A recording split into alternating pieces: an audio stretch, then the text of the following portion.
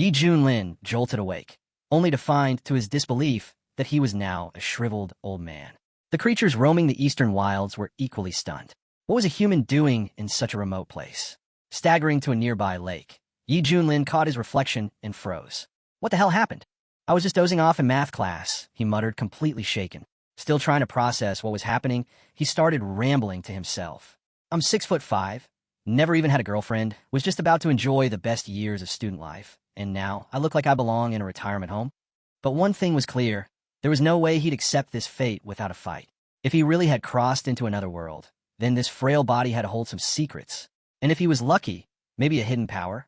He focused inward, diving into the memories buried deep in this old shell. Slowly, a picture formed. This world was called Kunlun Realm, a land ruled by cultivators.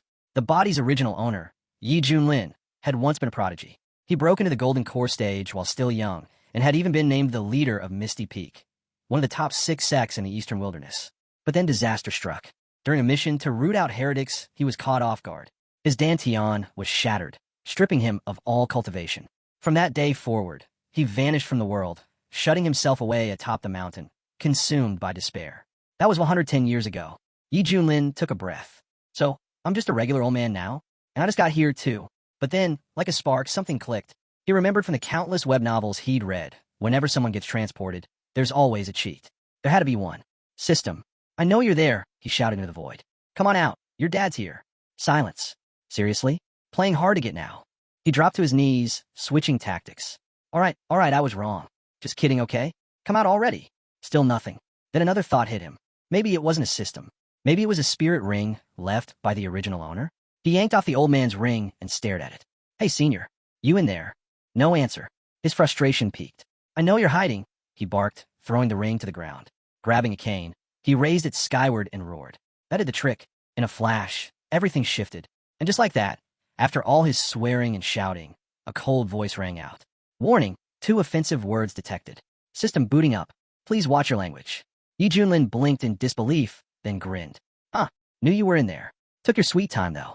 The system replied, a little sheepish. Apologies, host. I was asleep. Just woke up myself. To make up for the inconvenience, the system chimed. I prepared a starter kit. Would the host like me to open it? Yi Junlin didn't hesitate. Of course. What are you waiting for? Open it now. With a soft chime, the system responded, congratulations. The host has obtained a unique ability, Clash Ascension. From now on, every time you face an opponent stronger than yourself, your cultivation will instantly leap 1 level above theirs. No side effects. No limits. Yi Junlin's jaw dropped. Wait, seriously? I'm just a powerless old man right now. What if I run into an immortal? Rest assured, the system replied coolly. The feature is fully functional. You're welcome to test it. A wide grin spread across Yi Junlin's face. Then this means I'll always be 1 step ahead of everyone. I'll become unstoppable. Just then, a voice echoed in his mind. It was the original soul of the old man, puzzled. Why even bother cultivating at that point? The system interrupted with a gentle ping. Friendly reminder, natural death expected in approximately 1 hour. Yi Junlin's expression froze. An hour? I'm already dying, but I just got here. Panic set in. He had to find someone, anyone, stronger than him. If he could provoke a fight, he'd level up and extend his life. Now it made sense why the old man had stayed holed up on a mountain for years. He was just waiting to die. And now, Yi Junlin had inherited the countdown. Another update appeared. Time remaining, 35 minutes. Yi Junlin groaned. This isn't looking good. Am I even going to make it in time? But before despair could sink in, thunder cracked overhead.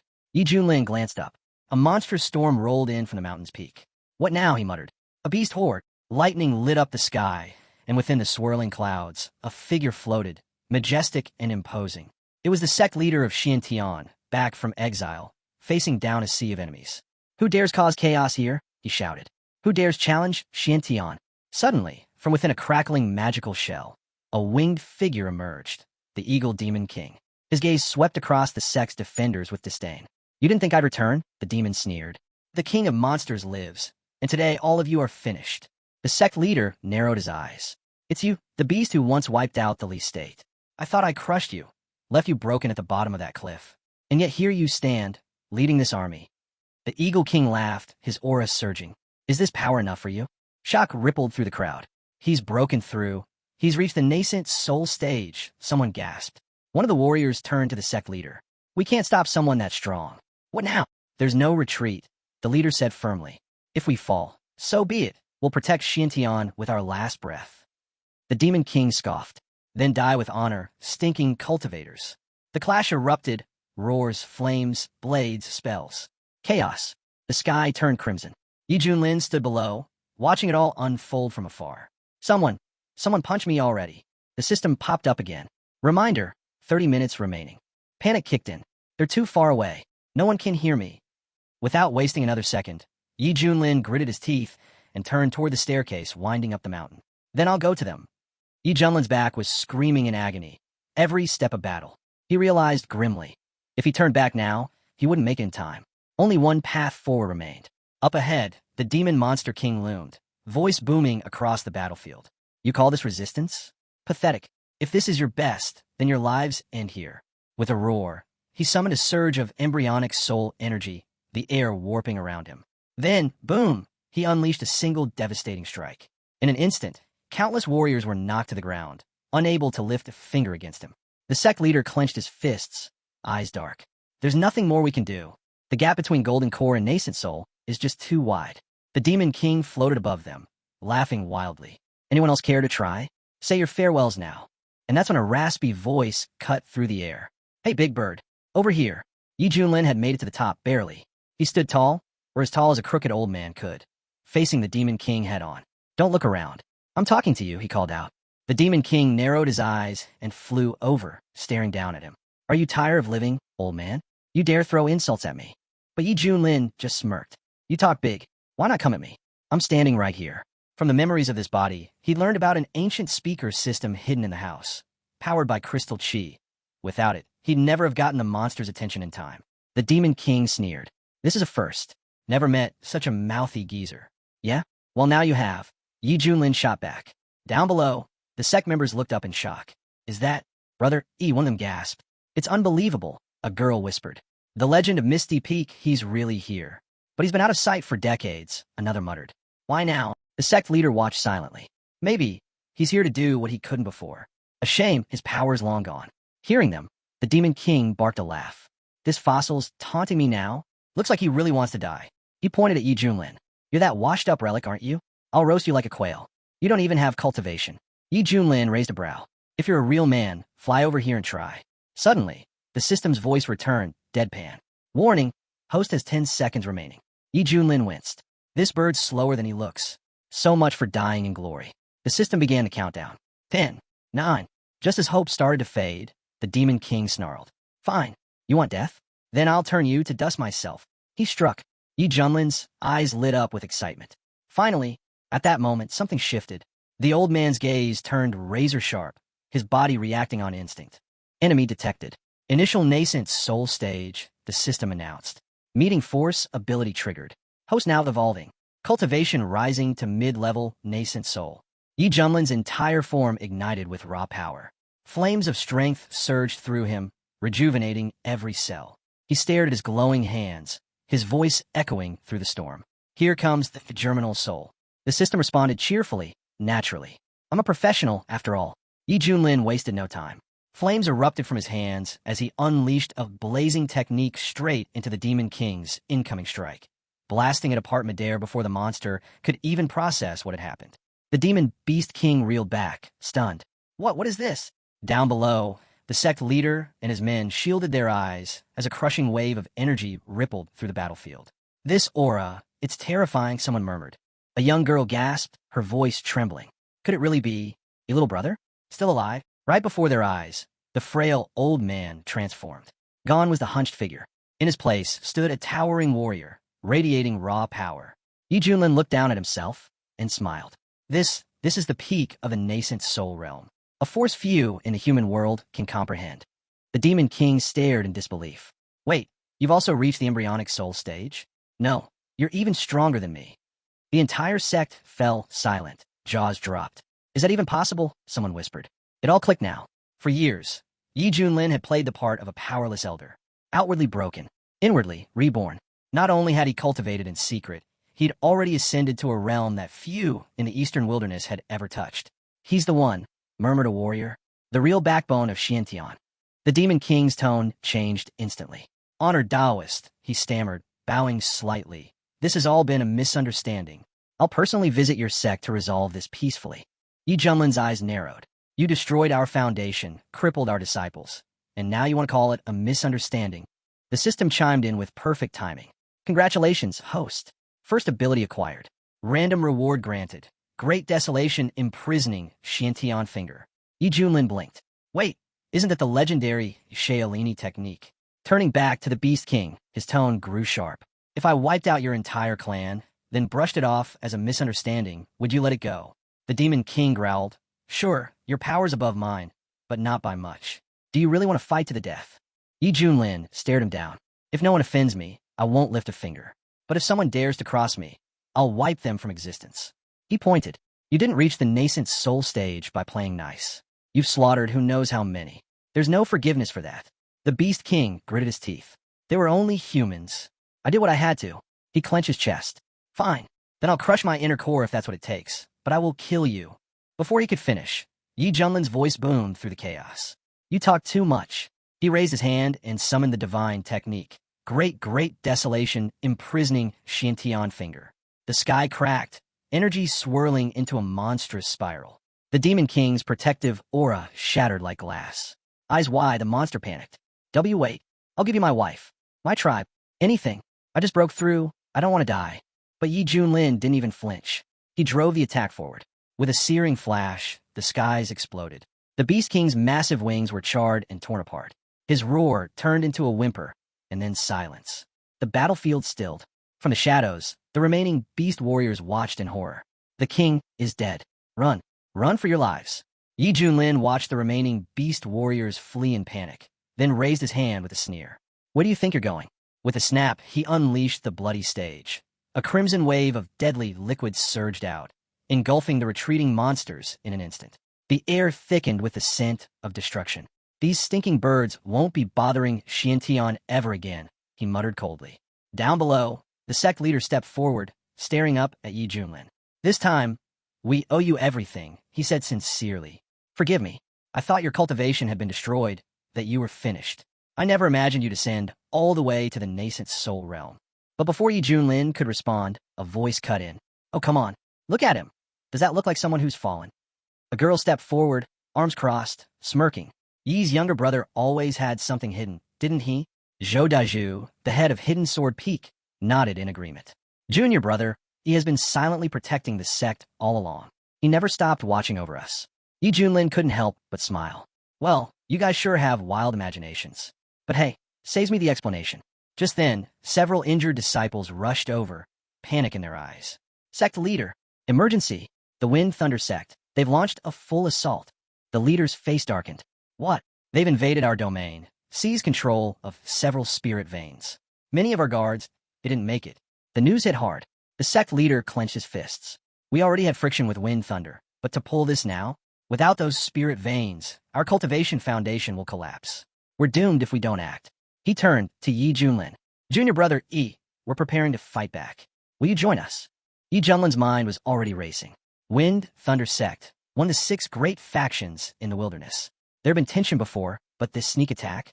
They'd clearly used the chaos from the demon invasion as cover.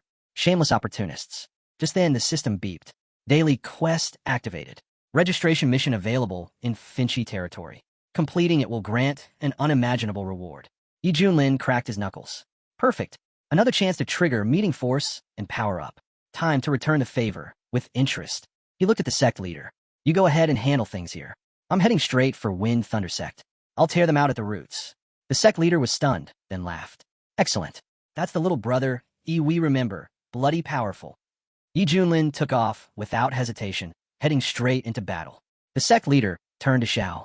How long has it been since Xiantian felt this strong? Zhou exhaled. To be honest, we were never that strong. But with brother Yi leading Yi Peak again, we might just become the top sect in the entire eastern wilderness.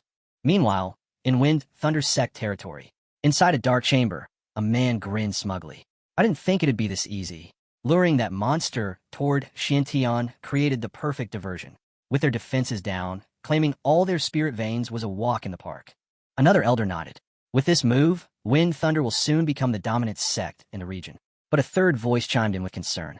Won't that monster turn on us next? The second elder scoffed. Didn't you hear? A powerful guest from a U.S. sect arrived today. He's with us now. There won't be any issues, declared Chen Yunhai, the head of Wind Thunder sect. He turned to Elder Chun with a confident grin. It's true, right? Your son, Chan Zhao's, he's done well in the immortal sect. Elder Chen nodded. That's why I came all the way from Qing. Son Venerable personally took him as a disciple. He's being taught the supreme Tao. The boy's future is limitless. Chen Yunhai lit up. Wonderful. My son might really ascend to immortality. Another senior elder stepped forward. Allow me to congratulate you, sect leader. Elder Chen reached into his sleeve and pulled out a small jade box. This, he said, handing it over, is the first-class nascent soul pill. Your son asked me to deliver it to you personally. Chen Yunhai's eyes widened. The nascent soul pill. Gasps echoed through the hall. With that, the sect leader will surely break into the nascent soul stage. Beaming, Chen Yunhai held the box tightly. My son, he didn't forget his father after all. Today, we celebrate two great things. He then turned to Elder Chun with gratitude. And thank you again. If not for your quick thinking and accurate reading of that monster's level, we'd have missed our chance to raid Xuantian's spirit veins. But just as he finished speaking, boom, an explosion rocked the main hall. Smoke and shattered formations burst through the entrance as panic spread. Someone's broken through our defensive barriers, a guard shouted. Out of the haze, a figure stepped forward. Yi Junlin. So, this is the Wind Thunder sect, huh? He said, stepping casually through the rubble. Chen Yunhai's face twisted in rage. Who do you think you are, barging into our sacred hall? Tired of living? Yi Junlin didn't flinch. Yi Junlin, head of Misty Peak, Xiantian. I came here for you. Gasps filled the room. That aura, it's real. Embryonic soul stage, one of the elders whispered. Right then, the system pinged in Yi Junlin's mind. Registration complete. Wind Thunder Sect Domain. Congratulations. You've received the seal of the Lord of Men and unlocked the Great Void Technique. Yi Junlin smirked. Ah, now that's a technique I've missed. Hearing this, Chen Yunhai's expression grew tense. Could this really be Yi Junlin, the one they thought had lost everything? He turned to Yi Junlin cautiously. Honor Taoist, what business do you have with Wind Thunder Sect? Yi Junlin raised an eyebrow. You're really going to pretend you don't know? You lured that monster into our domain. You invaded our spirit veins. From this moment on, Wind Thunder Sect is finished. Chen Yunhai's face went pale. So, it really is him, Yi Ling, the one whose power vanished years ago. But if he's here now, then that means... He gulped. The Greenbird King is dead. Panic crept into his voice. They actually pulled it off. Chen Yunhai turned quickly to Elder Chun, whispering frantically. What now? He's strong, but with you here, surely we can handle this. But Elder Chen didn't look the least bit worried. He narrowed his eyes, sneering at Yi Junlin. You barking puppy, he spat. Kneel, break your arms, and maybe I'll let you live.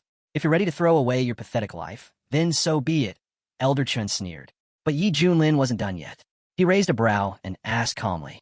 By the way, who even are you that anyone should bow to you? Elder Chen's expression darkened. Without a word, he released his aura. The air thickened.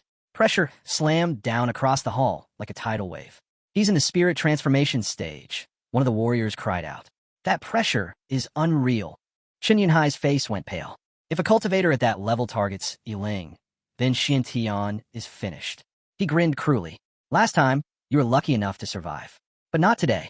This time you die. And once you're gone, Xiantian will collapse right behind you. Beg now, and maybe Elder Chun will leave enough of your body to bury. But Yi Junlin didn't budge.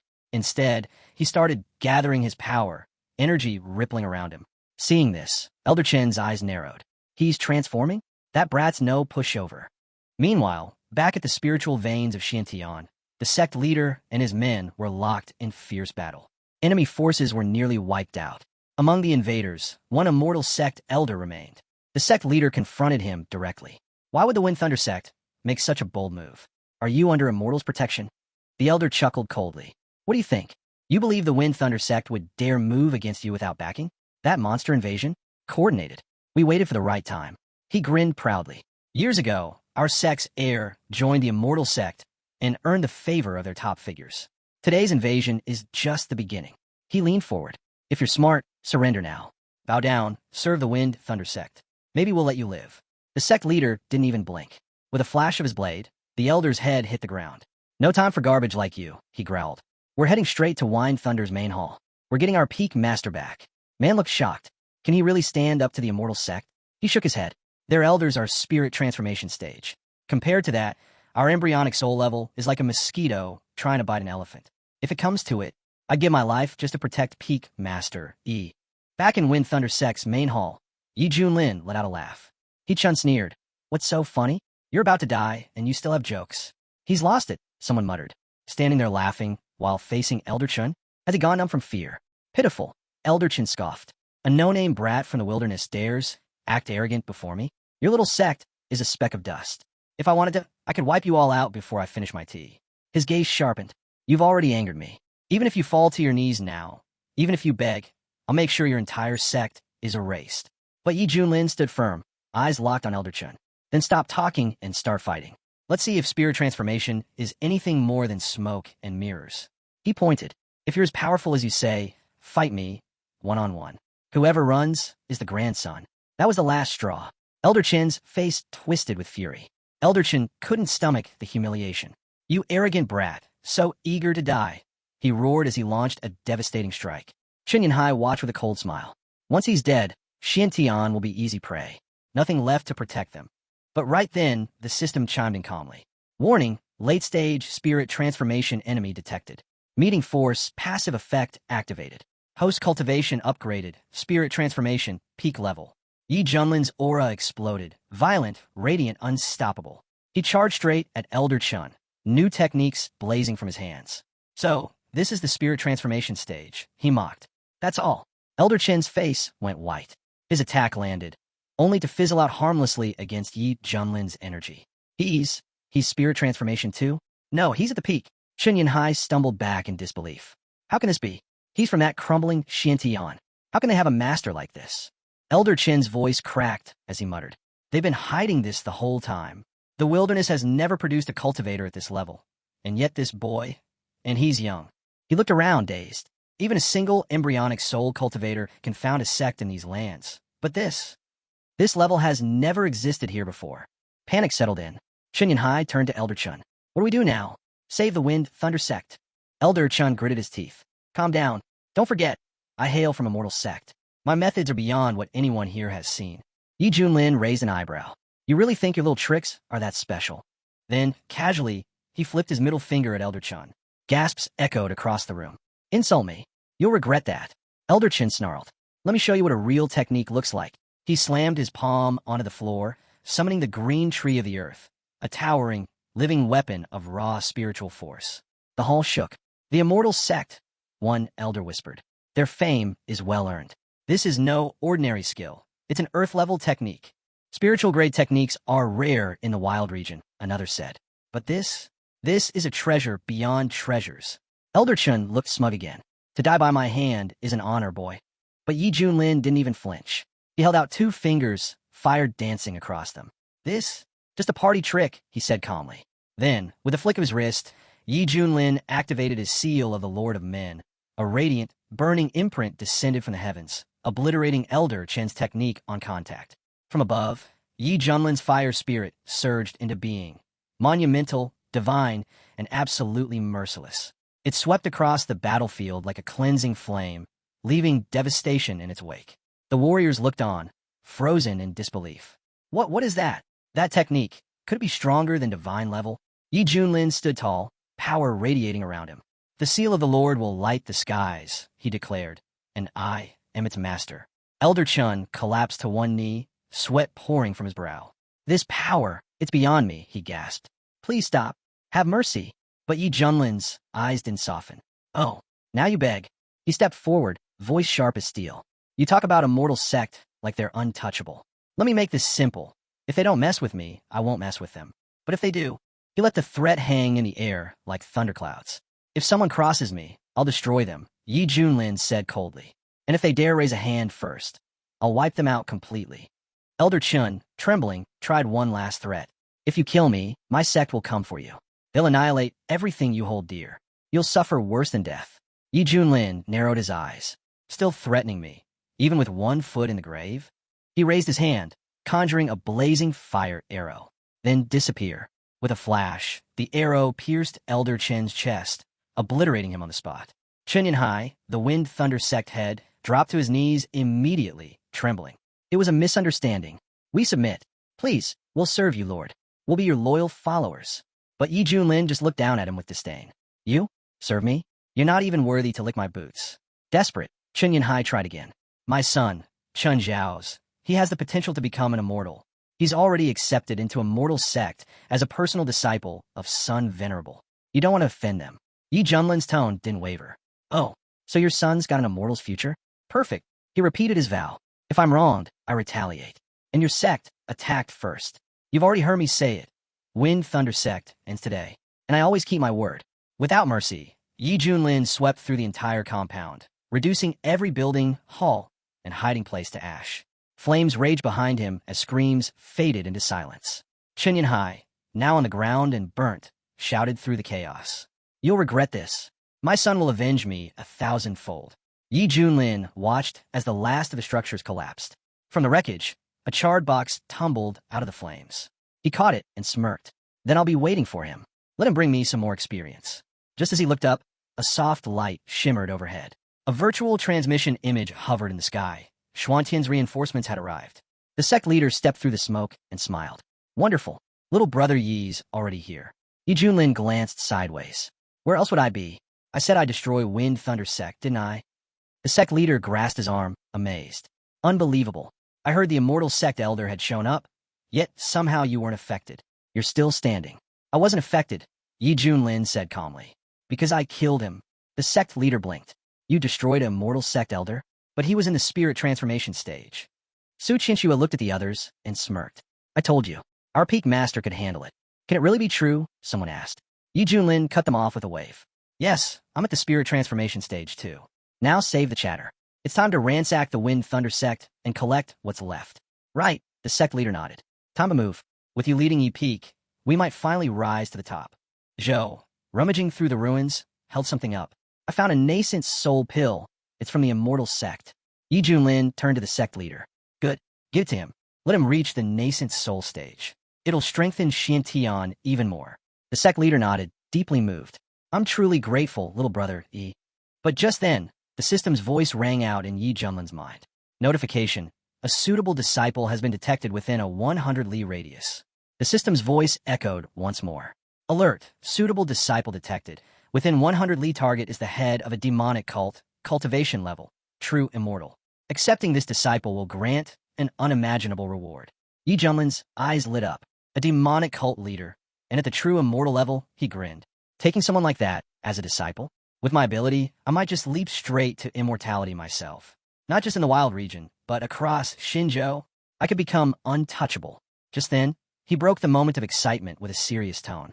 It's true we destroyed the Wind Thunder Sect, but now we've provoked the immortal sect. Can Xiantian even survive in the eastern region? The sect leader's expression grew grim. She's right. The immortal sect's strength is overwhelming. We can't match them. Not now. Not yet. He turned to Yi Junlin. You're a rare genius, Yi. Your path shouldn't end here. It'd be better for you to leave the eastern region while you still can. When a mortal comes knocking, we'll stay behind. As long as you're alive, Xiantian has hope. Zhou nodded. Sect head's right. He added, Peak Master, Yi, you're 1 in a million. Your fall would be a tragedy. One by one, the warriors joined in. He's right. You can restore Xuantian's glory. We'll hold the line. Go chase your destiny.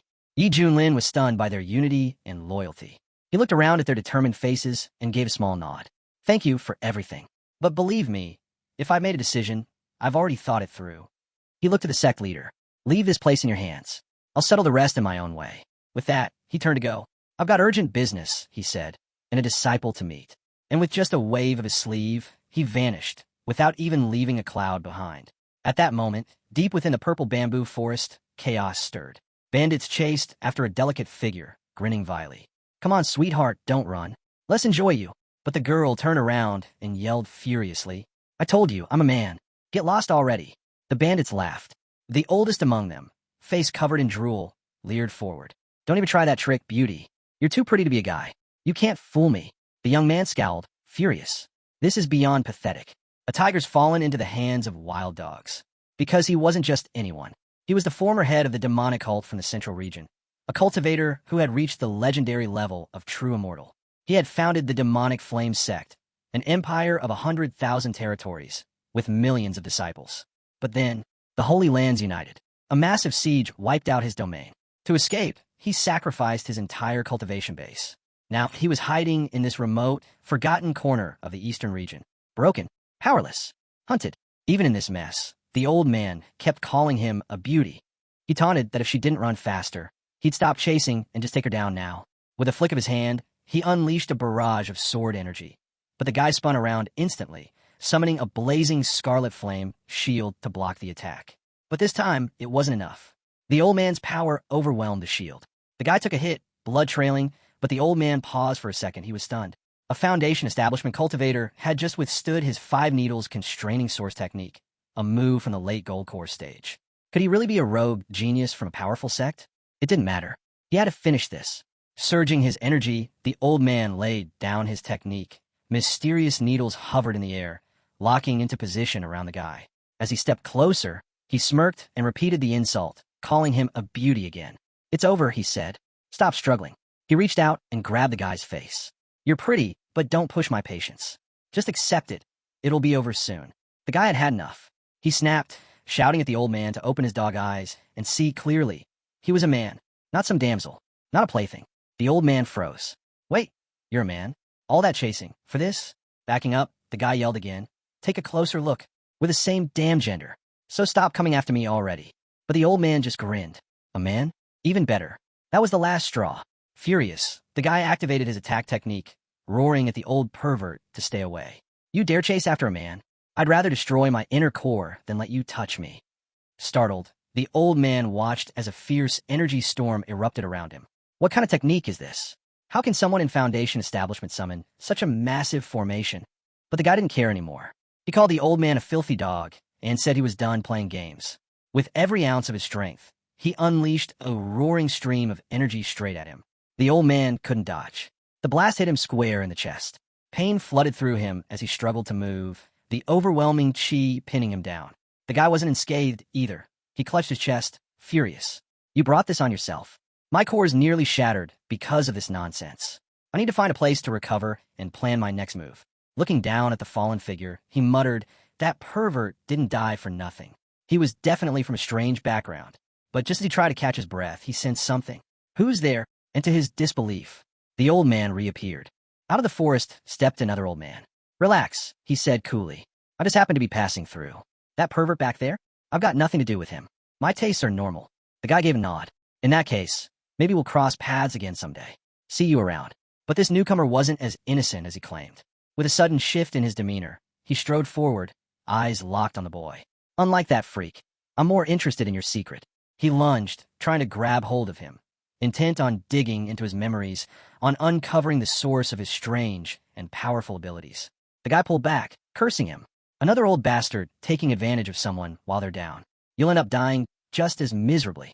But his strength had run dry. He collapsed, feeling like this might be the end of his second life. Before either could act, an overwhelming force descended from the sky. A figure soared above them, radiating unmatched power.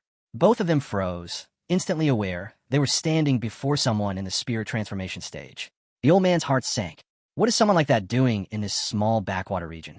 The figure descended slowly. His name was Yi Junlin. Terrified, the old man dropped to his knees. "Please spare me. I'll leave, no questions asked. Just take this as my thanks and let me go." But Yi Junlin didn't bother replying. He raised his hand and fired a beam of pure chi. These kinds of trash don't deserve to breathe. The beam hit before the old man could even react, straight through the heart. He crumpled without a sound. The guy stood stunned. First, a golden core master had fallen. Now, even a spirit transformation cultivator had appeared. Was there really no way out for him? Yi Junlin turned to his system. "Wait, are you saying he's the head of a demonic cult? And a true immortal?" The system calmly responded, "Yes. Though currently just a Foundation establishment cultivator, he is indeed a true immortal. His power is just sealed." Yi Junlin blinked. "You gotta be kidding."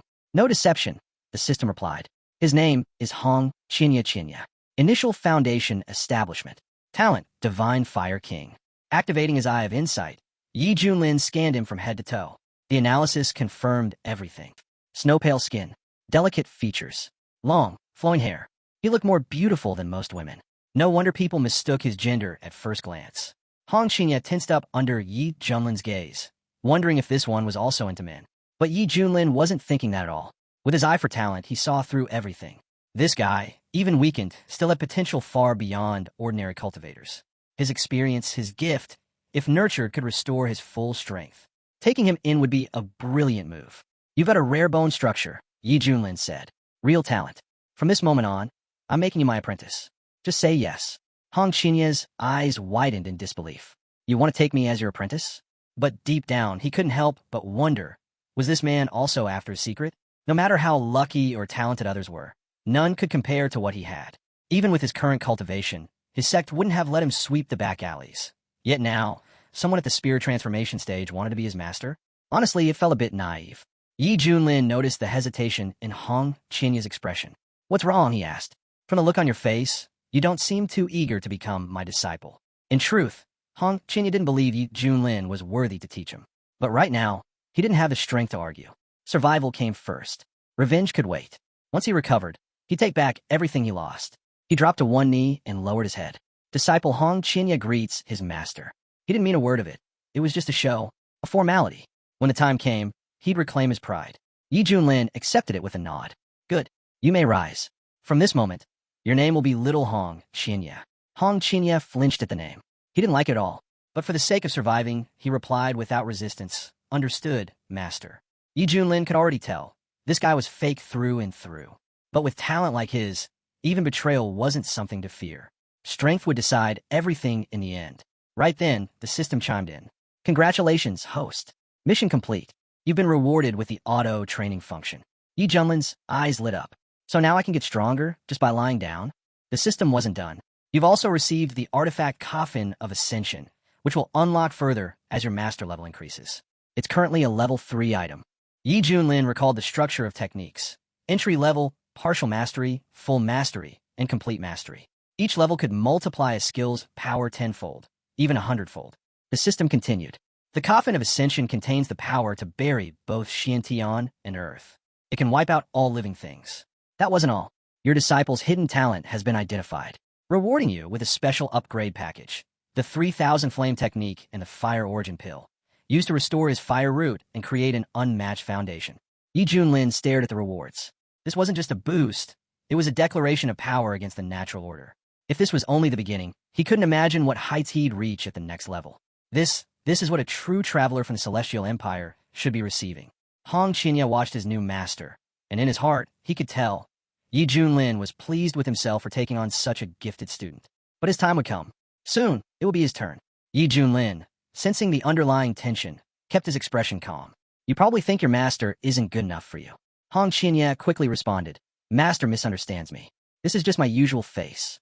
I was only surprised that someone at the spirit transformation stage would already be preaching about life." Yi Junlin narrowed his eyes. "Sounds like you won't fully accept me unless I give you something to prove my sincerity." He raised his hand and tossed over a scroll. "Take this technique. Consider it my gift to honor our bond." Hong Qinya accepted it with a smile and thanked his master respectfully. But in his mind, he sneered. "Let's see what kind of backwater technique this self-important provincial master is about to show me."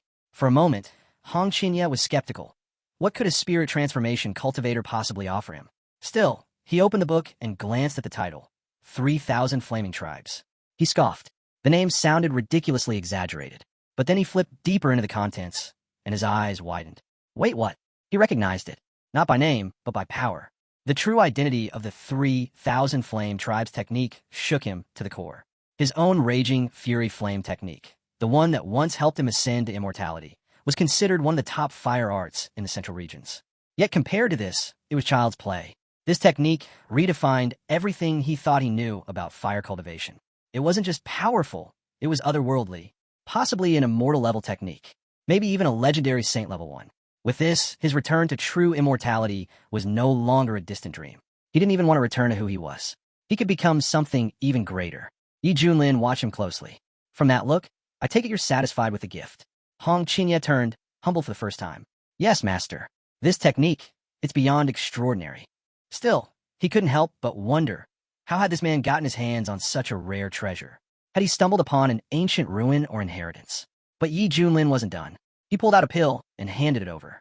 Since you've begun learning the technique, take this. It'll help. Hong Qinya's breath caught in his throat. Is this a fire source pill? You're giving this to me. This wasn't just any medicine. The fire source was a divine grade pill for fire cultivators. It could push someone's cultivation leaps ahead, and even immortals would battle to the death over it. And this man has it just lying around?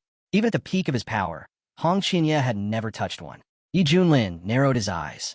Do you doubt your master's gifts? Hong Qinya quickly straightened. Not all. To be your disciple is my greatest honor. But inside, he was reeling. Yi Junlin must have stumbled across some unbelievable ancient legacy. He couldn't possibly know how rare this stuff was. He'd have to be careful. Still, from the outside, he smiled politely. Yi Junlin could tell he was full of thoughts, but seeing the cult leader fidgeting and shifting his expressions was surprisingly amusing. Take the pill, Yi Junlin said, and focus. I'll guard you. Hong Qinya nodded. Thank you, master. He sat down and absorbed the pill's energy. The moment it entered his system, he could feel it. His cultivation surged like a raging firestorm. Yi Junlin stood silently, watching. He knew the cultivation path well. Initial foundation, mid-late peak, then full mastery. Golden core. Nascent soul. Onward. And this guy, he really was a true immortal. In just 30 minutes, Hong Qinya shattered through stage after stage until he hit the embryonic soul level. A remarkable recovery. Even Hong Qinya was stunned. He had made a huge leap forward in such a short time. He gritted his teeth. Once he returned to the central region, he'd erase all the disgrace that followed him here. Eventually, Hong Qinya stepped out of his meditation and approached his master. Apologies, master. I must have disturbed you. Yi Junlin waved it off. It's fine. We're heading back to the sect anyway. I'll introduce you to the elders tonight. Meanwhile, outside the main hall of profound Shintian SCT Grand Hall, disciples were buzzing with gossip. They whispered about Peak Lord Yi, a powerhouse strong enough to shatter souls with a single finger. He had saved their sect twice from complete destruction. Many now regretted not recognizing his potential earlier. Had they joined him back then, they'd be standing at the top today. Now that he'd taken on a disciple, speculation spread like wildfire. With that kind of strength, his standards must be insane, one said. Yeah, I wonder who could possibly be worthy to follow someone like him, said another. Just then, Yi Junlin returned to the sect gates. The crowd erupted into cheers. As soon as Yi Junlin returned, the news spread fast. The head of Misty Peak was back. But what caught everyone's attention wasn't just him. Who's that with him? Someone asked, eyes wide. The warriors stirred, murmuring in awe. That's got to be the most beautiful girl I've ever seen. How is she walking so close to Peak Lordy? They couldn't contain their curiosity, whispering theories about where this stunning beauty had come from. But Hong Qinya was listening, and he was not amused. One glance around was enough for him to judge this sect. Weaklings, the lot of them. In his old sect demonic flame, these people wouldn't even qualify as servant material. Just then, the sect head came over to greet Yi Junlin. Junior brother Yi. He said, who is this? Yi Junlin replied calmly, my new disciple. Come, greet the sect head. The sect head blinked, clearly stunned. A disciple? Since when did Yi Junlin accept apprentices? Even Su Qianxue, standing nearby, looked displeased, her eyes narrowed with disapproval. A beauty like that, becoming his disciple? It didn't sit right with her. Hong Qinya had had enough. He stepped forward and declared flatly, I'm a man. The crowd fell silent. Even Su Qianxue was left blinking awkwardly. Yi Junlin smacked him lightly on the back. Watch your mouth. That's your senior sister. Apologize. Hong Qinya gritted his teeth, walked over, and gave a small bow. I apologize. That was my mistake. Just wait, he thought silently. Once I reach spirit transformation, I'll repay this humiliation tenfold. Yi Junlin, unfazed, turned to the group. Now that we've all been introduced, I'll be taking my disciple to Misty Peak. The sect head nodded quickly. Very well. It's an honor. I won't delay you further. Once they were gone, whispers broke out again. The head of Misty Peak just took in a nascent soul-stage disciple. Su Qianxue crossed her arms. Junior brother Yez, full of surprises today. Xintian won't be the same after this. Back at Misty Peak, Yi Junlin pushed open the doors. This will be your home now, he said. You're my first disciple. Pick any room you like. Hong Qinya looked around, and his eye twitched. What kind of dump is this? Even the servant quarters in demonic flame were 100 times more refined. Was he really expected to live here? Yi Junlin gave him a steady look. Remember this. Only the weak complain. The strong adapt. A true cultivator is above comfort. If it's dirty, clean it yourself. Hong Qinya forced a tight smile. I'll endure. With my growth speed, it won't be long before things change. Far to the south, within the immortal sect's territory, the mood was grim. Inside the Hall of Inheritance, Elder Juyang stood holding a blackened scroll. His face was twisted with anger, and in one motion he crushed in his fist. A nearby servant dropped to his knees. Forgive me, master. I asked Elder Chun to bring the pill to your father. But now Elder Su Qianxue is dead. I fear for our sect. I wish to go investigate myself. Elder Jiang turned to shower. Do you understand why you were chosen as a disciple? The boy answered cautiously. Because of my immortal body and the path of immortality. Elder Jiang narrowed his eyes. That's only part of it. He stepped closer. I saw something else in you, ambition. Ruthless, powerful ambition. The kind that breaks chains, even those of blood. He turned away, hands behind his back. The air competition is coming soon. Don't just participate, win. Crush the others. Rise to the top. The sect will reward power, not sentiment. This is your only shot, Elder Jiang said, his tone sharp. No excuses. I don't care what you think. I'll send men to the eastern region to investigate. You focus on winning. Shower bowed his head. Yes, master. I won't disappoint you. The next day, high on Misty Peak, Yi Junlin was lounging comfortably. He looked over and asked lazily, So, are you ready? Hong Qinya had been waiting for the moment. He stepped forward, food in hand. Yes, master. Everything's prepared. As Yi Junlin inspected the dishes, Hong Qinya found himself baffled. Seriously? He's only thinking about food? Just yesterday, this same man was preaching about hardship and adaptation. And now here he was happily indulging. Yi Junlin took a bite, then nodded in satisfaction. This meat, these beans, absolutely divine. The system spices are brilliant, just perfect. He turned to Hong Qinya. Come on, try some. Don't be shy. Hong Qinya gave a flat look. I've long transcended the need for food, master. Mortal pleasures don't concern me anymore. Yi Junlin raised an eyebrow. Are you really going to turn down your master? Cultivation isn't just about strength. It's about enjoying life, too. Try it. Just a bite. Hong Qinya sighed. Fine. Only because you insist. Inwardly, he still thought Yi Junlin was just an outdated eccentric. What's the point of fussing over food? But as soon as the flavor hit his tongue, everything changed. His eyes widened. It was warm, rich, and full of depth. An incredible taste. Emotions stirred that he hadn't felt in years. Yi Junlin leaned forward.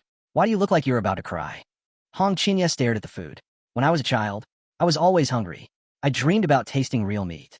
The first time I did, it felt like joy itself. But ever since I stepped onto the path of cultivation, I forgot that feeling, forgot how to simply live. He paused, overwhelmed. Maybe the old man was right. If cultivation strips away all joy, what's the point of power? At that exact moment, Yi Junlin's eyes sparkled. You're breaking through again. Hong Qinya's spiritual energy surged. He soared through the embryonic soul stages, initial, mid, late, peak until spirit transformation. Yi Junlin crossed his arms. He even breaks through from eating meat? What kind of monster talent is this? Hong Qinya opened his eyes in disbelief. I broke through again? Just like that? Yi Junlin grinned. Congratulations. You're now at the spirit transformation stage. Just about caught up to me. Even Hong Qinya was stunned by how fast the breakthrough happened. He stood there, silent, realization dawning. It's time. This master-disciple relationship has served its purpose. But before he could act, Yi Junlin stretched with a yawn. Well, since you've enjoyed the food and leveled up, how about coming over here and giving your master a shoulder massage? Hong Qinya's smile vanished. I'm at spirit transformation too now, and he still wants to boss me around? This clown really doesn't know when to quit. His eyes sharpened. Today's the day I remind him who I really am. He stepped forward with intent, ready to strike and end this farce of a bond. But just as he was about to make his move, a servant burst into the room. Urgent report from Peak Head Pack. The sect head has summoned you to the assembly hall. It's important. Yi Junlin turned, unfazed. Understood. Hong Qinya muttered under his breath. It's only been a day, and he's already got a new mission. He clenched his fists. That was the perfect chance, and I missed it. Still, he reminded himself. Yi Junlin was full of blind spots. There would be another opportunity.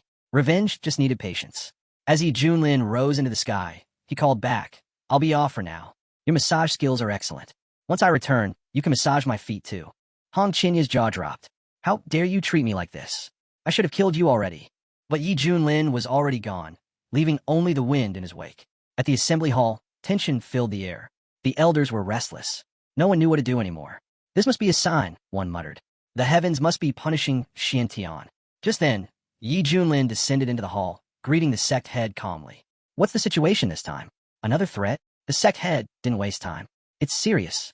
A few years back, the Wei State came under our protection. Recently, they sent word. Something terrifying is happening. He looked around the room grimly. People are dying. In mass numbers. The corpses are pale, drained completely of blood. Entire cities, once filled with millions, now silent wastelands.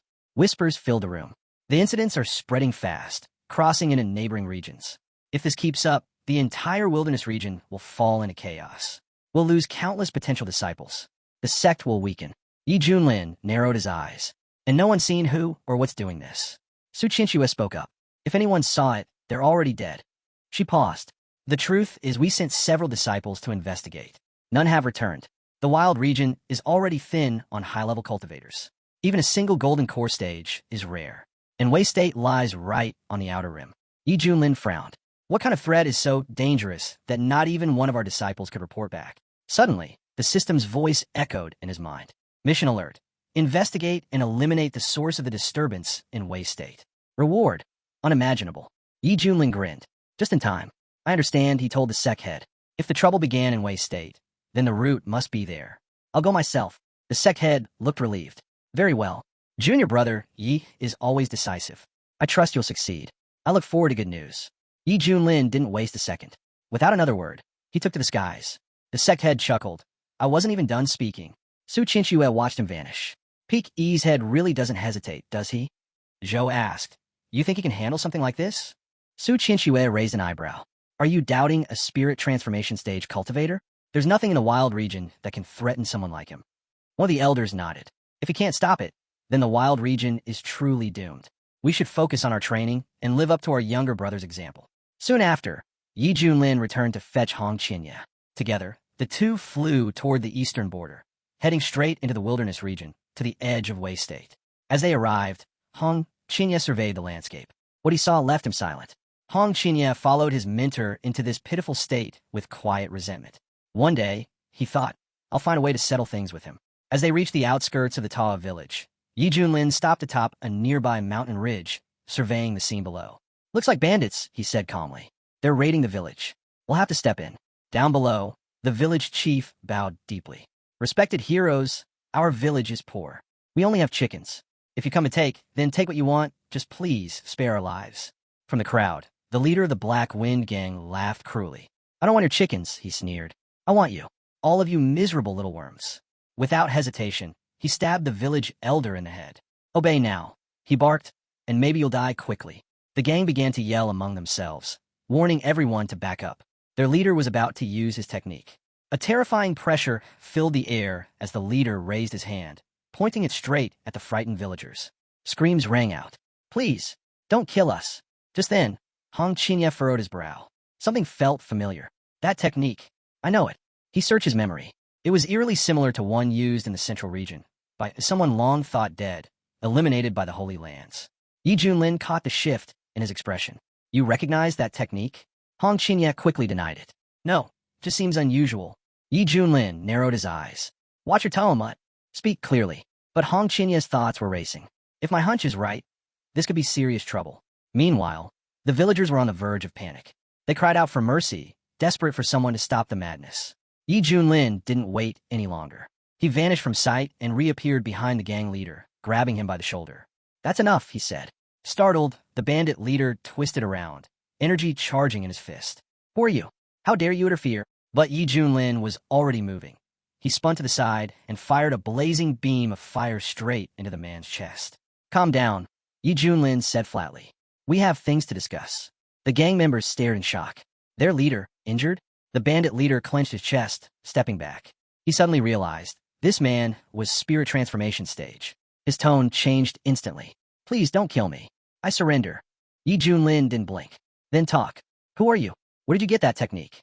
The man hesitated, then admitted, I used to be a palace guardian in the Wei State. One day, I saw something I wasn't supposed to. They sentenced me to death. I ran. And the technique? Yi Junlin pressed. While on a run, I came across a mysterious group. I don't know who they are. They gave me the technique. Yi Junlin's eyes narrowed. They just handed it over? Just like that. The bandit looked at his trembling subordinates, then back at Yi Junlin. They said the technique could absorb blood to increase strength. I did it just to survive. That's all I know. Yi Junlin stood silent for a moment, thinking it over. A hidden group, using blood techniques to grow stronger. Sounds like a much bigger force is working behind the scenes. This could be connected to all the strange events we've seen. He turned to Hong Qinya. What do you make of it? At that moment, Hong Chinya's thoughts drifted to a name he hadn't thought of in years. The methods, they're too familiar. Could it really be him? Could he really still be alive? Hong Chinya's mind was spinning. And why would someone like him be here in the wild region? He kept his expression calm and said to his mentor, I'm not sure. But deep down, he was certain if that man was behind all this, then even Yi Junlin, despite being at the spirit transformation stage, wouldn't be able to handle it.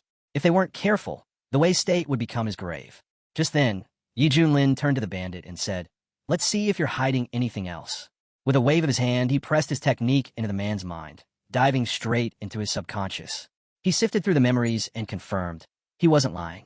But he left something out. Something important. Yi Junlin's face darkened. "We need to get to the Wei Imperial Palace." Now, before they could leave, Hong Qinya casually lifted a single finger.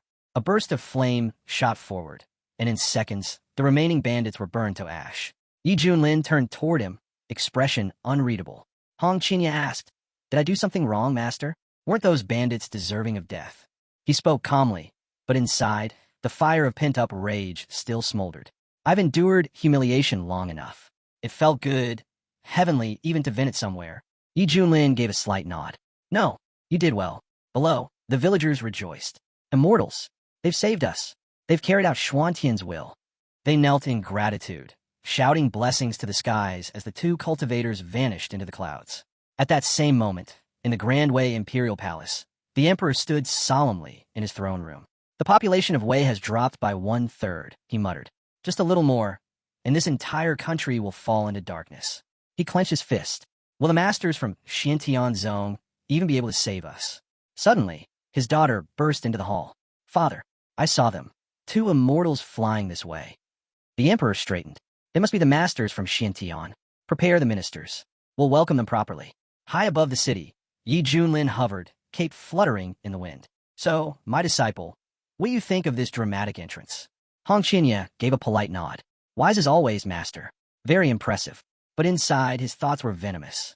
"I can't wait to watch you beg for your life when these dark forces come for you. Just don't expect mercy from me." Moments later, the emperor and his ministers welcomed them at the palace gates. "Honored guests, welcome," the emperor said, bowing. "We thank you for coming to aid us." Yi Junlin stepped forward. "I'm Yi Junlin, head of Misty Peak from Xintian Zone. We're here to eliminate the threat plaguing your land. You need fear no longer." The emperor bowed deeper. "The Wei family is forever in your debt. If there's anything we can do, any request at all, say it, and it will be done." Yi Junlin waved it off. "For now, just arrange a place for my disciple and me to rest." "Of course," the emperor replied. "Follow me. I'll show you around the palace myself." But hidden among the crowd, a scout was already on the move, tailing them. He sneered. "So he's just some peakhead from Xintian sect, acting all high and mighty. Perfect. Master needs sacrifices to complete his breakthrough to peak spirit transformation." And these two arrived right on time. Later, as they settled into their palace quarters, Hong Qinya cast a sideways glance at his mentor. Earlier, Yi Junlin had looked sharp, commanding, and powerful. But now, he was slouched, casual, lazy. This man, how did he even reach spirit transformation? Hong Qinya thought. At this rate, I'll surpass him soon enough. And then, ending him will be easy. But Yi Junlin was watching him too. He saw it all, the calculation behind his student's eyes, the arrogance he tried to hide. And in that moment, Yi Junlin understood one thing clearly. This disciple will turn on me sooner or later. His only mistake was choosing me as his target. Yi Junlin smiled faintly and said, "You must be wondering about my..." Yi Junlin leaned back lazily and said, "You want training? Then go fetch some water. I need to wash my feet. If I'm in a mood afterward, maybe I'll teach you a method or two." Hong Qinya froze, jaw clenching. Did this old fool really just say that? Inwardly, he boiled with fury. Some bumpkin peak master thinks he can teach me cultivation? Back in the day, even immortals sought my guidance. If anyone's a teacher, I'm the ancestor of cultivation methods. Yi Junlin gave him a sideways glance. "What's the matter? Do you think you're too good for this? Aren't you still young? Still relying on elders to take you further?" Hong Qinya's eye twitched. "I was once the great head of the fire cult, and I'm supposed to wash the feet of this clown? Maybe it was time to end this charade." Just as tension began to thicken, a knock came at the door. A voice called out, "Urgent news. It's about the strange event in Harmony State." Yi Junlin stood up. "Who is it?" The man outside answered, "I am Zhou Hong, Crown Prince of the Wei State. I asked for an audience. It concerns the survival of our nation." Yi Junlin motioned for him to enter. "Speak. What's so urgent?" As the Crown Prince stepped in, Yi Junlin raised an eyebrow. "So this is the one who tried to eliminate the bandits? He doesn't seem like the type. Or is there more to him?" Prince Zhou Hong bowed deeply. "There is something I've never told my father. I believe the root of the evil in Harmony State lies in the mountains behind the palace." He paused. "Lately, I've seen strange winged demons flying into a hidden cave at night. Palace maids and eunuchs have gone missing. I suspect there's a connection. He looked up at Yi Junlin and Hong Qinya. I've heard of your legendary strength. If anyone can save Harmony State, it's you. Please, help us destroy those creatures. Yi Junlin frowned. He scanned the mountains with his divine sense, but felt nothing unusual. Strange. Either he's lying, or there's something shielding that place from detection. That could be dangerous. Still, Yi Junlin nodded. Show me the cave. Let's see what you're hiding. The prince bowed again, relieved. With your help, we'll end this nightmare. As they made their way through the night toward the mountains, Hong Qinya walked quietly, still nursing his resentment. If this prince gets himself killed, maybe then I'll finally get the chance to have a proper talk with my so-called mentor. From a nearby garden, a young woman caught sight of the group. Her eyes widened. Brother? She recognized Zhou Hung instantly. Her father had warned him time and again about his reckless behavior, but he never changed. And now, he was secretly guiding masters from Xintian? She turned quickly. I must tell father right away. Later, deep in a mountain range, Yi Junlin stood with his arms folded, surveying the surroundings. This place doesn't exactly scream den of flying demons, does it? The crown prince smirked. They're here. Yi Junlin's gaze sharpened. Finally, let's see what it is you're hiding. Prince Zhou Hung straightened. I didn't think I'd fool you forever, but I didn't expect you to walk right into it either. His voice turned cold. You're too confident. You think being a spirit transformation master makes you invincible? There's always someone stronger. Suddenly, his aura exploded. He lunged at Yi Junlin, face twisted with hatred. You want to stop us too? You think being the strongest in the Xintian sect makes you a god? Let's see if you can survive this place. It'll be your grave. The entire mountain trembled as a deadly force surged forward. He turned to the elder and shouted for immediate action. Without hesitation, the elder stepped into view, activating the fivefold god-sealing array on the spot. Out of nowhere, the blood cult elder sneered at the Shurent sect leader, taunting. You made quite a name for yourself lately. Took down the demon king of the soul nucleation stage, didn't you? But inside this array, even spirit transformation masters can't escape. Prince Zhou Hung urged them to move fast. Don't kill him just yet. Our master still needs him. As for the girl in red, strip her powers. That's all. Hong Qinya spun around, eyes sharp. What did you just say? He hadn't planned to interfere, but hearing that, he snapped. Igniting his fire power, he launched himself down in a furious attack. In a flash, Hong Qinya shattered the array in a single strike. The elder stared in disbelief. Did the head of Xintian sect Peak bring along a spirit transformation disciple? That move, it had to be an immortal-level technique. No other way he could have broken the array. Zhou Heng's face twisted in frustration. He had counted on these elders to bring his master glory. Now they were a disgrace. Determined to salvage the moment, Hung turned to the immortal. Join us. With your strength, you'd earn a place by my master's side and a brilliant future. Hong Qinya was furious. How dare you say that? She roared. I'll make you pay for that. She struck out, flames roaring as she tried to incinerate the prince who dared manipulate them. Hung stood no chance. Caught in Hong Qinya's inferno, he was completely overwhelmed.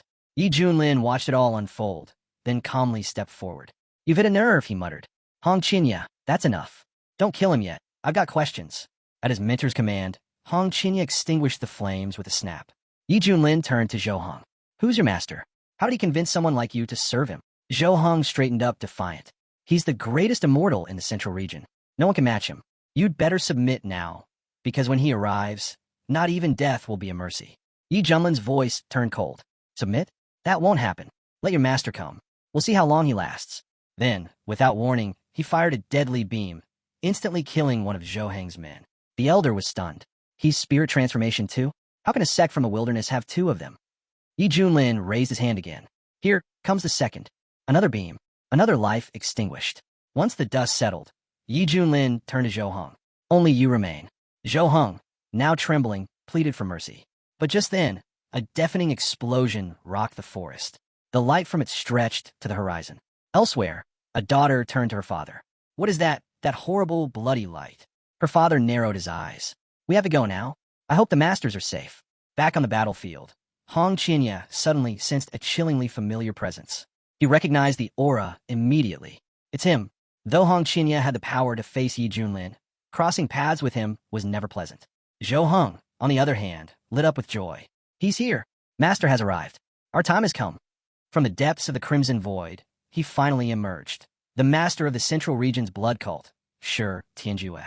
Without missing a beat, Yi Junlin stepped forward. So it was you all along.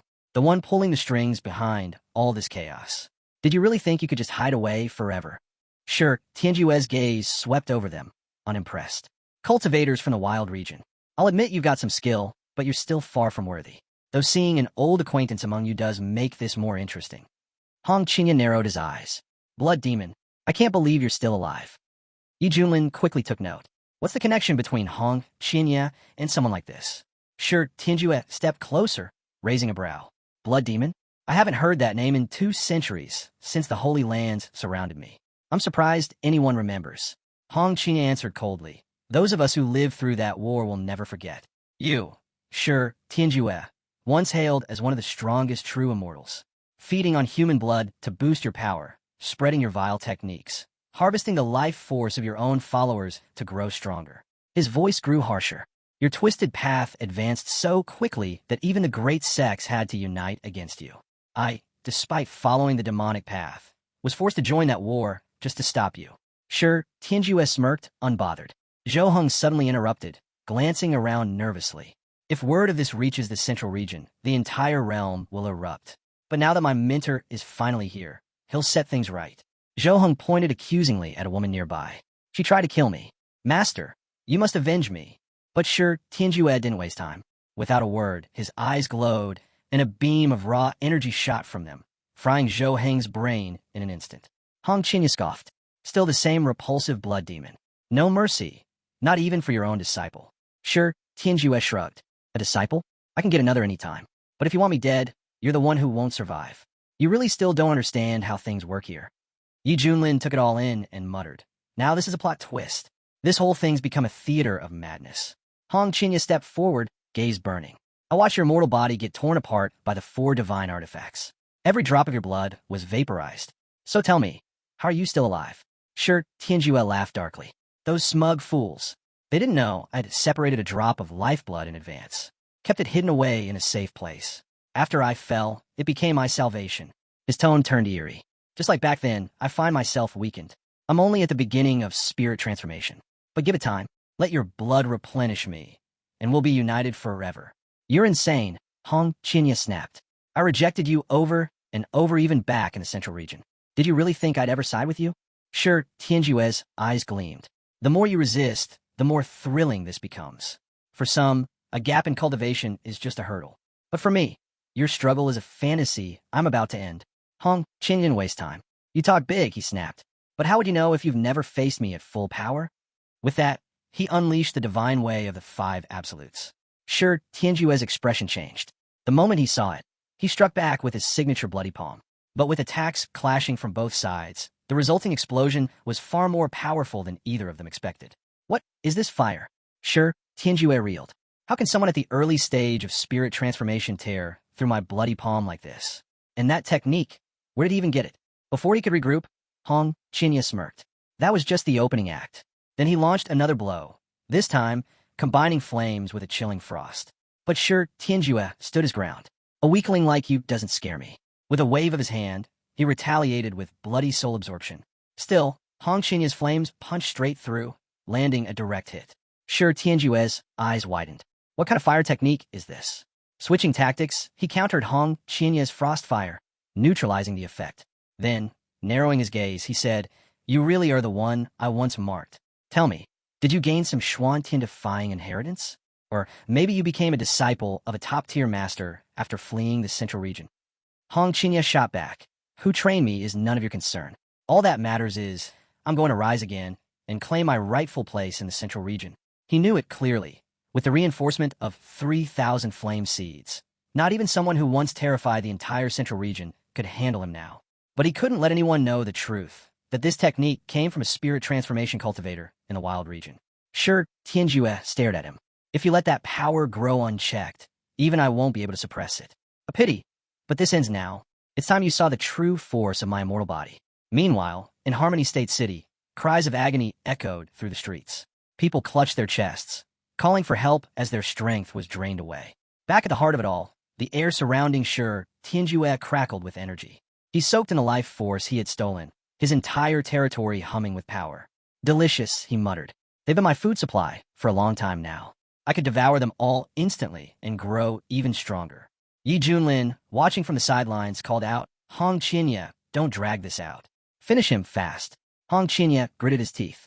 Don't order me around, master. Still, doubts crept into his mind. How did I end up like this? I thought Yi Junlin would fail against that monster. I was going to step in last minute and take the credit.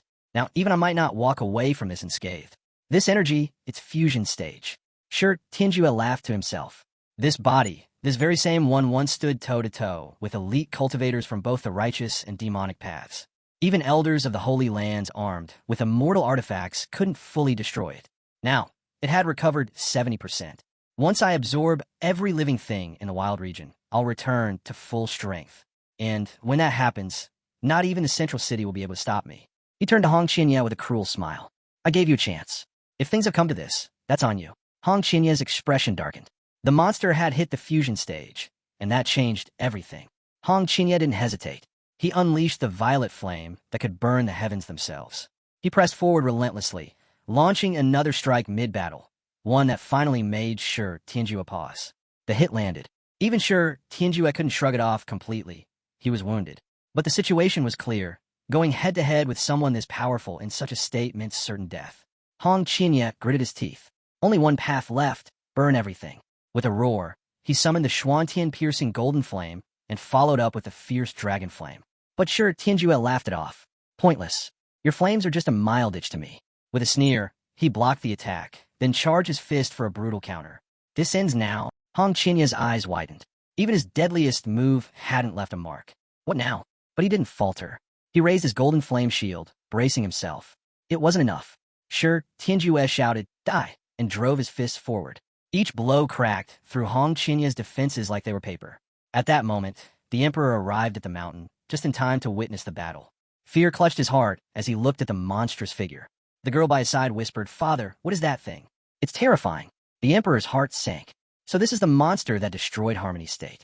Not even an immortal can stand against it. Is our nation finished?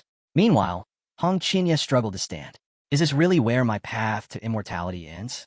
After all the pain it took to master this technique, should I really beg for help from Yiling now? The thought disgusted him. Admitting he's stronger than me, it's humiliating. He's only at the peak of spirit transformation. It's not even close to fusion stage. What could he possibly do? Sure, Tianjue loomed closer. You cultivators chase eternal life. But you won't share that journey with me? Then you'll die, and your body will carry my will forever. He launched another devastating strike. Hong Qinya's thoughts scattered. Is this it? Is this really the end? Then from somewhere deep inside, an instinct, a flicker of survival, he called out, Master, save me. The words hit Sure Tianjue like a slap. Wait, Master? Don't tell me. You became someone's disciple. Suddenly, Yi Junlin stepped forward, calm and clear. So, my student has finally remembered where his strength came from. Sure, Tianjue stared in disbelief. You? You bowed to this backwater spirit transformation cultivator? What a disgrace to the entire demonic path. Hong Qinya's heart twisted. Yeah, Yi Junlin may have used me, but at the end of the day, he saved me. And now he's standing up to that monster. But what if he's no match? What then? Yi Junlin spoke up, his voice sharp. So, can I take that look on your face as a sign you're underestimating me? Sure, Tianjue laughed coldly. You're like an insect trying to measure the sky. I could drown you with a single breath. Hong Qinya lowered his head. I'm sorry, Master. I know I'm no match for the blood demon. But if there's still anything you can do, please just let me run.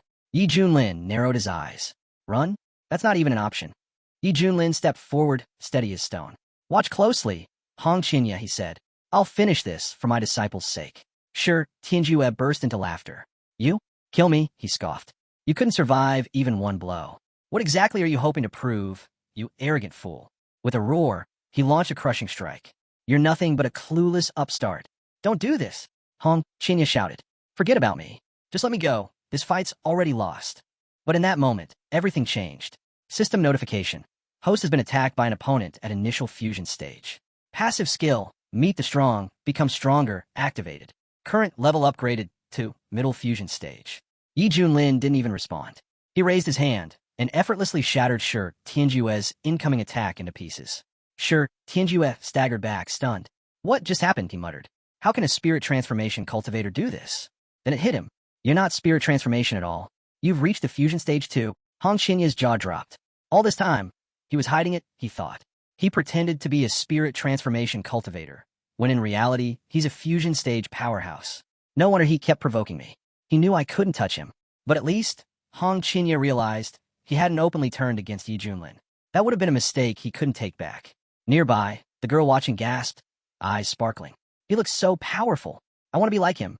Her father, the emperor, stared at the scene grimly. That monster. Even with an immortal body, it's going to be a difficult battle. Yi Junlin felt the shift in his power. So this is what it means to reach fusion stage. It was like he could collapse the heavens and tear the earth apart with a single gesture. But sure, Tianjue wasn't backing down. So what if we're both at fusion stage? The difference in our techniques is like Xiantian and Earth. Let me show you what true power looks like. He summoned every ounce of strength and unleashed his full-bodied assault. Yi Junlin didn't flinch. You don't even know what real power is, he said calmly, and activated the seal of the Human King. Sure, Tianjue reached out to block it with a finger and recoiled as his body exploded with energy. His face twisted in disbelief. What was that? Yi Junlin's voice rang out. Is that what you call a difference in technique? Thanks to the system, the Human King seal had evolved to its mastery stage, far beyond its original form. Sure, Tianjue gritted his teeth. So what? You still can't kill me. You'll never win a drawn-out battle. My immortal body can't be destroyed so easily. In fact, it's time I show you my latest move. Yi Junlin raised his hand again. Then how about this?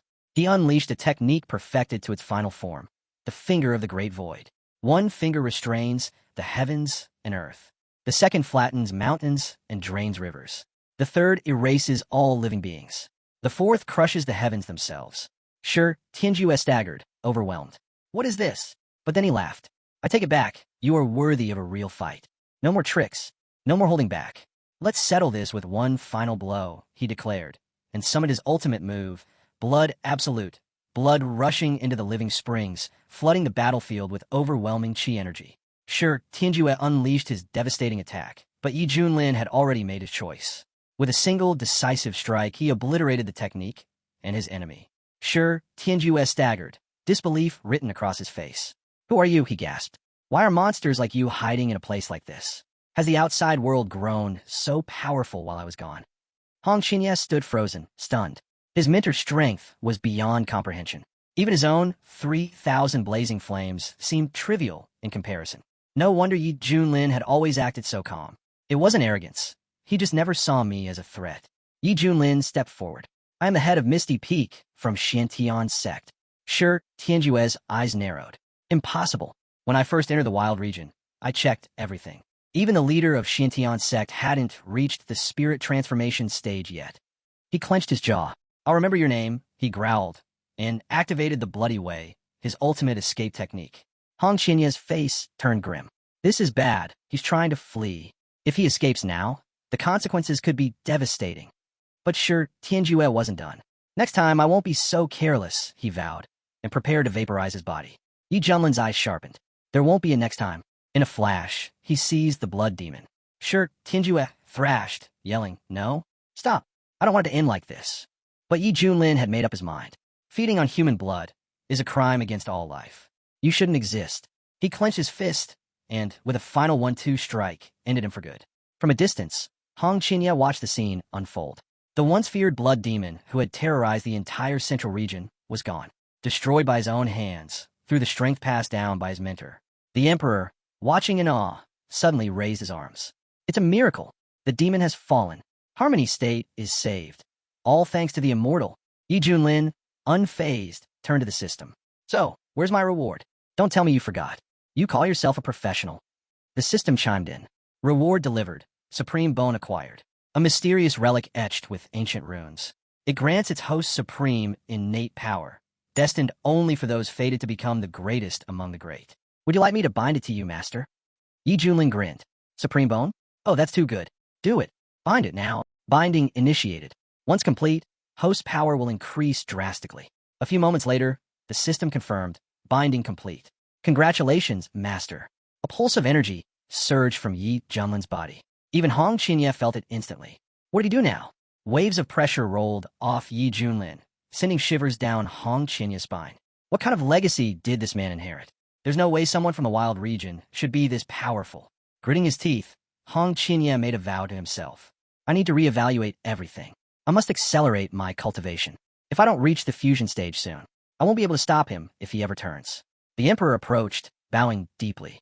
Immortal, thank you for saving Harmony State.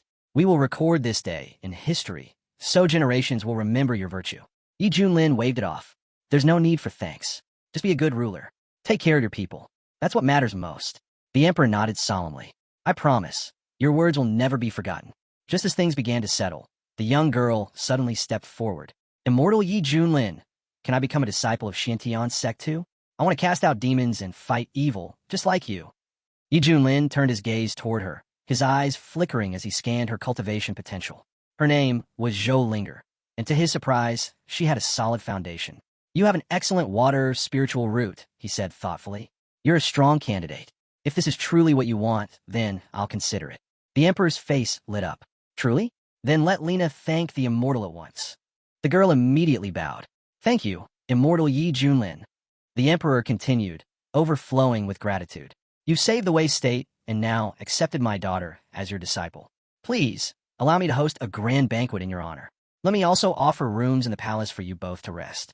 Yi Junlin nodded. Very well. We'll go shortly.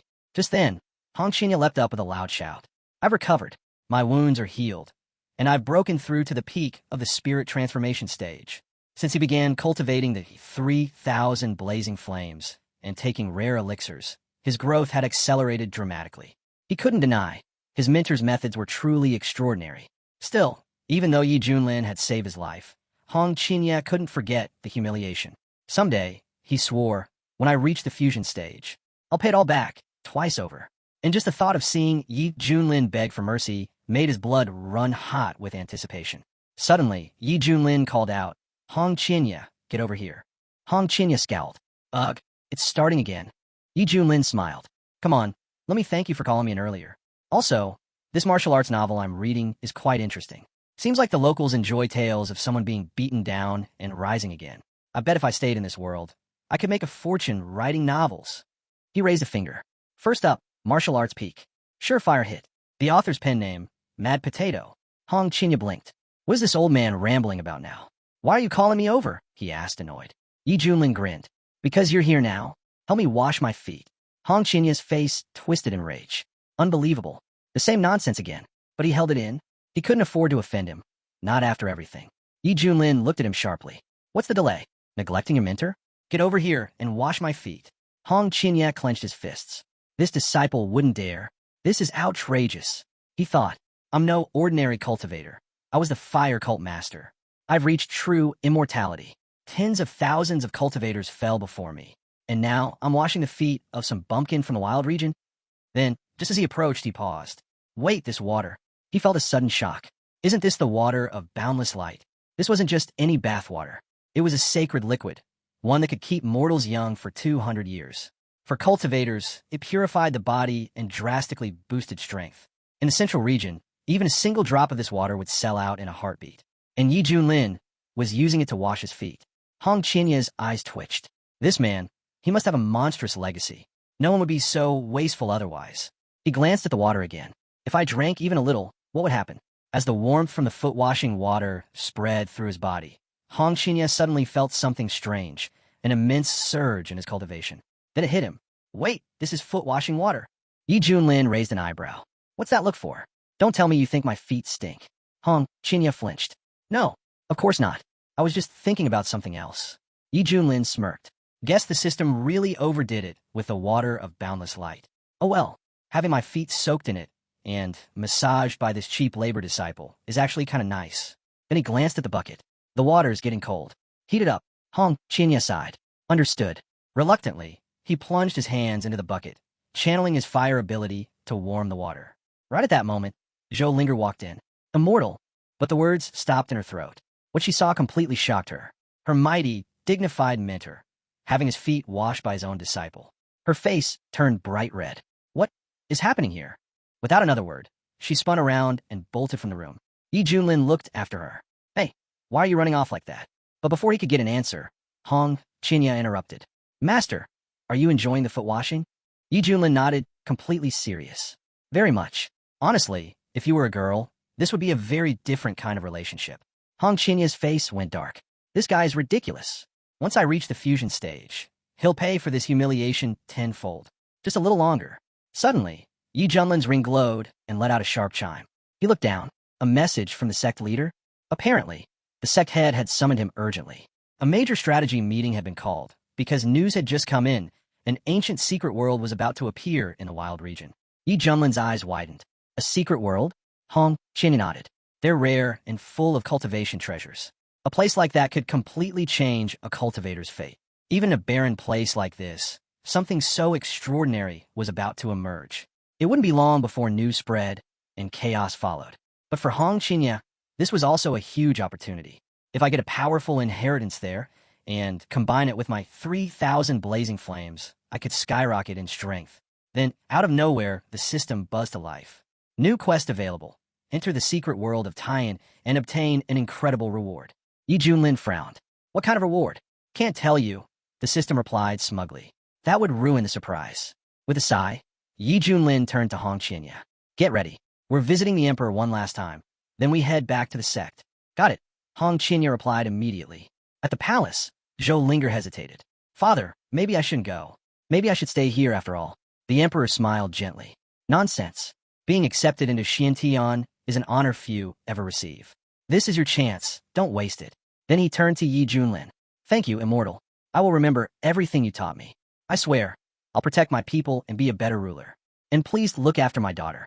Yi Junlin gave a slight nod. Her path is her own. I won't bind her. How far she goes will depend entirely on her. He gestured to the others. Let's move. As Yi Junlin and his group stepped away, the citizens erupted into cheers, shouting their heartfelt thanks to the Immortal who had saved their land. After bidding farewell, Zhou Linger promised she'd return to visit her father. Meanwhile, far away in the true legacy hall of the Xiantian Ascension sect, a serious discussion was unfolding. So many things are happening in the wild region. The sect leader said gravely. It's rumored that an ancient secret world is about to be revealed there. And on top of that, the Wind and Thunder sect has been destroyed. Shower size narrowed. Destroyed? Who is responsible? The rumors say the head of Xiantian sect's Misty Peak. Shower's expression sharpened. What level of cultivation are we talking about? The leader replied, judging from what's being said, someone who recently stepped into the nascent soul stage. Shower scoffed. Nascent soul? That level? For him, killing those types of cultivators is like chopping vegetables. Then, with a tense voice, he asked, what about my father, Elder Mu? The head's face darkened. Still unconfirmed, but all signs point to Xiantian's sect. The issue is, could a low-tier sect like that have taken him out? Supposedly, they're relying solely on that Cloud Dao Peak Master, who's only at the soul nucleation stage. Shower's voice was cold. So someone else did it. Still, Xiantian's sect must be eradicated. And that man from Cloud Dao Peak will pay for my father's death. The sect head remained calm. Revenge can wait. First, focus on the mission. That secret world has drawn the attention of every major sect. You'll be heading there with a team of elders. Don't forget, you represent the Xiantian Ascension sect. You'll face elite cultivators from the strongest factions. Keep your priorities straight. Is that clear? Yes, teacher, Shower replied, bowing. He understood. Revenge would have to wait. The sect leader held up a glowing green pill. We'll show our strength there. With the resources gained in the Great Sect Tournament, you might finally break through the Great Completion stage and step into the Transition stage. He continued. In the heavenly realm, a spirit transformation cultivator is called a Divine Lord. A fusion stage, cultivator becomes a Heavenly Lord. But one who reaches Great Completion is honored as a Supreme. And if you touch the Transition stage, then you'll bear the title of a Lookery Immortal. Even touching that level gives you the power to dominate entire regions. And now, the most overlooked corner of the eastern region, the wild region, long dismissed as backwards and barbaric, had suddenly become the center of attention, all because of the secret world that could hold the key to immortality. At that moment, a group of cultivators made their way toward the mountain range. One of them laughed. We're in luck. The wild region cultivators are so weak, there's no way they'll keep this treasure for themselves. Another scoffed. This place was always called a land of savages. How could this be where the path to immortality opens? The third chimed in. Either way, we better hurry. Once the Xiantian Ascension sect gets there, there won't be a single scrap of treasure left. And so, the eastern region began to stir. Outside the ancient secret world, a massive crowd was already forming in the wild region. One elder spoke solemnly. The discovery of this secret realm has already drawn 4 out of the 5 great sections. Only Xiantian's sect had yet to arrive. Some believed they had given up the fight, but a warrior standing nearby shook his head. Unlikely. After what they just did, Xiantian's sect had absorbed the remnants of the Wind and Thunder sect, and now it looked like they had their sights set on becoming the leading sect among the 5 great powers of the wild region. At that moment, the moving mountain sect's elder, Ouyang Feng, burst into laughter. "I've been in seclusion for years," he said with a grin, "and now some minor sect like Xintian sect dares to challenge my moving mountain sect's place at the top." One of the warriors turned to him. "Elder, spirit transformation." Ouyang Feng nodded. They might have gained 2 soul nucleation cultivators, which would have been enough to put them in the spotlight, but a spirit transformation cultivator has actually emerged in the wild region. That changes everything. The warriors immediately straightened into formation and cupped their fists. "We greet the elder." Ouyang Feng looked out at the horizon. "I never expected that the moment I stepped out of seclusion, I'd witness the appearance of an ancient secret world. This is fate, and this secret realm, it will belong to the moving mountain sect." He raised his voice. "If anyone dares to challenge that, step forward now." The crowd fell silent. It was clear, now that Ouyang Feng had reached the spirit transformation stage, he was officially the strongest cultivator in the wild region. The elders surrounding him quickly bowed and declared, "We obey the divine lord. Long life to the sect lord." The warriors murmured amongst themselves, "Now that we've got a spirit transformation cultivator, who dares to go against us?" Just then, someone shouted, "The Temple of Battle Sky is here." Another voice chimed in, "The barbarians from the savage region are showing up again. Kick them out." But the atmosphere shifted as a new arrival stepped into view, the ruler of the southern borders from the Heavenly Lord Empire. A cultivator at the late stage of spirit transformation. The chief of the Heavenly Lord Empire narrowed his eyes. So it's true. The wild region really does have someone who's reached the spirit transformation stage. Ouyang Feng sneered to himself. Another one? There are already hundreds of spirit transformation cultivators here. He had fought tooth and nail to break through, becoming a prominent figure in the wild region over the past decade. But outside of it, spirit transformation wasn't even special. Trying to remain composed, he turned to the dignitary beside him. "I am Ouyang Feng, elder of the Moving Mountain sect. No need for formalities, just call me Brother Ouyang." One of the warriors scoffed. "What, you want to act young now? Shouldn't you be ashamed? Shut your mouth and get lost. No one here invited you to speak." Even some of the other elders chimed in. "You're just a backwater bumpkin. So what if you reached spirit transformation? You're still nothing. Don't think you're qualified to stand beside us." Ouyang Feng's smile faded. His jaw clenched. He turned slowly to the crowd. "You think just because I come from the wild region, I'm beneath you?" he said. "Maybe the land is harsh, but that doesn't mean we're weak. Why should spirit transformation cultivators like you get to trample on us?" He glanced around and saw his disciples looking at him with hope in their eyes. "If I back down now, the wild region will never have a future." His voice rose. "Yes, our land is poor, but we will fight. Anyone who disagrees, step forward." The elders bristled with fury. This arrogant old man's looking for death. Enraged, they prepared to strike, but the chief of the Heavenly Lord Empire raised his hand and stopped them. "No," he said coldly. "He's just a wild region cultivator. If we all gang up on him, people will laugh at us." He pointed at Ouyang Feng. "Let him act brave. Let him humiliate himself. One of you go and crush him with just one hand." Old Pesh realized just how outmatched he was. In desperation, he launched a palm strike, but Headphone didn't flinch. Without backing down, he countered with a roar of power, shouting for Pesh to die right there. The old man's attack was so fierce that even the enemy didn't notice it had been blocked until it was too late. That's when the enemy knew he had severely underestimated him. Ouyang Feng stepped forward, unfazed. "Is that all you've got?"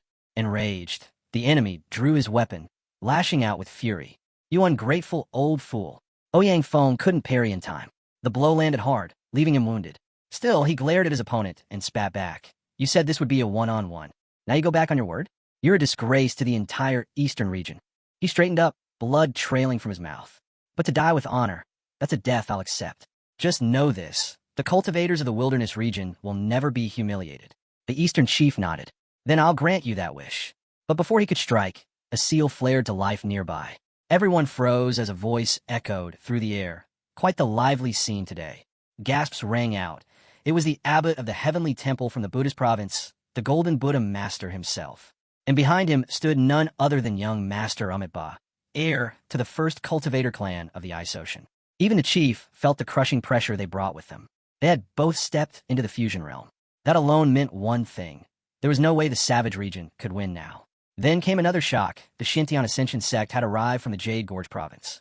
All the top sects of the eastern region were now gathered. Whispers spread like wildfire. "It's him, the holy son of the Xintian Ascension sect. Chen Zhao's." People stared in awe.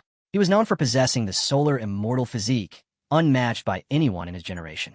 No doubt, he would become the Eastern region's brightest star for the next 100,000 years, a living legend in the making. The Eastern chief narrowed his eyes. Wait, wasn't he the crown prince of the Wind and Thunder sect? From the wilderness region? The realization stung. That region had brought him nothing but disgrace. Just the thought of it made him sick. One of the elders stepped forward, rage flaring. The Holy Sun isn't someone the lowly ants of the wilderness region have the right to mention. Anyone who does dies. Suddenly, the wilderness region's chief walked up. Calm, composed, he looked at Zhou and said, "You don't need to dirty your hands with these nobodies. Leave them to me." Zhou gave him a cold glance. "Do as you wish." At that moment, the head of the Xintian sect arrived, his gaze sweeping over the scene. Just as I thought, with the secret world appearing, the son of Elder Mu from the Wind and Thunder sect has shown himself. Luckily, they hadn't jumped blindly into the chaos. Zhou turned to their leader and said, "While the others fight over scraps, maybe we should pull back and let the wilderness region disappear for a while." Su Qianxue responded calmly. "That depends on Junior Brother, Yi. He's Xintian sect's last hope." Just then, the head raised his voice, eyes scanning the battlefield. "Where is Junior Brother?" Ye had already made his way into the chaos, and now Shower was there too. Was this a death wish? The moment he spotted Yi Junlin, he called out, "You're from Xintian sect, aren't you? Don't act so rashly." But Yi Junlin didn't hold back. "These arrogant upstarts have run wild for long enough. Without me, the wilderness region's finished. Everyone else, stay back. No one moves." Shaoan narrowed his eyes. "Who's coming? Name yourself." Yi Junlin stepped forward. "I'm Yi Junlin, the one who killed your father." A murmur spread through the crowd. Someone gasped. "Wait, isn't he the Misty Peak Lord from the Heaven sect?" But another chimed in with disbelief. "He's only at the soul gestation stage. Is he trying to get himself killed?" Hearing where Yi Junlin was from made Shower's blood boil. His fury surged out of control. Yi Junlin stared him down. "What's with the rage? Got a personal grudge or something?" Shower snapped. "Did you kill the patriarch of the Wind and Thunder sect?" Yi Junlin shrugged. "That underdog? I remember him rambling about how his son was destined for immortality. So what are you really, his kid?" That hit the nerve. Shower stood speechless, his anger drowning out all thought. But Yi Junlin wasn't done. "Then you're the son of that fool." "Figures." Shower exploded. "I'll kill you." But before he could move, a servant turned to Saint Chunyan Hai. "Allow me to capture this lunatic and deliver him to you." One of the warriors turned to Yi Junlin. "You're just a brat who dared to insult a saint. You'll pay the price." Just as he raised his weapon, Hong Qinya stepped forward. He stood between Yi Junlin and the warrior. The warrior blinked in confusion. Where did this beautiful girl come from? Hong Qinya didn't answer. At that comment, he attacked immediately. Fire erupted in a blazing arc, launching a flaming ripple straight at the warrior. In a flash, the man was engulfed and burned alive. Everyone froze. A stunned elder muttered, "A spirit transformation stage cultivator. Dead just like that?" Headfong's eyes widened. When did such powerful fighters show up in the wilderness region? He took a deep breath. "I used to think I was a pioneer here, but clearly there are new peaks hidden behind these mountains, and skies even higher than I ever imagined." Hong Qinya calmly walked up to his mentor. Ouyang Feng stared in disbelief. "Is that the female disciple of the Misty Peak Lord?" But someone questioned aloud, "Wait a minute. Isn't the Misty Peak Lord only at the soul nascent stage? How does a spirit nascent level disciple make sense?" It was becoming clear that the Xintian sect wasn't just powerful, it was full of monsters. Then, the head turned toward Junior E and asked quietly, "Do you understand what you're facing now?" Cries rang out. "This is the Xintian Ascension sect. Don't let him escape." Zhou echoed the call. "Catch him. As long as he lives, the Xintian sect still has a future." But Yi Junlin stayed calm. He turned to the clan head. "No need to worry. I'm fine. In fact, it's time to introduce our newest apprentice." Zhou Linger stepped forward, her tone respectful. "Greetings, elders." Yi Junlin nodded and continued. "After settling matters in the Harmony Realm, I came across an extraordinary talent. Daughter of Emperor Wei, born with a root water soul of the purest quality. She's a perfect fit for the heavenly fragrance peak." Zhou Linger walked over to Su Qianxue. "It's an honor to meet my mentor." Su Qianxue looked at her in awe. This girl radiated spiritual energy. She was a natural. But Shower wasn't done. He shouted at Yi Junlin, "Don't look down on me. You and your sect. All of you will pay for what happened to my father.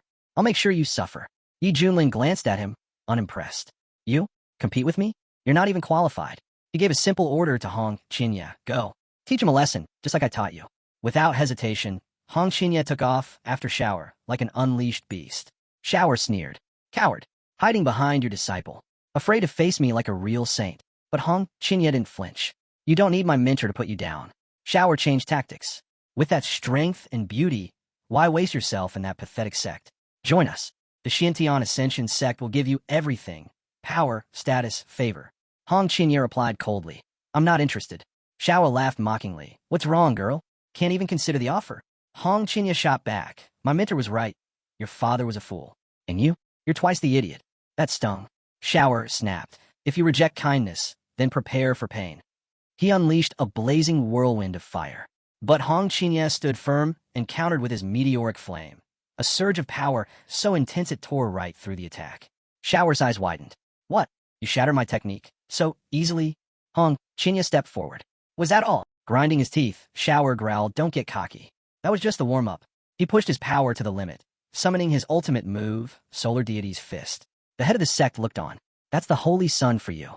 With a solar immortal body and a celestial rank technique perfectly fused, even spirit transformation cultivators would be obliterated.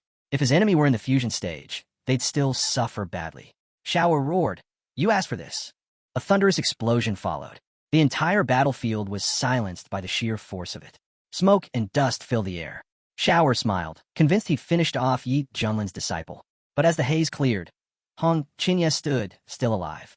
Not just alive, unscathed. Shower's face twisted in disbelief. No, that's impossible. I was born to be immortal. I'm invincible among my peers. But even now, Shower wasn't done. He kept swinging, punch after punch, desperate to finish it. But Hong Qinya stood his ground. Like a frog in a well. You have no idea how vast the world is. You think you're strong? I'll show you real humiliation, the kind you'll never forget. Everything I've bottled up since Ealing. I'll unleash it now. His counters landed hard and fast. Shower never stood a chance. Hong Qinya tore through him like he was nothing, like snapping twigs with 2 fingers. Shower panicked. Why are all my attacks melting away? Like I'm punching into a sponge. There's no impact. Is she really stronger than me? He gasped aloud. I've never seen this kind of martial prowess. Not even among the top cultivators of the Xiantian Ascension sect. How could a sect like yours raise someone like you? Hong Qinya looked at him coldly. You're weak. That's all there is to it. An elder cried out to Shower. Don't falter. You're the Holy Sun. You were born for immortality. Shower gritted his teeth. That's right. I am the Holy Sun. He unleashed his chi again, roaring, I'm not finished. Calling on the power of his solar immortal body, he activated the initial divine eclipse technique, channeling its destructive force straight into Hong Qinya. But Hong Qinya didn't even flinch. Child's play, he scoffed. You want to see what invincible among equals really means? I'll show you the gap between us. With that, he released the 7-colored flame, unleashing everything he had. Headphone watched in shock. Is he really just at the spirit transformation stage? That level of power, it's unreal. Even one of the elders murmured. This power. Could it even crush someone in the fusion stage? Who's going to come out on top in this battle? But the answer came quickly. Shower collapsed. Whispers echoed through the stunned crowd. That's the Holy Sun from the Xiantian Ascension sect. Hong Qinya stepped forward and asked coldly, how can a flicker of a spark ever challenge the brilliance of a full moon? The sect head turned to his brother. That disciple of yours. He's far too powerful. Zhou nodded. Shower may be down, but we still have more elders. We should retreat while we can. But Yi Junlin stepped in calmly. No need to worry. I've already made arrangements. He turned to Hong Qinya and smiled. You've earned yourself an extra meal tonight. Hong Qinya bowed slightly. Thank you, teacher. Meanwhile, Shower lay stunned. I lost. A voice behind him spoke. Turn around. Shower turned slowly. He admitted, I was defeated. That one. He's invincible in his realm. I brought shame to the Xiantian Ascension sect. The fire elder stood nearby, still reeling. No one had expected the Holy Sun to be beaten by a disciple from the wilderness region. His Taoist heart trembled. If this goes on, he thought, our sect's reputation will crumble. He stepped forward, addressing Shower. Don't dwell on this. You still have a brilliant future ahead. You will become immortal. But we must harden your Taoist heart and wipe out these savages. Only then can we restore the glory of the Xiantian Ascension sect. Then, turning to the crowd, he shouted, to insult the Holy Sun is a grave offense. Who among us will strike back and destroy these wild region barbarians? One of the Xiantian Ascension warriors stepped forward. The others nodded. As expected, they said, the Xiantian Ascension sect's roots run deep, and they're not done yet. The Xiantian Ascension sect had sent in 9 fusion stage masters.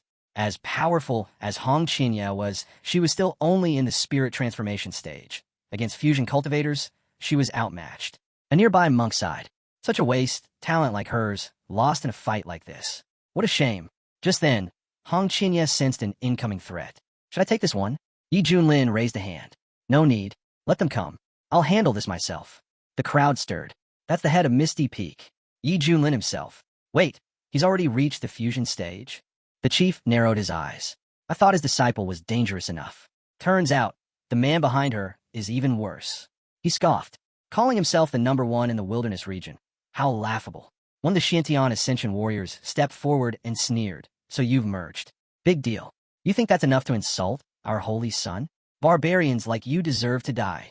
He unleashed a barrage of attacks, deadly and fast. But Yi Junlin didn't even blink. Sitting calmly, he muttered, "Is this a joke?" The next instant, Yi Junlin appeared right in front of his enemy, effortless, like a shadow in the wind. Before the warrior could react, Yi Junlin struck with a crushing foot to the chest, sending him flying. Yi Junlin looked down. That's it. Even he was surprised. Since fusing with the Supreme Bone, his body's natural strength had become monstrous. He didn't need spirit energy, just raw physical power could overwhelm anyone at the same level. The elder barked in order. All of you attack him. Don't hold back. The warriors surrounded him on all sides. But Yi Junlin didn't move. He activated the seal of the Human Lord, an ancient divine ability. The moment it released, the warriors couldn't even touch him. They fell one by one, unable to get past his aura. Not a single strike landed. Wounded and stunned, one gasped. What kind of divine technique is that? He's too powerful. Use artifacts. Now, one warrior drew the Jade Serenity Immortal Sword, and all of them attacked at once, their weapons glowing, energy shaking the battlefield. Still, Yi Junlin didn't budge. He stood still, waiting for the storm to hit. Watching this, the monk muttered solemnly, "This is a fearsome, coordinated assault. May the Buddha have mercy on this man if it actually hits him." But another warrior sneered. That bald monk preaches compassion, yet works in shadows darker than anyone here. Even so, both he and the monk agreed. People like Yi Junlin, with secrets like Eeling's, needed to be erased. From the sidelines, the clan head cried out, "Ye is in danger." Other man added quickly, "I told him to run. Why didn't he listen?" But Hong Qinya shook her head. "You don't get it." And Hong Qinya, she understood now. Everything he'd seen back in the Harmony State, all the strange signs, it made sense. Yi Junlin had been hiding something far greater. Yi Junlin laughed. "So that's how it is? Fine. Then let me show you something." He activated one of the divine techniques of the Supreme Bone. Blinding radiance erupted. People cried out, shielding their eyes. "What is this? What kind of energy is that?" But Yi Junlin wasn't finished. He followed it with divine, punishing radiance, and the entire battlefield was engulfed in light. The warriors didn't even have a chance to respond. They were overwhelmed, burned, shattered, and thrown back like leaves in a storm. Not one of them could understand what they were even facing. Battered and broken, they turned to the Fire Elder for help. "Save them," a voice cried out. The Fire Elder gritted his teeth. He hadn't expected Yi Junlin to be this much of a problem. With the Holy Sun already seriously injured, and now the Elder's getting overwhelmed, how could he possibly return to the sect and explain this disaster? He couldn't wait anymore. He launched his own attack straight from the ship. Gasps rose from the crowd. It's the Buddha Tower, his strongest weapon. A 3-star spiritual artifact. Finally, hope. People thought they were saved. The Elder hurled the Buddha Tower down with full force. "It ends here," he roared. But Yi Junlin was smiling. This was the moment he had been waiting for. Suddenly, the system activated. Collision detected. Peak fusion stage cultivator. Passive skill activated. Strength increases in the face of stronger enemies. Full fusion stage power acquired. The Elder advanced, firing off waves of power, but nothing landed. Every attack was effortlessly repelled. Eyes wide, the Elder gasped. Was he hiding this power all along? Yi Junlin said nothing. He simply raised a hand and blasted a wave of pure energy directly into him. Cornered, the Elder shouted, "Enough. We concede. The Shintian Ascension sect will withdraw from the battle for the secret world." But Yi Junlin's eyes turned cold. "You showed up on your own terms. And now you want to leave on your own terms? No. If that's how it is, then you die here." The Elder shouted, "You've gone too far. Aren't you afraid of what the Shintian Ascension sect will do to you?" But then a dark realization crept into his voice. "Wait, now I understand. The Elder from the outer court. You killed him too, didn't you?" Yi Junlin smirked. "That's right. I've already made enough enemies. So why not kill a few more?" Before the Elder could say another word, he was engulfed in flames. Yi Junlin didn't even give him a moment to beg. He was incinerated on the spot. The battlefield went silent. He killed the Fire Elder in one move.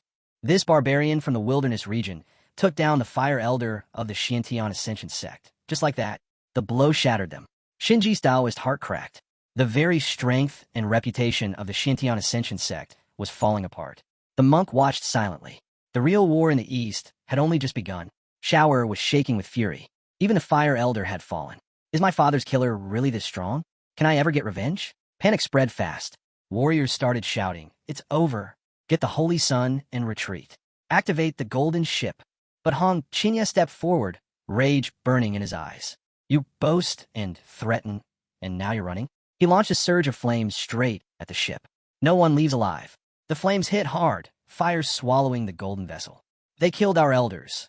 Now, they're targeting the Holy Sun too. This master and disciple are mad.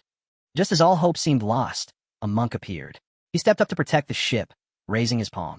Facing Hong Qinya, he spoke calmly. "Young mistress, when does this cycle of vengeance end? Do they really want to wipe out every last one of us?" Someone cried out. Hong Qinya turned to the bald monk. "Don't act like I don't see through your Buddhist tricks. You step in now, pretending to be righteous, just so the Xiantian Ascension sect owes you a favor. That kind of hypocrisy makes me sick." The monk shook his head. "You speak falsely. Your hatred toward Buddhism runs too deep. You're teetering on the edge of the demonic path. I suggest you take a step back." Hong Qinya scoffed. "Back in the central region, people like you disgusted me the most. Always chasing benefit, hiding behind virtue. Even if I walk the demonic path, I don't need your preaching." The monk's tone shifted. "In that case, allow me to show you the true path myself." Hong Qinya suddenly felt the weight of overwhelming pressure. The monk wasn't ordinary. He was at the peak of the fusion stage. But before he could react, Yi Junlin stepped between them. "Someone dares to go after my disciple while I'm right here?" The monk bowed slightly. "You misunderstand, Mr. Ye. I only wish to guide him." Yi Junlin's gaze turned sharp. "Guide him? Do you think yourself qualified to teach my disciple?" Hong Qinya thought the same. Letting a true immortal reborn be lectured by a mere fusion stage monk? Absurd.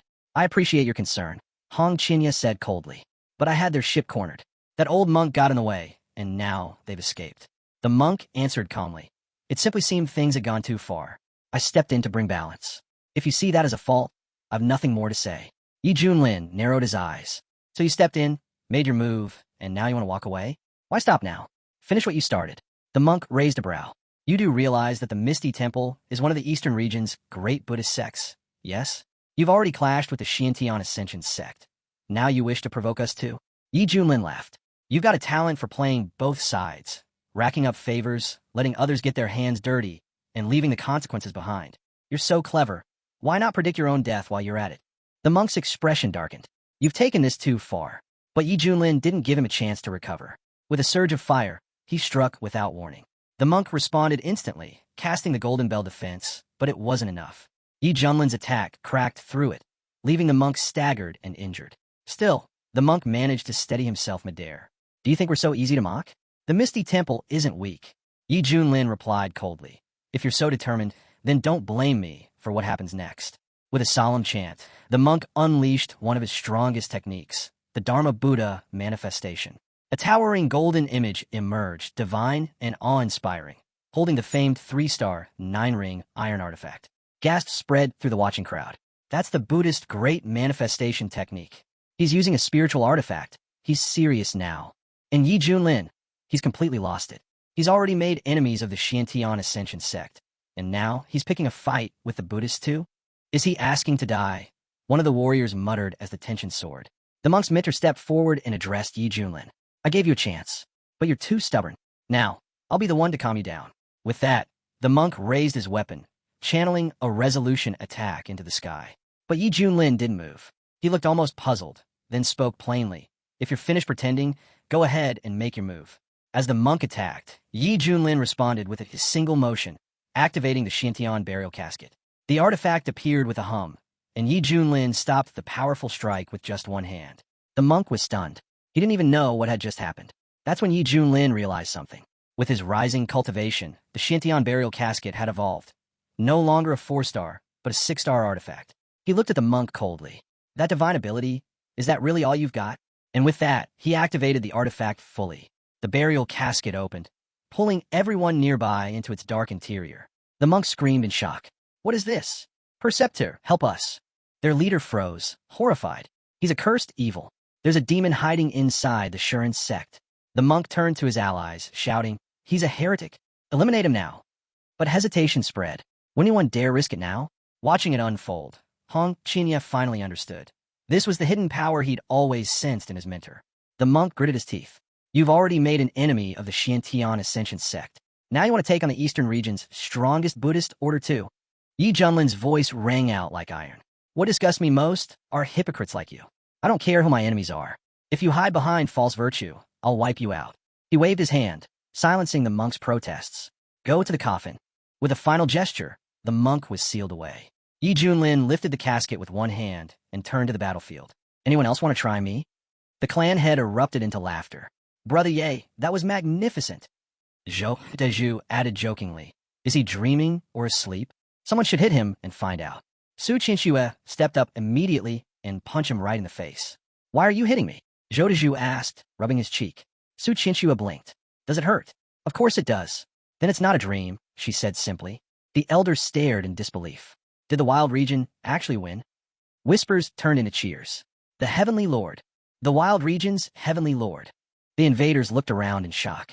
This really is the wilderness region, and we didn't come to the wrong place? They had believed he had merely defied fate 3 times. But they were wrong, so wrong.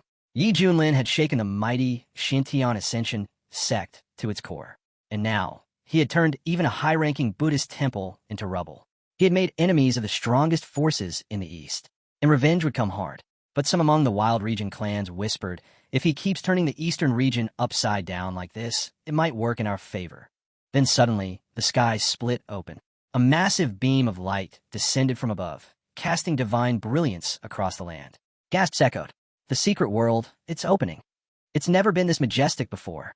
Even Yi Junlin paused, gazing up at the blinding brilliance. Finally, it was time. The gateway had opened. But before stepping in, he turned toward the remnants of the hostile sects still lurking. This isn't over, he said coldly. There's still a few things left to clean up. Yi Junlin's voice rang out clearly. Everyone from the wilderness region has the right to enter and explore this world. As for the rest, leave. Grumbling broke out across the crowd. One young man stepped forward angrily. Our Shui clan has never clashed with the Shuren Tian sect. Why are we being blocked? What injustice? He scowled. If our elders were here, they wouldn't have let this slide. But a nearby warrior leaned in and said quietly, the higher the sun rises, the brighter its fall. Fighting a battle that's already lost is nothing but defying fate. The young lord's expression hardened. True. Let him bask in arrogance. Let him feel untouchable. That will be his downfall. He turned and waved his hand. There's nothing more for us here. We're leaving. Whispers followed in their wake. Even the Shui clan is backing down. No one dares oppose Ealing now. Other warriors reluctantly retreated. We came all this way and walk away with nothing. But the young noble only smiled. Let them have their moment. This isn't over. We'll be watching. Meanwhile, Yi Junlin turned to his disciple. Time to go. Together, they stepped into the radiant entrance of Luotian's secret world. The moment they entered, Yi Junlin's eyes widened. I didn't expect the atmosphere inside to be this incredible. Just then, the system activated. A suitable location for activation has been found. Do you wish to receive your reward? Yi Junlin responded instantly. Accept. A projection formed before him. An echo of the golden Buddha form from earlier. Yi Junlin studied it. Not bad. That monk's divine form was more trouble than I thought. If I hadn't used the Xiantian burial coffin, it might have turned into a real fight. He turned to his men. Scatter. Search for rare herbs. Don't wander too far. Stay within each other's sight. Yi Junlin didn't care about the resources. He only wanted to complete his task. But with the team so fired up, he figured it was worth exploring a bit more. Suddenly, chaos erupted in the distance. A few scouts were ambushed by a monstrous beast. The warriors shouted, be careful. These creatures are dangerous. The head's expression turned grim. We're surrounded. Even the wildlife here is golden core level. Stay alert. Hong Qinya smirked. You want resources? Show some strength. No one hands them out. But it was more than just difficult. Things turned chaotic fast. Birds scattered overhead. And from the treetops, a horde of demonic monkeys descended like a storm. Ready yourselves, the head barked. The warriors drew their weapons and rushed into battle. These monkeys weren't just savage. They were sinister, vicious creatures that attacked with terrifying coordination, aiming to tear humans apart and feast on their flesh. Then came a scream. A girl was grabbed midair by one of the monsters. No, please. Help me. Several warriors dashed toward her, blades swinging. But their attacks bounced off. The monkey's fur was like steel. Nothing that had even scratched it. The girl kept screaming, struggling beneath the beast. "Stop, please. Someone help me." And just then, Hong Qinya appeared. Hong Qinya saw what was happening and calmly walked forward. With a wave of his hand, he unleashed a fire attack that completely incinerated the monkey in one strike. Turning to the girl, he asked, "You okay?" She nodded quickly, still shaken. "Thank you, Sister Hong Qinya." Just then, the head approached. "Brother Hong Qinya, things feel much more stable with you here. I'll leave the younger ones in your care. Be cautious. These white monkeys have soul-originating power. They're quick, and there are too many of them." Hong Qinya glanced at him. "If you're still worried about me showing up, better start worrying about yourself instead." But even before the words finished leaving his mouth, another wave of monkeys launched a full-on assault, swarming him from all directions. Hong Qinya had already sensed it coming. "You're all doomed," he muttered, and with a snap, fire surged from his palms, consuming the swarm in a blaze. The warriors around him watched in awe. Big Sister Hong Qinya is incredible. Totally. He's mastered Teacher Ye's style to perfection. But Hong Qinya waved them off, annoyed. "Enough with the chatter. Shut up already." He looked around. Now where the hell did that lazy bastard Yi Junlin run off to? Probably relaxing again somewhere. Meanwhile, deep in the forest, Yi Junlin was indeed alone. He looked around and asked, "System, are you sure this energy anomaly is in this direction?" The system responded instantly. "Confirmed. The special energy anomaly is ahead. This task offers rewards far superior to normal activations." Deeper within the Luotian secret world, atop the great tree of peace, an ancient council was gathering. One of the old natives gazed up. "The fruit of the great tree, it's finally ripe. But now this world's been invaded by humans." A towering figure, head of the stone bloodline, growled, "We should act at once." The giant clan's chief spoke next, calm but imposing. "No. First priority is sharing the fruit. Once we fully consume it, we'll inherit the power of the great tree itself. Then, crushing the invaders will be easy." But the winged clan leader frowned. "Too late. That white mousy already stole it." The dragon clan chief added, "It ripened too fast. We didn't even have a chance to react." The Pisces clan elder shook his head. "Now that it's eaten the fruit, the tree recognizes it. We can't touch the mousy while it's still digesting. If we try, the tree will turn on us." The tree clan's head nodded solemnly. "Then we wait. Once digestion is complete, we'll take it, refine the energy, and split the gains." But the giant clan chief wasn't convinced. "No, that greedy little rat will pay. I swear it." Suddenly, someone gasped. "Look, the light's fading, it's almost done." And then it happened. Tiny paws peeked out of the glowing fruit. The mouse popped its head out, yawning. What a nice nap. Everyone froze. The mouse blinked at the furious crowd and casually waved. "Oh, hey, brothers. Were you looking for me?" She could already feel the heat in the air. The room, seconds from exploding. She knew they might hurt her, or worse. Slowly, she began to back away, warning them not to stop her. The giant clan leader scoffed, remarking how fast the little rat had become. The power of the great peace tree's fruit was truly remarkable. The tree clan's leader wasted no time. He unleashed his roots, ordering the others to stop standing around and catch her. Now, Mousa glanced back, spotting the roots slithering after her. She shouted, "Can't we talk this out? I'm not unreasonable." Just then, a strange portal shimmered into view before her. Without hesitation, she leapt through. Inside, her head spun. She clutched her stomach. "I feel sick. Where is this place?" Meanwhile, the winged clan's leader frowned. "So, she's unlocked spatial travel. If she escapes, fully absorbs the fruit, and learns cultivation, she'll be unstoppable. We can't allow that. She has to die here." Without warning, the winged clan had launched a flurry of feathered attacks. One struck Mousa hard. She screamed as her tiny body slammed into the ground. "I don't want to be eaten," she cried. "I just want to live." But the Stone Clan's leader stepped up behind her. "Live? You're already dead." He unleashed a gust of energy that sent her hurtling into the abyss, too weak to resist. The winged clan leader followed, sneering. "A filthy rodent dares to eat the fruit of the great peace tree? Do you have any idea how priceless that is? Who do you think you are?" The giant clan leader joined in, scoffing. "Why aren't you running? Did you really think eating that fruit would let you escape us?" Mousie lifted her head. "The fruit didn't have your names on it. Why shouldn't I eat it? Why are you blaming me?" The tree clan leader stepped forward. "Do you even understand what you've done? That fruit comes from the tree that sustains the entire secret Taiyan world. It has taken countless generations to grow. Anyone who eats it gains the body of the Great Lo, the most powerful body in the immortal realm. Our clans have waited hundreds of lifetimes for this moment, and you stole it." He raised his hand. You must die, so the fruit can return to its rightful heirs. Mouse stared at them, shaken. Was it really such a terrible thing? Am I going to die for this? She called out. Please, someone save me. The tree clan leader moved to crush her. But then, an attack came from behind. He froze mid-motion. Feeling the powerful aura, he turned. Who are you? And then, Yi Junlin stepped into view. She glanced at the system. What did you say about the energy wave from that white mousey? The system confirmed it. The mousey had just consumed the fruit of the Great World Tree. Her body had already begun forming the Great Luo physique, brimming with untapped potential. That piqued Yi Junlin's interest. The peace tree again. Huh? Mousey hurried over and pointed at her attackers. Hero, you saved me. These villains, they wanted to eat me. Yi Junlin paused, thinking. This felt oddly familiar. Every time he took on a disciple, he ended up saving someone first. Was this his fate now? Was he becoming like Tanjin? Still, unlike that stubborn Hong Qinya, this round little mousey seemed like she'd actually listen. Maybe she wouldn't be a bad apprentice if she didn't disappoint. Suddenly, the giant clan leader roared and charged. An intruder dares interfere? You'll pay for this.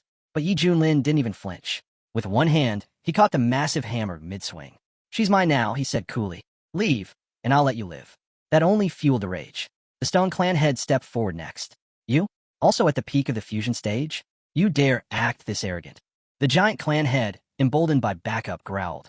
Good, then let's crush him. Together. But Yi Junlin didn't even blink. He walked straight at them, calm and unbothered, then struck. The giant clan leader flew backward, stunned. What kind of strike was that? That power. Not waiting, the winged clan leader leapt into action, feathers slicing through the air. You've signed your death warrant. Yi Junlin deflected the flurry with ease. So that's how it is.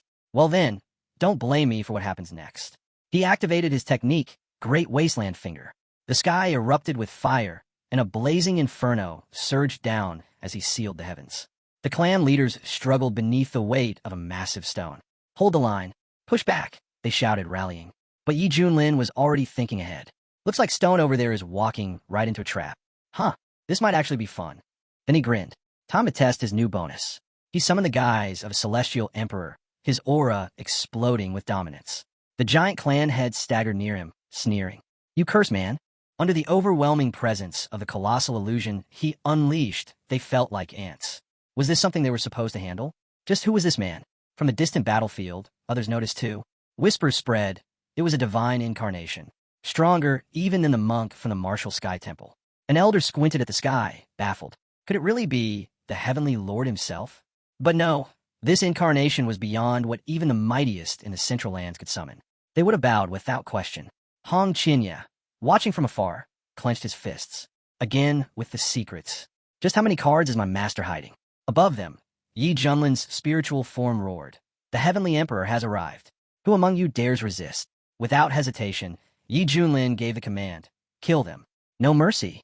The tribes weren't the type to back down. They surged forward to fight. The Stone Clan leader led the charge. Yi Junlin smirked. Stone, huh? The toughest of the bunch. He unleashed the Xuantian slashing fist. Fire erupted around the Stone Clan head. There was no room to dodge. In an instant, the leader was vaporized. Gone. The Tree Clan's leader trembled. That power, it's terrifying. The Giant Clan's leader saw where this was going. He stepped forward, raising a hand.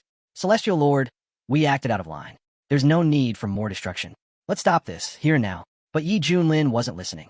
His fiery hand came crashing down. The villagers could hardly believe it. You curse, man. How can you be this cruel? This ruthless? We'll never forgive you. Yi Junlin looked back at them, cold.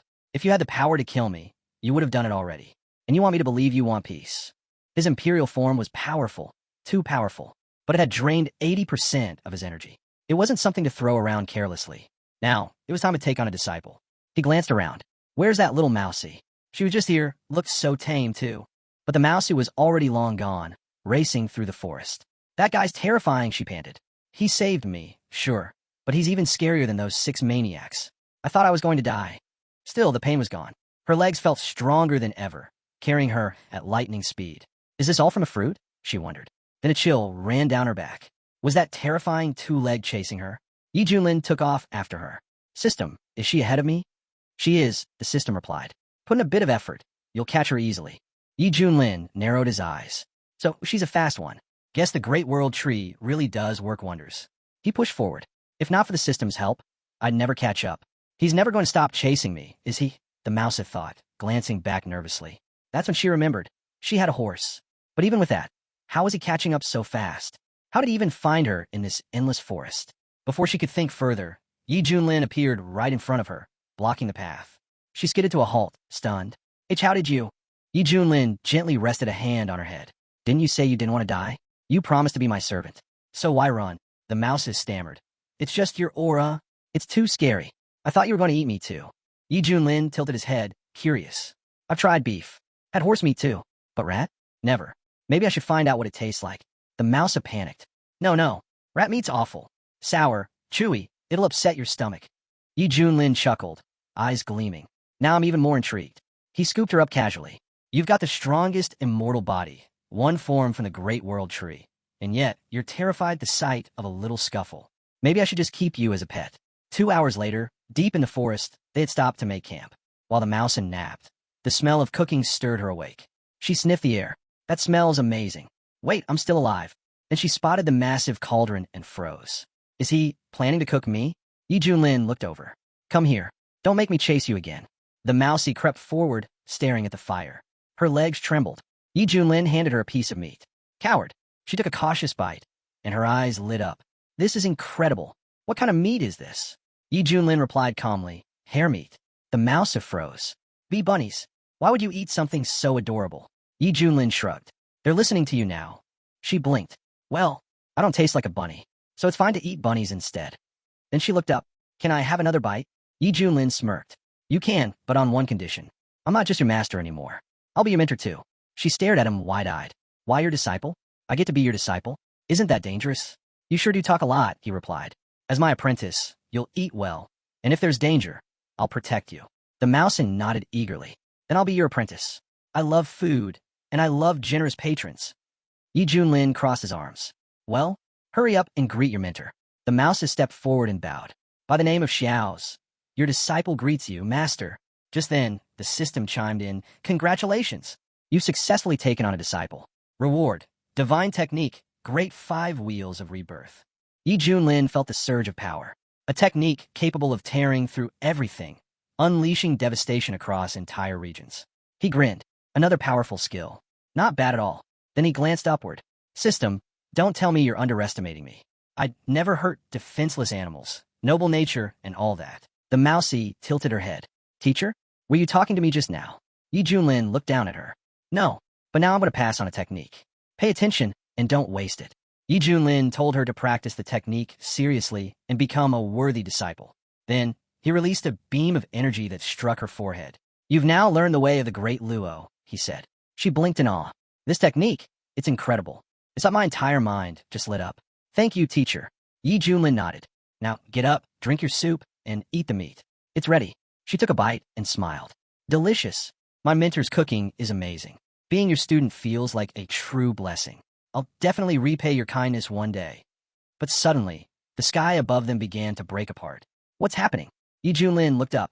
Why is the sky in the secret world falling apart? The system quickly responded. The ancient Luo world tree is at the end of its life cycle. It can no longer support this realm. I recommend evacuating immediately. Yi Junlin's face turned serious. The secret world is collapsing. We have to get out now. Then he noticed tears streaming down her face. Why are you crying? I don't know, she said quietly. But I feel so sad. Yi Junlin looked at her. It's probably because your body is now linked to the Luo tree. But right now, that's not what matters. We need to find a sect leader and escape. With a wave of his hand, he opened a portal. The sect leader began calling out. Everyone, get out of the secret world immediately. Be careful and watch each other. One of the elders added, I didn't expect something like this to happen here. The sect leader scanned the area. Where's Junior Brother Yi? Should we wait for him? Just then, Yi Junlin stepped out of the portal. The situation's urgent, he said. We need to leave now. Good, the sect leader nodded. You're here. Now only your disciple is missing. Zhou pointed. Wait, who's that you're holding? Yi Junlin looked at the rat in his arms. My new disciple. The sect leader blinked. You're what? But what about your old disciple? Sure, he was difficult, but his talent was legendary, and his appearance was, well, impressive. He looked down again. This one's just a giant rat. No cultivation at all. Yi Junlin shrugged as he walked away. Don't worry. I'm sure he'll show up. We'll meet him outside. Once they exited the crumbling realm, the elders cheered. We made it out. That place was full of danger, but thanks to Yi Junlin, We secured a ton of rare resources. Hong Qinya walked up to his teacher. I've returned too. Yi Junlin studied him thoughtfully. This might be my next disciple. From now on, we'll live in peace and harmony. Hong Qinya raised an eyebrow. I understand, master. Meanwhile, Mousy had landed elsewhere, looking around in confusion. Where am I? She peered into a glowing red portal, and tears welled up in her eyes. I miss home. Am I going to disappear now? But what came next was far worse. Out of the portal, strange creatures began pouring into the real world. One of them stepped forward and asked coldly, "So this is the world outside?" One of the monsters stepped forward, eyes scanning the land. "So this is the outer world? Why is the spiritual energy here so weak?" Snake slithered beside him, narrowing her eyes. Are these two-legged beings the same ones mentioned in the ancient records? Their cultivation, it's pitiful. Rhino rumbled, "Doesn't matter. We're in new territory now. We adapt, we conquer. Let's claim the land and divide it." The winged clan head snorted. "No. First, we enslave them. Then we split the land." But just then, the expression on the clan head's face darkened. "Wait, this is bad. These creatures, they're ancient relics. Survivors from the depths of the secret world. Their strength is unlike anything we've ever encountered." He gestured toward the horizon. "Look, hundreds at the spirit transformation stage. Dozens already at fusion. This is a real threat." One warrior gaped. "Ancient relics?" The leader nodded grimly.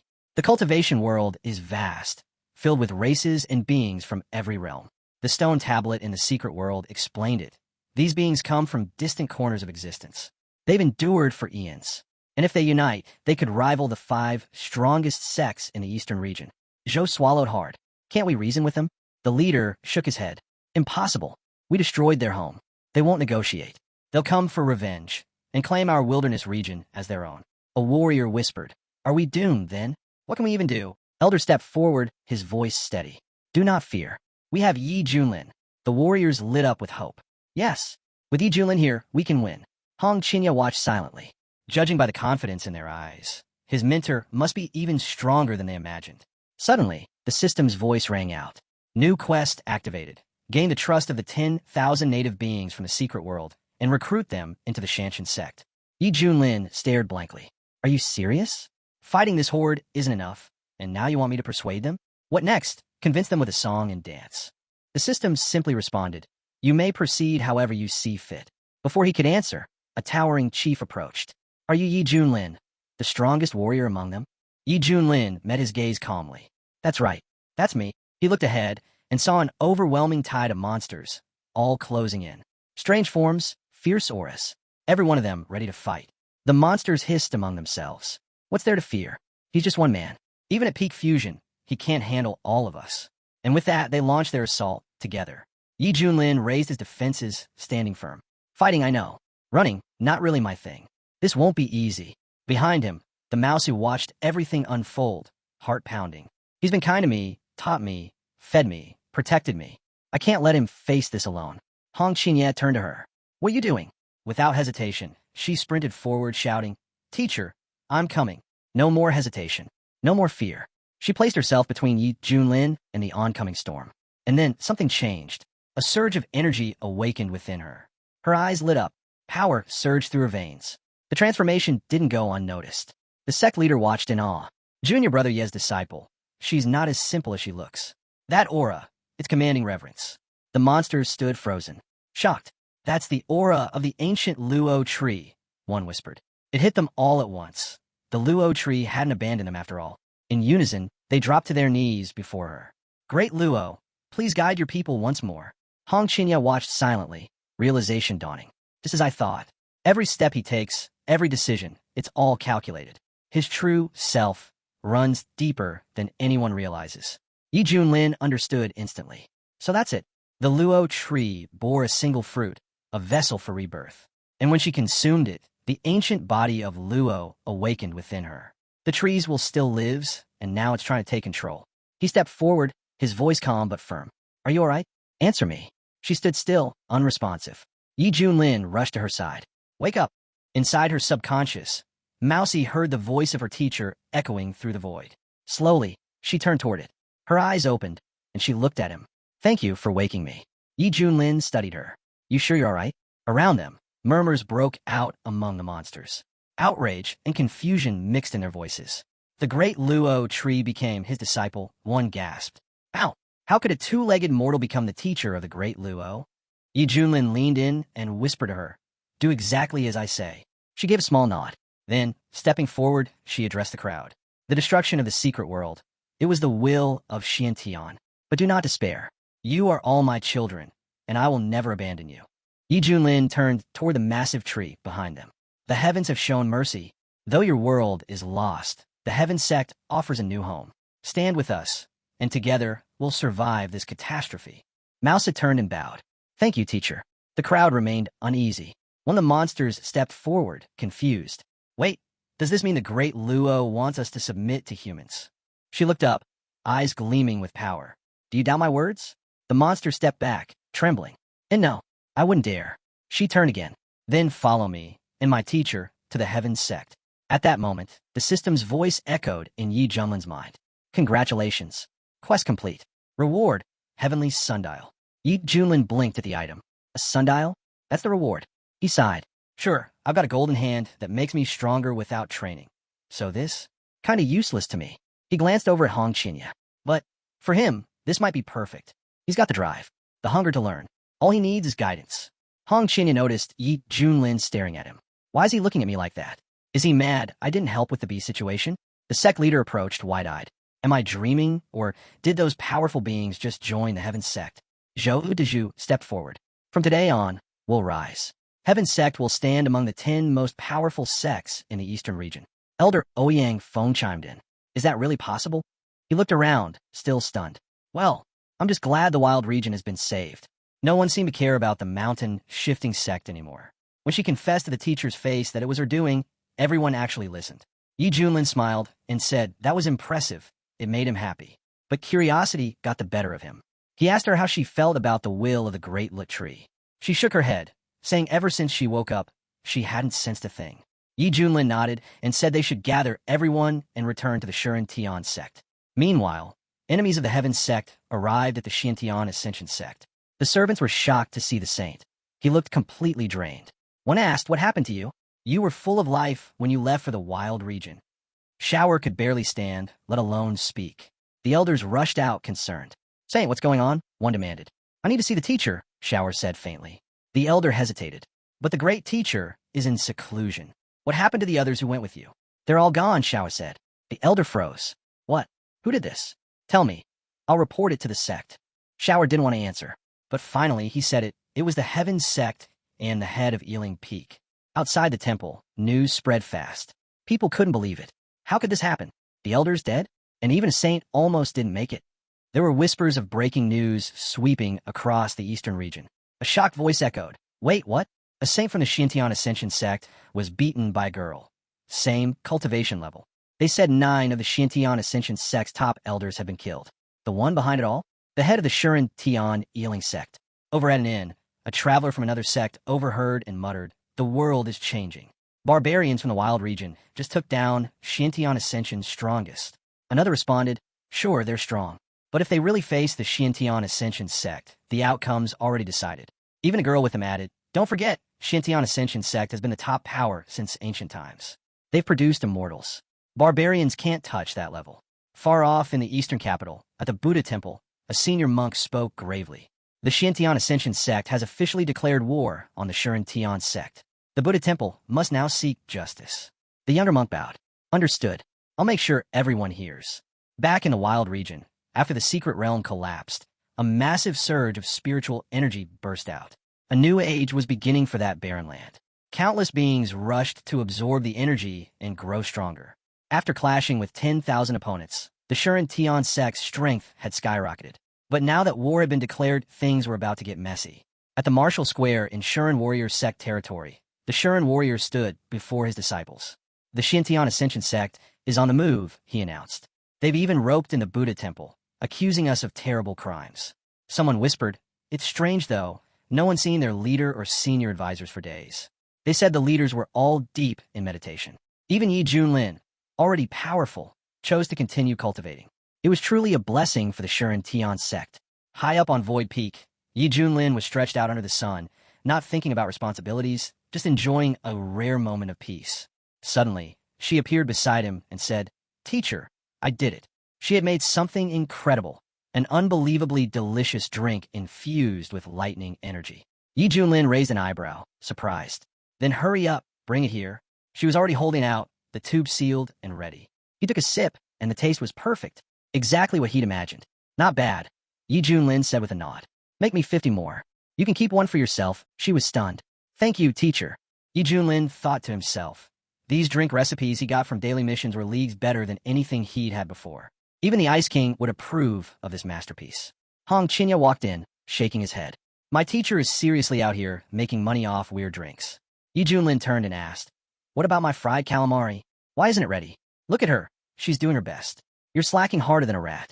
Hong Qinya quickly replied. Almost done, teacher. I'll bring it over now. He brought in the food. Please enjoy, Minter. Let me know if anything's missing. It's fine, Yi Junlin said. Keep it coming. Then out of nowhere, Hong Qinya asked, can I train in the Sundial realm? I'm desperate to grow stronger. Yi Junlin looked at him. Impatient again. I just want our sect to be safe. If I'm stronger, I can protect it better, Hong Qinya explained. Yi Junlin assured him. You don't need to worry. The sect is already safe. Just stay by my side and back me up. But Hong Qinya couldn't shake the thought that his teacher was holding him back out of fear, that he'd surpass him one day. Just then, she turned to Yi Junlin and said, if Big Brother wants this so badly, let him go. I'll handle his responsibilities. Yi Junlin stood up slowly. If my little sister insists this much, fine. He can go. Thank her properly. Hong Qinya dropped to his knees. Thank you, teacher, and thank you too, sister. As Yi Junlin walked off, he told them to continue with the meal prep. He was heading back inside. Watching him leave, Hong Qinya clenched his fists.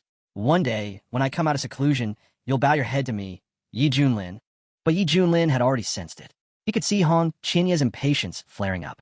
He thought he could flip the game, but Yi Junlin only sighed. What a waste. A true mentor only gets stronger when challenged by someone worthy. He'll have to stay humble and keep working. She turned back to Yi Junlin, cheerful. 50 cups are ready. Can I try this immortality herb tea?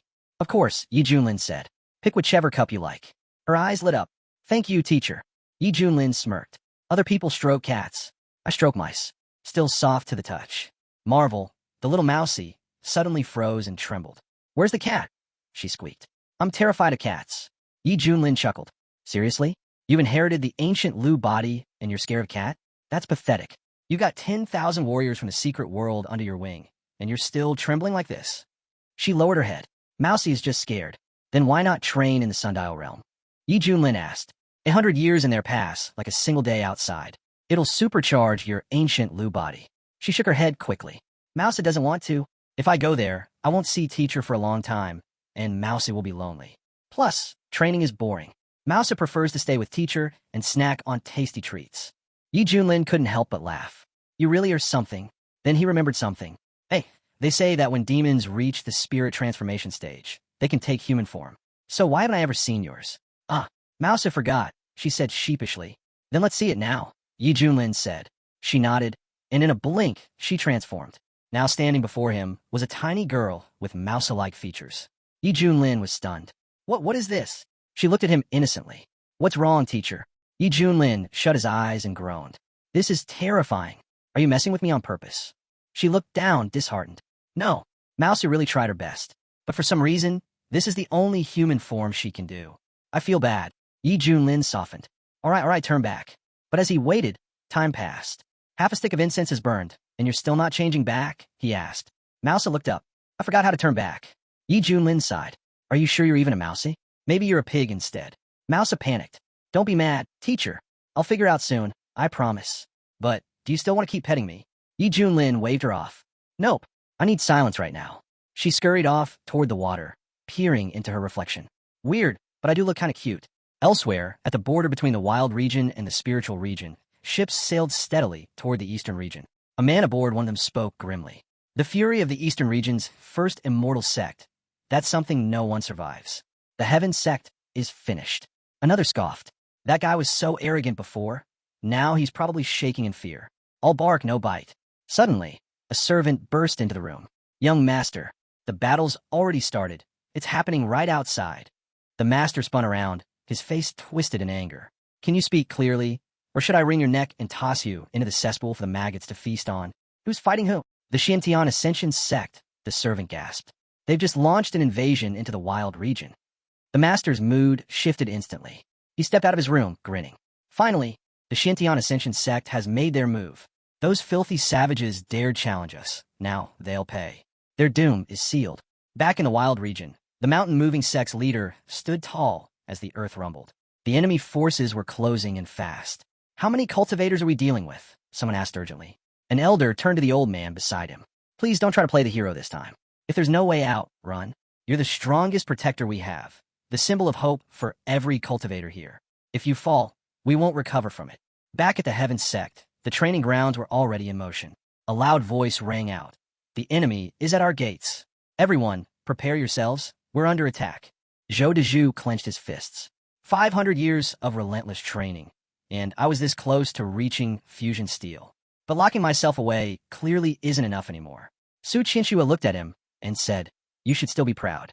Without the techniques and pills from little brother Ye, you wouldn't have made a single step of progress in all these centuries, no matter how long you lived.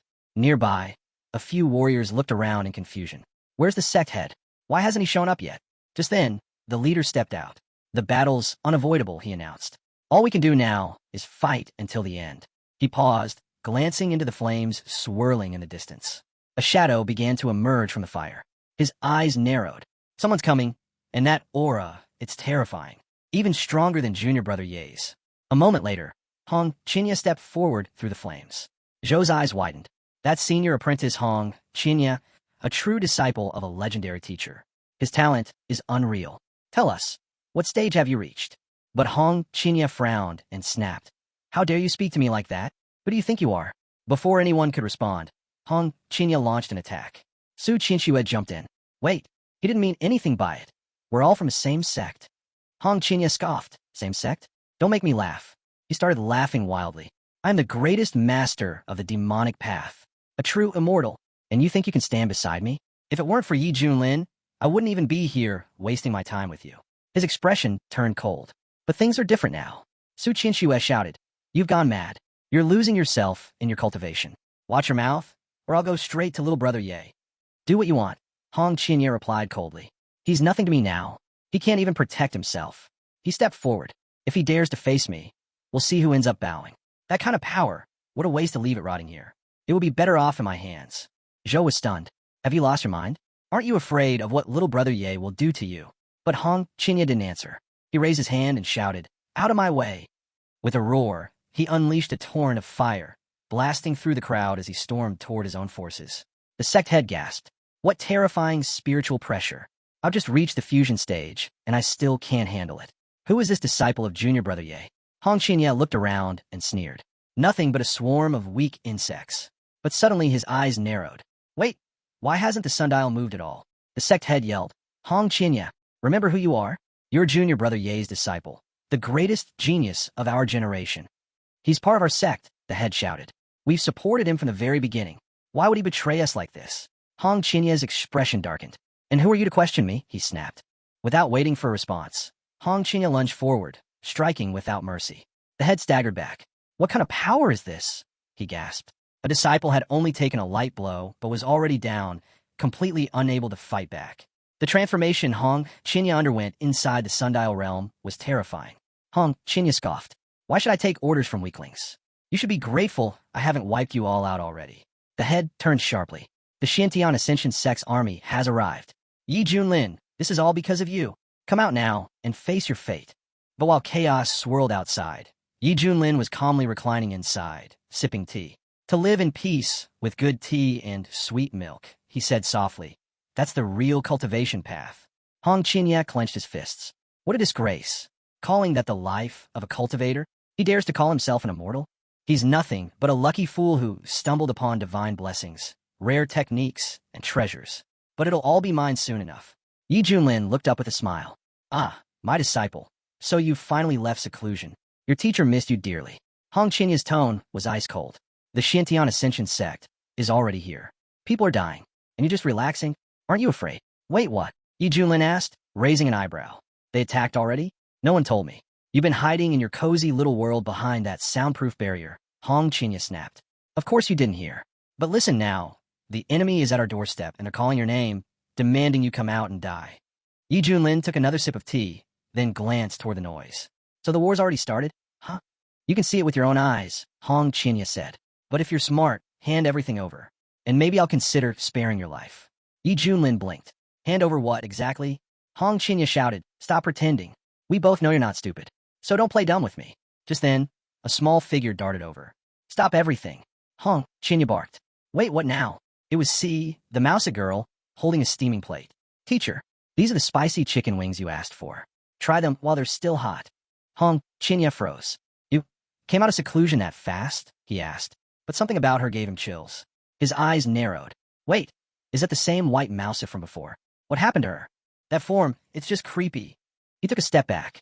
What kind of insane taste does my manner have? I thought I understood him. But this is beyond good, evil, or even basic logic. Meanwhile, Yi Junlin was deep in thought. Why is he looking at me like that? Surely he's not thinking anything weird, right? I'm a respectable man. At that moment, the sect head arrived at the peak. His eyes locked on Hong Qinya. You unruly disciple, he growled. What in the world do you think you're doing? Hong Qinya suddenly shouted, eyes full of fury, as if ready to strike his own teacher. The sect head called out urgently, Younger brother Ye, watch out. But their attention shifted the moment they spotted a girl nearby with the head of a mousy. Everyone froze in shock. Don't be scared, she said quickly. It's just me, your friendly neighborhood mousy. The head squinted, studying her more closely. Ah, she's little brother Ye's second apprentice. He turned to the others. Well, her appearance might be a little shocking, but junior brother Ye's talent is matched only by his, let's say, very unique taste. No one could have predicted this. Enough, Yi Junlin snapped. What are you all even talking about? Why is everyone acting so tense? The sect head stepped forward. It's your first apprentice. He tried to steal the Sundial realm and attacked us. Yi Junlin looked at Hong Qinya in disbelief. Is that true? Hong Qinya smirked. And if it is, what are you going to do? The Shintian Ascension sect is right outside. You're already as good as dead. Still don't get it, do you? The sect head shouted. You traitor! Little brother Ye treated you better than anyone. But Hong Qinya glared back. Did he really? You all treated me like some errand boy. I was never your equal. I've had enough. Yi Junlin stepped forward and gently took hold of Hong Qinya's face. This is my fault, he said quietly. Don't blame him. I ignored his feelings. I failed as a teacher. I'm sorry. Walked over and held her teacher's hand silently. The sect head stared at his younger brother. I've never seen you like this before. Hong Qinya sneered. Do you think I'll fall for this act? Spare me. You're just putting on a show, but it's too late. I've already seen your true face. Yi Junlin looked at him with regret. I admit my mistake. Can we start over, Hong Qinya? We're teacher and student. We can still fix this. Don't even dream about it. Hong Qinya snapped. I've had enough of you. Suddenly, a system notification rang out. Task complete. Temporary mission. Full emotional sincerity. Reward. Immortal lore technique. Yi Junlin blinked in surprise. So, I actually completed it. What a bizarre mission. But the reward? Worth every second. So that's why I played it all out like that. He thought to himself, time to enjoy myself now. But his thoughts were interrupted by an image of a mousy drinking tea and milk in exchange for monthly vote tickets. And somehow her spiritual energy had skyrocketed. She had even planned to take on a more lowly appearance to win his favor. But now realized Yi Junlin wasn't into that look. What she really needed was more tea and more milk. That was the key. Yi Junlin turned back to Hong Qinya. No matter what happens, from the day I became your master, I'll always be your teacher. Forever. He smirked. Let's see how long he can hold out. If he lashes out, I'll take that as his way of trying to get stronger. With that, Yi Junlin turned to see. Come on over. My shoulders are a little stiff. Help me out, will you? Of course, teacher, she chirped, hurrying over. She immediately followed his instructions with enthusiasm.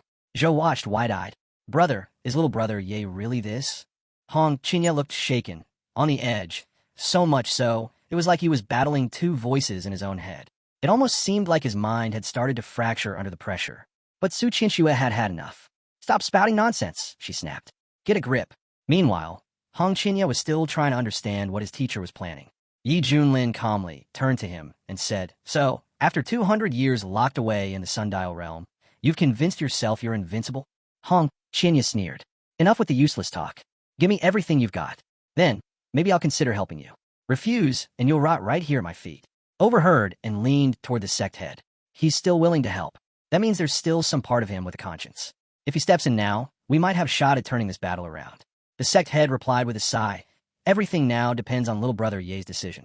At that moment, Yi Junlin casually sipped his lemonade, completely unfazed. Tell me, Hong Qianye, are you absolutely sure you're stronger than your teacher now? Hong Qianye didn't hesitate. You've been holding me back all this time, wasting my potential. But in those 2 centuries inside the sundial, I surpassed you completely. Yi Junlin stared at him. Then don't stall. Make your decision. The Xintian Ascension sect fleet is already approaching Misty Peak. Or are you going to try and rob me of my treasures and techniques by force? Watched in fear. Her big brother, so powerful and now dangerously unstable. Zhou, too, saw through Hong Qianye's true nature, a wolf hiding beneath a sheepskin. He wasn't trying to protect the sect. He wanted to steal everything Brother Ye had ever earned. Zhou made up his mind. He would support little brother Ye no matter what. From high above, he summoned his spiritual energy and launched an aerial attack. But Hong Qianye was furious. How dare you? Without hesitation, Hong Qianye struck back with lightning speed, reversing the attack and launching it straight back at them. Zhou Deju's face turned pale. The attacks rebounding, everyone dodge. Now, too late. The counterstrike crashed into the ship from which the attack originated, obliterating it in a blinding flash. The warriors on the battlefield were stunned. Who did that? One shouted. Come out and face your death. Hong Qianye's eyes burned with fury. Someone dared to meddle in his business. But as far as he was concerned, Yi Junlin still wasn't a threat. Eventually, all of his resources, his techniques, his treasures would belong to him. But first, he'd swat away these annoying flies. He stepped forward and faced the crowd. I did it. The senior mentor of the Xintian Ascension sect's inner circle narrowed her eyes. You? A mere boy, speaking so arrogantly? I'll teach you your place. She rushed in, spiritual power flaring. Prepare to die. Hong Qianye didn't flinch. You're nothing but an ungrateful insect. Her attack never landed. In a flash, Hong Qianye's fire burst erupted, tearing through her aura and blowing her straight off her path. He barely moved. You've got half a stick of incense, he said coolly, to leave this land. Stay longer, and you die. The elders were shaken. Such arrogance, one muttered. Does he actually think he can command the eastern region's first immortal sect? Even if one fire elder fell, does he really plan to face hundreds of cultivators at the fusion level? The elders of the Xintian Ascension sect had seen enough. He's just one man, one shouted. Brothers, kill him. The Shuren sect must be erased from existence. But Hong Qianye's reply was cold and merciless. Since you've refused to leave peacefully, I'll show you a bloodbath. He unleashed the soul-devouring flames. Dark fire erupted, bringing with it the screams of the dead from the underworld. Even the fusion stage mentors didn't get a chance to react. Within moments, a third of them had been reduced to ashes. Then the sky darkened. Countless green skulls, like a plague of locusts, tore through the battlefield, devouring everything in sight. Screams echoed across the land as the enemies were swallowed up one by one. Don't let them bite you, the elder yelled. They're poison. But it was too late. The hellfire consumed all. Groans, screams, and cries for help filled the sky as the battlefield turned into a nightmare. Suddenly, monks descended from the clouds. We're from a misty Buddha temple, one of them shouted. We've come to your aid. Hong Qianye heard the voice and sneered. Ah, more people choosing to die. The senior monk furrowed his brow. The report said Yi Junlin's disciple was only at the spirit transformation stage. So how in the world is this happening? Even the wisdom instructor of the Misty Buddha Temple, one who stood at the pinnacle of the fusion stage, was shaken. If the disciple is this strong, then the master must be beyond terrifying. Once we're in, there's no turning back. Without hesitation, the monks launched a full assault. Hong Qianye stood his ground. Lying bald monks, he said coldly. I'll finish this in one move. He unleashed all his mana. The explosion that followed tore through the battlefield like a divine punishment. The monks were sent flying, their seals useless against the hellfire that devoured them. That fire, one of them stammered. It's not normal. It won't extinguish. Then they saw him, the devil cloaked in flames, walking toward them. The youngest monk trembled. Please don't. This is my first time on the battlefield. But Hong Qianye showed no mercy. He unleashed his full strength, obliterating the monks in a single burst. The elder watched in disbelief. One move, and his entire army of tens of thousands was just gone. He looked around at the scorched earth. What kind of force has the Xintian Ascension sect provoked? The senior monk gritted his teeth. You know, cultivator, you're a demon. Buddha himself will not forgive this. He summoned a massive golden palm strike and hurled it at Hong Qianye. But Hong Qianye didn't even blink. Even if the Buddha appears, he said calmly, I'll turn him to dust. His eyes ignited, literally, and a wave of fire surged forward, colliding with the golden palm in a deafening explosion. Ash rained from the sky. Hong Qianye stood tall, unmoved. Just a swarm of pathetic insects, he muttered. The sect head turned to junior brother Ye. Your disciple's power, it's beyond terrifying. I'm starting to think our Shuren sect might be too small to contain a force like him. Zhou agreed. Right now, he's the one protecting us. Fighting him is suicide. We do better to give him what he wants and survive this. She looked toward the battlefield. Big brother Hong Qinya is amazing. Don't back down. Yi Junlin watched silently. His eyes narrowed as he observed his disciple in action. So, this is the strength you gained during your reclusive training. He activated his insight eye, peering deeper into Hong Qinya's cultivation. Yi Junlin's insight eye activated, revealing the truth. Hong Qinya's cultivation had reached just half a step below the great transition stage. No wonder he now dared to defy his own master. Yi Junlin exhaled slowly. So he's nearly at the threshold. It was clear now. Hong Qinya's ambition wasn't just madness. He was aiming high. Yi Junlin simply had to wait for him to finish crushing the opposition, and then perhaps use that moment to absorb his momentum for his own breakthrough. But suddenly, the atmosphere shifted. An eerie manna gathered in the air. The elders stiffened. They're here, one shouted. Everyone dropped to one knee in reverence. The venerable preceptors of the Xiantian Ascension sect had arrived. The sect heads' eyes widened. The mentors, they brought 18 cultivators at the great transition stage. This was the true force of the Eastern region's so-called First Immortal Sect. These 18 were legendary. They had once crushed the North Sea Demon Emperor and obliterated the Southern Annihilation Church. They were the undefeated spearhead of the Xiantian Ascension sect, known across the land as the Invincible Immortals. Yi Junlin raised an eyebrow. Being half a step from the Great Transition is one thing, but the real thing? He smiled. Now, that's tempting. Among the newly arrived powerhouses, one of the spiritual wind mentors sneered. What a bunch of useless cowards. They've soiled the Xiantian Ascension sect's name. The Golden Snake mentor added coldly. The mightiest sect in the Eastern region, disgraced by a girl? If we hadn't stepped in ourselves, we'd have become a global joke. Hong Qinya looked up, unimpressed. Who do you people think you are, mouthing off like that? The Golden Land mentor's face twisted. What did this brat just say? A chief elder stepped forward. Ignore him. Don't waste your strength. He's just some no-name cultivator, barely at the edge of the Great Transition. He won't last long. Another elder joined in. Right. And instead of showing his face, his master sent his disciple? Is that not the biggest insult of all? A third added with a twisted grin. Let's kill this student first. I want to see if that coward in hiding will flinch when he watches her die. Hong Qinya's fury flared. Get lost. I'm not some pawn, and no one controls me. One of the elders chuckled darkly. Touching. The bond between teacher and student. How sweet. Then let's capture her, disfigure that pretty face, rip her tongue out. The elders advanced, overwhelming mana swirling around them. You're insolent, one of them roared. Under my heavenly palm of azure birds, thousands have fallen. Today, you'll vanish without a trace. Another chimed in. We could crush a dozen like you with one hand. The third unsheathed his blade. Today, I'll offer your head in a sacrificial sword ritual. Maybe then I'll awaken the true spirit of my weapon. But Hong Qinya only laughed. A sword sacrifice? He echoed mockingly.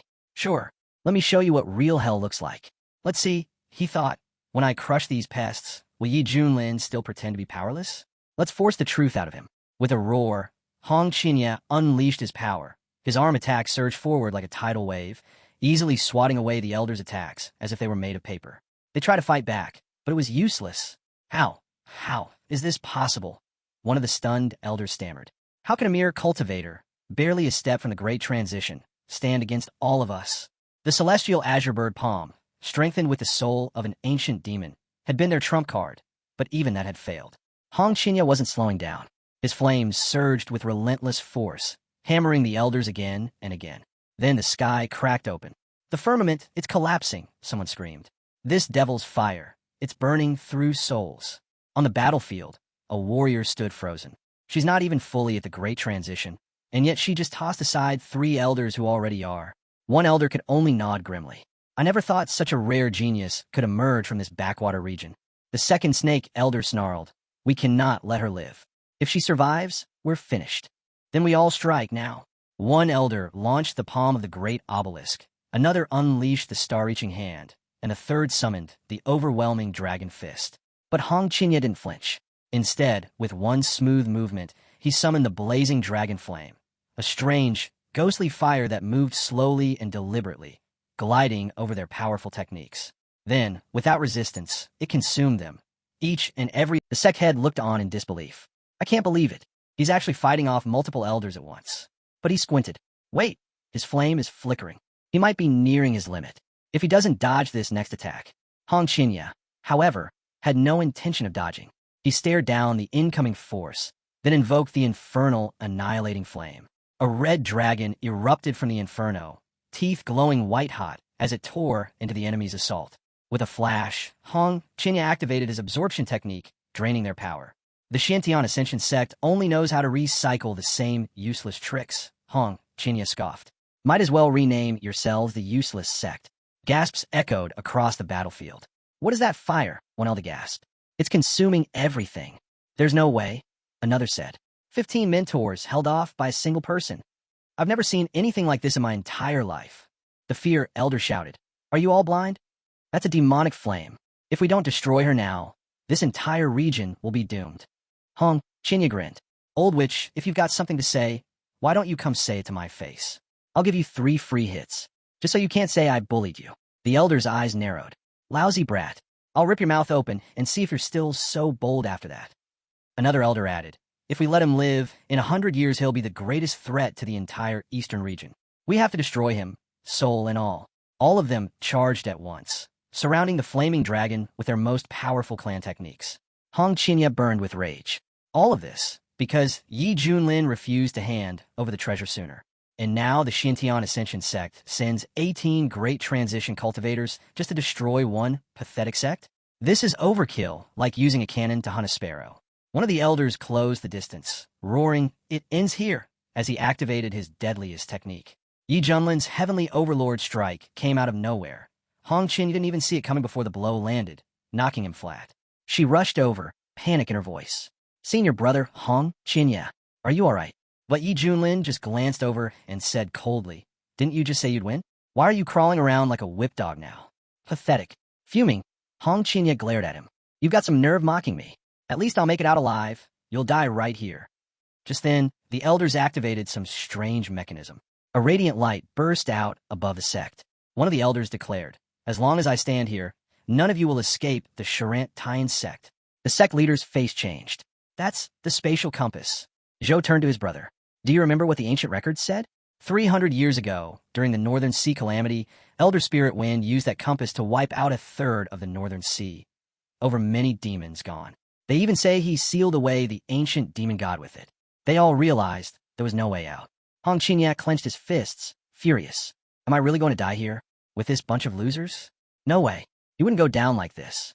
Then, the sect head suddenly shouted, Why is Brother Yi just sitting there so calmly? Hong Qinya snapped. You're just sitting there munching while we're all about to die. Are you even paying attention? Yi Junlin looked over and said casually, You've really got a gift for cooking. Next time I want to try something honey-flavored. She hesitated. Will there even be a next time? Yi Junlin didn't miss a beat. Of course there will. Without warning, he stepped forward and faced the elders head-on. One of them sneered. So, you finally show yourself. Yi Junlin stood tall. You ganged up on my disciple. As his teacher, I'm not about to let that slide. Hong Qinya's rage boiled over. How dare he pretend to care now? But the elders weren't impressed. Your fate is sealed. We'll flay you alive, grind your bones, and scatter your ashes. Even the old woman among them looked startled. So you're Yi Junlin. The reports said you were only at the fusion stage. But if your disciple's that strong, you must be hiding something. The elders didn't wait. They all launched at him, swords flashing, shouting, Die. But at that moment, a voice rang out. Enemy detected. Great transition stage. Activating passive effect. Power scales with enemy strength. Great transition. Middle stage achieved. Yi Junlin moved. One technique was all it took. He unleashed his full power and wiped them out. He looked at their fallen forms and muttered, Too weak. The sect leader was stunned. Brother Yi, he's really cultivated the great transition. A future immortal has risen in our sect. Hong Qinya was in disbelief. This is insane. Just how strong is he? Has he been hiding everything from us? Is he even following the rules? The remaining elders froze. One of them whispered, This is true great transition.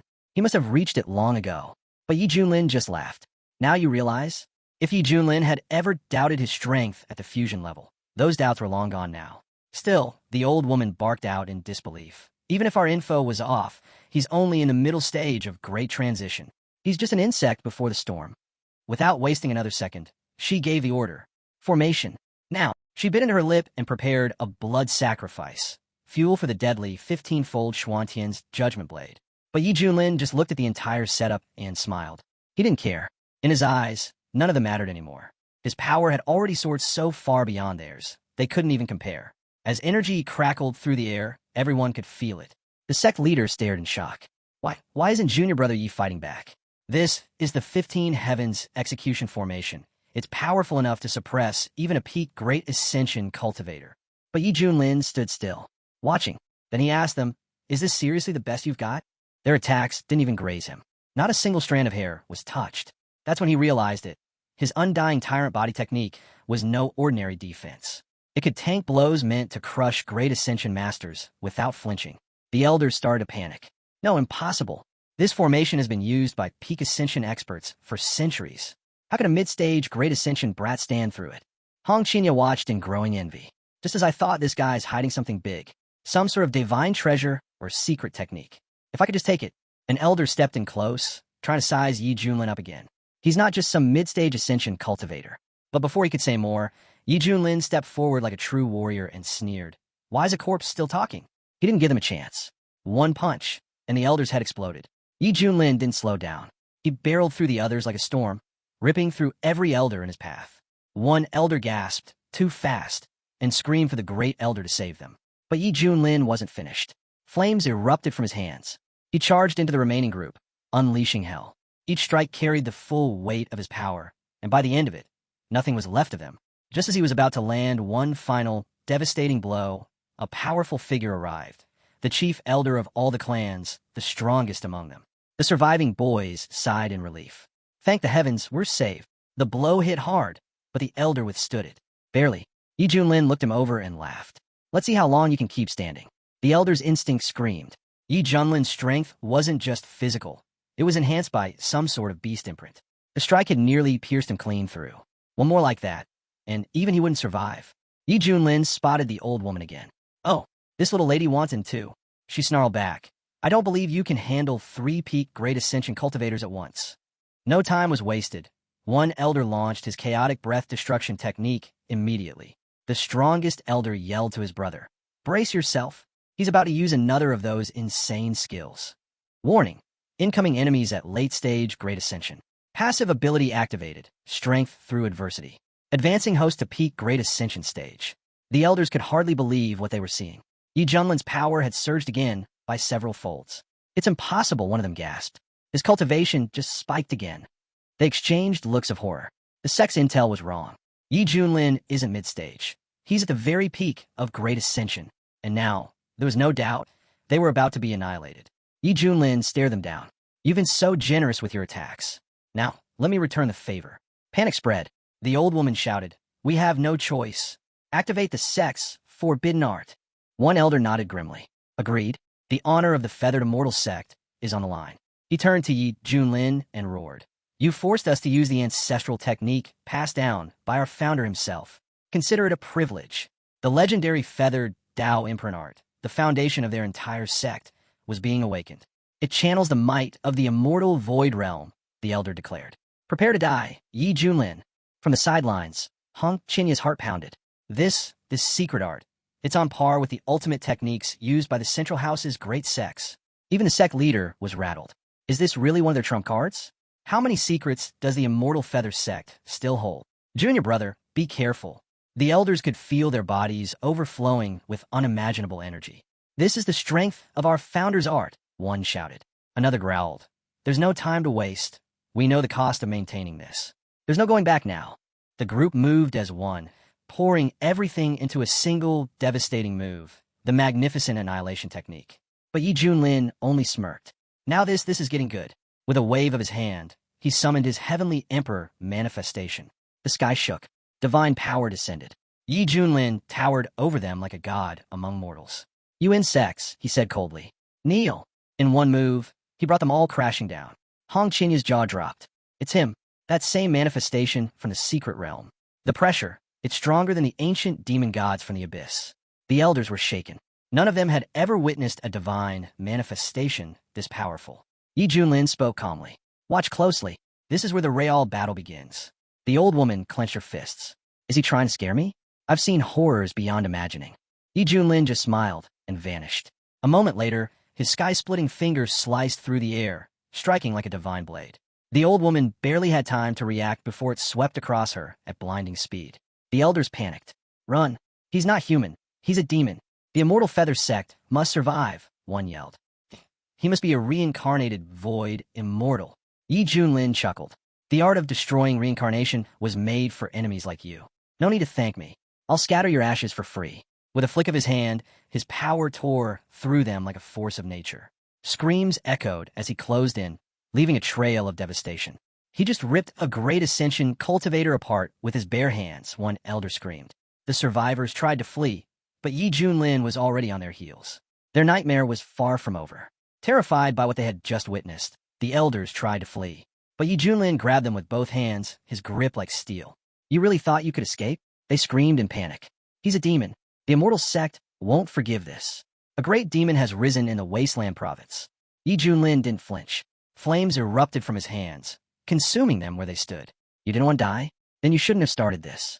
This is the price of facing the highest divine art. Sure, it drained a ton of energy, but it was worth it. Now, it was time to deal with someone else, his cowardly apprentice. Yi Junlin slowly descended, eyes locking with Hong Qinya. Hong Qinya already knew he was done for. Zhou ran up beside Yi Junlin, grinning. Boss, need an assistant? I'm ready to help. Su Qinshu strolled up as well, smiling sweetly. You've been working hard, little brother Yi. Want a shoulder massage from your big sister? Even the sect head approached, her expression softening. So this is your true strength. How much longer were you planning to keep it from us? Yi Junlin looked at all of them and said calmly, just remember one thing. Stay humble. True experts always do. Hong Qinya watched as everyone praised his mentor. At this rate, I'll never be able to shake him off. That sly bastard. He still had peak Great Ascension strength, but kept pretending he was just a body integration cultivator. Hong Qinya had never seen anything like it. Yi Junlin turned to him. Still here. Hong Qinya flinched.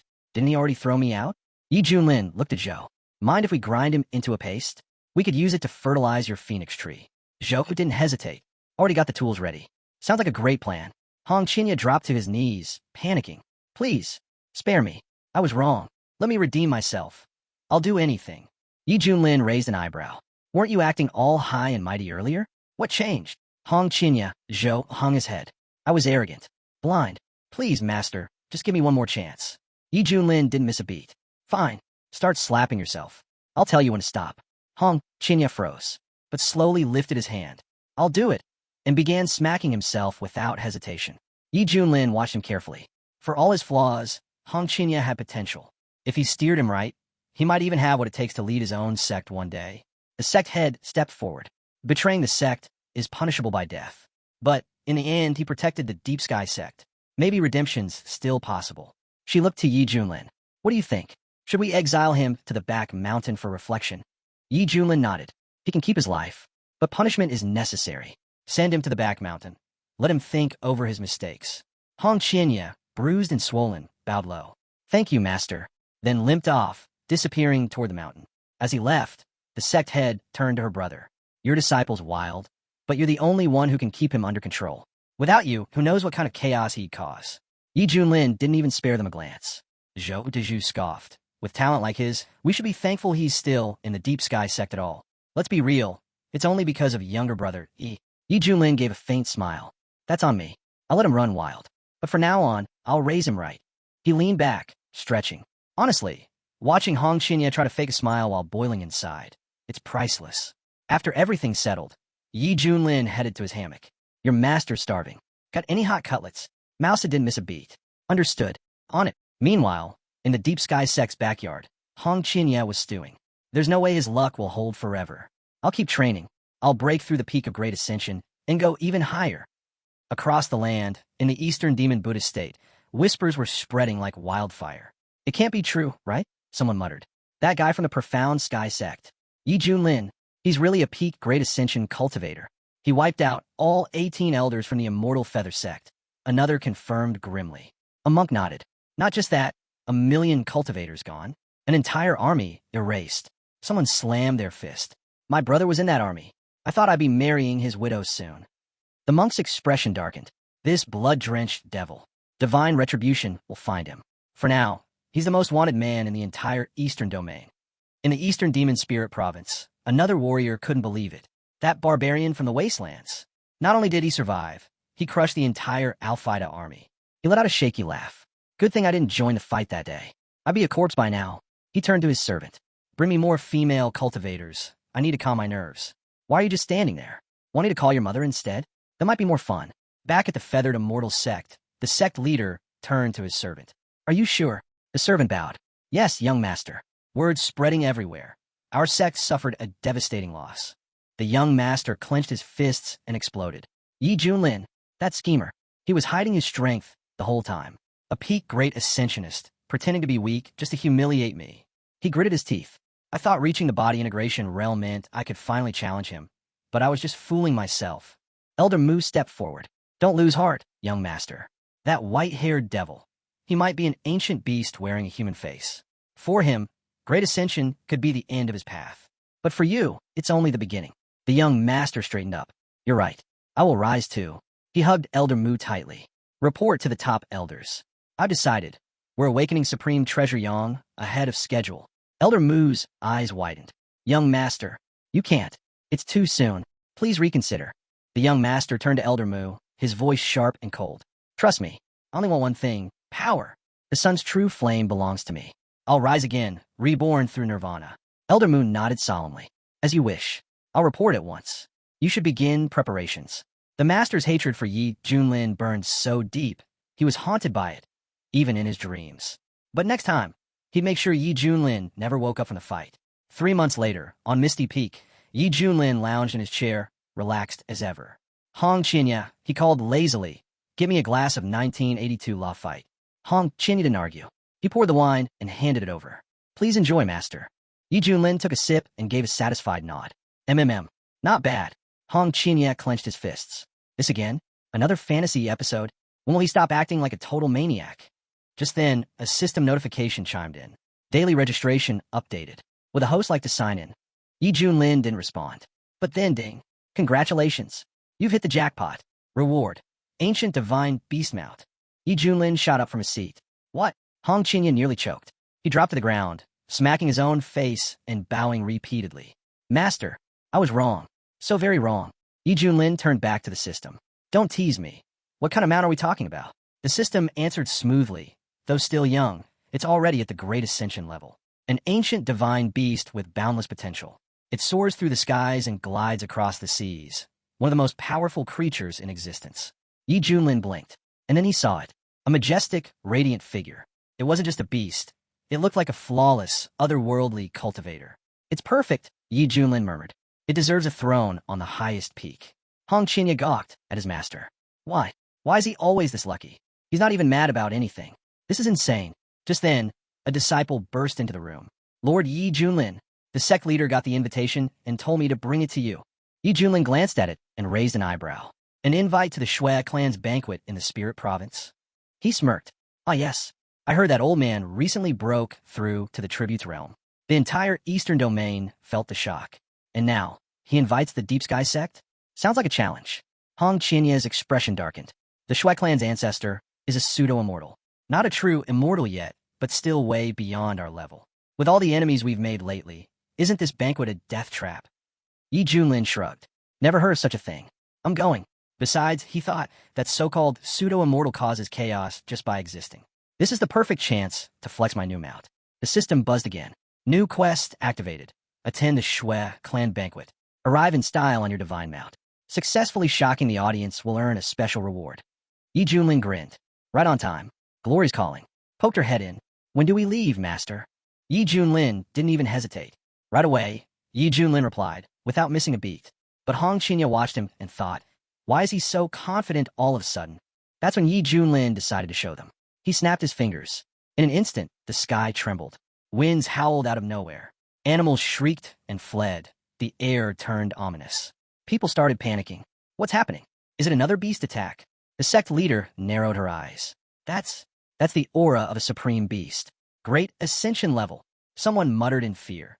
Did the Immortal Feather sect send this thing? The leader shook her head. Doesn't matter where it came from. Activate the sect's defensive array. Now, they all channeled their energy. In seconds, the deep heavenly barrier burst to life, cloaking the entire sect in shimmering protection. Hong Qinya stood frozen, overwhelmed. What in the world is going on? Even she looked terrified. It's a monster. But Yi Junlin, he stood there calmly, taking it all in. He smiled.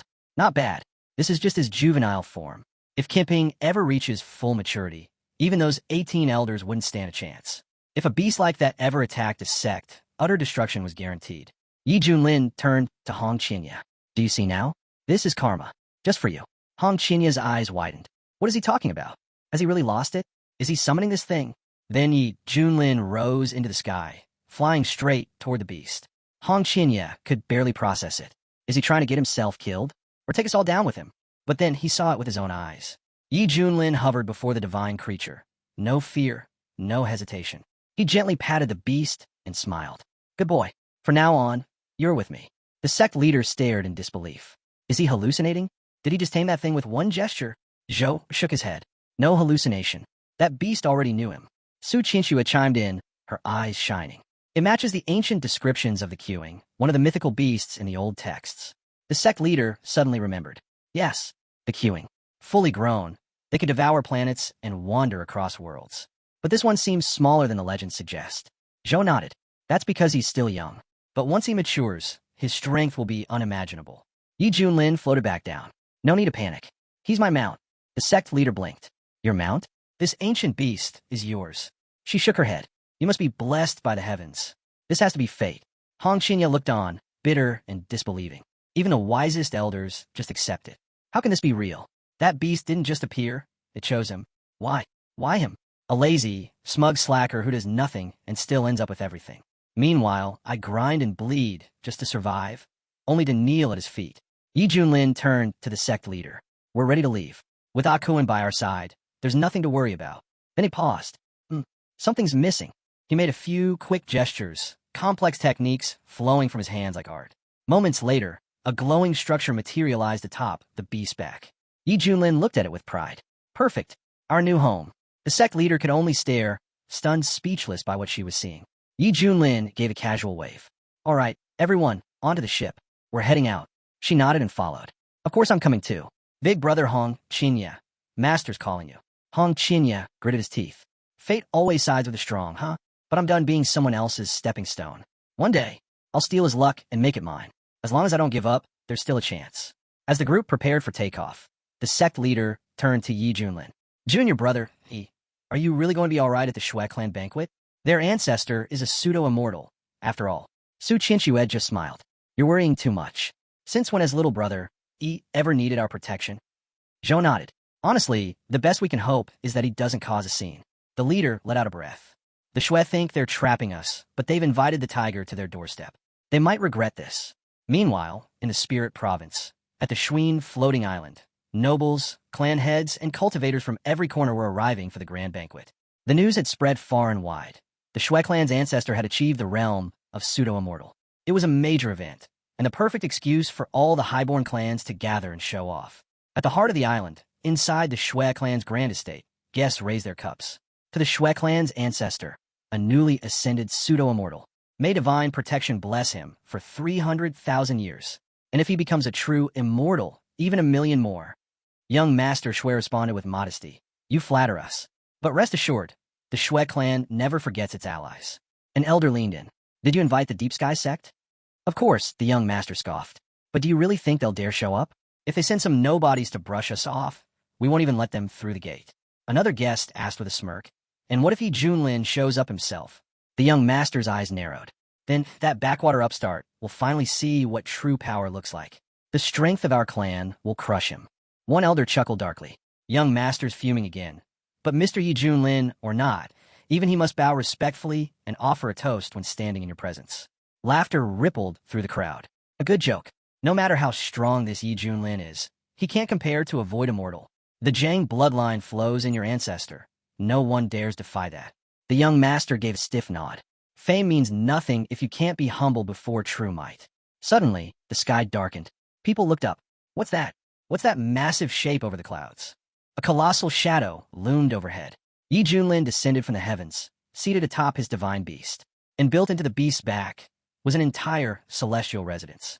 Gasps rang out. What is that thing? Is it really Kuanpung? That's not just any beast, one of the elders muttered. That's the ancient god beast, long thought extinct. Someone ran over to the young master. Sir, that's a divine beast. An actual Kuanping has come to the banquet. That creature brings omens of Xiantian itself. But another scoffed. He dares ride him like a god descending. Who does he think he is, placing himself above even the honored clans? Everyone was whispering now. No wonder they're treating this man with such respect. He must be someone truly important if even the Shui family ancestor acknowledges him. The young lord turned to his companion and explained he was once considered a close guest of our family, someone deeply connected to our ancestors. When he was born, my parents welcomed him with joy, believing he'd be raised as a refined scholar. But later, he hesitated. After facing too many consequences, they had no choice but to decline further contact. Thinking back on it now, it feels like a mistake. The guest nodded, impressed. It's no surprise the Shui family is so highly respected. But truthfully, we still don't know who this great figure truly is. No one's ever seen him in person before. One guest leaned closer. He must be fearless. Maybe one of the Taoist wanderers, those who cross mountains and rivers to reach events like this. The young master replied. He sent word personally. It came to me. Yi Junlin stood quietly and said, this is either the profound heaven sect or perhaps the Canton order. Some call it Taoist Choka. But make no mistake, they're real. Everyone listened, stunned. So it's true. The outside world speaks of the profound heaven sect as one of the oldest known orders. We were skeptical, but now we're starting to believe. Another guest whispered, back then, when the Kuanping was first summoned, it was taken away and sealed. But now that it's back, what secrets does it still hold? The young master watched Yi Junlin closely. That's just who he is, a man full of mystery and power. One guest turned to him with admiration. Young master, you've truly brought someone remarkable to this event. He's clearly your match in status, maybe even more. But the young master was still unsure. I need to understand what's really going on here. Everyone, think carefully before you act. Another guest chuckled. With all due respect, Master Shui, I don't think you understand anything. None of us do. The young master frowned. This guy, his presence is overwhelming. His aura, almost too much to comprehend. Suddenly, the Shui clan's ancestor appeared. His eyes narrowed as he stared at the massive divine beast. I never expected it, he said. The one who could control a Kuanping crossbow turns out to be from the Canton sect. He eyed the beast with a calculating gaze. If such divine beings could be brought under our banner, the Shui clan would rise even higher. If not for the risk of offending the Canton sect, the recent chaos in the Great Realm, and the proximity of a Quan cultivator, I would have acted already. With a firm voice, the ancestor addressed Yi Junlin. This divine beast, this crossbow of light, brings a new breath of life to our family. We welcome its presence. Just then, Yi Junlin's system buzzed to life. Congratulations, host. Task completed. All divine techniques and methods now gain a 30x training speed bonus. Yi Junlin smirked.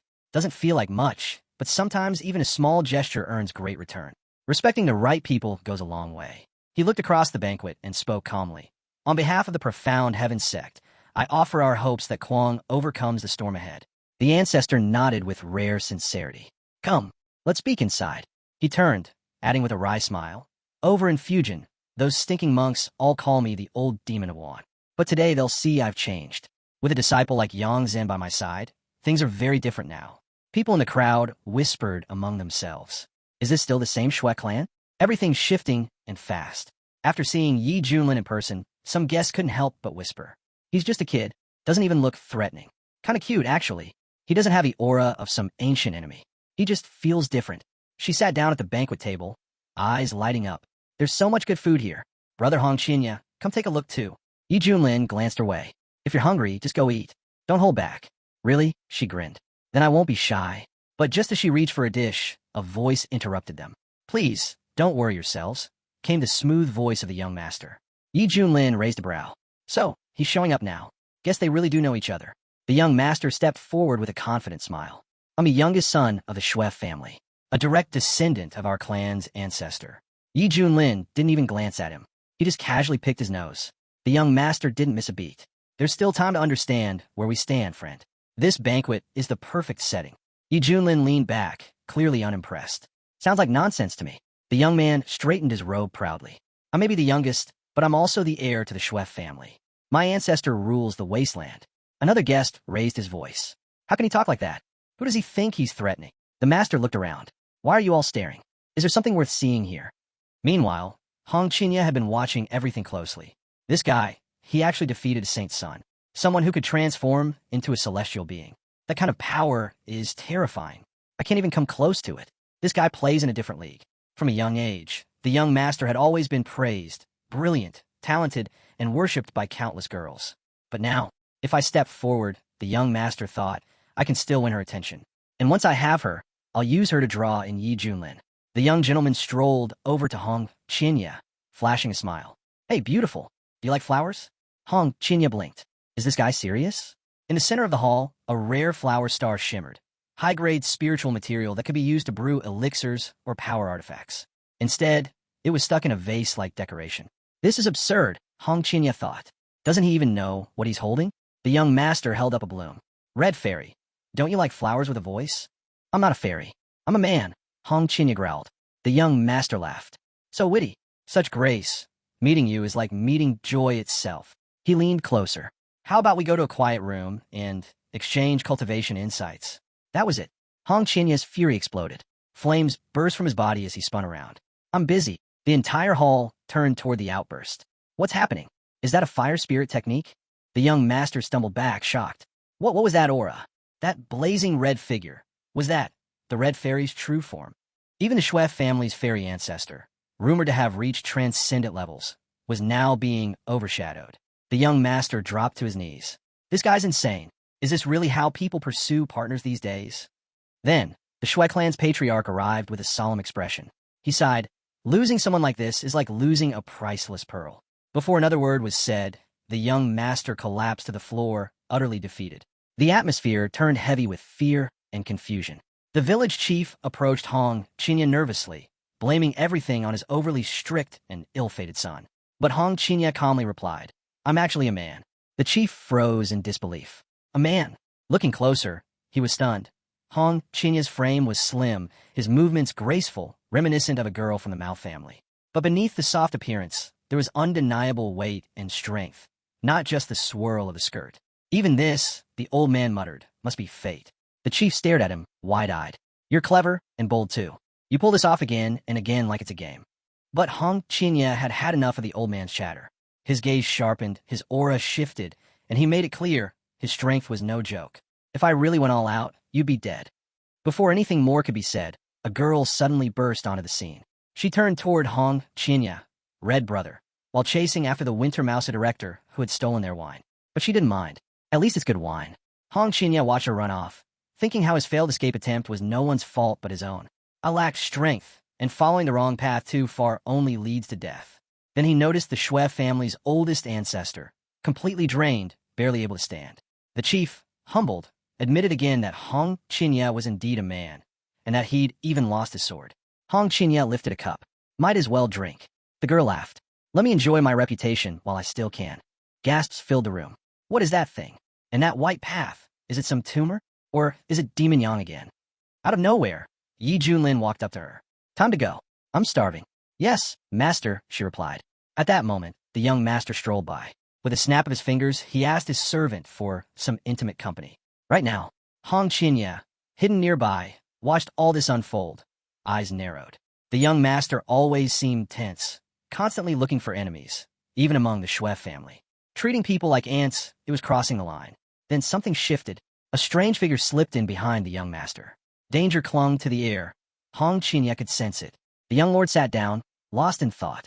How can I ever meet the woman I desire? The girls around him scoffed. With your luck? Don't hold your breath. Suddenly, an attack.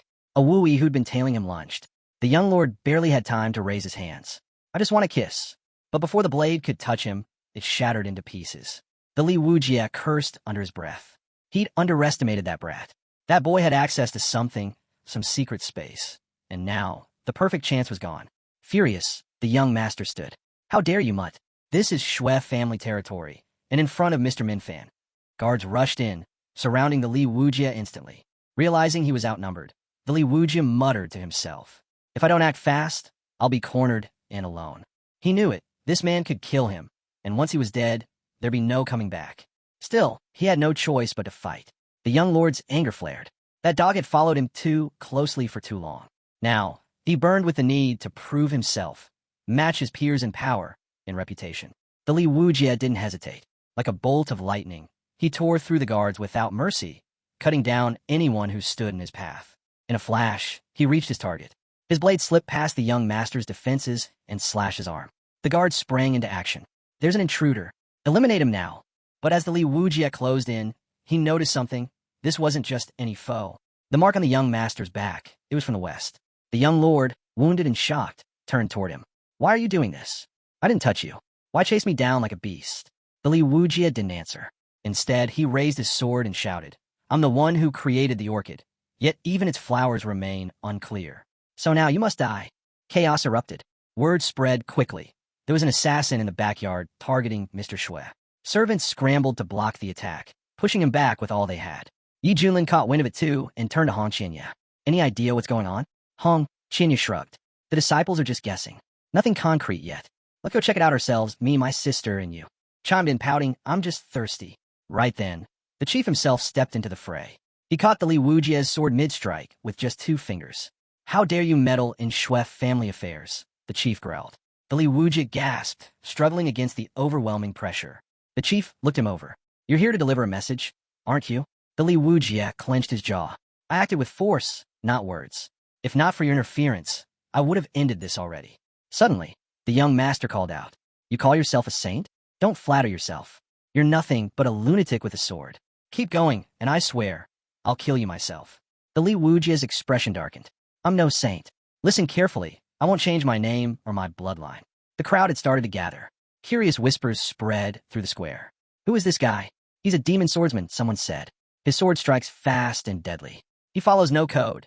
If he hates you, he'll cut you down without a second thought. Others murmured in agreement. They've been searching for someone like this in Yunzhou for years, a true opponent. And all who challenged him were crushed. He came here to challenge the Shui family heir. The chief's eyes narrowed. Impossible. He's a representative. He's one of the Shui family's own. And yet he's fallen into the clutches of the demonic world, the chief muttered. The Li Wujie stepped forward, voice cold. Save your outrage. This is about Gochi. The young master's expression darkened. We've got bad blood with that name. Even if it's his dying breath, he's trying to strike me down. But the Li Wujie looked at him sharply. And what if I told you my sister died because of you? The young master blinked. Your sister? She was always with me, the Li Wujie said, eyes distant now. After we survived 8 major events, we discovered a cultivation path, met kinmen, explored shadows and landscapes.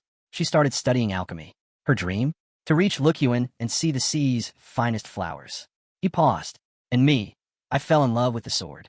So I went with her. But everything changed. A few months later, all she left behind was a broken jade bracelet. That's when I found out she'd shown up in Chuanzhou. I rushed there, desperate, asking everyone I could. Hope nearly ran out. He clenched his fists. Then I learned she'd been taken. By you. By your family. And after that, nothing. She vanished. His voice hardened. Even people in Anjuxing know. The Shui family's junior master. Everyone says he's an idiot with a sick obsession for women. Rumors say he trains in secret up on Mount Lyman, and that many women have died under his hands. His voice shook slightly. My sister, she was a golden core cultivator. If she really fell into your clutches, I can't imagine what she suffered. He exhaled slowly. That's why I swore I'd take revenge, even if it cost me everything. So he trained, relentlessly, found masters to help him break barriers, fought to reach the unification level. But still, every time he tried to strike, he failed. The Shui family was always too guarded. So he waited, watched. Then came the feasts, public, grand, surrounded by people. The most dangerous place is also the safest. It was the only chance he'd get when the Shui heir would let his guard down. I'll become a disaster within their own house, the Li Wujie muttered. Strike when no one expects it. That's when I'll succeed. The young master looked at him, grinning. You're like a wild beast. I'll give you that. I respect it. Then, with a strange gleam in his eye, he added, but you're still missing something. He licked his lips. That girl, your sister. Now she had a fire to her. My other flings? Forgettable. But her. He leaned back, smiling to himself. Some women leave a mark.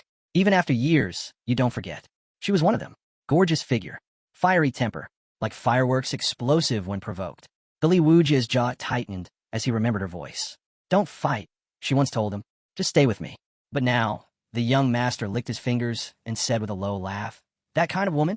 They drive me wild. The harder they resist, the more I. The more she resisted, the young master said with a twisted grin, the more satisfying it was to break her. He leaned back like he was reliving a fond memory. That figure, unforgettable. But that temper, like a firecracker. Just one spark, and she'd explode. He laughed to himself. But a woman like that, once you tame her, it's a whole different level of satisfaction. I took her to the drunken tower of immortals, he said casually. She didn't behave, so I dragged her into my room. At first, she screamed and cursed like a wild animal. But after what I did, she cried. Begged me to stop. That sound still echoes in my head. His smile turned cruel. She was a strong mare, but I broke her. For 3 days straight, she couldn't speak. Her cultivation crumbled. She passed out. And when I got bored, I snapped her neck. Let her die quickly. That was mercy. He looked directly at Li. You should be thanking me for how well I treated your sister. Li Wujia snapped. His eyes burned with fury as he roared. Why is this monster still breathing?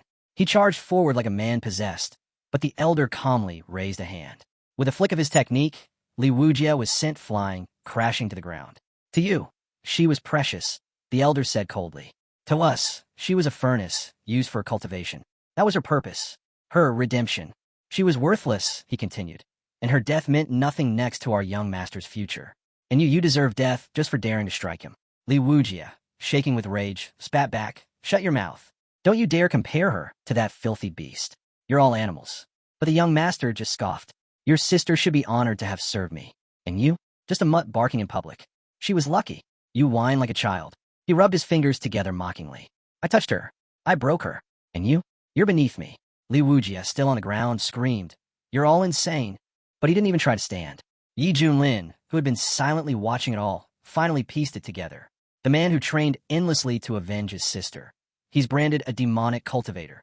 And the Shui heir, praised as noble, commits the vilest acts behind closed doors, all while parading around with the air of righteousness. Then, something blinked in front of his eyes. The system. Secondary task unlocked. Protect Li Wujia. Accept him as a disciple. Convince the Shui family ancestor to execute his own heir. Reward. Eternal gratitude of the Shui family elder plus divine martial art. Xuantian splitting holy strike. Yi Junlin's eyes widened. 10 spirit crystals too? That seals it. He grinned. Whether or not he wanted to step in before, the decision was clear now. Simple mission, crazy payout. All I gotta do is make the old man kill his own grandson. A little twisted? Definitely. Just then, young Master Shui drew his sword. This ends now, he said darkly. Next life, try not to be such a fool. In response, Shu unsheathed his own blade. Shu raised his sword high, ready to bring it down, and end Li Wujia's life right there. But before the blade could strike, Yi Junlin stepped forward, calmly raising his hand and catching the blow mid-air. The young master stared at him, stunned. What do you think you're doing? Even the elder's face twisted in shock. Is the Shantang sect seriously stepping in to protect a demon? He barked. Is he from a cult? Do you have any idea where you are? This is Shui family territory. Do you want to disgrace us? Elder Shui turned to Yi Junlin, voice rising. Explain yourself. Why stop our young master from finishing him? Yi Junlin replied without blinking. Because I felt like it. I'm taking him as my apprentice. Anyone who wants to touch him, go through me first. A hush fell over the room. The guests exchanged glances, their faces a mix of awe and disbelief. Is he serious? One whispered. Did Mr. Yi Junlin really just say that? From the ground, Li Wujia forced himself up and turned toward Yi Junlin. You're famous all across the eastern region. Why take a risk like this? Why me? One of the senior guests, furious, stepped forward. Yi Junlin, think hard about what you're doing. Walk away now, and we'll forget this ever happened.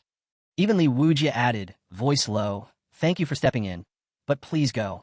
If I get another life, I'll repay you, even as a horse or ox. Hong Qinya, standing off to the side, had remained silent until now. He pitied the guy, but risking your life over a stranger? That was just reckless. Yi Junlin suddenly turned to him. Hong Qinya, how long are you planning to just stand there? Hong Qinya blinked. What? Get over here. Protect your new little brother, Yi Junlin said, matter of fact. Hong Qinya stiffened. Why yes, master.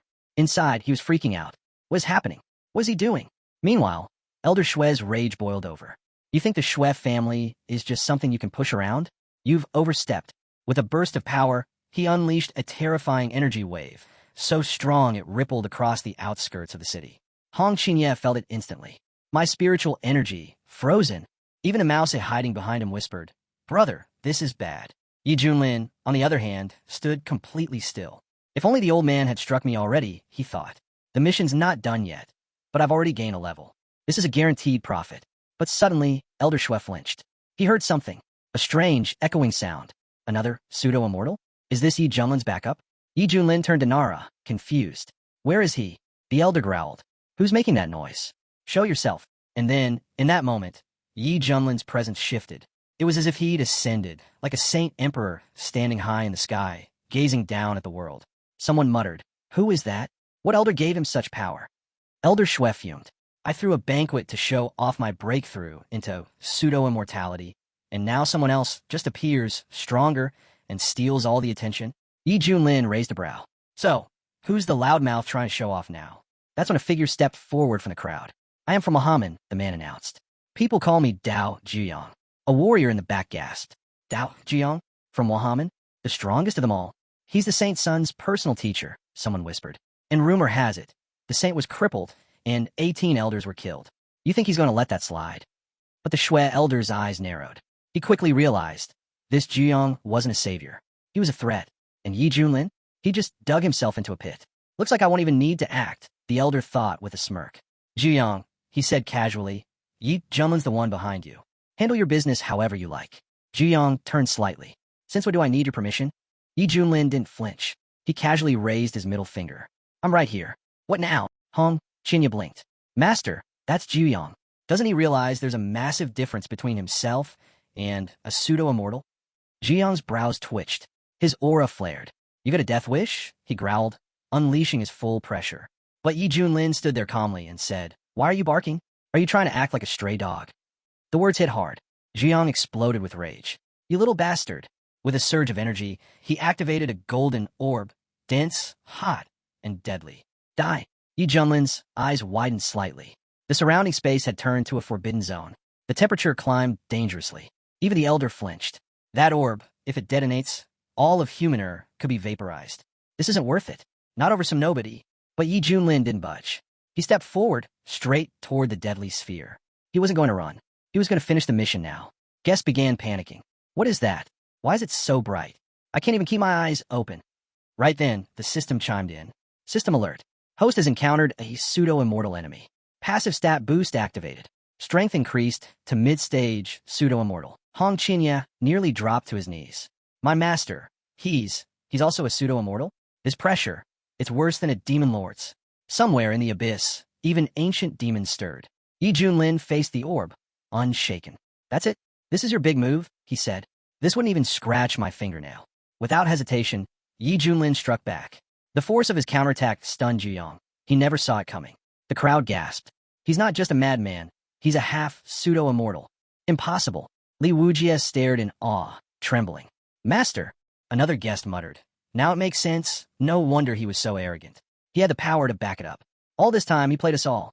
If not for this banquet, how long would he have kept hiding it?" Jiyang seethed. "You've been a pseudo-immortal all along, and you kept it hidden. You've humiliated us all." Yi Junlin raised his hands innocently. "I swear, I just advanced. I was already on the verge, just needed one final push. I swear on the heavens." But Jiyang growled, "Liar. You think I'm some idiot you can trick?" Yi Junlin grinned. Jiyang scoffed. "I don't care if you're telling the truth or not," he said. "But one thing's clear. You're the most outrageously gifted freak I've ever met." He stepped forward, summoning energy. "I've never seen someone so shameless." With a roar, he launched the Solar Seal Annihilation, a technique known for melting even pseudo-immortal defenses. But Yi Junlin didn't move an inch. He just smiled and said, "Go on. Let's see what you've got." Senior Shui folded his arms, muttering, "This guy's just showing off now. Acting tough because he's strong. But he needs to be put down. Doubt Zhuang will humble him." Jiang stared in disbelief as his technique was easily brushed off. How was that even possible?" he muttered. Even the elder couldn't believe it. "No injuries? Nothing? He must be using some powerful defensive artifact." Yi Junlin, starting to look bored, said dryly, "That all you've got? Come on. I've seen sect buildings tougher than that. Even my pecs could tank that hit." He squinted slightly. "Wait, this is the tyrant's unshakable technique, isn't it? And that's a mind expansion amplifier. You're boosting your physique." Jiang grit his teeth and activated his next move. "This solar wheel," he barked, "was forged by Wahiga's top craftsman. Late-stage pseudo-immortals don't even dare face it directly. Let's see how your body holds up to this holy artifact." But Yi Junlin still didn't flinch. "All right," he said, stretching his neck. "Let's see how far you get." Jiang, furious, poured everything into his next strike. But Yi Junlin just yawned. "You're really starting to annoy me. Too loud." And in the blink of an eye, he caught Zhuyang's full-powered attack with his bare hands. Then, with one smooth motion, he grabbed him and hurled him into the sky, suspending him like a toy. Elder Shue's voice trembled. This has to be an ancient beast in human form. If it were me up there, I'd already be a bloody smear. Zhuyang couldn't believe it either. This attack is designed to shatter pseudo-immortals, and it didn't even pierce his skin. Yi Junlin looked up at him. You jealous of this body? Yeah, tough luck. I was born this sturdy. He casually tossed Zhuyang's ore to the ground like junk. Here's your broken toy back. Try again if you think you're lucky. Zhuyang growled, shaking. That's it. I'll never forgive you. This means war. He soared into the sky, energy spilling around him like a storm. Then he summoned his trump card, Feathered Ascension Art. Yi Junlin tilted his head. Feathered what? Is this some flying chicken move or something? Silence. Zhuyang bellowed. How dare you mock Wahaman's secret technique? He unleashed a flurry of brilliant, explosive attacks.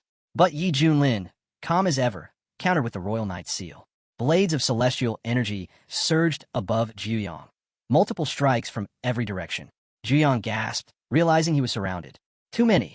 I can't block all of them. You're strong, he admitted. I'll give you that. But let's see you handle this. Zhuyang's aura surged again. With a roar, he activated his final move, 9 suns burning the sky. Zhuyang's eyes burned with fury. I'm sacrificing 1,000 years of life for this. He roared as flames surged around him. I summon the fiery sun of the immortal realm. I'll make you kneel in the heart of the sun and beg for mercy for all eternity. The guests backed away in panic, sweat pouring down their faces. It's too hot. The whole place is burning up. He's going to scorch everything. But Yi Junlin just rolled his eyes. Brat, he said calmly. Open your eyes. This is the finale. With a single breath, he activated his ultimate move, Fivefold Sansera of Oblivion. A wave of overwhelming force rippled across the entire territory, blanketing the battlefield in pure obliteration. Zhuyang's eyes widened, but he didn't back down. Only one of us is walking away from this. He hurled blazing fireballs, one after another, each more violent than the last. Yi Junlin smiled coolly. Still at it, huh? Are you seriously trying the same move again? Zhuyang's laughter turned manic. It's all fake anyway. What does being a pseudo-immortal even mean? What's the point of power if I can't surpass you? I've cultivated for 3,000 years. Then his expression twisted. I'll be waiting for you in the underworld. Yi Junlin, may the wrath of Xiantian devour you. From the sidelines, Hong Qinya watched in silence, barely able to process what he'd seen. The strongest pseudo-immortal in the eastern region, reduced to madness. All from a single battle. Just how much power is Yi Junlin hiding? Yi Junlin calmly took off his glasses and sighed. Much better. Not so blinding anymore. He turned his back on the smoldering battlefield. Time to finish this quest. He walked straight towards Senior Shui. The elder bowed respectfully. Honorable Yi Junlin, your divine power is awe-inspiring. This humble one is filled with admiration. May I ask, do you have any further commands? Yi Junlin glanced toward Li Wujia and said, I've taken on a new disciple. You have no objections, right? Shui's head bobbed quickly. Of course not. Who would dare oppose your will? Take him, take anyone you want. Just show mercy. But Yi Junlin's voice turned sharp. My student, Li Wujia, was humiliated and crushed by your family. As his teacher, should I not help him get justice? Shui forced a smile. That's perfectly reasonable. Entirely justified. But, may I ask, what are your intentions? Yi Junlin's reply was cold and simple. I plan to kill every single member of your family, right here. The elder went pale. What? Is that too much to ask? Yi Junlin asked, tilting his head. But then again, he continued. Life on the Ringong Islands is hard. The Shui clan, their burden, discontent. So tell me, how should one respond to such suffering? Senior Shui swallowed hard. See, could the terms be adjusted? Many in the Shui clan are still wooey. But Yi Junlin narrowed his gaze. You've only lost some kin. My disciple lost his sister. And you're just a withered old man with no sympathy. The elder lowered his eyes in shame. Please look at me. Look at my son. We've already paid a price. What we sowed, we've reaped. I only asked for a sliver of grace. Yi Junlin turned and walked away. I'll go my own way. But if that's the case, he said over his shoulder, then hand over the one responsible. The root of all this. The old man lowered his head. So be it, he whispered. I can't carry this burden anymore. He looked to Yi Junlin. Do you really mean it? Wiping out the entire Shui clan. That's no small thing. Taking even one life is a heavy sin. Then he sighed. But the one who grants mercy is the one who holds true power. Without another word, he turned toward the elder behind him. The moment their eyes met, the old man didn't speak. he simply raised his hand and fired a searing electric beam straight through him. Junior Shui gasped in shock. Father, what are you doing? What's the point of this? What happens after this? The elder stood still as the light faded, then turned back to Yi Junlin. Is that enough? He asked quietly. Yi Junlin raised an eyebrow. You're assuming something. Want me to help you spell it out? The elder smiled grimly. You speak of punishment and blame, but children don't teach their fathers. Still, maybe I need someone to challenge me on that. Yi Junlin gave a small nod. Then so be it. Without hesitation, the old man spun around, leapt into the air, and in a flash, he was at his son's throat. Literally. Junior Shui gasped. Father, no. But the elder didn't stop. His grip tightened. His face was resolute. And then it was done. The body went limp. The silence afterward was thunderous. The elder lowered his arms and turned toward Yi Junlin. Master, he said solemnly, on behalf of my son, thank you for your judgment and your mercy. Suddenly, Li Wujia's boyfriend burst into laughter. Did you all see that? The beasts were punished. For once, justice. Yi Junlin stepped forward, his expression steady. Fate's cruel, but your enemies have now paid in full. So, are you ready to follow me? Li Wujia dropped to his knees. My life is yours now, he said. From now on, I belong to you. I'll follow any order, no matter what it is. He bowed low to the ground. Master. But Yi Junlin knelt and rested a hand on his shoulder. No need for all that.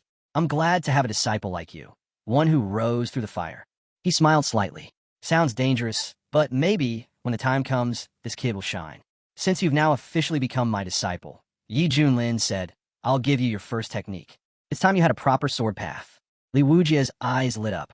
Truly, Yi Junlin raised his palm, and an ethereal sword light shimmered in his grasp. This is the mixed heavenly sword. In that moment, a radiant flash enveloped them, and Li Wujia's hands moved instinctively. His new ability gathered every nearby blade like a magnet, orbiting him in perfect unison. He stared at his hands in awe. This is a sword-wielding technique. But it's more than that. It's like the will of the heavens is etched into every motion, hidden inside each carving. His voice trembled.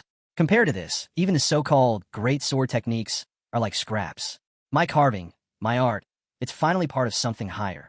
He looked up, eyes wide. Just who are you? Yi Junlin chuckled. You're getting ahead of yourself. But fine, he said, stepping back. I'll give you the art. You'll forge your own path, and someday, create a legend of your own. Li Wujia stood tall, his power growing, but Hong Qinya watched from the side, unsettled. This guy, Hong Qinya thought, he came in like a loyal dog. Now he's turning into something else entirely.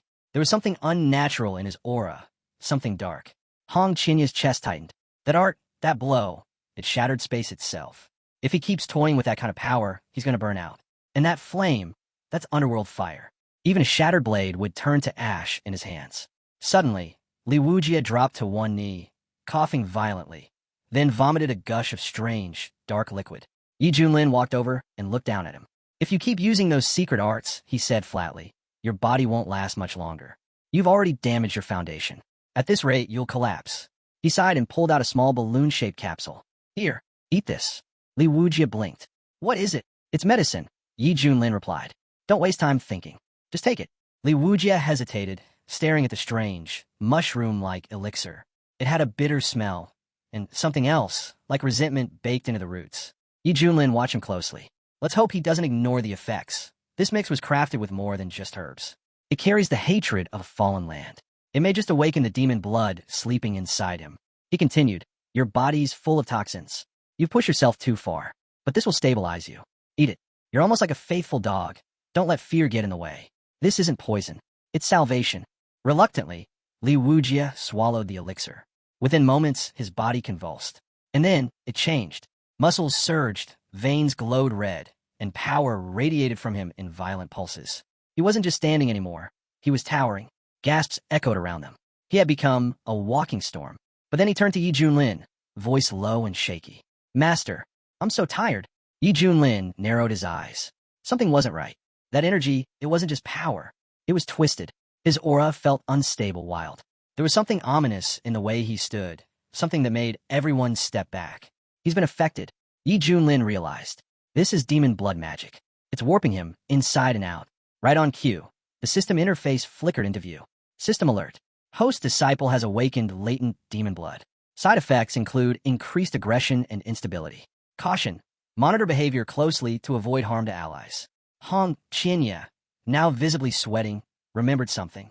Su Qianxue, what kind of techniques did he use to shatter through his disciples' barriers like this? From initial fusion to great fusion, in one move. No, even I've reached deification in the central region, and I've never seen anything like this. What did Yi Junlin just feed him? What is this transformation? Li Wujia's laughter suddenly burst out. Loud, broken, manic. He gripped his sword and began swinging wildly. The surrounding warriors stepped back in alarm. He's in the fusion stage, one of them muttered, but this power, it's monstrous. Even if I gave everything I had, another said, I wouldn't survive one strike from him. Too powerful, too fast, too unstable. Yi Junlin watched it all unfold, arms crossed. This, he said quietly, isn't even the full extent. And with that, he activated. With the awakening of his bloodline power, Li Wujia felt unstoppable, like a tiger granted wings. But just as he surged forward, he caught sight of his master standing ahead. Without slowing down, Li Wujia hurled his attack straight at him. Yet Yi Junlin didn't move an inch. Instead, he calmly said, let him carve out his own destiny. From this moment on, may he awaken to the greater path. Even though his future disciple had just struck at him, Yi Junlin chose not to retaliate out of anger. Instead, he responded with a lesson, unleashing the Heavenly Emperor technique. But he held back. There was no need to go further. After all, his disciple had only reached the fusion stage, and yet, he was already challenging Phazon.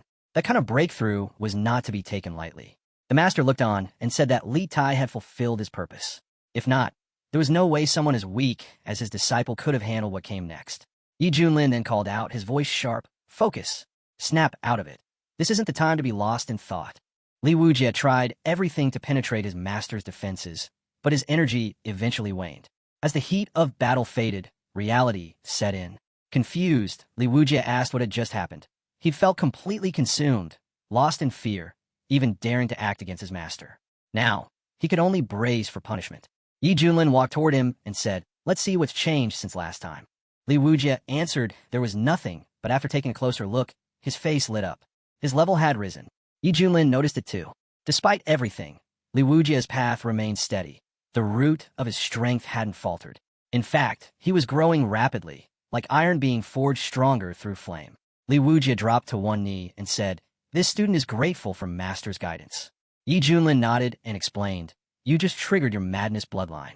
It grants incredible strength, but it won't last long. You'll need to learn to control it, to keep your balance. Li Wujia bowed his head. I'll remember, Master.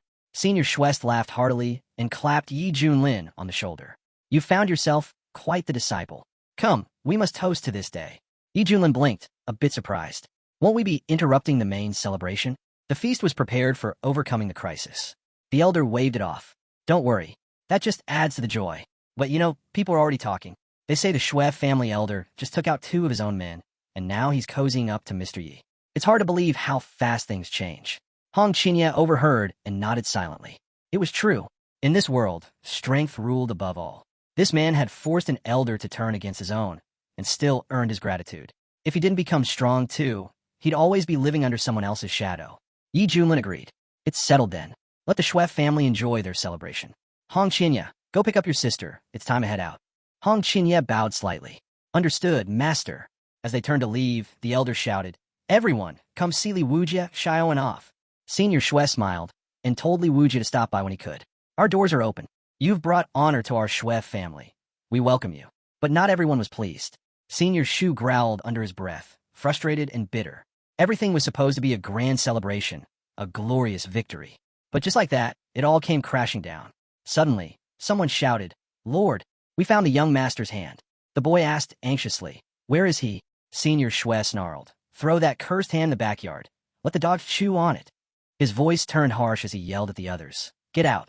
This party's over. Meanwhile, Li Wujia stood aboard the divine beast, riding through the clouds. The experience felt surreal, like a dream.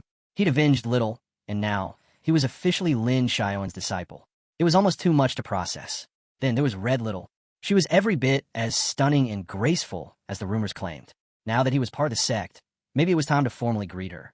Approaching, Li Wujia said, Elder Sister Red, your talent is unmatched, but your beauty is out of this world. I look forward to learning much from you in the days ahead. Hong Qinya sighed as she watched from a distance. Why are all these guys like this?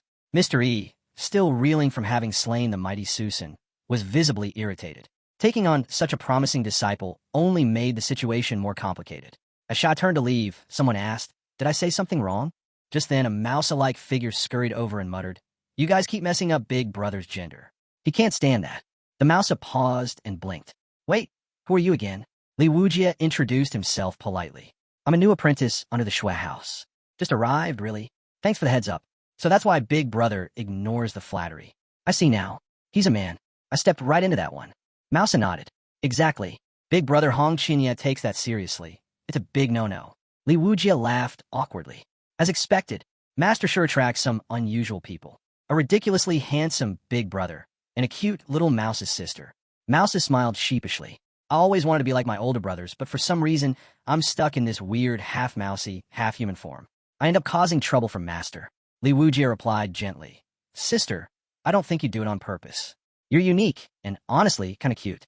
Actually, back when I was traveling through the eastern region, I stumbled upon a secret transformation technique. If you're interested, maybe it could help you return to full human form." Mouse's eyes lit up with excitement. "Really? If it works, I won't cause Master any more headaches." "That's amazing." She bounced over to Yi Junlin, beaming. "Teacher, if this works, I might finally become fully human again and stop giving you so much trouble." Yi Junlin raised his brows, clearly surprised. "Is that so? Well, that's wonderful news. But honestly, I might miss that soft, fluffy mousy head of yours." Mouse giggled. "No worries, teacher. I'll be able to shift at will. If you miss the fluff, I'll bring it back anytime." Then she paused.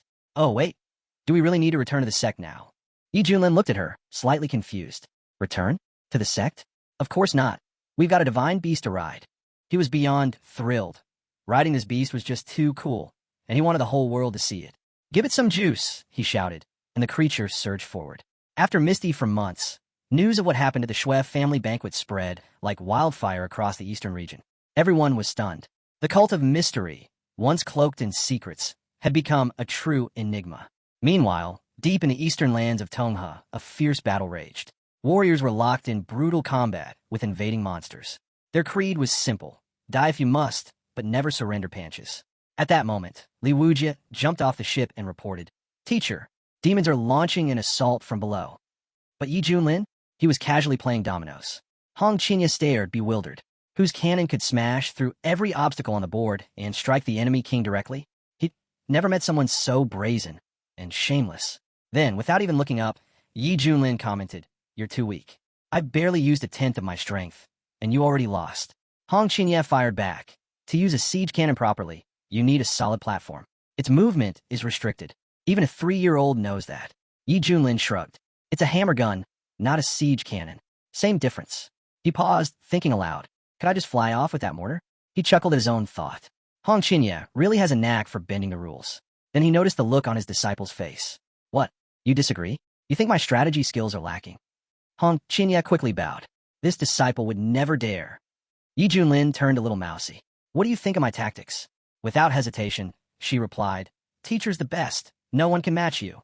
Hong Qinya glanced over and muttered to himself, "This mousy really knows how to suck up." Then Yi Junlin turned back to Li Wujie. "You were saying?" Li Wujie stiffened. "A wave of demons has been detected attacking the city. The situation's critical." Yi Junlin's expression turned serious. "These demons, they came from a place long thought sealed away, Nether Abyss. An ancient, forbidden land hidden deep within the eastern region. It was said to be home to dark races and deadly creatures. Long ago, beings from Nether Abyss had tried to invade the world, but humans and masters banded together in a massive war. Eventually, they pushed the invaders back, forcing them to retreat into isolation. Since then, the two sides had kept to their own realms. But now, demons were back. Was the ancient truce broken? "This isn't just an attack," Yi Junlin said grimly. "Something bigger is happening. Let's meet them face to face and find out what they're after." The super demons burst into laughter upon seeing the humans before them. One of them mockingly remarked that a human monk had approached earlier and ordered his men to stay silent, so as not to spook their food. They were told to wait patiently for the humans to come closer on their own. Yuang looked at them and calmly stated that among the 800,000 monsters, there were so many at the body unification level that they couldn't even be counted. In the past, he wouldn't have had the courage to face such a force. But now, he stood shoulder to shoulder with exceptional warriors like Big Brother Hong. Despite that, Yuang admitted to Big Brother Shirao that his swordsmanship wasn't exceptional, so he would reveal his weaknesses first. Without wasting time, Wang activated his sword technique and charged straight into the horde of monsters. The demon leader quickly ordered his minions to capture the human monk. Seeing their advance, Shirao launched a long-range attack using the Golden Sparrow Flame. The monsters tried to resist the blaze, but it was relentless. Many were burned alive on the spot. Wang turned to Big Brother and said he truly admired his power.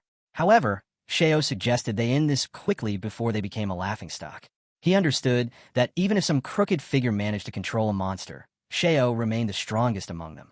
From the castle, the commander and the others observed the battle and were impressed by its intensity. Even the prince acknowledged that Shirao wasn't called the disciple of the white-haired assassin for nothing. After all, he had annihilated 500,000 enemy troops in an instant. One of the monsters asked, "Who are these two?" Another replied that they had appeared at a critical moment and seemed to be defenders of the Zhou Empire.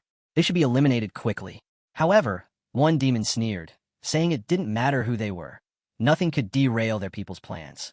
He then ordered a full attack. Before they could make a move, Shirao was already preparing his next strike, unleashing another wave of searing flame. Suddenly, the monsters opened a portal, summoning half a dozen reinforcements. Upon seeing them, Shirao smirked. Interesting guests have arrived. The aura from one of them revealed him to be an Indian commander at the Great Ascension level. Realizing the danger, the monsters began to panic. Some reported to the elder demons that the two humans were extremely powerful, one at the body unification level and the other at the beginning stage of the Great Ascension. Despite that, a spear-wielding monster stepped forward, confident he could crush them without his boss's help. Wang stepped up to face him, saying this was the perfect chance for him to train against a Great Ascension-level enemy. The monster attacked without hesitation, but Wang struck first.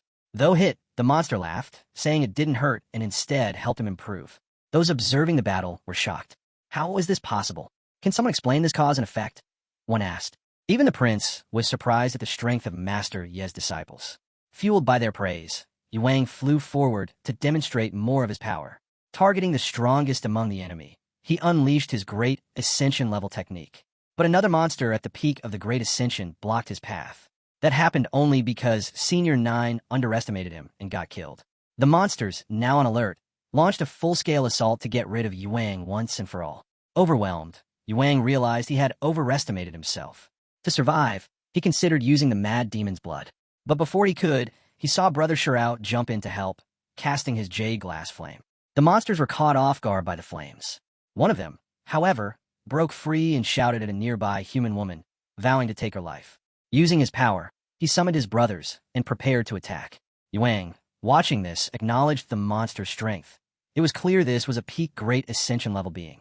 But the monsters simply laughed, saying it was too late for fear. He declared that both Wang and the stinking woman would die. Hearing that, Wang muttered, "Stinking woman," just as Shirao prepared to strike again. The younger brother coldly declared they were already dead men. Shirao confirmed it, unleashing his soul-consuming black flame. Terrified, one of the blue monsters turned to his older brother for help, but it was already too late. Shirao had let loose his full power. The monster shouted in disbelief, "Impossible!" But he didn't even realize he'd already been hit. The rest of the monsters looked on, stunned. Shirao simply said, "You're nothing but ants unaware of your fate." Wang silently agreed. At his current level, an enraged big brother Shirao was practically invincible. It made sense, given he was their master's first disciple. Wang even thought to himself that if a fight ever broke out between them, Shirao could probably cut him down without mercy. Suddenly, Shirao glanced to the side and saw his younger brother coolly pointing his finger. Shirao paused, wondering, was this really happening or was it just his imagination? All the ghosts were shocked and terrified by the overwhelming energy released by Shao, a strange mix of pink and blue that pulsed through the air. As the master of the ghost is just behind the soldiers muttered in disbelief and said, "He cut General Zhang, the strongest among us, in half with a single strike. We're finished. We can't win this." Just then, two other soldiers turned their heads and noticed even more ghost soldiers arriving in a frenzied swarm. The master of the ghosts appeared and stepped forward, his voice cold and commanding as he said, "Stop this pointless resistance. Taking this city is only the beginning. Every fortress will fall to our ghost race. Your entire dynasty will soon be wiped out." Suddenly, the scene shifted. The battlefield was littered with severed ghost heads and upper bodies, and blood flowed freely across the ground. At that moment, Manhua, commander of the Tiger Leopard Cavalry and a powerful Yuaning cultivator, appeared, riding a roaring lion at high speed. She charged straight toward the master of the ghosts, who stood confidently atop a mountain. The Ghost Master let out a cruel laugh as he struck Wang, and she had to leapt off her lion and got thrown on the ground, her eyes blazing with fury. The surrounding soldiers froze in surprise, whispering among themselves, "Commander Wang." The Ghost Master sat on a dark, monstrous horse with a sword in hand. He sneered at her and said, "Lowly humans kneel before this general." But Wang stood her ground and snapped back. "I serve as the commander of the Tiger Leopard Cavalry under the great Zhou Emperor. I stand for the dignity of our dynasty, and I will never bow to a beast like you. Kill me if you dare. I won't back down." "Very well," the Ghost Master growled.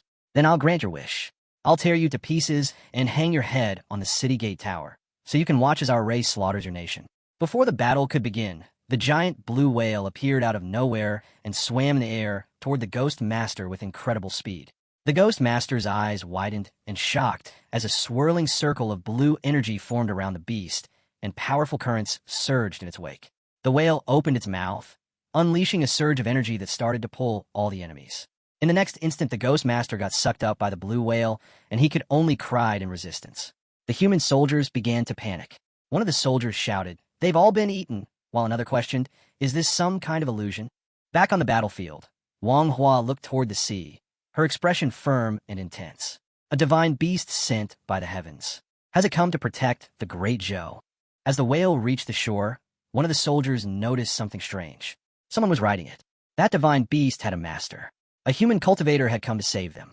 He called out, asking for the senior's name and where he came from.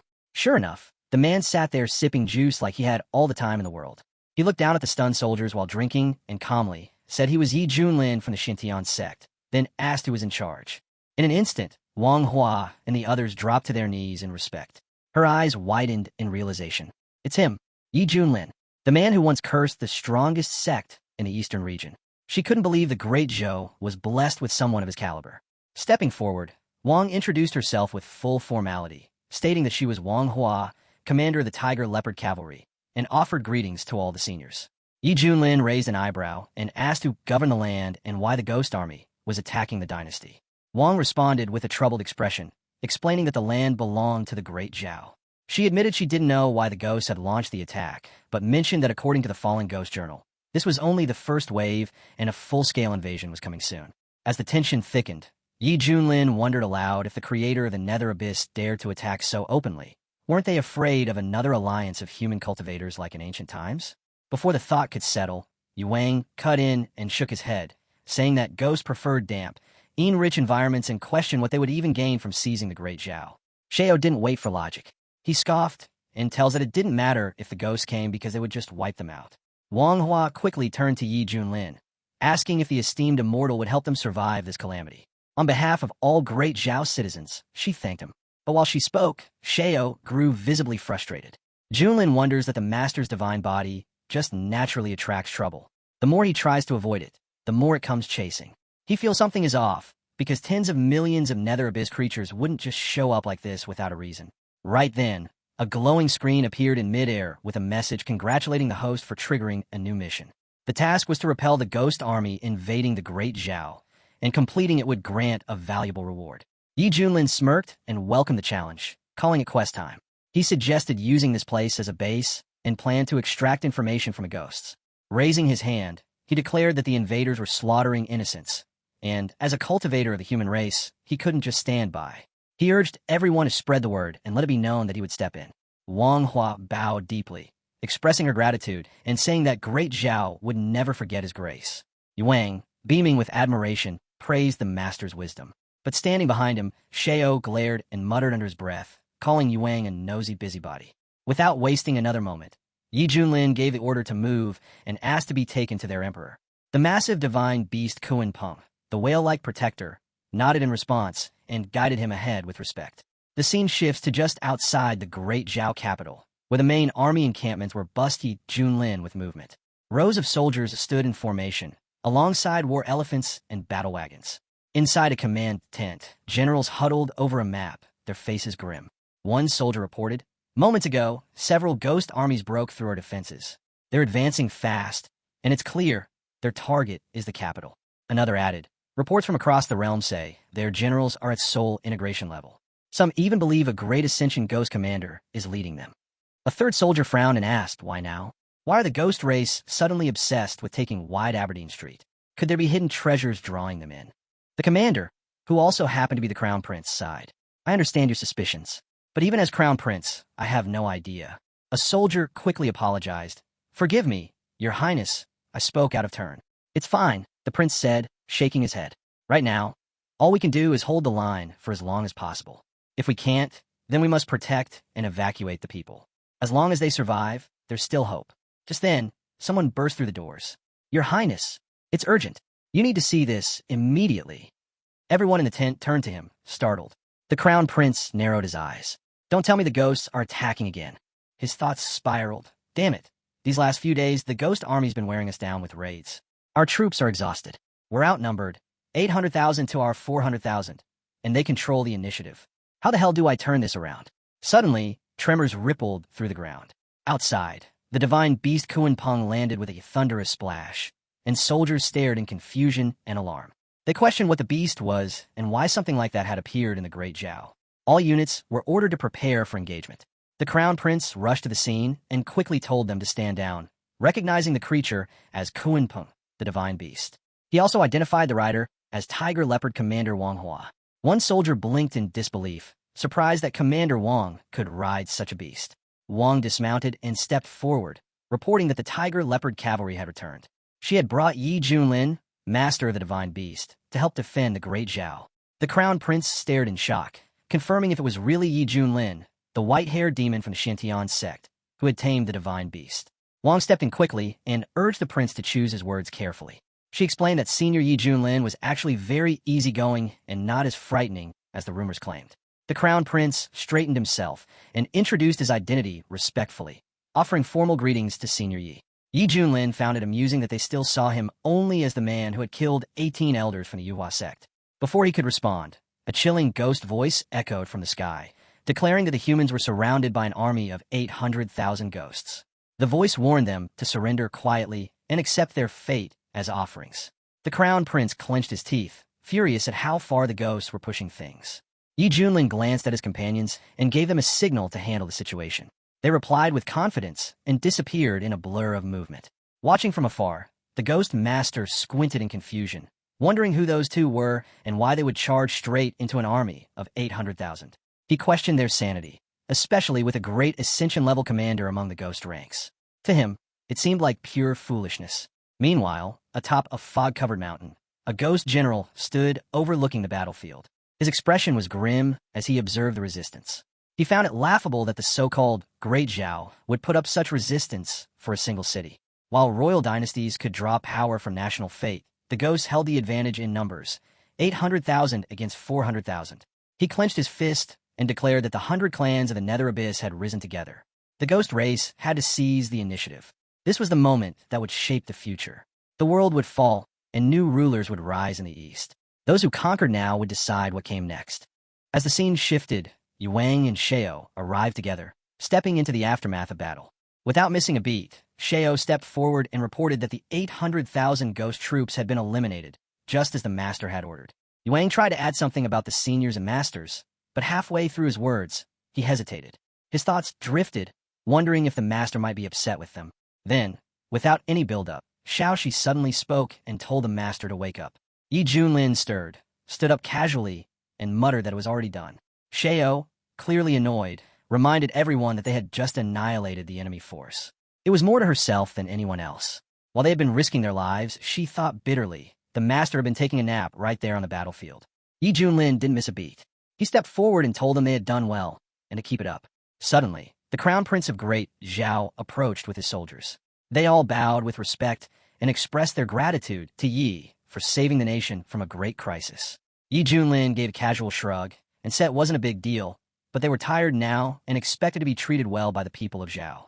The Crown Prince, taking no offense, assured him that they were honored guests and would be escorted to the capital for a grand banquet. As the scene shifted to the magnificent Great Zhao, the Crown Prince led Yi through the palace gates and mentioned that before the banquet began, his father wished to meet him. Yi Junlin rolled his eyes inwardly, thinking how typical it was for the old emperor to just sit around and wait. Inside Tianyi Hall, soldiers lined both sides of the grand corridor, bowing low as Yi Junlin and his companions walked through. The emperor, seated at the center in regal attire, spoke with a weak yet dignified tone, asking Yi Junlin for forgiveness for not greeting him in person due to poor health. Yi Junlin observed him quietly, feeling the dense energy pulsing faintly from the throne. This could be national density, he thought. According to the records, national density is a mysterious force tied to the fate of the nation.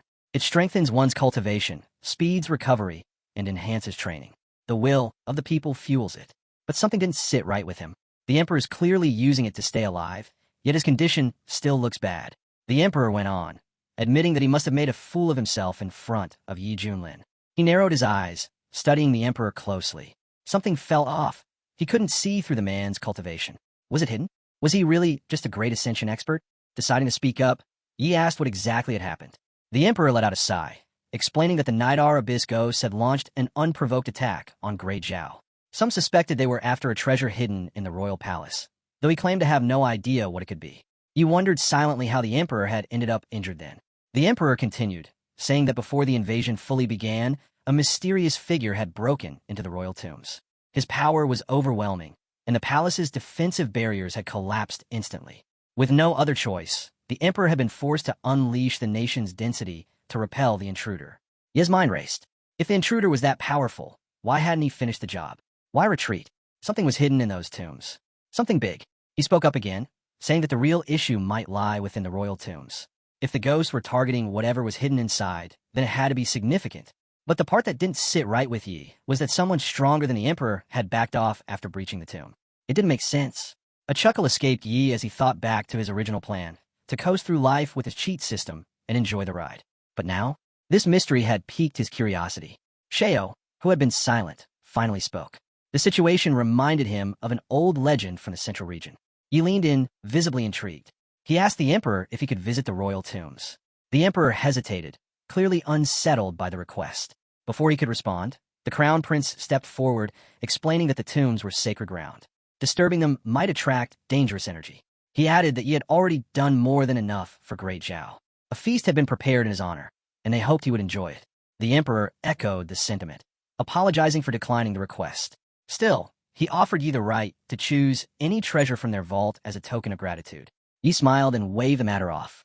He said he was only curious and mentioned that his system quest hadn't ended yet, so he'd stay around and observe how things played out. The crown prince grinned, relieved, and invited him to follow.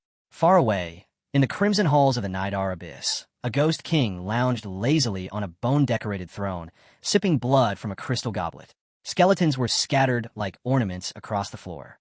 He muttered with satisfaction that the blood of newborns was truly divine. After all these years, the time had finally come. Once Great Zhao fell, his status in the ghost race would rise immensely. His eyes gleamed with ambition. If he earned favor with the Eastern Lords, perhaps a seat among them could be his. Still, something bothered him. There had been no news from Kuntha or the others. By now, the emperor should have been forced to act. As he pondered, a masked figure suddenly appeared in the hallway like a phantom. The figure asked coldly why the Ghost King was still lounging there. The Ghost King stood straight and offered a respectful greeting. He claimed to have already deployed his forces and vowed that the emperor would soon be crushed. The masked envoy scoffed and informed him that his entire army, 800,000 strong, had already been annihilated just outside the capital. The emperor hadn't even needed to step in. Stunned, the Ghost King demanded to know how that was possible. His forces included dozens of Soul Integration generals and 10 Great Ascension commanders. The envoy snapped that it wasn't the Zhao dynasty that stopped them. It was a single cultivator named Yi Junlin. The Ghost King's face contorted in fury. A brat at the Great Ascension level had dared to interfere with his plans?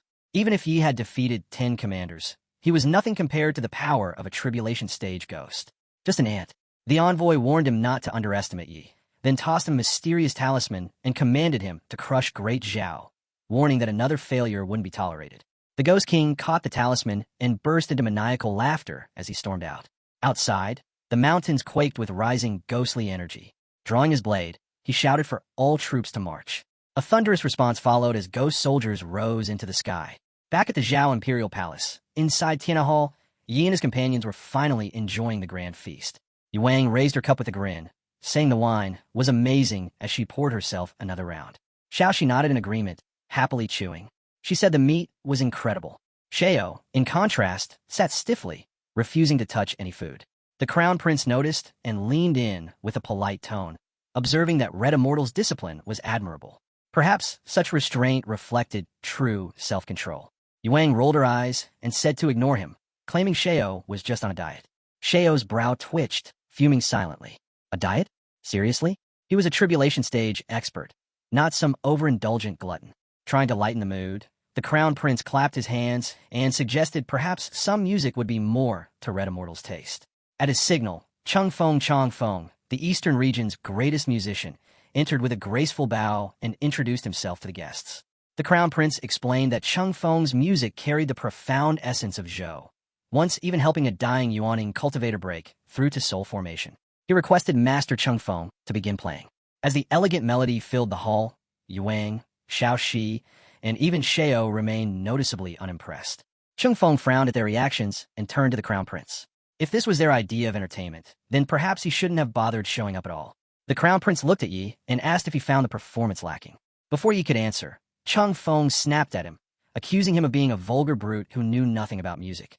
Yuang's aura flared up, her eyes burning with anger. She declared that no one insulted her master and that she'd end Chang Feng where he stood. The Crown Prince raised his hands and quickly intervened, saying that Master Chang Feng simply had a blunt personality and meant no offense. But Chang Feng sneered and claimed that they were all barbarians, only interested in battle, never respecting the sacred Zhou of music. The Crown Prince muttered under his breath, wishing Chang Feng could at least die with some dignity if he was going to keep acting like that. Just then, a system screen lit up before Ye's eyes. A new optional mission had been triggered. He glanced at the mission details and chuckled to himself. The first option was garbage. It had just hurt his reputation. But the second? It would power up Mousy and boost his entrance style. Perfect. He got up from his seat and said there was no need for instruments. If music was the test, then his hands would do just fine. Chang Feng's face twisted in fury. Hands? Martial arts scum had the nerve to mock the sacred path of music? He had studied for thousands of years, diving deep into this Zhou, and now some brute thought he could just wing it? He simply cracked his knuckles and smiled, ready to prove otherwise. The prince entered the conversation too and said, every profession requires its master, and practitioners are no exception. If it were as simple as just having hands, there would be no masters left in this world. Yuang was also supportive and shouted that his teacher was right, and the most important thing was to have hands. Chang Feng shouted at the guy to act. He said he would lend him Fuyo's lute and let everyone see what amazing music he could play. If that guy could actually perform, then even a pig could climb a tree. With an attitude like his where all he knew was how to fight and kill, there was no way he understood the art of playing the lute. Yi Junlin glanced at the old man and asked him to hold back. He said he was really afraid that someone as respected as Yi Junlin might lose patience and start a fight right there. Yi Junlin picked up the instrument and said that in his past life he had a creative side and playing the lute was easy for him. He added that his master had given him auto-improvement skills. The system then gave a notification. It showed the levels of lute mastery, which started from elementary comprehension, then moved to confident mastery, outstanding mastery, supreme mastery, and finally pinnacle of perfection. Yi Junlin's current skill was already at pinnacle of perfection. He then asked the system about the other guy's level. The system replied that the man's skill was only at confident proficiency. The old man told him to hurry up and stop wasting time. The prince saw all of this and wondered if Honorable Yi Junlin had any patience left. He questioned whether he should step in and save Chang Feng. Yi Junlin thought to himself that if Chang Feng had only reached the level of confident mastery, then maybe it was better to just bear with listening to his level and hand over the stage. He decided to let him perform his old melody called Power over the world. Yi Junlin then placed both hands on the instrument and began to play using his energy. The flow of waves in the music shifted between fast and slow with such depth that Xiao could not believe the melody came from someone so young. She wondered how his teacher had passed down such a powerful tune. If this performance took place in the central region, it would easily be ranked at the highest level where no one would dare challenge it. Chang Feng was shocked to hear such a sound and asked, "How is this even possible?" Yuang also excitedly shouted at this moment that the music was great, and he was suddenly able to feel the incredible depth and meaning in it. "I have a storm of emotions and feel like my heart is about to jump out." But Yi Junlin suddenly started playing faster so that everyone could feel the energy. Shirao hadn't expected that and suddenly felt himself raising his level. Yi Junlin had told him that this was the middle of the Great Ascension, the late stage, the peak, the perfection. She suddenly realized that she was only one step away from reaching the state of Ascension. Yuang was also caught under this and shouted for more, to give him energy. After all, Senior Lee had been dreaming of this for a long time. Someone said that Senior Li had also unexpectedly moved from unification into a great ascension. The prince witnessed everything with his own eyes and claimed that Yi Junlin, who was thought to be honorable, was actually a false immortal, only at the mid-stage of ascension. Energy from the melody surged through the residence and echoed across the city. The warriors who experienced it said the sound alone had healed their wounds completely. They called it an amazing event. Some even felt themselves advancing into the spirit transformation realm and called it a miracle and a blessing from the heavens. Meanwhile, outside the capital city of Zhou, an elder demon warned that the demons planned to launch a bloodbath that very night across the empire. He ordered them to attack the city. Suddenly, a radiant light burst across the sky, catching everyone's attention. Even the younger demons begged their elders to look at it. The force of the sound was so intense that it tore through their ranks. Just before being destroyed, some monsters cried out in desperation, questioning what it was and pleading for the great king to rescue them. They shouted that whoever had this kind of power should stop hiding, because hiding did not count as a skill. The terrified monsters urged their king to retreat at once, saying mankind now had a mighty protector. But the elder demon refused and demanded to know who the true opponent was. In that moment, he declared there was no better choice than to rely on Abyss Pill, who was ready to sacrifice anything just to uncover the identity of this mysterious and powerful enemy. The elder demon began to improve and shouted that he could feel the power within him surging, and his skill had moved from the beginning level of ascension to the late stage. This music can no longer affect me. The elder demon evolved and began to attack the city from afar. He shouted to the enemy, "It doesn't matter who you are. After all, you're going to die anyway." The royal city of Zhou would soon fall anyway. But Yi Junlin continued to play the instrument and released his light spirit, stepping into the white light. The spirit completely surrounded the ground and pulled him out of the darkness, beginning to shine its light over the house. People claimed they had never seen anything like it in their entire lives. They described it as a legendary phenomenon where the sun and moon shine together, the dragon and phoenix sing in harmony, and the stars light up the sky. It felt like a true blessing from the heavens for the land of Zhou. The monster saw all this and asked, what is really happening in Zhou? But suddenly, someone attacked him, and the attack directly hit his back. He didn't even have time to dodge before he felt the pain. The elder monster asked, "Who was it that really attacked? If you have the courage, you come out." But a friend of the elder demon saw that someone was in the house in front of him, and he said that mankind had a great existence. The sound of energy was so loud that the senior monster couldn't even hold back and slowly disappeared with a slow flame. By this time, Yi Junlin had finished playing his tune. He turned to the others and asked how they felt about his power over the world. The system then congratulated him, stating that because he had defeated the demon army, he would be rewarded with a sheen pawn containing the 5 elements of spiritual roots. Yi Junlin was stunned and questioned what had just happened. He wondered if the system had malfunctioned during his performance and when he had supposedly defeated the demon army.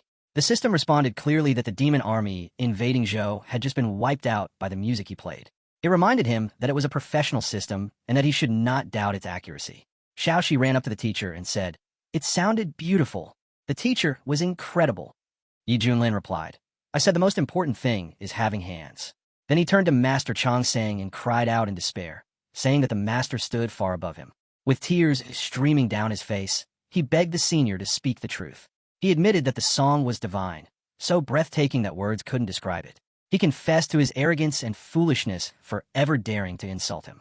The prince tried to calm him, but he only shook his head and said he no longer deserved the title of master. He declared that the senior was the true master, while he himself was nothing more than a clown, a ridiculous joke. At that moment, a system notification appeared, congratulating our hero for completing the optional mission. As a reward, he received 10 bags of top-grade spirit beast feed. The prince approached Master Yi and asked, "How are you going to deal with the false immortal?" Yi Junlin realized that since the task was done, he no longer mattered, so he replied, telling him to back off and study hard. Yu Wang spoke with excitement, saying that thanks to his master's song, he had just broken through to the Great Ascension realm. The master nodded in approval and called it a good breakthrough. While keeping an eye on Shirao, Yi Junlin noticed that he had already reached the peak of the Great Ascension realm. As expected of someone blessed by destiny, he was now close to stepping into the tribulation stage. The prince shouted, "Father Emperor, he has made an incredible breakthrough." He thought that this was excellent. After all, after the Father Emperor became a void immortal and received the blessing of the state's good fortune, Great Zhou's position over Changzhou would become even stronger. The emperor couldn't believe such a thing and immediately bowed his head before the great warrior. The emperor said, On behalf of all the subjects of the great show, thank immortal Yi Junlin for performing a divine melody that brought blessings to the entire nation. The prince wondered if the father emperor, ruler of a great power and a mighty lord who had reached the stage of overcoming the heavenly tribunal, had truly humbled himself so much just to take such a low position. He questioned how powerful the person from the Shantian sect must be to deserve that. Yi Junlin told the emperor to stand up, stating that if he had broken through the tribulation, then it was his own achievement. The emperor responded that Yi Junlin must be joking. He said the national fortunes of the great show had reached a historic peak because of Yi Junlin's divine musical work, and he had merely taken advantage of the opportunity to barely break through. Yi Junlin remarked that the emperor seemed truly sincere in his gratitude. The emperor confirmed this and declared that if Yi Junlin gave the word, the great show would do everything in its power without hesitation. Yi Junlin then requested to be taken to the ancestral tomb. The emperor agreed and invited him to follow, offering to guide the way. As they entered the tunnel, the emperor explained that there was nothing particularly special in the tomb apart from the usual valuables that might interest tomb raiders. After a while, the emperor announced that they had reached the end of the tomb. Yi Junlin looked around and admitted he found nothing unusual. Shurao, wanting to demonstrate his abilities, used his powers to open a set of sealed doors wrapped in massive chains, doors that led to another world. The emperor was stunned and questioned what it was and how such a thing could exist in the Zhao ancestral tomb without his knowledge. Yi Junlin observed the beautiful star door, realizing that it looked like an illusion, so much so that not even a mouse could touch it. He understood that the door definitely existed, but had yet to fully appear in the real world. To activate it completely, some kind of price would likely need to be paid. Yi Junlin then turned to the emperor and asked how long the empire had existed. The emperor replied, "Our great show has existed for 1.2 million years and is one of the few immortal dynasties in Changzhou that has survived for over 1,000,000 years." Yi Junlin got curious and asked if there were other states or powers. The emperor said that according to historical records, there had been at least several dozen states before the great show. Some of them couldn't even be researched anymore or were no longer mentioned. Yi Junlin realized the star door belonged to an even older time. Maybe there had been records of it once, but after countless storms and upheavals, it had vanished into the dust of history. The ancestral tomb had just happened to be built there. Through all the centuries, even the rulers of Great Show hadn't known about it. They had simply believed it was a good feng shui spot. Yi Junlin then turned to Shurao and asked if, since he had opened the door, he might know something about it. Shurao said he had only heard rumors about the star door's origin, nothing solid. He had just tried it out randomly, and this was the result. Yi Junlin listened and said, "Tell me everything you know." Shurao said it was rumored that in ancient times, the ancient world had many teleportation points scattered across it. These allowed direct access to the Great Thousand Worlds, and countless cultivators had once used them to travel freely across the universe. But later, for reasons no one could explain, the Great Ancestor had sealed these teleportation points, and they were never reopened again. Yuang stepped into the conversation and asked whether the star door really had such power. The prince, joining in, wondered aloud if the legends he had heard as a child were true.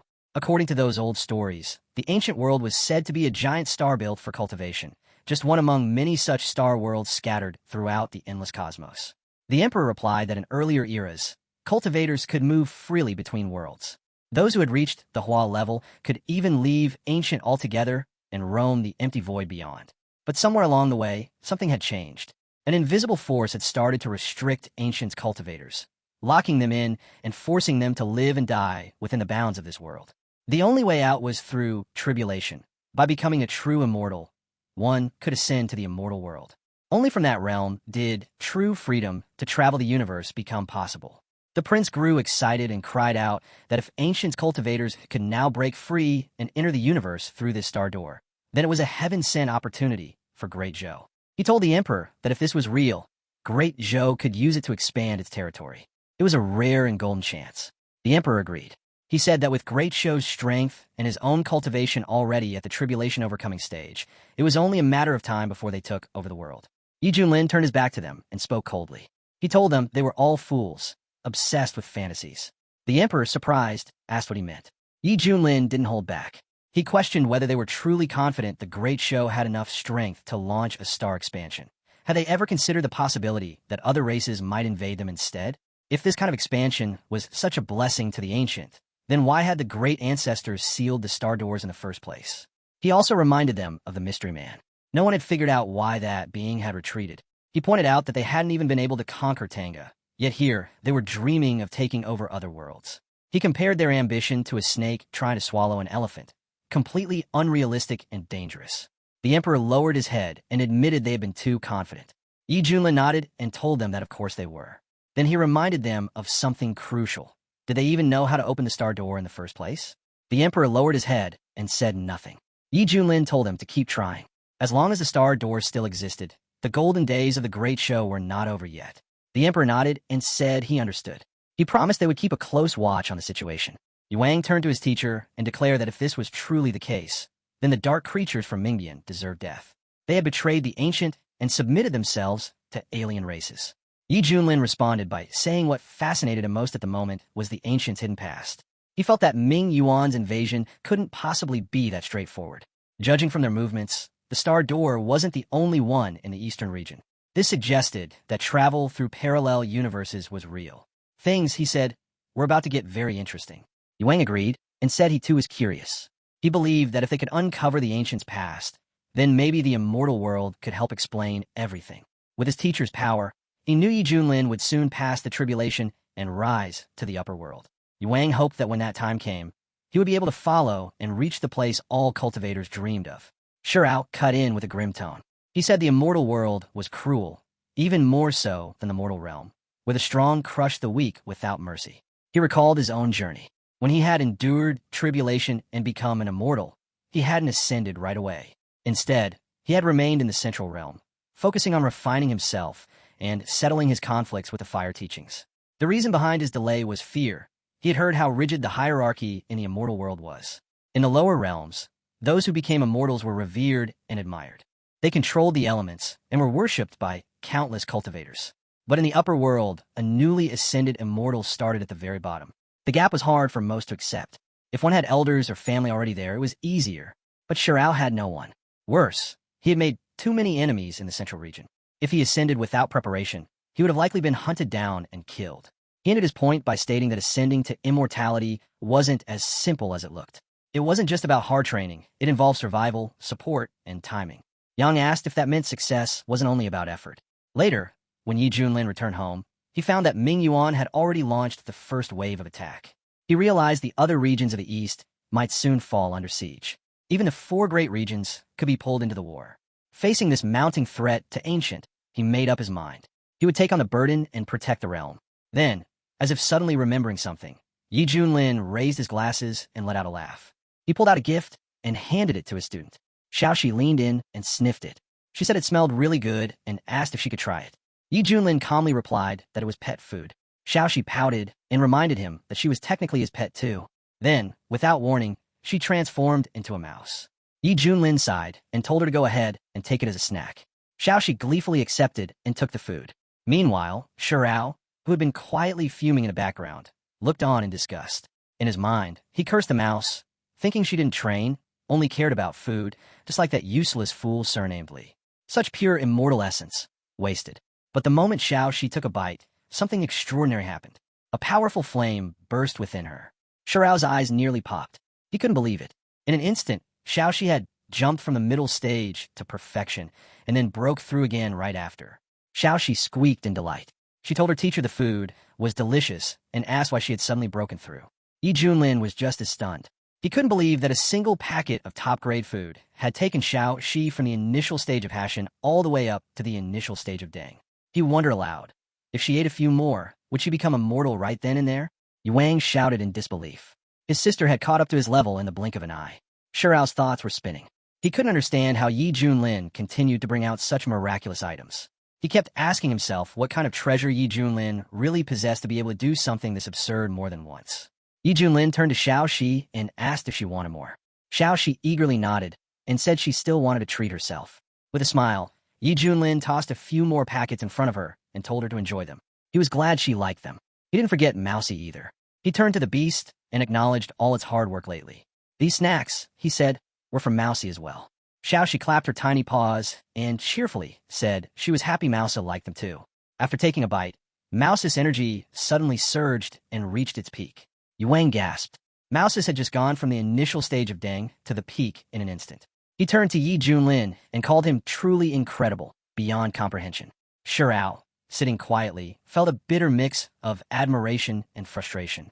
He grumbled to himself that this kind of shortcut was unfair to cultivators who devoted years to diligent training. In his mind, he said he should take a moral stance against it. And even if someone offered him the food, he wouldn't touch it. Yi Junlin noticed that after 3 packets, Xiaoxi's progress had clearly slowed down.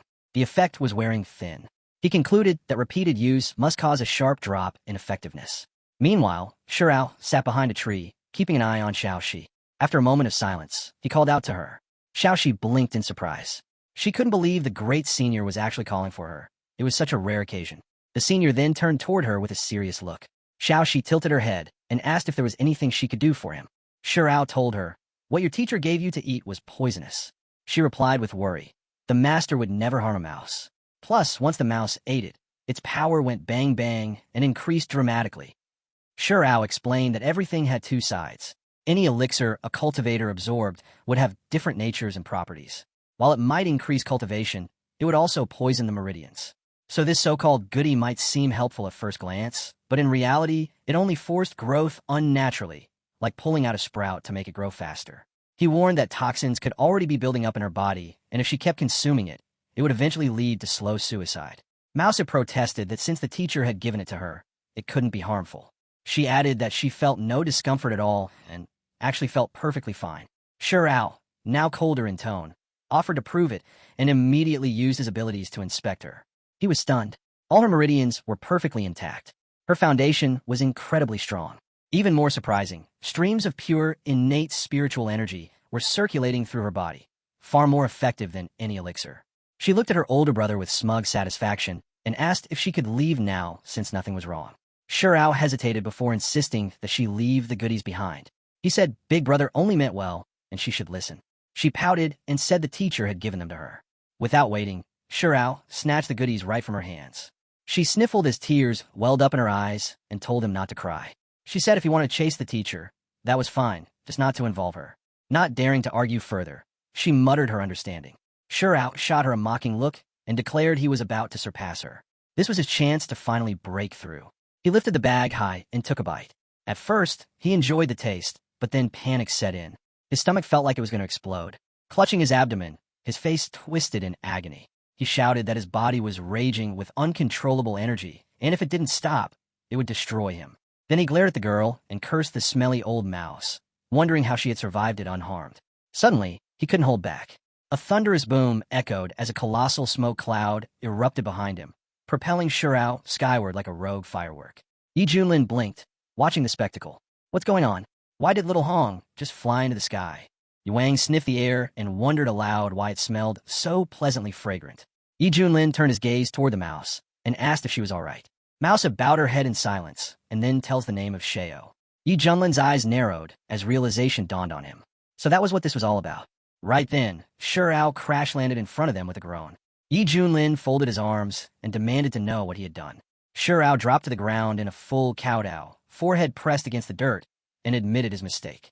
He said he was sorry for what he did, that he didn't mean to, but just couldn't resist the treats. His selfishness had gotten the better of him. He spoke up, his voice filled with guilt. He explained that she had been the one who gave it to him since the older man said he wanted to try it too. Yi Junlin let out a sigh and told Shirao he understood the desire to grow stronger, but reminded him that Xiaoxi was his little sister. Shirao nodded over and over, saying as the teacher's student, he was ready to accept punishment. Just then, his stomach gave another ominous gurgle. He barely got the words out before another blast sent him soaring back into the sky. Yi Junlin yelled after him to stop making excuses and return for his punishment. While flying midair, Shirao cried out that he hadn't expected stealing a chicken would cost him the rice too. He vowed to be more careful next time and thanked the heavens that his old enemies weren't watching this disgraceful moment. Down below, some villagers pointed at the sky. One called out that a heavenly maiden had appeared. Another remarked on the beauty of the celestial being, but wondered why she was making strange noises. A little girl giggled and said it reminded her of her sister farting. A nearby man scoffed and said that was nonsense. He claimed a divine being wouldn't fart. She was clearly releasing heavenly energy. He urged everyone to breathe it in, calling a blessing. When Shirao finally landed, he groaned and said his energy had been purified. He told Yi Junlin he was ready to be punished. Yi Junlin stood firm with arms crossed and said if Shirao was feeling so proud, then his punishment would be this. For the next 3 months, he would serve Mousy. No complaints. No resistance. Obey every word. Shirao's expression darkened at the thought of serving the mouse. Still, he bowed stiffly and thanked the teacher for his mercy. 3 months later, a flying ship from the Dragon Gate soared past Wuzhou in the eastern region. At the Dragon Gate treasure ship, a man shouted excitedly, "The Medicine King's Valley is about to open. I can't miss this rare opportunity." His companion nodded. Medicine King Valley is a sacred place full of possibilities. Legend says its master, Yi Zun, had unrivaled medical skills, the most revered cultivator of ancient times. He planted rare herbs there himself. There's even a giant spiritual energy gathering formation inside. Even the most common herb from that valley causes bloodshed when taken outside. The first man grinned and said the valley only opened once every 10,000 years and entry was usually restricted. He added that they were lucky to get in this time, but the competition would be brutal. Only masters at the Hashian level were given VIP rooms, while beginners like them would be left outside enjoying the wind. His friend shrugged and mentioned hearing about a few Taizongs at the fusion stage in the top hall. Still, he encouraged trying their luck. Suddenly, the tavern doors burst open as a group of armed men stormed inside. Their leader ordered everyone to lay out their valuables immediately, warning them not to force the group into personal action. A warrior stood up in protest, questioning how an attack could happen there, especially with a heavenly ruler aboard who would surely protect them. An old man scoffed and challenged anyone daring to rob them in broad daylight. One of the bandits stepped forward with a smug grin and asked, "Who are you, senior?" The thugs introduced themselves as members of the Xintian sect, and their leader claims to be Yi Junlin. Just like our hero, he has also gathered a similar group of followers. One of the warriors suddenly shouted that it was him, the white-haired god of killing Yi Junlin. One of them shouts in disbelief, asking if they're really sure, wondering what kind of person would even do something like that, and suggesting it might just be someone who looks similar. Another one quickly points out that anyone with eyes should notice the people standing beside him match the rumors perfectly. The group starts throwing out different opinions. Some bring up the claim that his mount is supposed to be the legendary Kunpeng. Others react with clear disgust, since the Kunpeng has been extinct in the Kunlun realm for ages, making it impossible for anyone to ride one. A few agree, saying people are just blowing things out of proportion, and that even if Yi Junlin is strong, there's no way he has a divine beast like that. One of the men snapped that they should stop talking. If they wanted to survive, they had to give up everything they had right now. The old man smiled slightly as he thought to himself that these fools had taken the bait again. He waved his hand and told Li Wujie to accept the gifts from their honored Zhou friends. Wu answered right away. He jumped forward with his sword gleaming and warned everyone to hand over their valuables unless they wanted to be cut down. The crowd started panicking. They begged him not to hurt them and promised to surrender. Wu looked up and yelled to the ones on the upper floor. He said they should hand over their rings to them unless they wanted to face his blade. Then he stopped and wondered why those in the top room were staying quiet. He asked if he had to go deal with them himself. A guest quickly whispered that 2 people in that room were from Guangzhou. They were powerful and had real backing. Wu gave a cold smile and said he didn't care how important they were. They still needed to show respect to his teacher. If they had any sense, they would come out now. If not, his teacher would make them regret it. Just then a smooth voice spoke up. The speaker said they were from the Wendao sect of Guangzhou and asked for a favor. In return, they would make sure to pay a proper thanks another day. Wu felt his heart skip. The Wendao sect was one of the strongest in the East. Only Yuhua ranked above it. He had even heard that several immortals had come from it. But even the Yuhua sect had not been able to stand against Yi Junlin. He steadied his tone and told them to save their promises. They needed to come down now. In a flash, Fandijin appeared with his assistant, and Miaoi. Wu looked at the girl and gave a mocking look. He asked if they were joking by bringing along someone so weak. Miaoi flared up and demanded to know who he was calling weak. She charged forward, but Fan held her back. He told her to stay calm and let him handle it. As he looked at the group, he thought they matched the rumors. It really was Yi Junlin and his people. Their power felt hidden. The story said he always masked his strength. This was not a group to provoke without caution. He took out a glowing orb and said the Wendao sect offered 5 million supreme spiritual crystals along with several useful artifacts as a small gift for Yi Junlin. Wu gave a smirk and thought to himself that they were trying to play along. He said he would pass the message to his teacher. As Fan stepped back, Miaoi clenched her fists and asked her uncle why he gave in so easily. Fan hissed, "I acted for your safety. Yi Junlin's bloodthirsty temper is legendary. He's not afraid of the Yuhua sect. If he targets you, I'll face the Wendao sect's wrath." Yao spat and said that when those at the top are corrupt, the rest follow. Yi Junlin's arrogance knew no bounds. He roamed freely across the eastern region and had even killed a Yuhua immortal who was the saint's teacher. Now he was making a mockery of them all. Miaoi clenched her fists. "I'll train until I can crush that scum myself." Fan sighed and told her that with her star immortal body, She might one day rival the Yuhua Saint solar body, but for now she must focus on staying alive. At the robber's hideout, the toothless leader cackled with joy and said Yi Junlin's name worked like magic, making every robbery a success.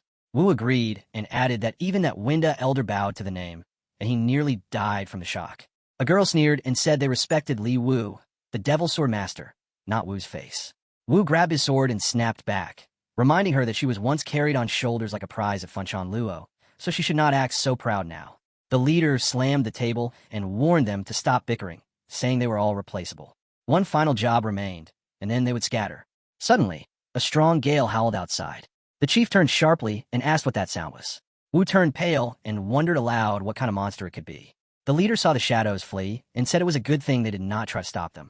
Those creatures would have eaten them like a snack. Meanwhile, with Yi Junlin's group, Shurao gently stroked the divine beast and softly said he really liked her, then thanked his big brother. Yi Junlin smiled and told him that his detention would soon end and that he had prepared a gift. He then turned and asked Sei to fetch some chocolate ice cream. She returned with a bright smile and offered swirled ice cream to his brother. Yi Junlin explained that it was the best cold treat in the world and was a reward for Shurao's patience. Shurao hesitated, wondering if this was another humiliation.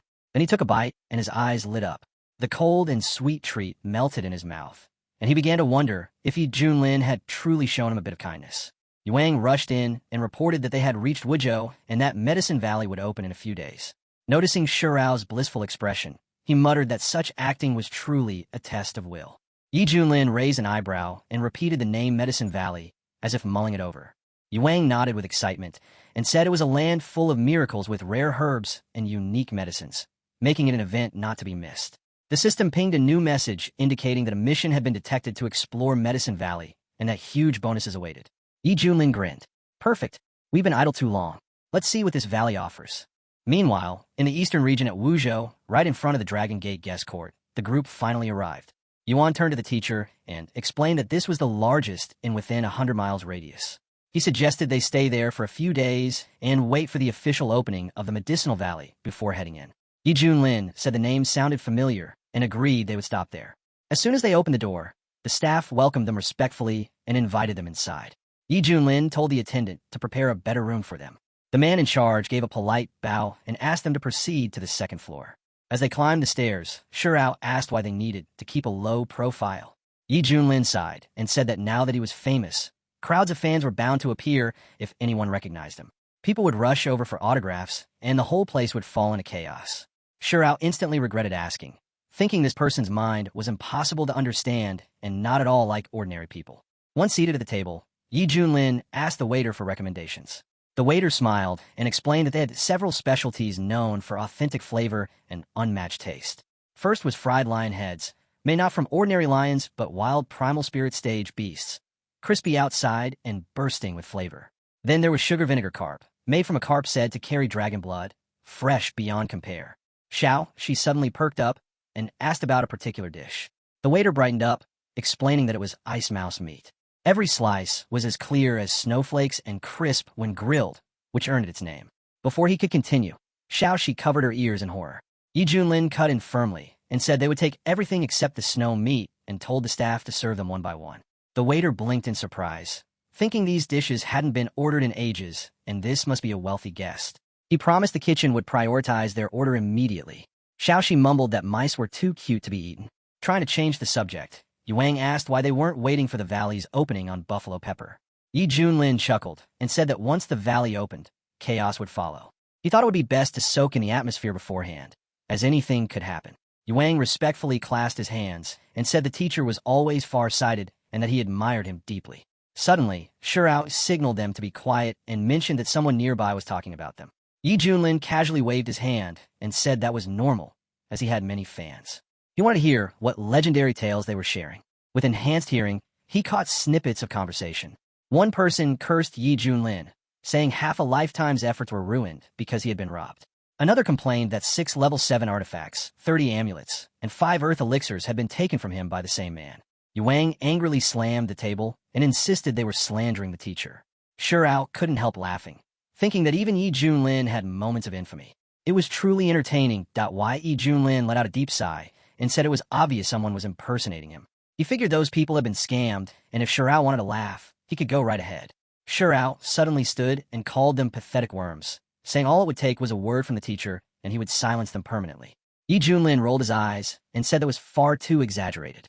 More whispers reached their ears. One person mocked the so-called Red One, saying her beauty was all hype and that she smelled like wind and dust, no better than a brothel worker. Another claimed she was mid-tier at best and wondered why everyone fussed over her. A third admitted that the first time he saw her, he nearly drooled and had wanted to get up close and inspect her for himself. Shurao's eyes glinted with murderous intent. Yuang coughed awkwardly and claimed he just had sand in his eyes and told them not to mind him. Yi Junlin patted Shurao's shoulder and told him to show some magnanimity. He reminded Shurao they were talking about a fake, and a woman at that. Then he added with a smirk that Shurao wasn't a woman, so why fuss? Shurao began to protest, but Yi Junlin cut in again with amusement, saying it seemed Shurao had accepted the nickname Red or he wouldn't be reacting so strongly. Shurao tried to deny it, but the arrival of food interrupted the moment. The waiter announced that their dishes were ready and invited them to enjoy. Xiaoxi eagerly sniffed the aroma and said it smelled amazing. As the waiter exited, he muttered to himself that these guests seemed oddly familiar. Elsewhere in the inn, Yao sneered and told her uncle to listen to how everyone was cursing Yi Junlin, claiming that was the true voice of the people. Fan shook his head and replied that it was all idle talk. He said powerful beings didn't care about gossip, and even if the world cursed them, it meant nothing. Yao huffed in frustration and asked why he always defended that jerk. Fan shifted the topic and mentioned that the food there rivaled their sex, urging her to eat. As Yao dug in her meal, she suddenly paused and asked why her uncle had stared so intently when Yi Junlin passed by earlier. Fan lowered his voice and explained that the aura of their leader was unfathomable. He said it stirred dread within him. Yao's chopstick stopped midair. She muttered about another virtuoso showing up, first an immortal, now this. She said with the portal opening and so many strong cultivators gathering at this inn, it was best they tread carefully since they were far from home. That night, the attack occurs as the shadowy figures closed in around the inn. A warrior whispered to the one leading them and asked if they really needed to act now. The priest's eyes glowed as he declared that to weaken humanity, the great destruction must begin that very night. He lifted a hand and gave the order to move out. The doors were kicked open as the priest shouted commands. He ordered them to secure the entire hotel with no mistakes.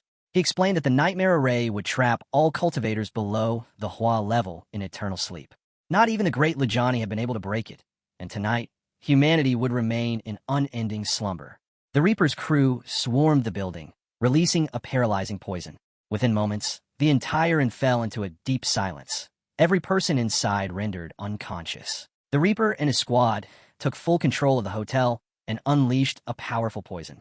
In seconds, everyone inside collapsed, unconscious. The priest watched it unfold and declared, even if immortal Luo himself comes, he won't break this array. But upstairs, the boys remained fast asleep, completely unaware of the chaos unfolding around them, deep in their chambers, silent as corpses.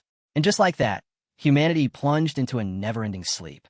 The world entered the illusory realm of the great calamity, beyond time itself. That day, Kunlun suffered immense losses. The holy war raged on, and the conflict between humans and monsters only escalated. Watching his people fall one by one, the elder dropped to his knees and prayed. Heaven must truly wish for our end, he muttered. But then, something shifted. Out of nowhere, the tide turned. Monster heads began flying left, right, everywhere. People shouted in confusion. Who is that? Who's doing this? From behind a wall of dark clouds, a lone figure emerged, wielding a blazing sword. It's me, the man declared. The crowd erupted. It's him, Sword Godly Liwujia, the strongest swordmaster in all of Kaon, the greatest blade wielder in history. Hope was reignited. Liwujia stood tall and roared. Anyone who dares threaten our lands will be cut down. Without pause, he tore through the enemy. The air filled with the screams of monsters, their fear written in every cry. Standing on a towering peak, Liwujia shouted, I will protect Kunlun until my last breath. The warriors below cheered, their morale soaring. They called him their hero, swearing loyalty to him forever. But while the world celebrated victory, the boys were still trapped in their illusion, a dream world where they stood alone, in the great hall of the fire worship cult. Hong Qinya stepped forward and proclaimed, I now take the throne. The age of fire worship begins. Our leader's power knows no bounds. They said the sacred fire scorched the skies. To worship fire was the highest calling, and also the most agonizing. In that world, only fire endured. Elsewhere, she too was lost in an illusory realm, but hers was peaceful. She lay on soft cushions, calmly eating sweets, untouched by war. That same night, Yifan stepped onto a balcony, gazing out over the city. I thought my name would echo through every province in the east, he sighed. But instead, I've become a disgrace. He looked out at the world, bitter realization sinking in. People aren't who they used to be. Everything's changed. It had been too long since he last made a move. Now he knew. It was time. Is it still possible to make up for a missed signature? Yifan asked. The system responded without delay. Of course. From now on, you'll receive rewards for any missed sign-ins. Yifan was taken aback when he saw the reward pop up. What class is this item? He asked. The system replied, it doesn't have a class or level. Its power depends entirely on your flute-playing skills and your own strength. Yifan nodded. He hadn't forgotten. His flute technique had already reached its peak. There was no better time than now to release the tension building inside him. Without hesitation, he lifted the flute to his lips and began to play. A calm, soothing melody drifted through the air, quietly spreading across the entire city. Far away, a hydra pricked up its ears. What's that sound? It muttered. But before it could question further, its massive body started to sway. This music, it's beautiful, it murmured. Remind me of the old days, back in the tribe. Another monster nearby looked up. What are you doing? It barked. Keep the illusionary array stable. But it was too late. The melody had wrapped itself around them like a spell. One by one, the monsters stopped what they were doing and began to dance. Hydra watched in disbelief. What's happening? Who's interfering with our work? He shouted. Let the priest show himself right now. But even Hydra couldn't resist the rhythm. His body moved on its own, joining the others in the strange, spontaneous dance. Elsewhere, Elder Fan stirred. He blinked in confusion. A trap. I've fallen into a trap, he muttered. But I haven't slept in over 10,000 years, sir. So how did this dream catch me? Snapping out of it, he rushed into his assistant's room. Wake up now, he shouted. Meowie was seated on her bed, eyes closed. Fan ran over, touched her forehead, and activated his technique to awaken her. Her eyes shot open. Uncle, she asked groggily. What's going on? What did I miss? You didn't miss anything, Fan said quickly. We've been tricked. We've been trapped. Meowie whispered, stunned. But I didn't even want to wake up. The deeper I went, the heavier my soul fell. Fan nodded grimly. It's a powerful illusion. One of the ancient ones. While forgotten formations that bury a person in sleep so quietly, their mind and soul won't even notice. Eventually they just die. Meowie shivered. That's horrifying, but why? What's the purpose behind this? Is it just for killing? Fan looked out the window. No, more likely, they're after the Medicine King's Valley. And with the way things are escalating, anything could happen next. Just then, the soft echo of Yifan's flute washed over them. The air stilled. Everything quieted. Fan turned to Meowie. Stay here. Don't run. I'm going out to see what's happening. He leapt through the window and flew into the sky. As he scanned the horizon, he muttered, creatures from the border abyss. I've only heard of them in legends. Evil snakes born in darkness. Down below, the monstrous snakes turned toward the great priest. Despite the interruption, the priest remained calm. Most human cultivators will choose to stay in their dreams, he said. They're beautiful, comforting. But if someone intervenes in time, there's still hope. Fan wasn't about to let it end there. He landed, voice thunderous. You foul beasts from the border abyss dare to attack the human race? The priest met his gaze, fully understanding. This fight was far from over. Nothing wrong with that, the priest said coldly. The army from the border abyss is destined to sweep through the eastern region. Wiping out these cultists ahead of time is just being efficient. Fan snapped back. That's arrogance. This is human territory. You're overstepping. The priest narrowed his eyes. You and I are both cultivators of great perfection, and I have over 10 seasoned body unification masters backing me. What exactly do you plan to fight us with? Just then, Yu Yang burst onto the scene. It's them again, the border abyss monsters. Last time, they slaughtered tens of thousands of our people, and now they're back for more. Hong Qinya joined him, glaring at the enemies. Disgusting creatures, slinking around, trying to ambush us like cowards. The priest glanced over. Are those two more great perfection cultivators? But something felt off. The pressure radiating from them didn't match what he expected. This wasn't the aura of normal cultivators. And yet, they felt strangely familiar. One of the snake beasts turned to the priest. What now? There are 3 great perfection cultivators standing against us. Don't panic, the priest ordered. Redirect all your power into me, immediately. Energy began surging toward him in waves. With the darkness bone's power, he growled, they'll vanish, instantly and without a trace. Yu Yang's face darkened. This is bad. They're trying to flee, but we can't let them escape. He called out, don't think you can run and leave the rest behind. But the priest only smirked. It's pointless. This rod is a sacred weapon, gifted to me by our clan chief. Even someone at the 3-fracture trial stage would struggle to resist it. As the group slowly began to vanish into the darkness, Yu Yang felt something shift in the air. That melody again. A powerful urge to dance overtook him.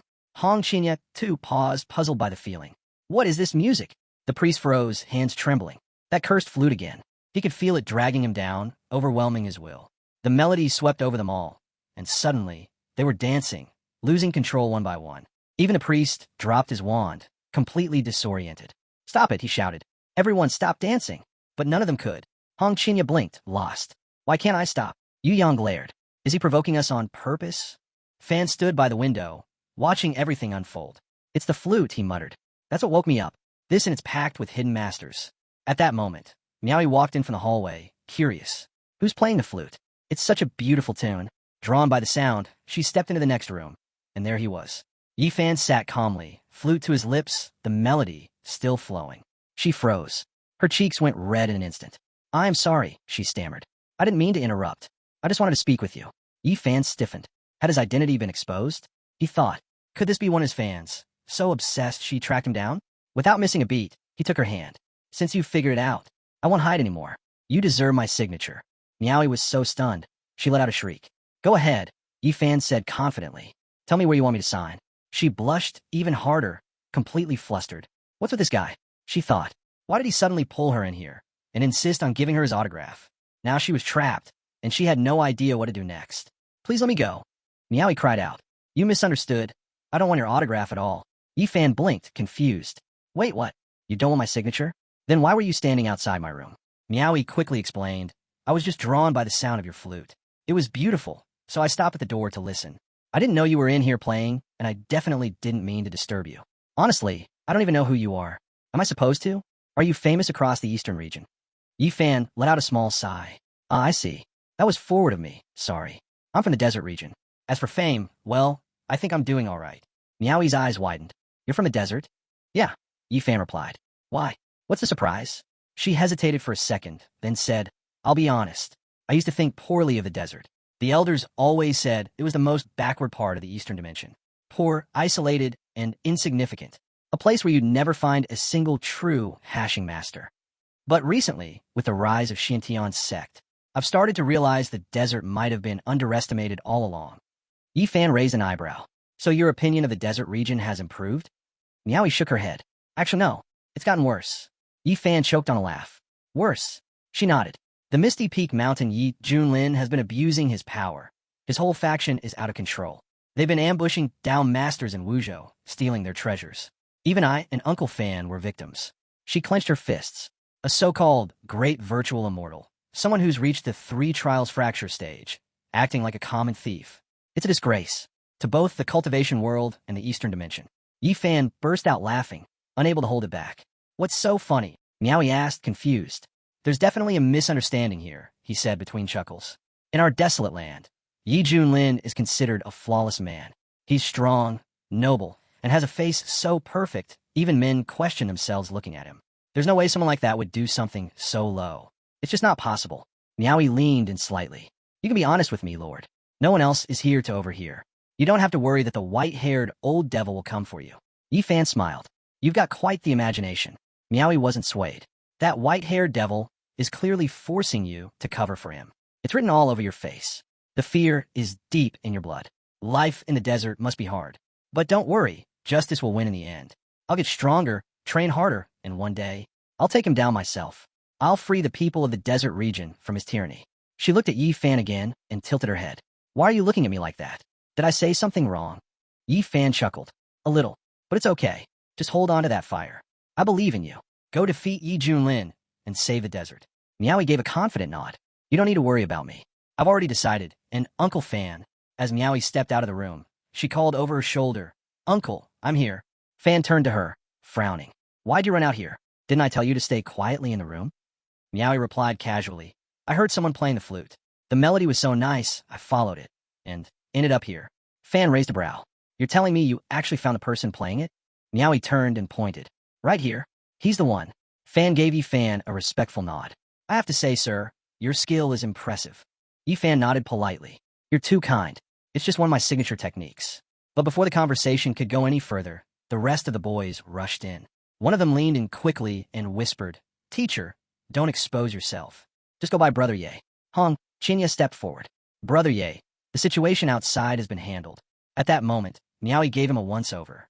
She was stunned, so elegant, like a fairy herself. "Who are these two?" she asked. Yi Fan answered, "The one in red is Wang Kehiwa. The one with the blade is Li Taidan." Hong Chinya scrunched his nose. "Seriously? Why does everyone call me such weird names? Who came up with that?" Yu Yang gave a short introduction, but before he could finish, Miaoi turned her attention back to Hong Chinya.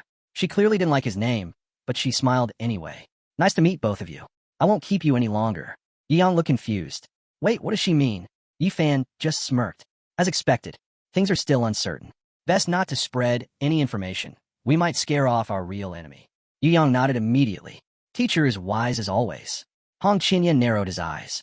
"There you go again, sucking up like that little white mouse. Why do I have to be called Wang Chi-hua anyway?" Meanwhile, Fan spoke up. "Mr. Ye, your performance tonight was something else. You didn't even show up in person, but you managed to control those abyss creatures with your flute alone." Miaoi turned to him. "Was it really that impressive?" Fan nodded. "These two are powerful, but they respect him, and something about the way they all interact feels strangely familiar.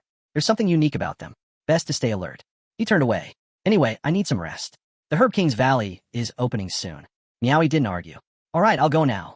That very evening, a huge surge of fiery energy erupted behind the mountains. The sky lit up, and everyone rushed outside to see it. Gasps echoed across the crowd. "The Valley of the Herb King, it's opened." But something felt off. The timing didn't match any of the predictions. No signs, no warnings. It had just opened. As people began to move, someone scooped up Miaoi and said, "Let's head out now." At that moment, Ling appeared and smiled.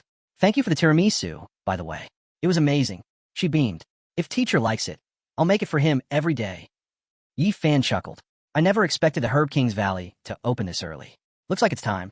Among the gathering crowd, one person whispered with wide eyes, "I can feel it, the treasures inside. Countless heavenly herbs and priceless materials. If I can get my hands on just one top-tier item. If I could just get my hands on a top-tier medicinal herb," one cultivator murmured, "I'd finally break through from the fusion stage to great perfection. That means 50,000 years of life. Freedom to roam the world without limits." "And that's not even talking about first-class herbs," someone added. "There might even be king herbs in there. Just one of those would be enough to pass the heavenly tribulation." Miaoi turned to her uncle. "Uncle Fan, what's a king herb?" Fan explained patiently. "Herbs are ranked in levels: spiritual herbs, precious herbs, king herbs, and even immortal herbs. And each level has its own grading system from low to high. In the cultivation world, spiritual herbs are the foundation. But if a herb reaches the precious rank, it becomes the star of massive auctions. The top clans fight over them. Even offering one could get you killed, or rich beyond belief. But king herbs," Fan paused. "Those are a different story. In thousands of years, they've barely appeared in the eastern region. They're so rare, even heaven trial cultivators would risk their lives to obtain one." Miaoi blinked. "But with so many people going in, can the Herb King Valley even handle it?" Fan nodded. "It has limits. Only so many people can enter, and everyone has a time cap. If anyone faces a life-threatening danger, the valley's defensive array will eject them automatically. The protections left by the original Herb Lord are still in place. He was thoughtful, and we, his descendants, can only thank fate for allowing us to benefit from his legacy." He looked into the distance. "I didn't expect this. Even a master of the lighted lamp from the Hanging Monastery has arrived. A powerful cultivator. This competition is going to be brutal." Fan turned to Miaoi. "Once we're inside, do not act on your own. Stay close to me at all times." Nearby, monks were gathered. One of them said confidently, "With Master Randang leading us this time, we'll definitely collect a bounty of rare herbs." Another monk chimed in, "A 1,000 years ago, Master Randang ventured into the Yan Wang Valley alone. He came out stronger than ever. That place, it's full of blessings." He added solemnly, "But Yanwan Valley is more than it appears. It holds secrets and dangers beyond imagination. I nearly lost my Tao heart there once. It almost broke me. But I turned that failure into fuel," the monk continued. "I've cultivated tirelessly ever since. Now, if I ran into those strange creatures from the valley again, I could handle them. I might even suppress them completely." Just then, Yi Fan and the others arrived. Yu Yang looked ahead and said, "Teacher, we've reached the Valley of the King of Medicines. They say it's filled with heavenly materials and rare herbs, treasures you'd never find anywhere else." But this place is overflowing with herbs, Hong Chinya said, eyes scanning the lush terrain. I've got to admit, I'm actually curious now. Yi Fan nodded. He's right. Looks like there might be more to this place than the legends say. Still, he couldn't help comparing it to what he'd already received. Even if these herbs are as rare as they claim, they still don't top the reward Tongzi gave me, he thought. But since we're already here, there could be something worthwhile tucked away inside. Just then, a pillar of fire shot into the sky. Sparks surged upward as a glowing portal slowly began to open. Excited shouts echoed all around. It's finally opened. Let's go. Someone nearby turned to Meowie. Miss, time to head in. The rest of us will cover the rear. Go in with them. Yi Fan stepped forward, his eyes locked on the valley entrance. So this is the inside of the Herb King Valley. Magnificent. But something felt off. Hong Chinya tensed. What's going on? My cultivation level just dropped. I'm back to 9th stage Qi. Yu Yang chimed in. Same here. It's like the suppression is especially strong on me. I can feel it the most. Yi Fan stayed quiet for a moment, then muttered, why didn't my power drop? Then it hit him. Lingi's restrictions didn't override Tongzi's system.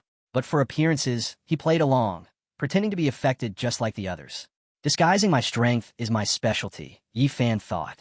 That way, I can catch them off guard later. He said aloud. Looks like this sovereign formation is suppressing everyone's cultivation to the same level. That way, we're all on equal footing. Smart.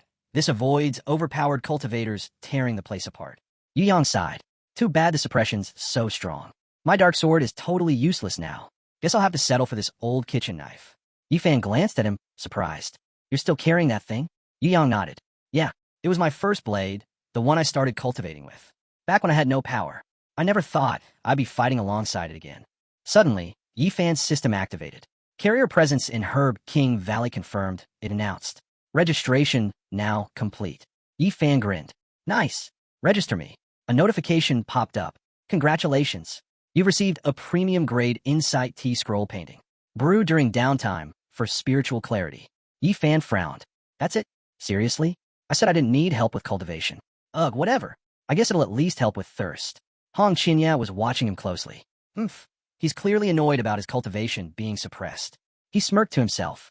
Now that we're on the same level, I just need to find the right moment, then I'll go all out. Let's see how long the teacher lasts when I'm done with him. He started daydreaming about it, tying Yi Fan up, whipping him in revenge, savoring every second. But Yu Yang suddenly reminded him, hey, I heard that if a fight here turns life-threatening, the array auto-ejects the fighters. So no worries, we can go all out and still stay safe. Hong Chinya growled. What kind of dumb rule is that? If I can't take him out here, we'll be the ones eating dirt once we're back outside. Yi Fan, noticing Hong Chinya's mood shift, smirked silently. So that's his plan. Use the level suppression to settle old scores. Too bad. I was really looking forward to. Yi Fan watched Hong Chinya closely. He still thinks my power got suppressed too? He thought with a smirk. I can't wait to see the look on his face when he realizes it didn't. Just then, Meowie called out. Minter, look over there. The herbs, they're moving. They're alive. Yu Yang's eyes lit up. The heavens must favor me. The herbs are coming to us on their own. Hong Chinya shot him a warning glance. Don't get careless. These herbs are intelligent, and they're all at 9th level Qi. Suddenly, a 3-leaf clover stepped out of the brush. It wasn't just any herb. It was a rare precious medicine variant. The clover turned to the others and laughed. Elder Yaozuans sent us more toys. Let's have some fun, just like last time. Wheatgrass beside him chuckled darkly. Let's strip them down, make them crawl and bark like dogs around the valley. Yu Yang bristled. Since when did herbs get this cocky? Hong Chinya growled. They have no idea what death even is. He launched a fire attack. Nothing too serious, only 40% of his strength, but still strong enough to take down a cultivator of equal rank outside this valley. To his shock, it did nothing. What the? That should have roasted them, he muttered. Weed sneered. What's this? A little girl trying to pick a fight. He pointed at Hong Chinya and hissed, I'm going to rip your clothes off, string you up in a tree, and give you a proper beating. Hong Chinya's eyes flashed. You're asking for death. He summoned the red fire demon soul. Weed screamed. You little snitch. You dare attack me again? I won't go easy this time. As Hong Chinya's flames closed in, Weed panicked and shouted. What are you all just standing around for? Help me. I'm about to get roasted. The other grasses jumped into action, releasing a water-based counterattack that smothered the flames. Hong Chinya felt the pressure mount. How is this happening? With his technique and a heaven-level spiritual root, even cultivators at the Jiochi stage couldn't stand against him. Yet here he was, struggling with weeds. Yi Yang suddenly appeared at his side. Hang in there, brother. I'm here. He slashed forward with his blades, joining the fight without hesitation. Hong Qinya clenched his jaw. So this is the true face of the Medicine King Valley, a land where herbs rule supreme. Yi Fan, watching from the side, quietly analyzed the situation. With Hong and Li's talent, they should be wiping the floor with opponents like these. Yet they're barely holding on. Something's off. Then it clicked. The herbs are drawing their power from the valley's formation. That's how they're holding their own. This whole thing, it's Yao Zuan's doing. He hadn't built this setup for fairness. The level suppression wasn't to balance the fight. It was to give the herbs an overwhelming advantage. Yao Zuan's protecting his own creations, Yi Fan realized. This whole arena is rigged. And clearly, this wasn't the first time. Many had entered this valley before. But strangely, no one ever spoke of the truth after leaving. It was like those herbs were soaked in rain, yet all they wanted was to tear up everyone else's umbrellas. But if they thought Yi Fan would just hand his over, no chance. With a flick of his finger, he activated a seal and cracked open the formation's shell. Let's see how bold they are without that power boosting them. At that same moment, Hong Qinya and Yu Yang broke through the front lines. They're weakening, Hong Qinya shouted. Now's the time. Burn them to the ground. Flames roared as the grasses began to wither and cry out. What's going on? One of them yelled. Why can't we fight back? We'd stumbled back, panicked. Sister, stop. Don't burn us. We were wrong. But Hong Qinya showed no mercy. You can beg all you want. You're not crawling out of this one. He pressed the flames harder. You're done. I'm reducing every one of you to ash. Yu Yang joined in, slashing through stalks of medicinal herbs with his blade. They've lost all strength. No need to keep burning them. Let's just collect them. These are first-rate ingredients. Just then, Ling walked over, surveying the scene. Not bad. Looks like you're finally done. She turned to little Yuan. Go ahead and gather them all. Maybe we'll make soup later. Yu Yang grinned. Right away, teacher. Ling knelt down to help, but suddenly pointed. Wait, that one's still moving. At that exact moment, a bright beam shot past them, piercing the sky. An enormous axe shimmered into view high above. Ling flinched. What was that? I nearly died of fright. Yi Fan narrowed his eyes.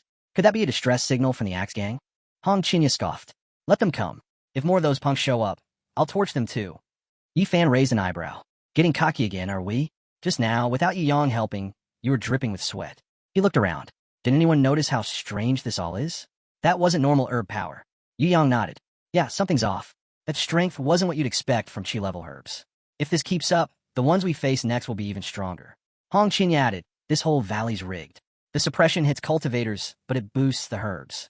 It's completely one-sided.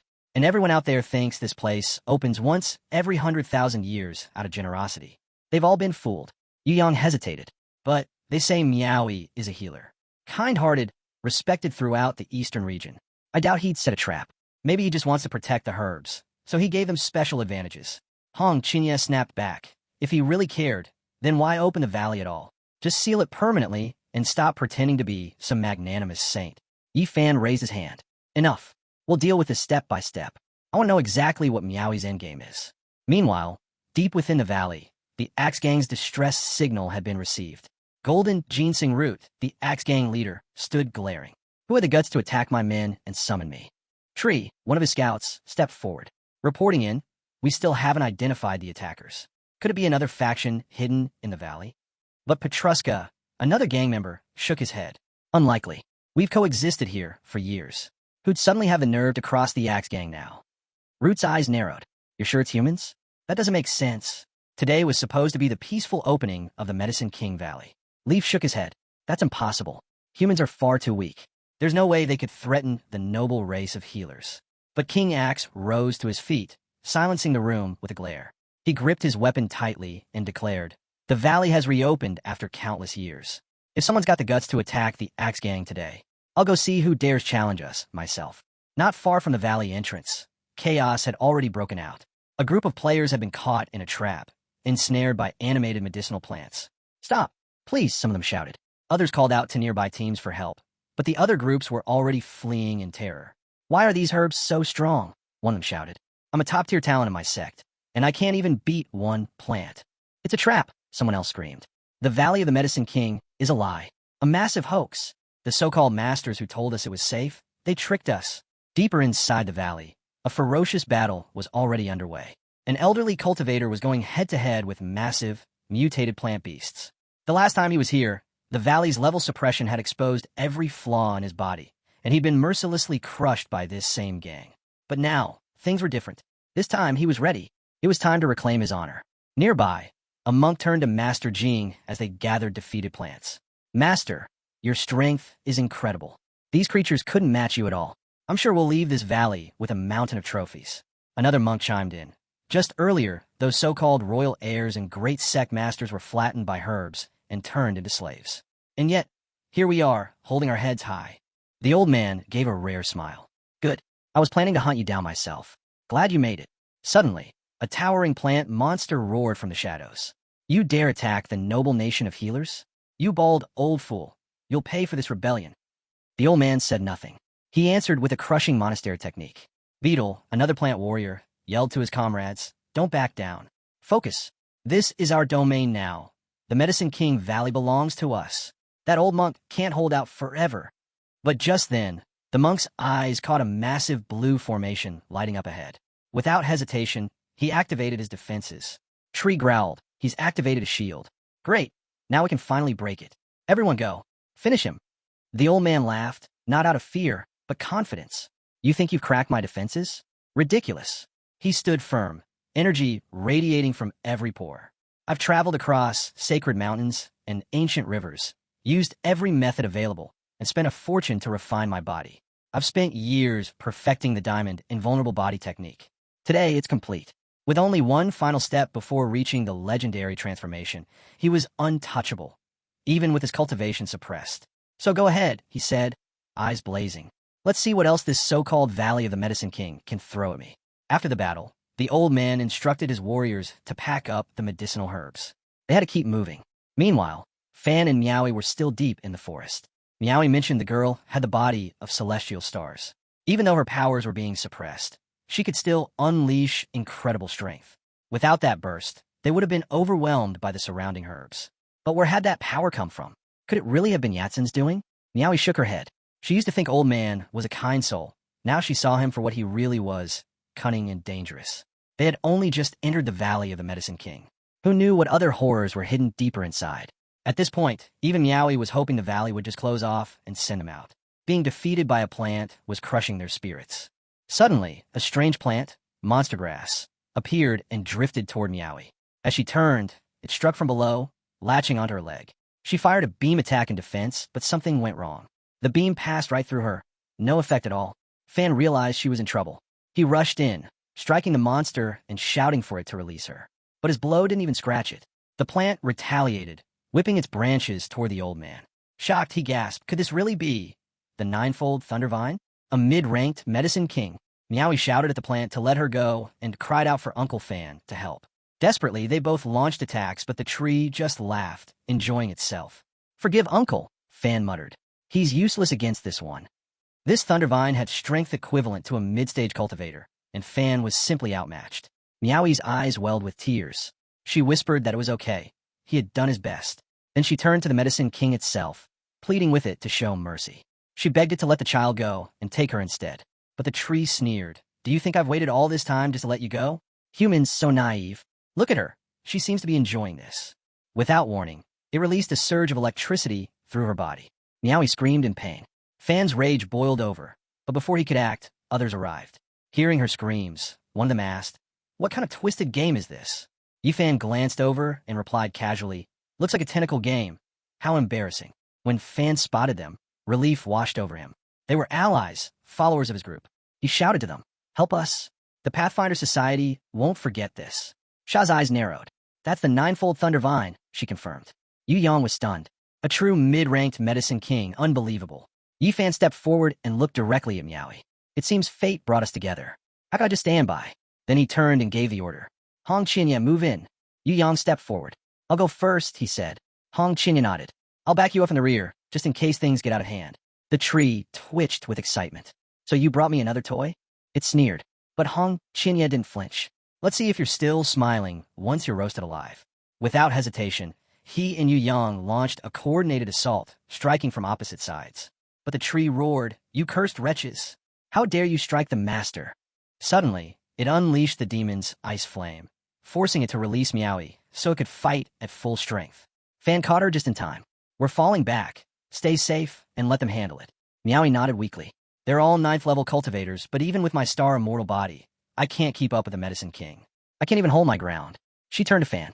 Were you and Father just lying to me this whole time? I'm not nearly as powerful as you said. Fan shook his head. It's not about you being weak. The world's just too vast. There's always someone stronger. Honestly, I don't even know where these people come from. They're on a different level entirely. Meowie thought back. Mr. E told me they're from Wild Joe. Fan froze. Wild Joe? That's hard to believe. The Medicine King laughed, voice crackling. I'm the boss here. I'll fry all of you until you can't even breathe. Lightning surged, trapping the boys in a web of electricity. Meowie's eyes widened. This is bad, even they're struggling. Yifan saw it too. They're reaching their limit again. Time to step in. Just then, Mouses shouted, My brothers are in danger. I'm going in. Without a second thought, she dove straight into the fight. Yifan was caught off guard. He'd rarely seen her take the initiative like this. Maybe now, her true strength would finally show. Yeong gritted his teeth. We underestimated the Medicine King's edge. In this place, it's almost impossible to land a critical hit. He was furious. This is worse than when Mr. E humiliated me. Back then, I had a little dignity. But now, even a lousy plant wants to crush me. Yeong spotted Mousa charging in. What is she doing here? He thought. It's way too dangerous. He shouted, Get out of here. This place isn't safe. But the tree noticed her too. You? A little thing like you dares challenge me? What do you think you're doing? Mousie wasn't fazed. She grabbed one of the tree's roots and growled. Don't you dare look down on me. Then, with a burst of solar energy, she slashed through the root in one clean motion. Don't even think about laying a hand on my big or little brothers back at school. She shouted. The Medicine King reeled in pain. She pressed forward, eyes locked on her target. I'm here to save you both, she declared. Yeong stood there, stunned. Yeong stared at her in disbelief. Is this for real? That silly little mouse, who's always tagging along and munching on snacks, has this kind of power. Yeong turned to the white-clad elder sister, who knew she was hiding strength like that. Fan was just as stunned. Looks like this unassuming kid is stronger than both of us combined. Yifan nodded, eyes serious. That's the power of the first celestial body. It really is something else. As the battle raged on, Hong Qinya stepped up. If this rodent can just open a window, he muttered, we'll finish this thing for good. He charged deeper in and unleashed the red soul demon flame, slowly igniting the Medicine King. Finally, with a roar, the monster collapsed. Mouse had jumped up, grinning. We did it. Big bro, aren't you proud of me? Hong Qinya turned to her, unimpressed. After disappearing for so long, now you want to show off? I'm not your servant anymore. She blinked. What did I do wrong? Yeong chimed in. Big brother. If it weren't for her, we'd be done for. And you, he said, turning to the white sister. You were amazing too. Hong Qinya sighed. Yeah, she really surprised us today. Mousa laughed it off. It's not a big deal. I just wanted to help. Meowie stepped forward, her tone sincere. I'm truly grateful all of you came to help. Yeong waved it off. No need to thank us. It was our honor. But Mousie quickly turned away, covering her face. There are outsiders around. Meowie tilted her head. Why is she so shy all of a sudden? I always saw her as really confident. Honestly, I admire her. She's kind, and she doesn't need to worry about how she looks. Hearing that, Mousa peeked back and asked, Really? Did you hear that, Mentor? She said she admires me. Even the way I look? They all glanced over at Yifan. It seemed like his predictions were proving more accurate by the moment. Yifan smiled. Look at you now, getting all proud. Mousa beamed, her cheeks turning red. Just then, Meowie approached Yifan. So, you're the teacher of this little one? Yifan nodded. Yes, I raised her myself. Took a lot of time and care. Hong Qinya scoffed silently. How dare he say that? As if he taught her anything about cooking. Mousa chimed in. My mentor taught me a lot. He really looked after me. Meowie finally pieced it together. She looked at the group, frozen for a second. Something about these four felt oddly familiar, like she'd seen them somewhere before. Yifan noticed her expression shift. She's suspicious, has she figured it out? But just then, the nearby plants stirred and began to whisper among themselves. They turned to the clan king and reported, We've found the humans. That battle just now, they were the ones who caused it. Looking out at the devastation, they added, There are so many treasure-grade herbs here, but this is bad. Really bad. Hong Chinya's instincts flared. He could feel it too, an overwhelming energy approaching. Then the voice of the herb king thundered, Humans, you dare trespass in our domain and destroy Little Lei? Without hesitation, Hong Qinya replied. This place, it really was something else. One high-grade medicinal herb after another kept showing up. Even a medicine king of such rare quality had emerged. But the king wasn't impressed. How bold of you humans, he sneered. You dare set your sights on me? Yifan gestured toward a nearby axe. Look closely, everyone. This came from the Axe Gang, the ones who sent that distress signal using the herbs. Yu Yang turned to the white elder sister. This one's even stronger than the last. Can you handle it? She gave a calm nod. I'll do my best. Without hesitation, the king roared and launched his herbs to attack. She stepped forward and blocked his path. I'm your opponent now, she said firmly. The king burst out laughing. You? First the humans, and now even mice think they can challenge me? What a joke. He attacked from all angles, but she held her ground, deflecting every strike. Then, after the flurry of blows, she staggered back, dizzy and drained. I'm so confused. I feel sick. I'm done fighting, she muttered. The king smirked. Compete with me? You're too weak for that. Time for this stinking rat to die. He raised his axe high and swung down at her. But before it could land, Yi Fan appeared, calm and quiet, and shattered the weapon into pieces. This ginseng is a bit too cocky, he said coolly. Looks like we'll have to turn it into a decoction to make it behave. He turned to the mouse. Stop overthinking. Go help the others. Leave this to me. She lit up and rushed off to support her brothers. Meowie, watching closely, yelled, Yu Yang's about to step in. Fan just shook his head. No one knows how deep Yi Fan's strength goes. Not even me. At that moment, the Herb King gathered all of his mana and attempted to crush the hero with a devastating blow. But the hero stood completely still, protected by a powerful defensive magic circle that deflected every attack. Inside the circle, our hero grew concerned that using full power might expose his true cultivation. Just then, a system notification assured him that Medicine King Valley would suppress his visible level to Chi Condensation Stage 9 after each attack, keeping his real power hidden. Our boy didn't even bother to look back. He smirked and said it was great. Now he could go wild. With just a flick of his wrist, a storm of mana burst forth and sent the Herb King flying. Meow, stunned, turned to Uncle Fan and asked if that was really the kind of power someone at Chi Condensation Stage 9 could use. Uncle Fan, sweating nervously, replied that something fell off. He had never imagined Yi could be this strong. He started wondering whether Yi had bypassed the restrictions of Medicine Sovereign Valley. The Herb King, struggling to rise, growled and accused the boy of using tricks, saying this was no Chi condensation power. Our boy stayed calm and replied that he was just a humble Chi condensation cultivator. He asked what tricks he could possibly use and suggested that maybe the king was simply too weak. He then invited him to try attacking again. Furious, the king leapt up and launched a heavy punch. Uncle Fan grew more worried, sensing the pressure in that strike. It felt like a golden core level attack. He doubted whether young Master Yi could block it, yet Yi remained relaxed and smiling. He activated the Human King's seal, and mana surged across his body. With it, he countered the attack and smashed the Herb King into the wall, shattering it completely. Uncle Fan stood frozen, questioning how someone at Chi Condensation Stage 9 could unleash such strength. Meow was also shocked. She wondered if he had mastered a secret art that bypassed the realm's limits. Bruised and pinned, the Herb King groaned and claimed he had been tricked. He insisted the boy was not truly at Chi Condensation level, but he simply responded that he really was. If the king was too weak, then he should train harder. The surrounding plants began to tremble. No way. Can humans really be this strong? We've never seen anything like this in all our years. This valley is headed for disaster. Yuan, watching it all unfold, understood now. This is why he's our mentor, he thought. Even under suppression, he's operating on a whole different level. Hong Qinya was just as shaken. Ow! We're both at the 9th level of Qi. This ginseng field should be suppressing him. But he's overpowering me like it's nothing. I actually thought I could fight him on equal terms. What a joke. Then chaos broke out among the plants. Our king is dead, they cried. Run. Everyone run. Yang narrowed his eyes. Try to run now? You're all first-class medicinal treasures. Why not stay a little longer? Yi Fan stepped beside him. You did great, Yuan. Now go ahead. Gather every last one of these precious herbs. Yu Yang bowed slightly. Thank you, Master. But really, it's all because you took down the Ginseng King. I'm just riding on your fame. Meanwhile, other groups had arrived and were loudly marveling at the abundance of rare herbs scattered around. So many treasures, someone said. But who else could have taken them all down like this? Other than Master Burnt Lantern, is there anyone in the Valley of the Medicine King with that kind of power?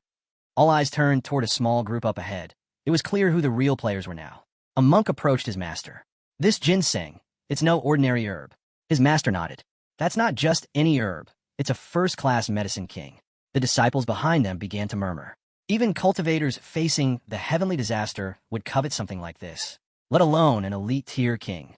If this happened outside, one said, those old monsters hiding in the eastern region would have swarmed in already. But whoever tamed this thing, well, who'd dare challenge them now? The monk master narrowed his eyes. A first-rate Medicine King has emerged, and no one has claimed it yet. You think the suspended temple's just going to look the other way. As if to answer, the old monk moved to take the herb. But Yi Yang struck out immediately, blocking him. You dare try to steal what's not yours. The old man turned, unfazed. Do you not realize who you're up against? We're from a suspended temple. Hong, Qinya stepped forward.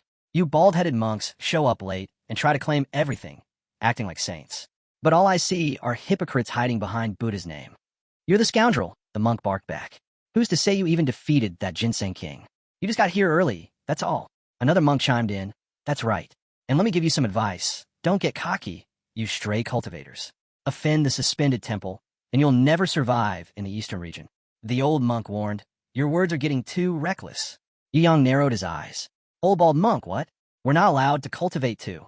The old man snapped back. You impure brat. Who do you think you're talking to? This man you're mouthing off to survive the heavenly disaster. He's a true master. You aren't even qualified to be his rival. Gasps rippled through the surrounding crowd. A heavenly disaster cultivator? One warrior whispered. I thought he was strong, but an actual ascendant immortal? There are plenty of powerful figures in the Medicine King Valley, but none of them can stand up to someone like that. Yi Yang blinked. Heavenly disaster cultivator. Huh? Well, it doesn't matter.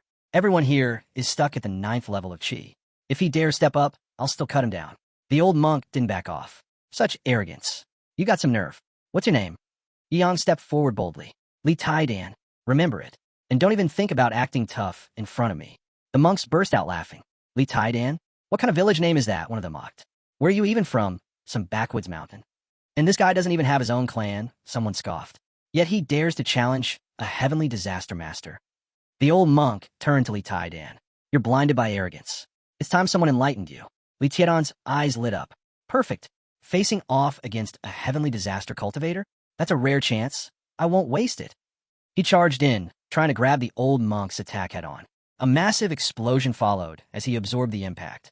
Instead of backing down, Li Tai-Dan roared with excitement. Come on, old man. Hit me harder. This is the best fight I've had. The monk stood his ground, blocking the furious barrage of strikes without even flinching. From the sidelines, one of the disciples whispered, I didn't expect Li Tai-Dan to last this long. He's stronger than we thought. Still, they all knew this wasn't the monk's full strength. Using everything he had against an unknown junior would have been an embarrassment. The monk clenched his fists. I've trained for 100,000 years for the sake of the Medicine King Valley, and I can't even bring down this brat. Determined, he decided to end it. He began channeling all of his energy into a single blow. Li Tai-Dan, unaware of what was coming, kept swinging. Give it up, the monk shouted. Even if you throw punches for 3 days straight, it won't break through. Then he struck, one explosive punch, yelling, You're tainted, impure. But Li Tai-Dan didn't flinch. With sharp instincts, he countered just in time, his sword slashing through the incoming force. The monk's eyes widened. Li Tai-Dan grinned. Wait, are you part turtle or something? That defense was ridiculous. The old monk looked at him grimly. Why push yourself this far? You're not staying in the Medicine King Valley forever. The other disciples chimed in. Does he think standing toe-to-toe with a master is some kind of badge of honor? If he keeps this up, the second he leaves, he's a dead man. Yi Fan stepped forward, calm and unwavering. This Medicine King belongs to me. If your pendant temple thinks they can take it, then they clearly don't understand boundaries. The old monk sneered. Things have changed since you interfered. Just because something hits the ground doesn't mean it's yours. He crossed his arms. Only what's in your hand belongs to you. That's what we believe. Suddenly, Hong Qinya lunged in from behind. Old bald monk, you're looking for death. The monk turned, unfazed. You too? Are you going to try and stop me? Don't bother. This Medicine King is mine now. Before Hong Qinya could respond, a scorching blast flew past his face, nearly grazing him. He froze. The next moment, Yi Fan was already beside the monk, glaring him down. You really think no one here can stop you? He asked coldly. The monk's eyes locked on Yi Fan's fist, just inches away, and his expression darkened. He could feel the overwhelming pressure in that one punch. It was terrifying. That strength, it felt like it broke through the valley's suppression. Yi Fan didn't waste another word. His fist drove straight into the old monk's chest, sinking deep. The impact launched the monk backward, sending him crashing through the trees and deep into the forest. Watching from the sidelines, the other monks jeered. Is that all he's got? Small tricks like that, and he dares to act tough in front of Master Burnt Lantern? Loud threats, no real strength, another sneered. Let him try attacking our master again. We'll see who's laughing. Yi Fan just smiled. So, how'd that punch feel? I even held back. If I hadn't, well, the rumors wouldn't be kind. The old monk managed to sit up, coughing hard. Buddha is merciful, and so is the benefactor. He forced a nod. Farewell. The others weren't ready to let go. That's it? After all that? No winner's been declared. They turned to their master. Are we really walking away from all these precious medicines? But the senior monk only glanced back at them with one cold, sideways look. Yi Fan chuckled. He knows when to retreat. As they left, the elder monk suddenly doubled over, coughing up blood. One of his disciples rushed to him. Master, are you okay? The old man waved him off. Just surface wounds. I'll be fine. But deep down his thoughts churned. Who is he, really? That silver-haired one. His power defies logic, even here in the Medicine King Valley. Has the era truly changed? Has the chaos begun? Even someone like me can no longer keep up.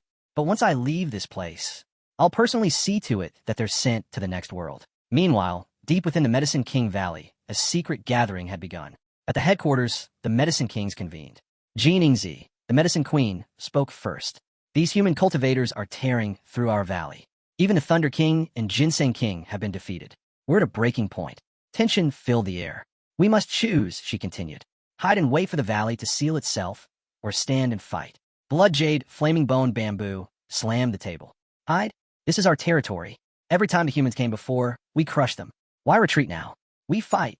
Red Chi Jingzi agreed. They're right. If we surrender now, we lose everything. We are the true rulers here. But Ghost Lotus cautioned them. These cultivators aren't like the others. Their power rivals ours. Even with our strength, we risk being completely suppressed.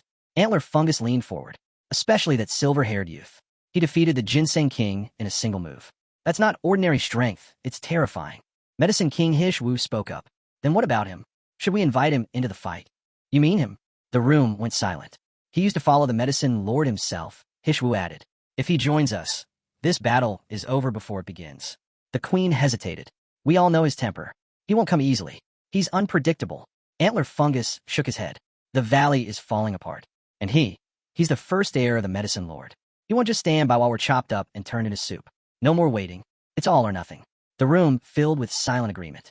And so, with the decision made, they all rose as one and headed straight for the Great King of Mushrooms. The Great King of Mushrooms, one of the first-class Medicine Kings. The Queen stepped forward and bowed deeply. Great King of Mushrooms, she pleaded, please save the Medicine King Valley. The other Medicine Kings joined in, urging him to awaken. Your valley is in danger. We need you. Suddenly, the Great Mushroom King stirred. A strange, overwhelming energy pulsed out from him as his eyes opened. Servants cried out in excitement. He's awake. The Great Mushroom King is awake. But the Mushroom King immediately panicked. Without a word, he ducked behind a tree. Stay back, he warned. If you got something to say it from over there. The Queen sighed. Our apologies. We understand the Great King of Mushrooms prefers solitude and dislikes strangers. But we beg of you, please listen. She bowed again. Human cultivators are ravaging the valley. If we don't fight back now, we'll be wiped out. We need your protection. The Mushroom King peeked out from behind the tree. How could that be? Didn't the Medicine Lord leave behind barriers? No one should be able to pose a real threat. Unless... He paused. Unless the intruder is the most powerful genius in all history. Someone beyond anything we've ever seen. The servants all nodded. It's true. Many of our brethren have already fallen. You are our last hope. You have the highest status, the strongest power. If you take a stand, the entire valley will rally. But the Mushroom King shook his head. No, I don't want to fight. I just want to stay here in peace. The valley will close soon anyway. The humans will be expelled. It's better to just hide. Root stepped forward. You're oversimplifying this. Those human cultivators, they're after you. You're the oldest being in the entire Medicine King Valley. They'll stop at nothing to catch you. The Mushroom King froze. They're coming for me? Root nodded solemnly. Yes. If they find you, they'll torture you, parade you around, sell you at auction, let strangers poke and prod you. Stop. The Mushroom King squealed, terrified. Please stop. Antler Fungus stepped up. If you can help us deal with the strongest one, we'll take care of the rest. Root added, help us, and you're helping yourself. Once this is over, you can go back to sleep. No one will disturb you again. Slowly, the Mushroom King stepped out from behind the tree and faced them. Fine, I'll intervene, but only against the strongest of them. The rest are yours to handle.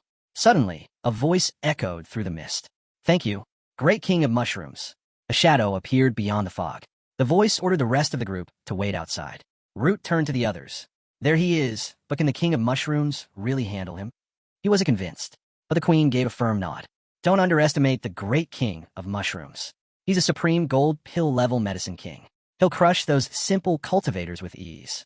Meanwhile, deep within the forest, another group of cultivators encountered a wandering monk. One of them stepped forward and spoke. Is this the oldest one?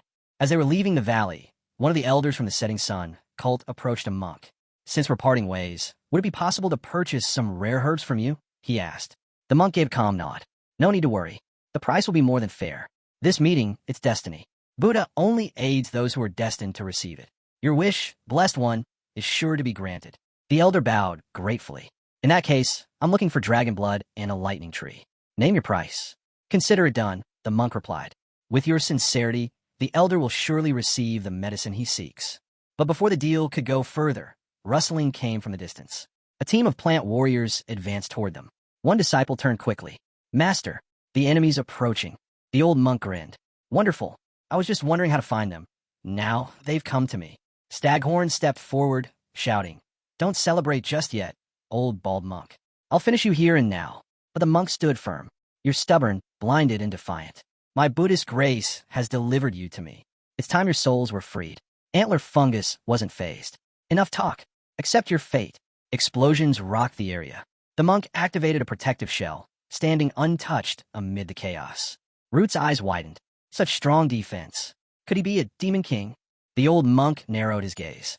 A powerful demonic cultivator, hiding here in the valley of the medicine king. Root turned, looking for the mushroom king, only to find it already started sneaking away from the fight. Hey, Root yelled, chasing after him. Don't run. We're counting on you. If you bail, we're all going to end up in someone's soup pot. The mushroom king glanced nervously at the growing crowd. There are too many people here. The people around them were whispering. Is that really the legendary mushroom king? But one scholar shook his head.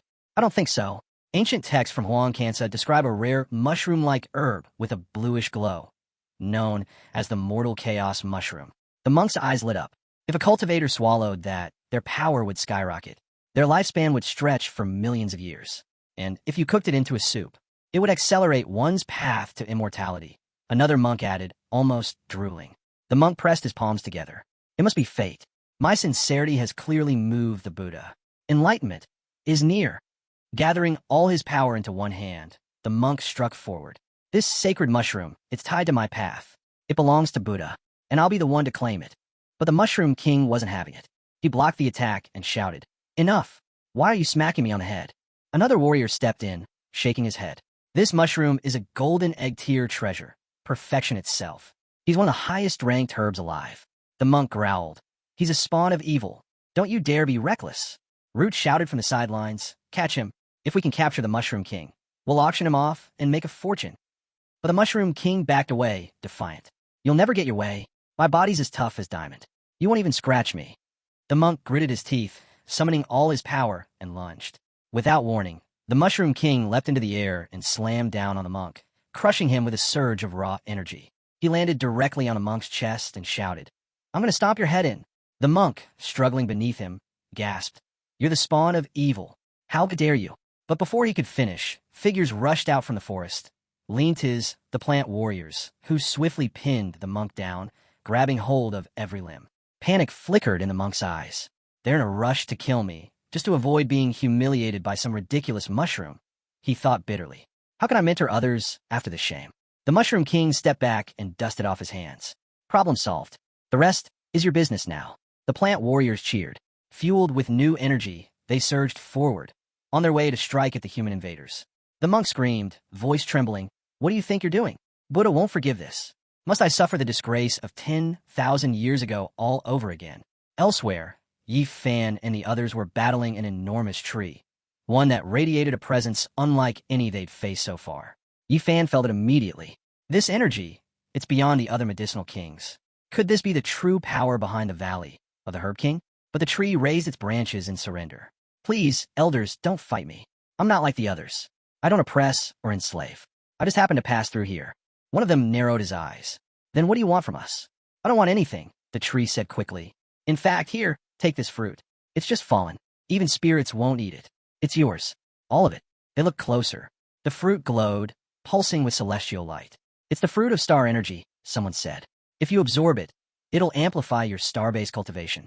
Meowie, it would benefit your body greatly. She nodded. We searched all over Gonghao with the path cult and never found a trace of this immortal fruit. And now, we're getting several dozen at once. What a fortune. Turning to her uncle, she added, this trip wasn't in vain. Once I absorb these, my star power will reach a new stage. The tree glanced around nervously. So can I leave now? Hong Qinya huffed, clearly not over it. But Yi Fan gave a calm nod. Let him go. Then he turned to the others. You feel that? There's a strange energy ahead. We might be close to uncovering the true secret behind the Valley of the Herb King. Li Taidan leaned in. You mean it? So this time, we might really unlock the Valley's ultimate mystery. But Hong Qinya frowned quietly. Why can't I sense anything? Am I really still stuck at the 9th level of Qi? Miaoi looked over at Yi Fan. You obtained these fruits, thanks to your 2 disciples. Do you really still want more? Yi Fan smiled. No need. Let her keep them. Then he turned to young Master Yi. And thank you. If you ever need support in the Tao School, don't hesitate to ask. He responded humbly. There's no need to speak so formally. We'll go together. As the group continued deeper into the valley, they suddenly stopped, stunned by what lay ahead. What is this place? Why are there so many medicinal herbs at the level of the medicine lord? Hong Chinya's eyes sparkled. This is amazing. Truly exciting. And then, she spotted something familiar. The teacher asked what that dark figure was. Yi Fan answered, it hasn't even been that long. And look at this bald geezer already falling apart. They took a closer look. Those vines weren't just attacking, they were toying with the people. Yi Fan sneered. If even Master Jing and those Eastern cultists got humiliated like this, then whoever's behind it isn't just anyone. Yu Yang turned to the teacher and said, the stronger the medicinal plant, the more terrifying its grade. We might be looking at something from the elite great medicine realm. Just then, Root snapped at them, demanding they get on their knees and beg for forgiveness. But Yi Fan smirked. Oh, I'd love to know who gave you the guts to say that. That's when Monk caught sight of the figure. He muttered, enjoy these last moments as a human. You'll soon wish you hadn't been so clueless. Root's expression twisted in fury. He stared at the silver-haired youth and barked. Is that the guy who destroyed both the Lightning King and the Contestant King? But now, with the Mushroom King in control, he was nothing more than their plaything. Suddenly, the surrounding plants began shrieking in panic, calling desperately for the Mushroom King to save them. The thought struck them. Could there really be such a terrifying monster in this place? Hong Chinya's eyes narrowed. Even at my peak, I'd never have dared to call myself a great demon. So who is this guy? Yi Fan leaned in, intrigued. Now I'm curious to see what a true great demon looks like. Root glanced around, no sign of the Mushroom King. And without a second thought, he turned and bolted. But even as he ran, he yelled back, you fools. The Mushroom King is the strongest villain here. Only he can defeat that monster. Yi Fan raised an eyebrow. Is he really the strongest creature in Medicine King Valley? The Mushroom King appeared, answering confidently, absolutely. Without a doubt. Hong Qinya looked at it and gasped. That's an immortal chaotic mushroom. Yi Fan turned to him. What's so special about that thing? Is it powerful? Hong Qinya explained. It's one of the rarest types. Eating it boosts power, extends life. It's basically the closest thing to a legendary divine potion. Yi Fan's mind raced.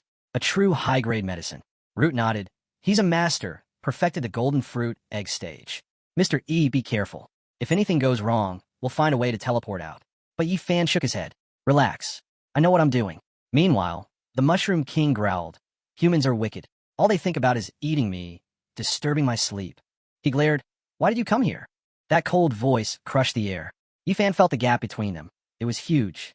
But instead of backing down, he reached for his trump card. You came at the perfect time, Yi Fan said. He activated it. A sudden beam of sunlight swept the area, making the plants tremble in fear.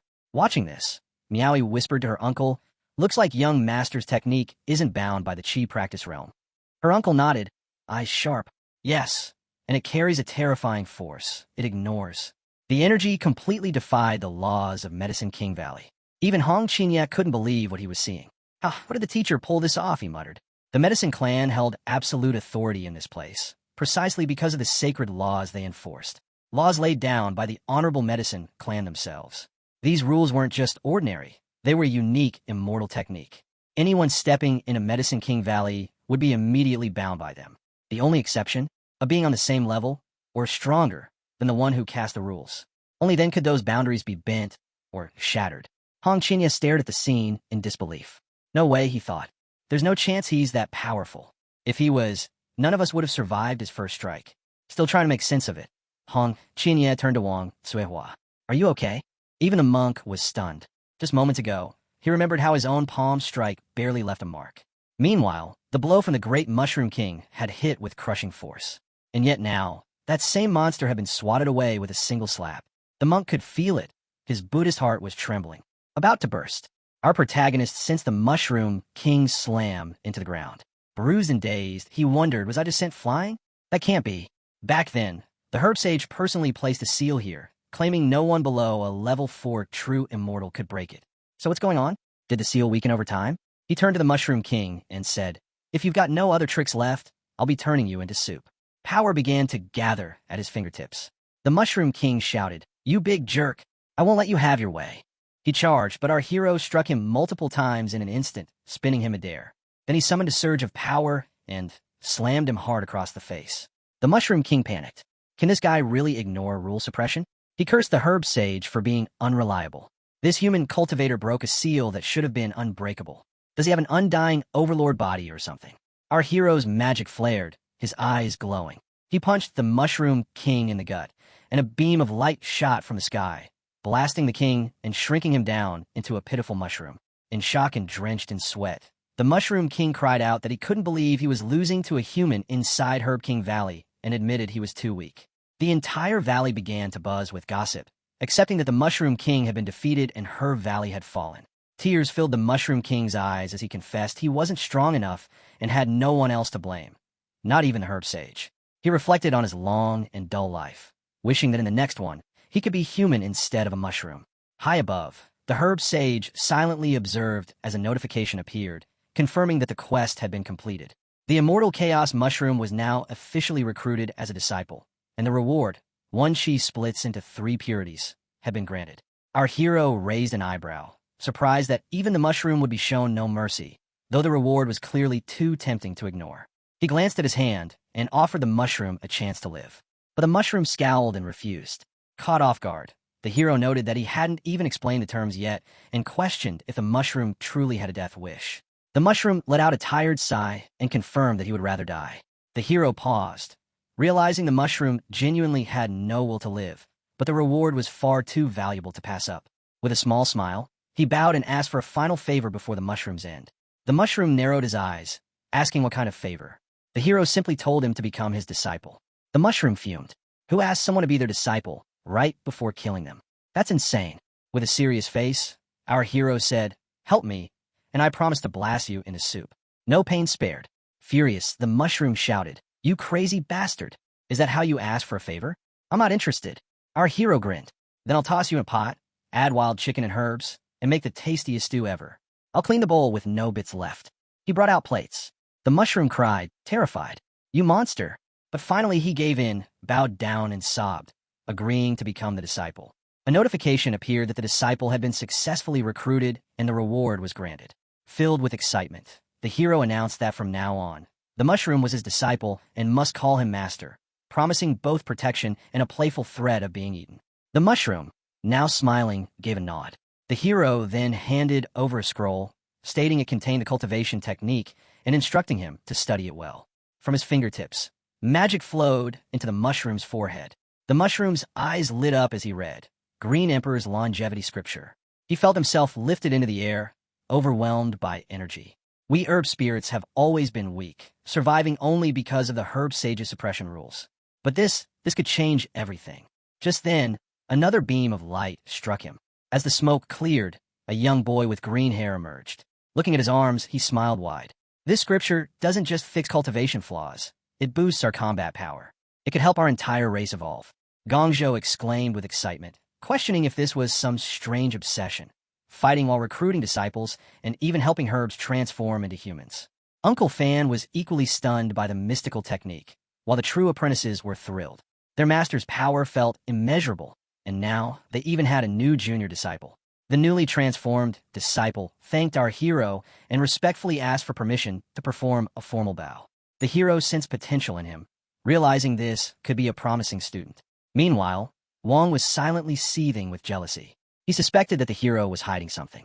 Not only had he taken a Mushroom King in as a disciple, but he had also helped him gain a human form. Wong thought to himself that this could only mean one thing. The hero was scheming. The immortal chaos mushroom might one day evolve into a true immortal herb, a rare existence so valuable that even gods would kill to obtain it. Whether to gain profit or wait for the right moment to consume him, the hero was playing a long game. Up above, the Buddha, still suspended mid-air, sighed in disbelief. To him, nothing made sense anymore. He grumbled that he seemed to be the only one who had actually lost something today. In frustration, he shouted at everyone below, demanding they come and get him down. Back on the ground, our hero looked at the mushroom and said that now he had entered his sight, he deserved a proper name. He paused to think as the mushroom crowd buzzed with excitement. Finally, he named him Xiaohei. The name felt right, even though Xiaohei preferred something more low-key. Still, he gratefully thanked the hero. The hero then asked a pressing question. If the herb sage had willingly opened Herb King Valley, then why suppress human cultivators? Xiaohei replied that it was because the sage was one of them. He wasn't human. He did it to protect their kind from extinction. This stunned everyone. The herb sage wasn't a human? Zhao explained further that the sage was a Kirin herb, an incredibly rare type of immortal plant. He had witnessed firsthand the cruelty and danger of the world. A Kirin herb, one of the legendary plants capable of defying nature and creating miracles. Wang's thoughts raced. Anyone who refined and consumed a Kirin herb could recover from the brink of death and gain immense power. Their path to immortality would be guaranteed. The hero then asked Xiaohei if the sage had made personal sacrifices to protect his people. As Xiaohei turned his head to respond, the entire forest erupted in annoyed mutters, demanding to know who exactly they were supposed to thank for all of this. The herb spirit's voice echoed as it explained that, long ago, countless human factions looked upon Herb King Valley with greed. They raided and looted without mercy. We herbs, especially the weaker ones, had no power to resist. We were treated as food or traded like common commodities. This filled us with anger and helplessness. To protect us, the herb sage burned his own life force, offering it to appease the invading cultivators, just to buy the rest of us a little breathing room. Shay added that the sage had used his own body and strength to carve a path forward. But the voice reminded them that energy is finite, while human greed knows no limits. Eventually, the sage made the difficult decision to ascend to the immortal realm, offering himself in exchange for long-term protection for the valley. The immortals agreed on one condition. Herb King Valley had to open once every 100,000 years to maintain their protection. The sage accepted the terms, but in secret, he placed powerful formations around the valley to suppress human cultivators and ensure the safety of the herbs. Only high-tier herbs like us know the truth. Most younger plants believe the sage simply became an immortal, and that's why the valley remained at peace. Even in such a harsh and dangerous world, our tribe never killed a single human. We only played with them out of boredom. Hearing this, our hero reflected aloud that the sage had sacrificed himself for the future of his people, and that it was impossible not to admire such a selfless act. Yang's followers praised the sage, calling him a true hero. Uncle Fan shared that he had always admired the herb sage, even more so knowing he came from the Western human realm. He respected that the sage gave everything to protect his own. A girl in the group added that, compared to what humans had done, it was clear who should truly feel ashamed. Just then, the exit portal began to open.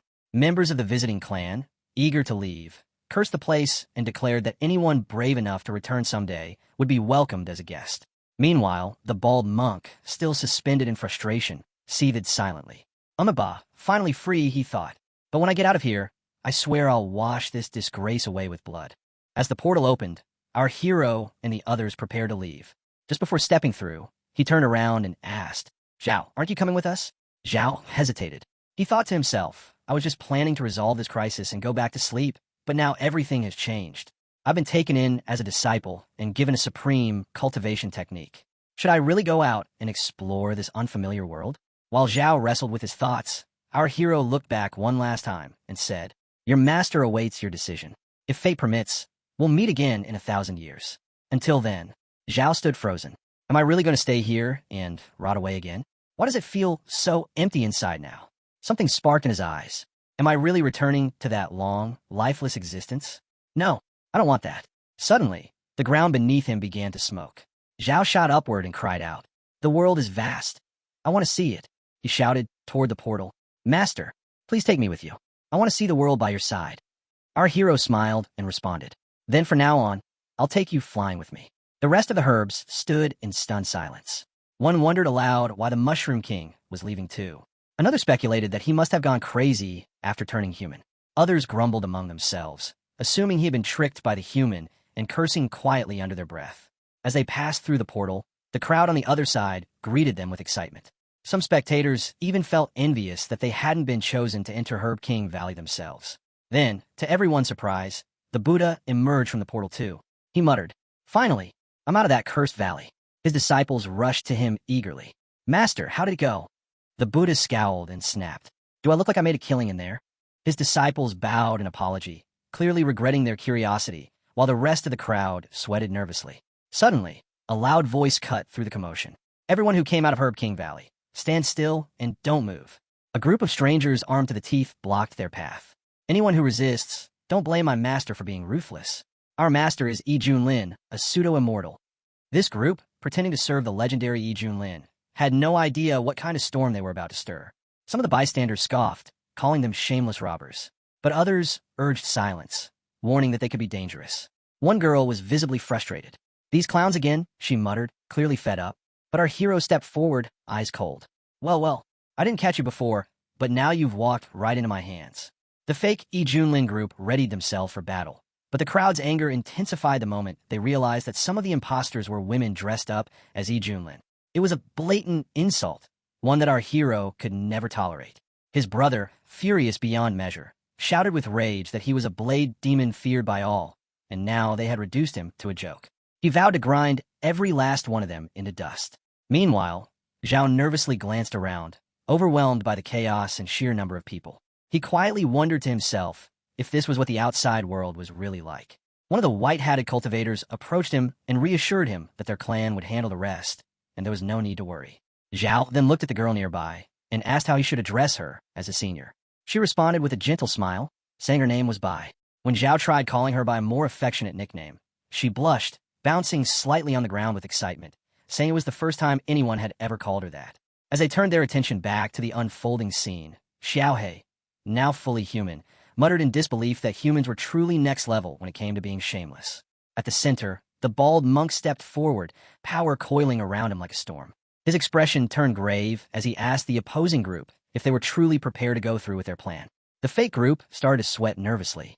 They realized the monk wasn't afraid in the slightest, and worse, that was clearly tribulation energy radiating from him. He had to be a pseudo-immortal. Their leader tried to maintain his composure and reason internally that there was no need to panic. After all, Yi Junlin had once killed a pseudo-immortal from Feathergate. As long as he acted confident, he might be able to bluff the bald monk into backing down. So, with forced arrogance, he confronted the monk, demanding to know if he dared challenge him and whether he even understood who he was. He declared that when he made a move, no one in the entire Easter domain could stop him. The monk's disciples were left stunned by this revelation. They whispered among themselves that the man standing before them was Yi Junlin, the very same warrior who had annihilated Feathergate's million-strong army. That one battle had cost Sky Temple dozens of elders and countless disciples. The monk let out a sigh, the truth dawning on him. So this was the infamous Yi Junlin. He murmured that heaven must truly be favoring him today.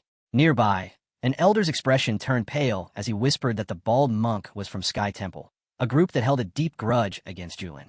This situation could turn catastrophic. However, the monk simply brought his palms together and responded with calm reverence. He greeted Junlin as Brother Yi, adding that it was an honor to meet him at last, and that he had heard many things. The elder watching from the crowd began to sweat. The monk's respectful tone was unexpected. Was he really letting go of past grievances? It seemed the name Yi Junlin held far more weight than anyone had imagined. Another monk disciple leaned toward his companions and questioned quietly why Master Rendang was being so polite, given that the two were supposed to be sworn enemies. Another observer muttered to himself that Yi Junlin had truly become someone no one could afford to provoke anymore. From the side, our hero let out a chuckle. One of his disciples leaned closer and remarked with admiration that even the bald monk was showing their master such deep respect now. The fake Yi Junlin stepped forward, pretending to speak with calm authority. He said that since fate had brought them together today, he hoped the monk would stay out of whatever happened next. But the monk replied with a serene smile, acknowledging him as Brother Yi and offering to lend a hand. Without warning, the monk soared into the sky and summoned a massive formation tool. The artifact rapidly grew in size, glowing with divine energy. He invoked the Heaven Net Subjugation Formation and brought it crashing down on the imposters. The old man leading the fake group cried out in panic, demanding to know what the monk was doing. The monk's voice rang with finality as he declared that, since fate had brought them together, he would personally guide them all toward nirvana and eternal peace. The disciples, overwhelmed by the monk's fury, began to panic. They insisted they had no quarrel with him and offered to hand over the treasure peels if that was what he wanted. One of them questioned whether this was because of the incident in Medicine King Valley and assured that they would not reveal anything about it. The monk, his voice unsteady, denied there had ever been a deal. But deep inside, he knew the real issue. They had witnessed his humiliation in Xianbai Valley. He couldn't allow that disgrace to spread eastward. Silencing them, taking the peels, and placing the blame on Yi Julin seemed like the perfect solution. 3 birds with 1 stone, and he would emerge as a hero of justice. One disciple held out a scroll and revealed that he was an elder of the Great Yan dynasty, warning of the consequences of harming him. Another, a burly man with a wild appearance, claimed to be a core elder of the Chinquan sect and declared that any harm to him would bring ruthless retaliation from his sect. At that moment, a glowing magical hand materialized in the air. The monk emerged from it and coldly declared that the time for talking was over. The magical hands seized the sect members and crushed them into pulp. The fakie started to worry, thinking that he had planned to quit after this with clean hands, yet things had spiraled out of control. Trying to maintain composure, he reached out his hand, clearly implying he hoped they wouldn't cast him aside. The monk, with glowing eyes, responded with calm respect, claiming to admire Yi deeply and even expressing that he had a favor to ask. According to him, Yi wanted treasure while he wanted survival, so forming an alliance seemed mutually beneficial. Fakie internally judged the monk's chanting and emotional act as nothing more than flattery aimed at Yi Junlin, but he went along with it. He gave the monk permission to proceed and assured that if anything went wrong, he would take full responsibility. One of the disciples couldn't hold back and shouted at him in fury, accusing him of joining forces with the bald monk to slaughter them all. He cursed him as a greedy traitor destined for a horrific end. Miao, witnessing the chaos, asked her uncle whether Yi Junlin had gone completely mad.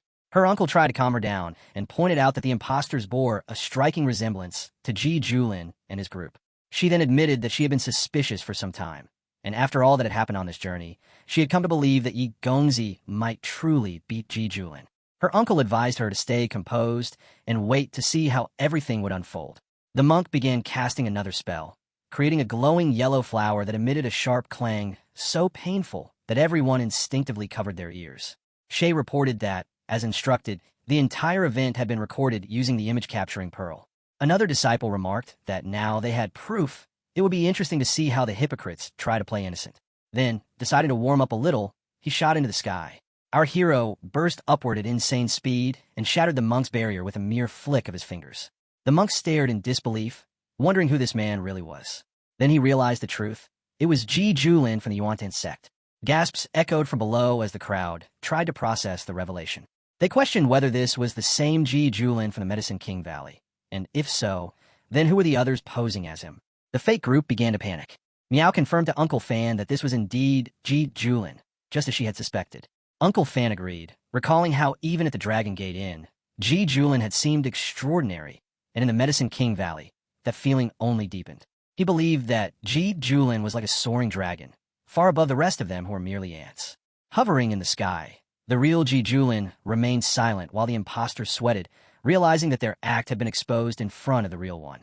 Their thoughts screamed that they were doomed, having performed their charade while he watched silently from the sidelines.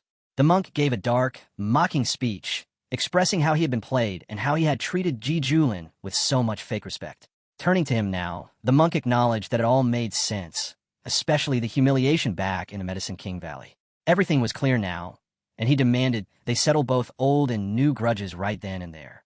But Ji Julin had anticipated this. He revealed that he had recorded the monk's entire performance and wondered aloud what the world would think of the Sky Temple if that footage was made public. He hinted that the monk's plan to shift all the blame onto him wouldn't work. The monk snarled that no one would leave alive, so there'd be no one to leak the truth. In his view, Ji Julin's reputation could easily be turned against him. Ji Julin responded coolly, thinking the monk was far too overconfident. Now furious, the monk began channeling an even darker energy.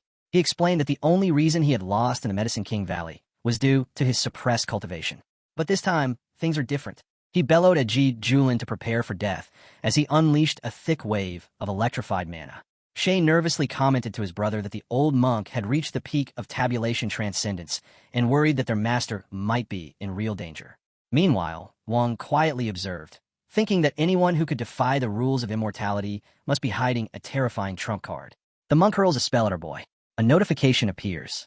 A horse has been hit by a pre-tribulation transcendence enemy. Passive abilities activate. Power rises to match perfected tribulation transcendence. Our boy says, here we go. He breaks the spell with one clean strike and says, is that all? The monk takes the hit and stumbles back, with blood dripping from his mouth. You are hiding deep, he shouts. You are actually at the peak of tribulation too. Our boy stands tall and says, tell me, how do you want to die?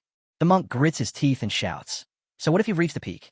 I spent years building the indestructible diamond body just for battles like this. You won't break me that easily. Our hero replies, I gave you a chance. You chose to throw it away. The monk yells, stop acting proud, and raises both hands to summon a spell. A giant golden dragon bursts out from the air and roars as it charges forward. The beast is enormous, glowing, and filled with destructive energy. Our boy doesn't flinch. He flicks his fingers, and a powerful spell takes shape. A giant hand, made of pure energy, forms above and grabs the dragon by the neck. The dragon cries out as the hand tightens and shrinks it into nothing. The monk stares in disbelief. His strongest technique vanished like smoke. The hand now floats over his head, ready to strike. He quickly calls on his last resort and summons the Vajra Infinite Lamp. He channels his power and forces the hand apart, freeing himself from its grip. He takes a deep breath, thinking he survived. But our boy doesn't wait. He casts another spell. A crushing force slams the monk into the ground. Blood shoots from his mouth as his body hits the earth hard. His disciples watch in silence, unable to believe what they just saw. The monk coughs and wipes the blood from his face. He lies there, worn out and confused, asking himself if he is still alive. He realizes that the strong body he once trusted is nearly broken. With no other option, he reaches for the treasure pills from Medicine King Valley. Suddenly, herbs from every disciple start floating toward one spot. Panic spreads as everyone watches helplessly. In less than a minute, the monk's body is fully healed and shining with energy. He rises again and casts a stronger spell, filled with intense mana. He shouts, this fight is just getting started. But our boy stares at him calmly. No, he says, it's already over. The monk asks, what do you mean? Our hero holds up his hand and begins forming a glowing sphere of energy. Lightning sparks from every side of the ball. He looks straight at the monk and says, let's see how you handle this. The demon monk's eyes widened in disbelief as he muttered, this technique, but before he could finish, the hero stepped forward, gaze sharp as a blade. Remember now? The hero asked coldly. The monk let out a chilling laugh. What a joke. That punch felt weaker than a mosquito bite. But the hero simply smirked and replied, oh? What if I told you I only used 1/10,000th of my strength? Before the monk could react, he let out a furious scream. But in that very instant, Yi dashed forward and delivered a devastating blow that crushed the monk's face, sending a burst of fire erupting from the impact. Flames spread across the battlefield as the hero stood firm, his figure unmoved in the blaze. The onlookers stared in stunned silence, until someone suddenly shouted, the demon monk is dead. Another cried out that they were finally saved, their voices rising in relief and awe. One among them exclaimed with trembling excitement that it was Senior Yi who had saved them and vowed that his life now belonged to him. Others quickly joined in, declaring they would fight anyone who dared slander Senior Yi, and that from now on, they would defend his name with their lives because he was a true hero. As he stood calmly watching them, the crowd began chanting his name, and Misin, standing among them, whispered in astonishment that Yi Junlin was not only incredibly strong, but also unbelievably handsome. The man beside her nodded and admitted that Ye's strength far exceeded anything he had imagined, though he encouraged Miss and to continue training, believing she might one day stand on his level. Not far off, Ye's loyal follower looked at him with wide eyes and said that Master had opened his eyes once again. Hong Qinya, observing quietly, added that even Ronding's strongest defense warrior, who was famous throughout the central domain, had been turned to dust with a single punch, and he began to wonder just how far Yi could truly go. Just then, another enemy group appeared, but Yi wasted no time and rushed toward them, shouting with steel in his voice, "Where do you think you're going?" Within moments, he struck them down without hesitation. With his enemies eliminated, he declared that it was time to settle the score. The remaining enemies dropped to their knees, begging for mercy and calling themselves worthless scum, pleading with him not to lower himself to their level. One of them panicked and pointed at another, claiming that everything was his idea. Another backed him up, explaining that he had been working peacefully at Fengshan House before being tricked. A third one added that he had simply been a farmer who followed them because he thought there would be food. The old leader of the group erupted in rage and called them backstabbing rats, furious that after feeding them and protecting them, they were now trying to cut ties. He looked at them in disgust, thinking they were too pathetic to even bother with. They're not even worth dirtying my hands, he muttered to himself. He believed every debt had its collector, so he decided, I'll let karma deal with them. Then he turned to Miss-san. How much did they steal from you? He asked. Miss-san, her voice filled with fury, shouted, 5 million high-grade spirit crystals. They need a hand over every last one. Another person stepped forward. Return the talismans and artifacts you stole from the Lingshan sect, they demanded. And don't forget the Baoxiang sect's treasure, another voice added. The group of enemies panicked. They began tossing everything back, their voices trembling. Take it all back. Just let us go. It's over. He glanced at the growing pile of stolen goods and said coldly, with this many creditors, you're in for a fate worse than death. Li Wujia, standing nearby, snorted and commented that these lowlives were not even worth Master's time. Missinen stepped closer to Yi and thanked him for recovering everything.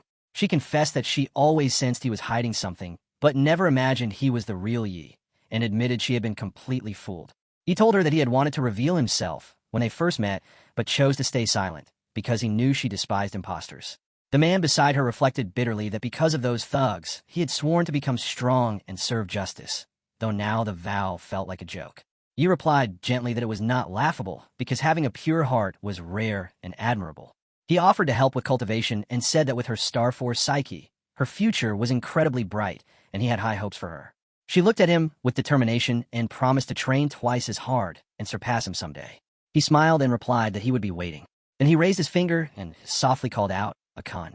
At once, a massive shark emerged with a deep voice, responding, Ah kun. He turned to Miss-in and said, until we meet again. She smiled and replied, let's meet again someday. As he descended, the crowd erupted into murmurs of astonishment. Whispers spread like wildfire. It's true. Senior Yi really rides a Kuenpeng. The energy shifted. The same people who once doubted him now looked on with admiration. He's the pride of the Eastern Domain, someone exclaimed, awe in their voice. Another voice broke through the noise, regretful yet firm. We actually believed all that trash talk, but he just saved our lives. We need to clear his name, one man shouted. He deserves it. After everything. For real, another added. We owe him big time. Then came a roar from the back of the crowd, laced with resolve. Step 1. Bring down the real villains. The old monk, now panicking, asked what they still wanted since they had already returned everything. Another man retorted that none of it mattered because the entire scheme had been the old monk's idea from the beginning. The scene shifted, and the wind now blew gently across the sky. On the back of Kuenpeng, Xiaohei stared in amazement and thought the creature's back felt like a paradise floating in the clouds. He turned to him and announced that from now on, he was officially part of the team. He began introducing the senior brothers one by one. He pointed to the first and said this was his eldest senior brother, Hong Qianye, who was warm-hearted and always willing to help with cultivation. Hong nodded with a smile and told Xiaohei to come find him anytime if he ever struggled. Inwardly, Hong stared at him and thought that after living in the Medicine King Valley for 100,000 years, he had never seen a human this beautiful, especially one who was a guy. Yi continued the introduction and said the second senior brother was by Xiaoxi, who served as a personal chef and housekeeper. If Xiaohei needed anything in daily life, he was the one to ask. Then he introduced Li as the third senior brother, who acted as Ye's scout and vanguard. If anyone tried to bully Xiaohei, Wu Jie would be the one to handle it.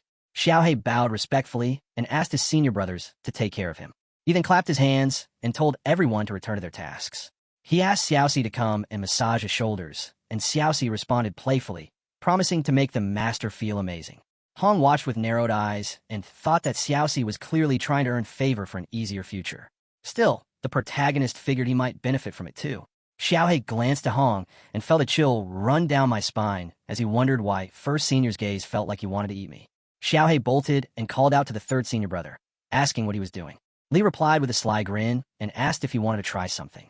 He immediately panicked, thinking this guy was trying to make me eat my own kind, and desperately asked myself if he could still run. Li laughed and apologized, saying he didn't really mean it. Xiaohei fled and shouted that the third brother was terrifying.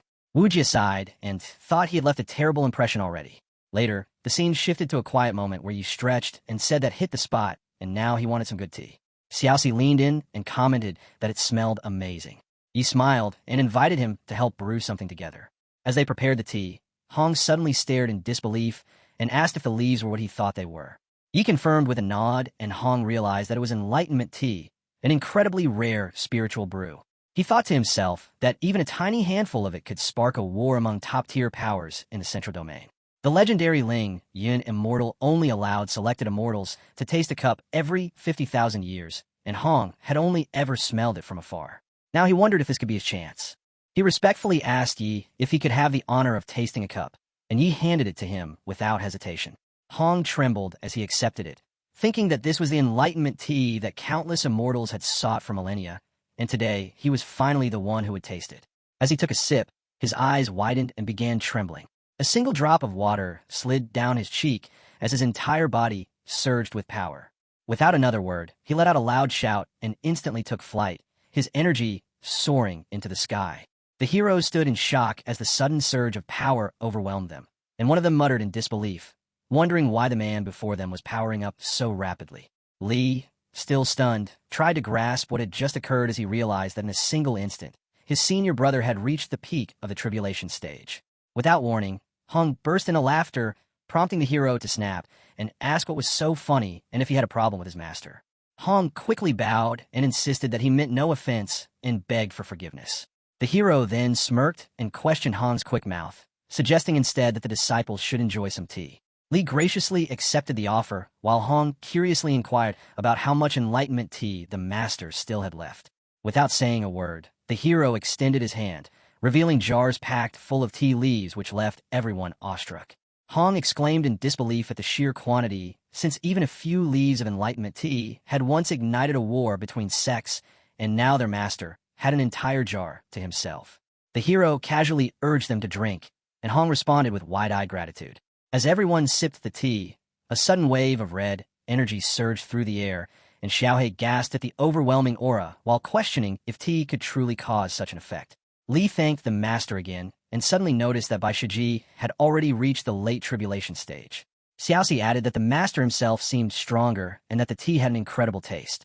Drink quickly, fourth brother, Li urged. This tea seems to heighten enlightenment. As fourth brother drank, he wondered, will this work just as effectively for the people of the Madison tribe? Xiaoxi soared into the sky. Golden core perfection. Li yelled, divine transformation. Perfect ascension. Xiaoxi quietly thought to herself, it's wise to stop at perfect ascension.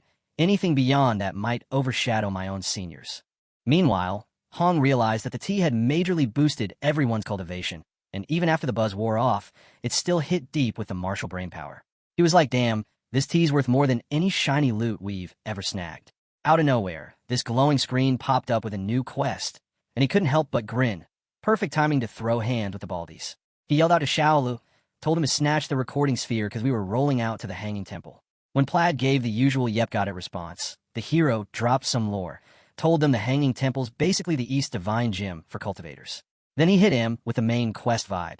It's time to snuff out their sacred flame. Low-key, he didn't think we'd get into it this fast, but hey, the abbots there? Yeah, they ain't your average bald dudes in robes. The scene shifted dramatically to the eastern domain, where flames engulfed homes, and a monk was wreaking havoc while a woman begged for her child's life and offered herself instead. The monk coldly stated that the child must bear his father's karmic debt and that a death must be repaid. Just then a sharp and blazing burst of energy struck the area, and the monk turned with fury, asking who dared to disturb them. Soldiers charged in, and their leader, Murong Hai, declared, "This is now the kingdom of kindness." He then warned the monk, "Your actions will not go unpunished." The monk sneered. "Not even the king would interfere," he stated, then asked Murong, "Who do you think you are?" Murong declared, "These children will be protected under the Lord's mercy." He accused the monk, "You disguise monstrous cruelty behind holy robes." He further accused, "You monks are cannibals. The children you rescued likely ended up in your stomachs." Enraged, the monk demanded that Murong watch his tongue and stop insulting the mountain lord.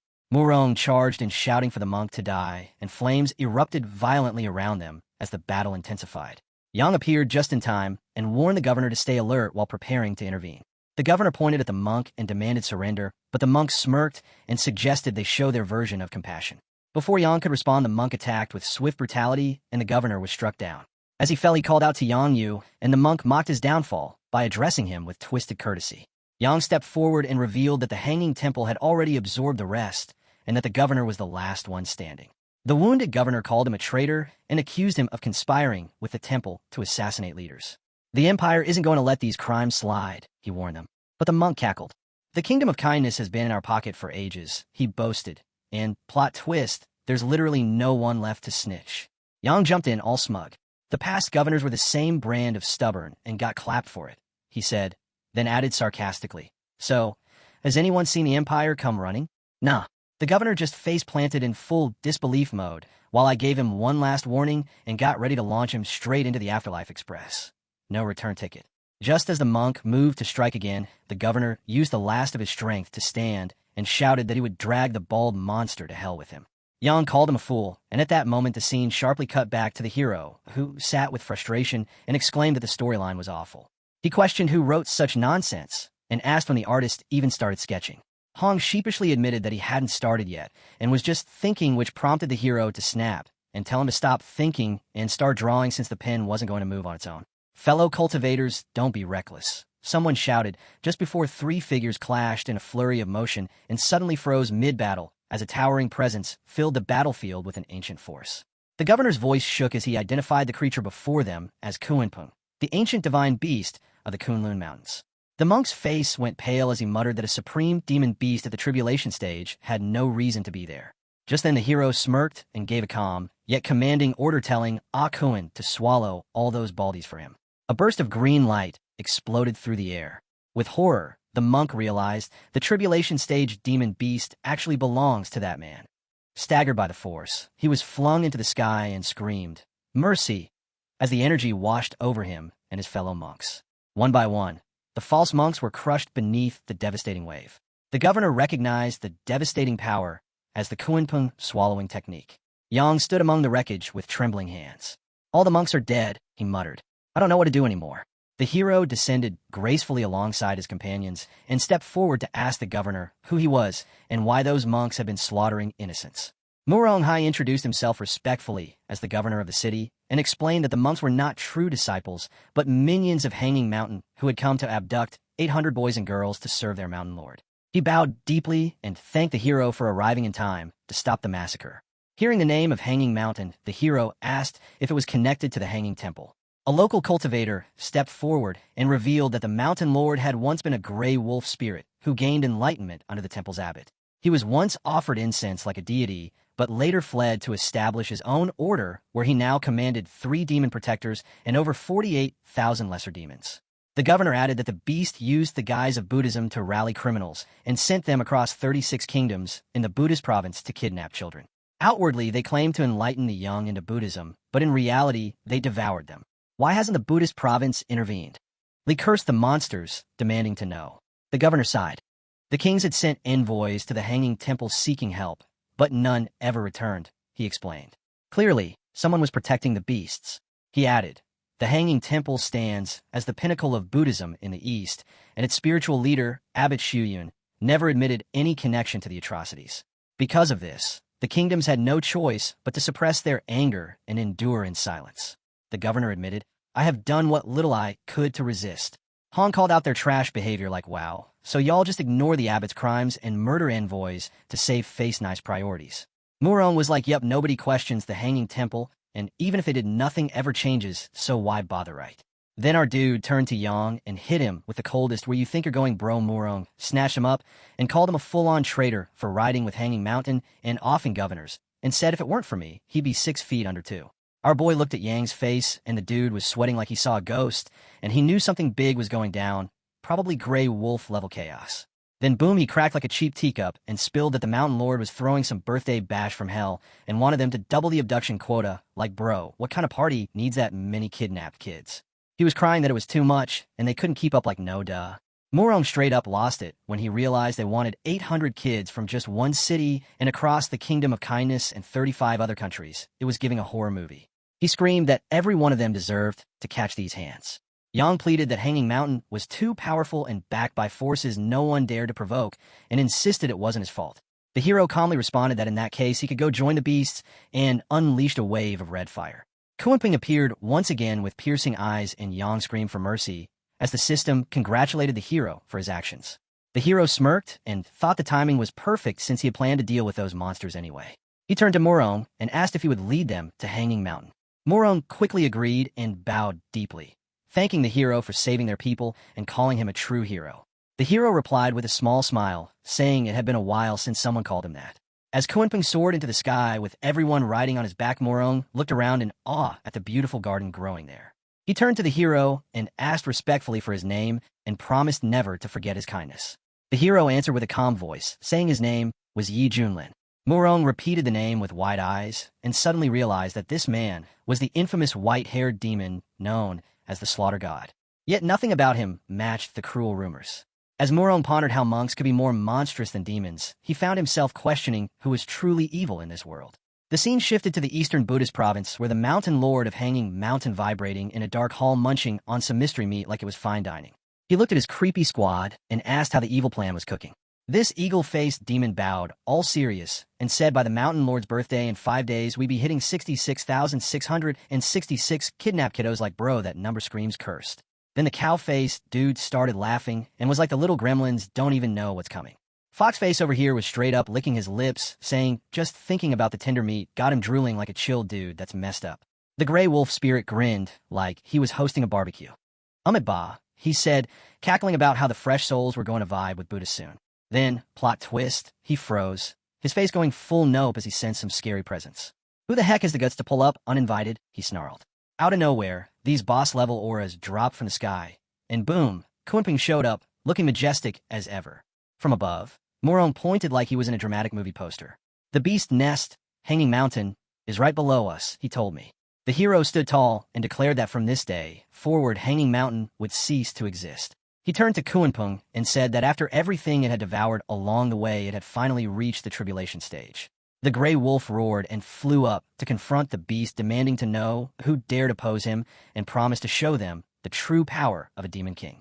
But as he charged forward, the space twisted, and one of his minions cried out that something was wrong.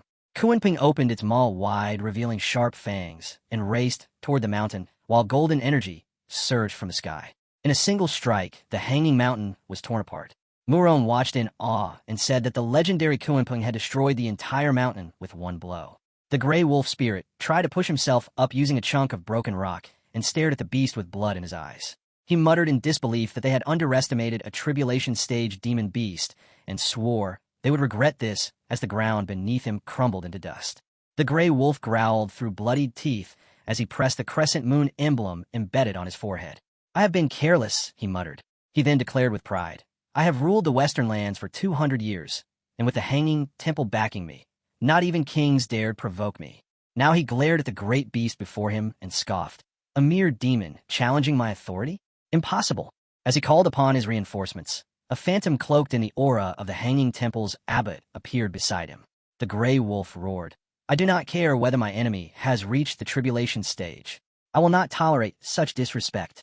The moment he shouted the command, open eyes, a storm of red and blue energy erupted from the phantom's form, and the battlefield trembled under the sheer force. On the sidelines, Lean narrowed his gaze and thought that the strike carried the aura of a peak tribulation stage cultivator and mused that the Hanging Temple was more interesting than he had imagined. Governor Morong dashed forward and felt the pressure bearing down on him as he wondered whether Senior Yi could truly withstand the blow from even a phantom of the abbot. Hong clenched his fists and admitted to himself that although he was at the peak of the tribulation stage, he would not dare to face such an attack head-on. He watched anxiously and questioned how their hero would respond. Suddenly, Yi Junlin stepped forward without fear and taunted them for trying to act tough. He studied the phantom and thought that, as expected, they were being protected by the demon monks. In an instant, he launched his counterattack, and the red energy that had surged toward him was pushed back with overwhelming force. The gray wolf stumbled in shock and screamed that it was impossible and shouted that even the phantom of the Hanging Temple's abbot was supposed to be at least peak tribulation stage. Yet this man before him might be stronger, and what frightened him most was that he could not sense Yi Junlin's cultivation at all. The man was untouchable. Realizing they were totally screwed, Gray Wolf and his squad dropped to their knees like none played character in a cutscene. The demon hit the lowest bow I'd ever seen, begging, please spare me, big boss. His voice was straight up shaking as he asked, what did I do to tick off someone this OP? I looked him dead in the eye and hit him with the coldest reply ever, telling him, you built your little evil Airbnb right on my route. Gray Wolf was full-on panicking. I promised to pack my bags and vanish like a bad side quest, he swore. I'll never come back again. But Yi Junlin only stared with unblinking eyes and asked if the wolf planned to run back to the Hanging Temple. The demon nodded rapidly and admitted that he had strong ties with the temple and even offered to personally introduce Yi Junlin to the abbots to exchange Buddhist teachings. Secretly, he thought that now the white-haired demon understood his connection to the temple, he would not dare misbehave. Yi Junlin smiled and said that was perfect because he had been waiting to visit the Hanging Temple and suggested they go together.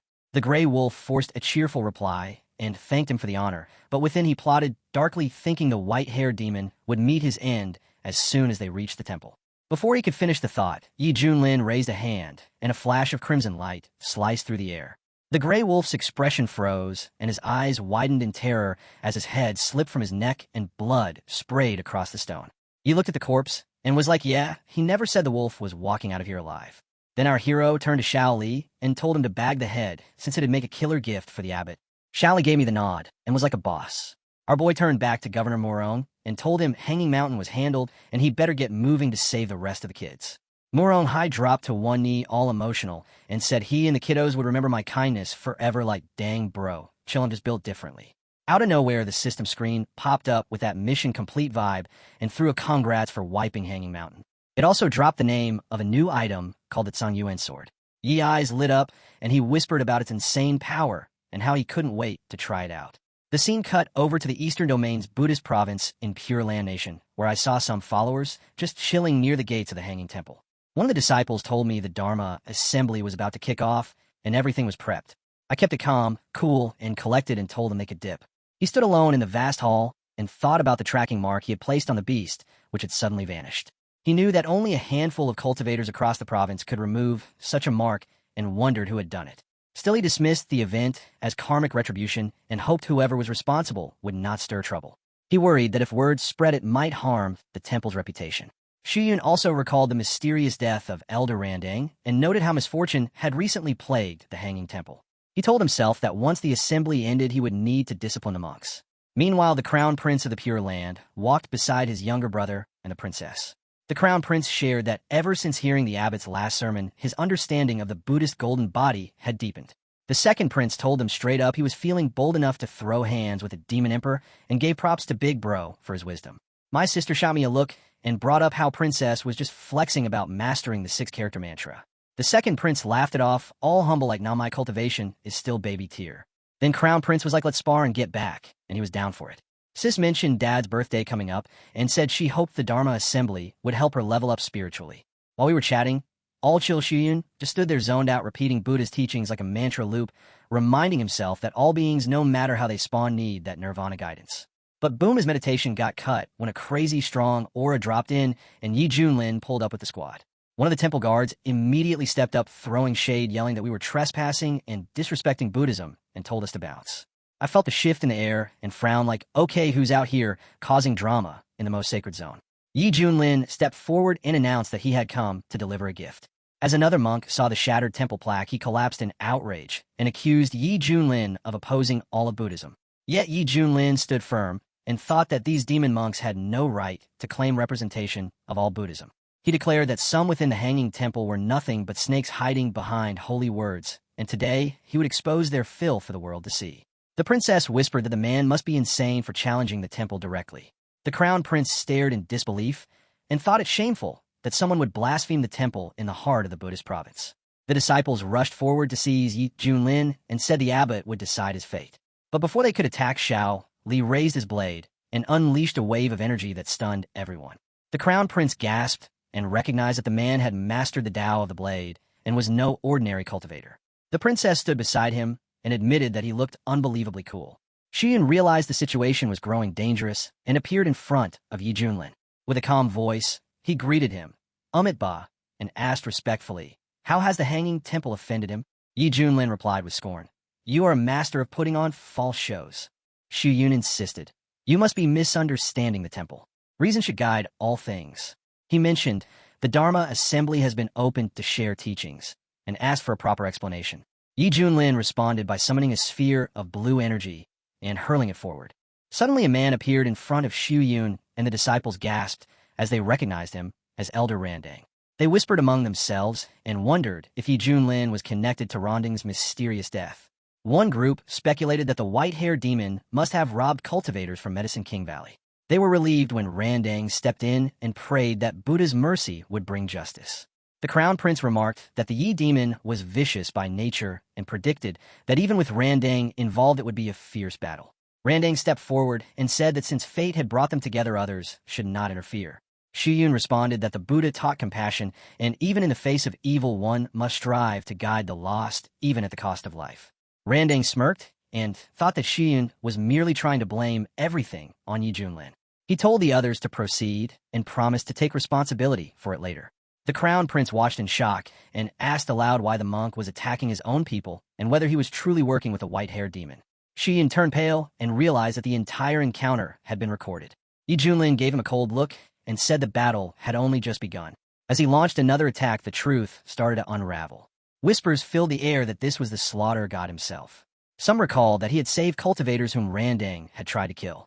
A murmur spread through the temple as the people realized that one of their own elders had been exposed for his treachery, and the so-called righteous temple might be hiding something far darker beneath its sacred exterior. The Crown Prince stepped forward and told his younger sister to stay behind him as the tension rose. Princess asked, then questioned aloud why Yi Junlin had saved the cultivators, calling him a hero. The Crown Prince, sensing something off, replied that the situation was suspicious and advised waiting to see how it unfolded. Meanwhile, Shiyun thought to himself that although he hadn't expected Randang to be killed, restoring their reputation took priority. With anger in his voice, he accused Yi Junlin of tampering with the recording orb to frame Elder Randang and tarnish the Hanging Temple's name, calling it a cheap trick that wouldn't fool the world. In response, Yi Junlin forcefully pinned the gray wolf to the ground and mocked Shiyun. "Baldy, I even returned your precious pet." Shiyun denied any connection with the beast. "Have you killed it as well?" he asked. Just then, the recording orb projected a scene showing the wolf's atrocities in the Western Wasteland, where its actions had stained the reputation of the Hanging Temple. The people there had suffered for years and cried out for help, while the temple had secretly attempted to clean up the complaints just to save face. The crowd began to murmur in shock. One person recalled seeing the gray wolf at the temple long ago, while another questioned whether Master Shiyun had truly ignored such dark arts. A third voice added that there had been rumors of children being kidnapped in the temple's name. However, an elder from the Heavenly Artisan sect stepped forward and swore upon his sect's honor that the recordings were real and untouched. With this confirmation, the Crown Prince declared there could be no doubt. The second prince noted that the Pure Land Nation's top sect would never lie. Horrified, the princess called the truth filthy while people in the crowd lamented how their master had hidden behind a mask of holiness. He straight up told anyone still doubting to go check the Western Wasteland themselves if they needed receipts. He called Shiyun out as a full-on wolf in monk drip and dragged him pretending to be some holy icon. He said that the lotus seat Shiyun was chillin' on was soaked in the blood and tears of kids who never stood a chance, and no amount of chanting Amitabha was going to save those souls now. The crowd started snapping out of it, saying they'd been blind way too long. Li called the whole thing a disgrace to Buddhism and the world itself. People were heatedly yelling that Shiyun was an old dog who didn't deserve the title of monk and shouting for him to dip from the Eastern Domain and quit Buddhism for good. Suddenly, Shiyun clenched his hand and yelled for silence. The force of his voice caused immense pain among the people and injured many, though Yi Junlin quickly countered the spell. The Crown Prince expressed gratitude, and the second prince admitted he had narrowly escaped death from the sonic attack. The princess declared they had to report everything to their father immediately. As chaos erupted, the people fled in fear when Shiyun screamed that no one would leave alive. Unleashing a sharp wave of energy, he rose into the sky. To the terrified crowd below, he announced that the Dharma Assembly had been invaded by the Eat Demon and that despite brave resistance, many had died in the fight. Someone in the crowd called him a liar and accused him of destroying the temple's reputation. Yi Junlin then pointed out that Shiyun, like Randang, was just as vile. The Crown Prince asked the monks whether they truly sided with Shiyun and was met with their blind loyalty. They insisted that everything the abbot did was for the good of the temple and vowed to defend it to the end. The princess told her brothers that the monks had been completely brainwashed. The Crown Prince realized they had no choice but to fight their way out. "Little Red, move forward," Yi Junlin ordered.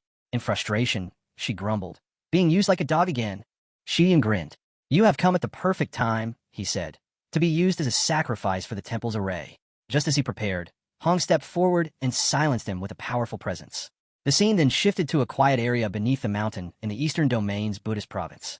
Two watchers observed the activation of the mountain defense array and speculated, is Hanging Temple under attack?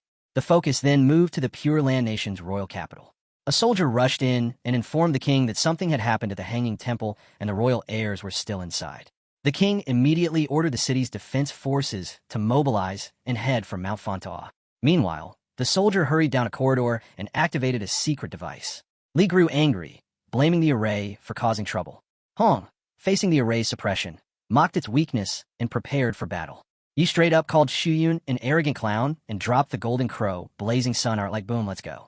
Dude barely blinked and hit back with some Buddhist hellfire mess, then pulled out the nine hells karma flame like it was nothing. He swore under my breath, realizing that junk had underworld clan energy all over it, and called him out for being the biggest hypocrite. He just hit me with that preachy vibe, saying true Buddhism burns evil like, okay bro, whatever helps you sleep. Then out of nowhere, an earth-shaking roar blasted through the air. Shuyun gasped when a freaking Kunping showed up as a surprise. He was out here thinking maybe Junin was behind it, like bros spiraling. Blue energy lit up the place as Xiaoxi rolled in with the squad, yelling, Mousy and 4 Junior Bro are on deck. Shuyun tried to act smug, saying even Kunpeng couldn't crack the array, but he wasn't buying it. Xiaoxi and Xiaohei powered up and launched a blinding flash combo that had Shuyun shaking. He realized, yeah, the Yi Demon got Tribulation Stage disciples too, and they don't play. As the Kunpeng reached the mountain's edge and shattered the barrier, panic swept through the Hanging Temple. People screamed that the array had broken and ran for their lives. The Crown Prince took his sister's hand and told her they had to escape. Shuyun bellowed one final time for everyone to return, vowing no one would be allowed to flee. When a heavy burst of red aura fell from the sky, the members of the prince's family instinctively tried to flee and shield themselves, their faces filled with panic as chaos erupted around them. At that very moment, the hero stood calmly on the ground and with a tone of mock surprise said, "You haven't seen this coming." Meanwhile, the Shuyun hovering above the battlefield, cloaked in red flames, realized the danger that the truth might escape with the fleeing cultivators, and he feared that if it did, the Hanging Temple's reputation would be shattered forever along with his own. Determined to prevent that outcome, Shuyun raised his voice and commanded that no one attempting to escape should be allowed to survive. His loyal followers responded without hesitation and acknowledged his command. On the other side, the hero stood with his followers and ordered them to protect the innocent and ensure their safe retreat. The fourth brother immediately obeyed, and Xiaohei, along with Xiaoxi, activated their powers, releasing waves of purple aura that surged forward to either distract or eliminate the monk's disciples. The scene then shifted to the prince's family who were still running for their lives through the burning temple grounds. A soldier spotted the crown prince and rushed to him, expressing relief that he was unharmed and asking if Hanging Temple had been attacked by demons. The crown prince, filled with fury, snapped that the real demon was none other than the abbot himself and urged the soldier to report everything to the emperor without delay. Above the chaos, the Shuyun continued to spread his fire across the sky when the hero mocked him for failing to defeat even a single disciple. He told the monk, "You might as well give up and end it all." With his golden eyes burning in anger, Shuyun dismissed the insult and warned the hero, "You have only seen a fraction of the temple's power."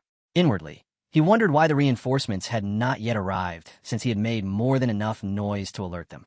With desperation swelling in his voice, the monk called out for Shuyun to summon the 2 sages and defend the sacred temple. Upon hearing that, the hero grew more intrigued and stated that things were finally getting interesting. Suddenly, a glowing circle appeared in the sky, spinning with a cross at its center as sacred energy began to gather. One of the monk's followers shouted in joy and thanked the heavens, as both the demon-subduing staff and the Vajra bracelet appeared, signifying the arrival of the 2 sages of the Hanging Temple. The bracelet descended rapidly toward the hero, who dashed aside to avoid it, and stared upward with fierce determination as he summoned a wave of intense blue energy and shouted for everyone to fall back. In the next instant, 2 mighty figures descended from the heavens, each radiating immense spiritual power. These men were none other than Elder Dragon Elephant and Elder Purity, both part of the legendary 3 saints of the Hanging Temple. As they landed, golden energy surrounded their forms, and the disciples watched in awe, recognizing the once-retired legends who had once stood at the pinnacle of the Eastern Domain alongside the abbot. Murmurs of reverence spread among the monks as one disciple whispered that he had grown up hearing tales of their power and never imagined he would see them with his own eyes. The Shuyun became visibly relieved and joined his hands in greeting, expressing that he would never have disturbed their cultivation had he not been so desperate. He silently admitted that without them, he would have already met the Buddha in death. Elder Dragon Elephant turned to the monk and asked who the man was that dared to attack their temple and left him in such a sorry state. Elder Purity criticized the monk for activating the mountain defense array and questioned what the late abbot would have thought of such disgrace. As the two elders confronted the monk, the latter pointed toward the hero and claimed that he was the infamous Yi demon who had forged false recordings to slander the temple, incited chaos among the cultivators, and now intended to destroy the temple entirely. He added that this man had already slain the elders of the Feathered Gate and the Great Sun Master and begged the elders to uphold justice. The hero stood across from the Shuyun and thought that the man had once again twisted the truth to suit himself. He noted that once the cultivators escaped, there would be no witnesses to contradict the monk's lies. Shuyun prepared to strike and declared, "Your lies will end here and now." He vowed to defend the hanging temple at all costs and called upon the elders to join him in slaying the demon. A massive blast shook the earth as the Shuyun charged forward with his staff, delighting his followers who rejoiced at the destruction. One disciple shouted, "The monk has brought out the sky-piercing staff, the most powerful treasure of the hanging temple and a grade 9 spiritual artifact." Elder Dragon Elephant joined the assault with his own weapon and coordinated his attack with the Shuyun, both aiming for the hero with synchronized precision. They accused him of disgrace and warned that he was about to die. Just as their weapons closed in, a majestic sword descended from the sky and landed before the hero. It was Gung Yuan's sword, another grade 9 spiritual artifact, and its arrival shocked the elders and the Shuyun. The hero took hold of the blade and smirked, thinking aloud that the others acted as though they were the only ones with high-grade treasures. He rushed forward with the sword in hand and declared that he had far more treasures than they could ever imagine. The only real question was whether they would survive long enough to witness them. He acknowledged the sword's immense power, but admitted that he lacked proper sword techniques to fully utilize it. Suddenly, a glowing system interface appeared in front of him and notified him that his sign-in at the Hanging Temple had been detected.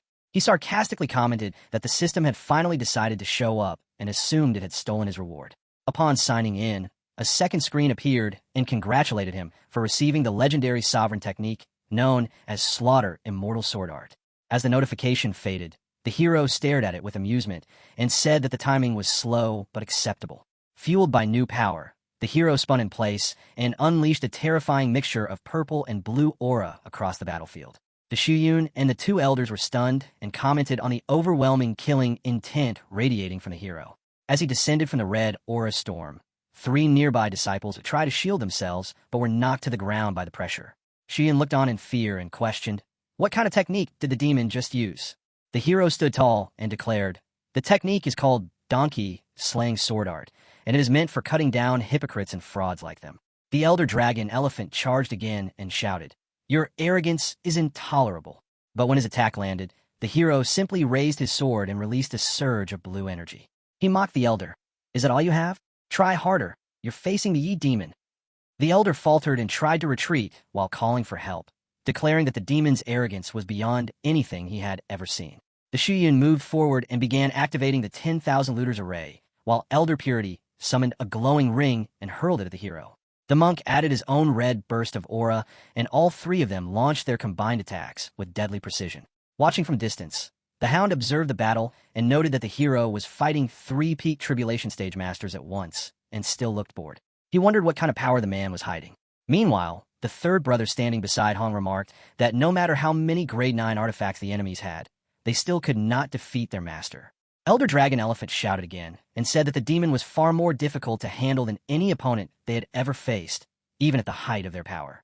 Elder Purity turned toward the Shuyun and asked what he had done to provoke such a monster, reminding him that the late abbot had warned him never to create enemies for the temple. He accused the monk of violating that vow and said that now the consequences were upon them. The Shuyun opened his mouth to speak, but found himself unable to utter a single word. The hero charged forward once more with his sword blazing and released another wave of blue energy that flooded the battlefield. Looking at the 3 elders, he wondered aloud if they were truly as powerful as their legends claimed, or if they were nothing more than talk. The elder dragon elephant screamed in frustration and said that the demon had gone too far. He called for the use of their forbidden technique, and Elder Purity agreed, saying that after all these years, now was the time. From within the formation array, the Shuyun raised his staff, which was topped with a sacred ring. He glared at the hero and said, "You have forced our hand. Only your death can atone for the havoc you have caused." He began chanting the ultimate Dharma spell, calling on the sea imprint Samadhi to illuminate all realms. As the incantation continued, he declared, All virtues will converge into the pure light of the Dharma, and all suffering will be transformed into sweet nectar. Suddenly the land trembled, and purple blossoms of divine energy bloomed across the battlefield. All three elders created rings of power and hurled them at the hero while shouting in unison for Yi Junlin to die. The scene opened with a thunderous wave of energy as rings of aura descended one after another and echoed with a voice that cried out through the sky, commanding, "Die, Yi Junlin." Each ring glowed with burning intent while the Shuyun, standing at the center of the chaos, watched both the rings and the hero with intense hatred and thought only of killing. Yi Junlin, calm despite the overwhelming pressure, quickly grasped the seriousness of the situation, recognizing that his enemies had unveiled their trump card. From among the hero's group, Hong narrowed his eyes and declared that this was incense power. The third brother shouted in alarm that something was wrong and warned that their master was in danger because the enemy's power had suddenly surged. The Shuyun, lifting his staff and calling out the Amitabha, recalled that he had been preserving this incense energy for countless generations in hopes of breaking through to the immortal realm. Now forced into a corner, he chose to burn it all to destroy Yi Junlin, telling himself that he would rebuild the incense altar later if he succeeded in ending the threat now. Yi Junlin remained unfazed and thought to himself, "This is their final move." He acknowledged that the pressure from the three enemies was immense, far greater than any I have faced before. Yet despite that, he found himself thrilled for the first time in a long while. It was a pity, he mused, that these three had only reached the peak of the tribulation stage and therefore could not awaken the deeper layers of his strength through a true strength versus strength encounter. In his eyes, they had already missed their shot at immortality. Shuyun suddenly roared Yi Junlin's name, his eyes glowing red as he called out in desperation. The enemies began searching for him amid the smoke and fire, only for one of the rings to explode against the earth, releasing a torrent of flames that lit the battlefield. Just when the inferno threatened to consume everything, something massive rolled forth from the heart of the destruction. It moved so rapidly and generated such overwhelming blue energy that the entire field was submerged in it. From within the storm of blue light, a colossal creature known as Akuin emerged, its power radiating in every direction. Landing on the ground with a heavy thud, the Shuyun looked upon the beast and declared that he would turn it into Hanging Temple's guardian sacred beast. Reaching forward, he tried to seize it, causing Akuin to cry out in pain and recoil violently. Yi Junlin roared in fury and shouted that the monk had no right to lay a hand on his Archon. The Shuyun charged forward and dared him to stop it, prompting Yi Junlin to respond with a furious chant as he raised his sword to his brow. With piercing intensity, he announced that he would now reveal his true technique, where one chi splits into three pure beings. Without warning, two more versions of Yi Junlin appeared beside him, each bearing identical presence and energy. The third brother gasped at the sight and could barely believe there were now three of their masters. Hong, his eyes wide with disbelief, muttered whether this divine technique was an ancient inheritance or a creation born from Yi Junlin's own understanding of the Tao. He admitted that despite having seen the world, standing before Yi Junlin made him feel like nothing more than a frog at the bottom of a well. The two newly formed versions of Yi Junlin stood firmly and stared at the three Buddhist cultivators. Elder Dragon Elephant opened his mouth to speak, but Elder Purity interrupted and noted, "These three are not simple clones, since their auras and cultivations are identical. These are not illusions, but full existences capable of battle." The Shuyun, visibly enraged yet dismissive, insisted, "The one she splits into three techniques is mere bluff, and without spiritual artifacts, they could not possibly be real threats." Yi Junlin calmly raised his hand and said that the coffin of heaven was not yet full and the song of longevity had yet to end. The Shuyun stared at him in disbelief as Yi Junlin revealed grade 9 artifacts in his grasp. Elder Dragon Elephant's thoughts turned heavy as he wondered how Yi Junlin could possess so many grade 9 treasures when even the Hanging Temple only held one. Yi Junlin's face twisted into a smile as he told them that his Chan Yuan's sword thirsted for blood and that their corpses would soon satisfy it. The Shuyun's fury boiled over, and he demanded to know if Yi Junlin truly believed that a few copies of himself would be enough to defeat them. Without blinking and without even raising his voice, Yi Junlin simply replied that they would find out soon enough. As he charged forward with blue energy exploding from his body, the Shuyun's thoughts filled with fear as he realized that not even his incense power could block a single strike from this man. Elder Dragon Elephant shouted for the abbot to fall back and not act recklessly, but Yi Junlin's sword was already bearing down on them. Elder Purity leaped into action to protect the Shuyun, but Yi Junlin locked eyes with him and declared that his opponent was standing right here. One of Junlin's copies also joined the fray and began chanting as he slashed forward, reminding the enemies that they had agreed to one-on-one duels and that it was dishonorable to interfere in each other's fights. The other copy unsheathed his sword and used the bloodborne fade technique to summon waves of dark blue energy that overwhelmed the Buddhist defenders, who cried out in panic and struggled to defend themselves. While the Shuyun tried to shield himself from the swirling blue force, he raised his sword and released a torrent of red energy, invoking a technique known as Cloud of Doom to engulf the world in darkness. Yet, even as the flames roared, he found himself fleeing from the overpowering aura. Elder Dragon Elephant was still generating golden energy in an attempt to hold off Junlin and his copies, but gritted his teeth and cursed the demon's strength. He called out to Purity, "I am on my way," while on the other side of the battlefield, Elder Purity held a trembling hand to his ear, dazed by the immense pressure. Junlin stood firm and mocked him for being unable to protect himself, let alone worry about others. Elder Dragon Elephant clenched his fists and burned with frustration. The Shuyun tried again to retaliate, and Elder Dragon Elephant acknowledged that even the clones were overwhelmingly powerful. He shouted that unless they used their final move together, they would surely lose. The Shuyun resisted at first and said that he had never wanted to rely on that technique unless it was truly the end, but now he realized that defeat meant ruin for all of them. With grim determination, the Shuyun called out to the two elders and ordered them, "Lend me your strength." Junlin's clones stood still and watched the sudden shift in energy, and one of them smirked and commented, "The opponents have yet another trick." The elders placed their hands together and channeled their energy into the Shuyun, who absorbed their combined power until his body began to transform. He grew 3 faces and 6 arms, and took on a terrifying form unlike anything seen before.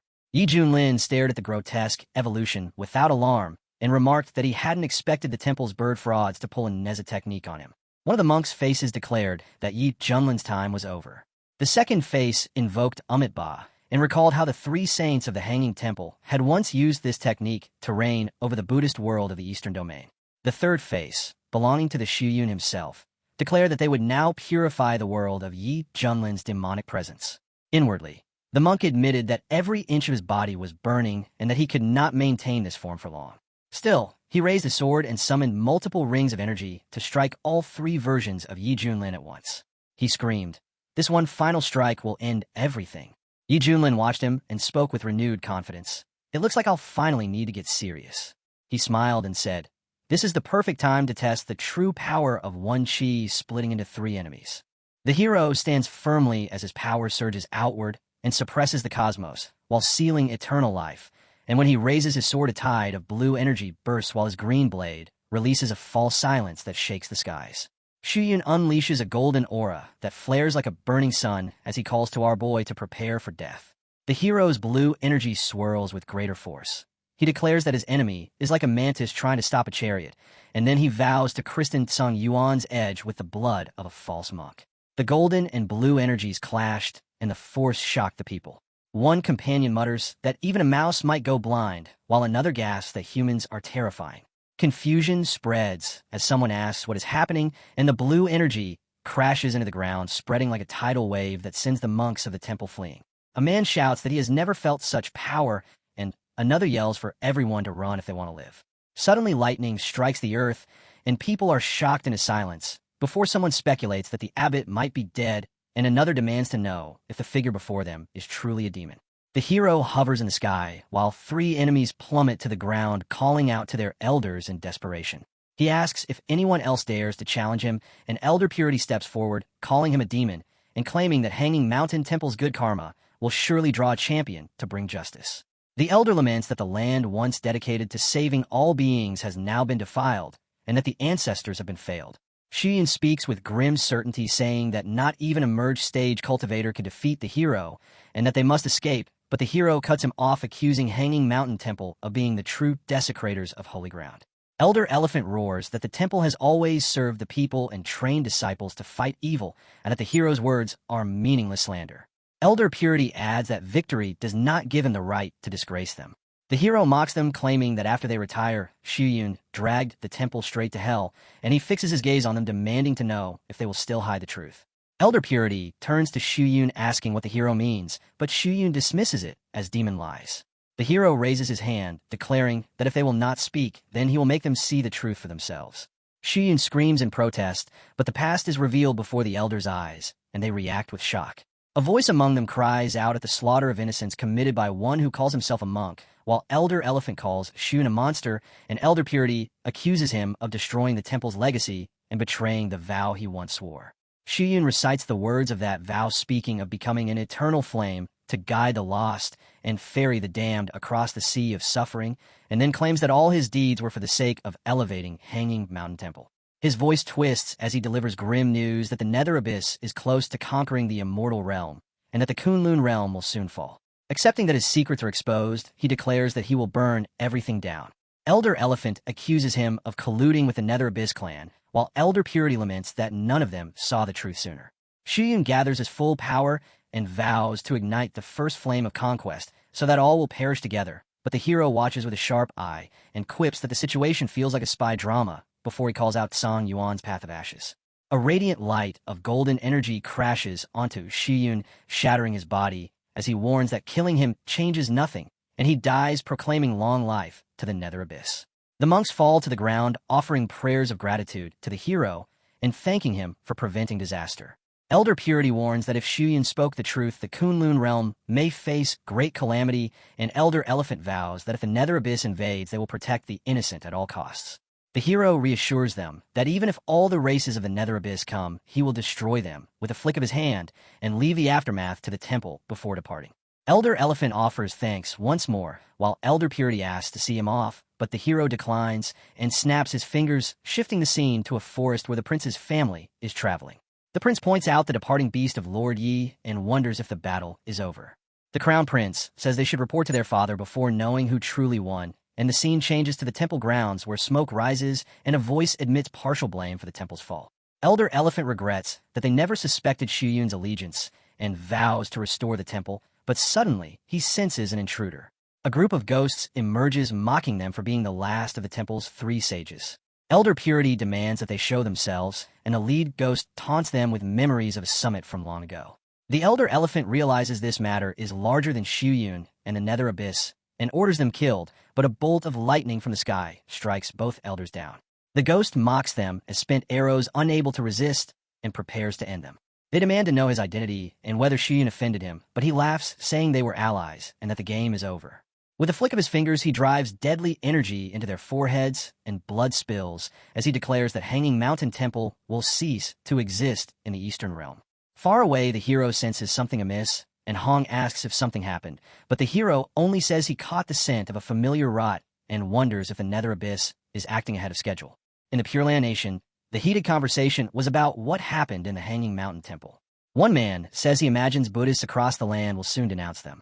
He suggests they should prepare accordingly. Along with him, his son also thinks the same and says that Lord E has already left. It seems the temple was defeated.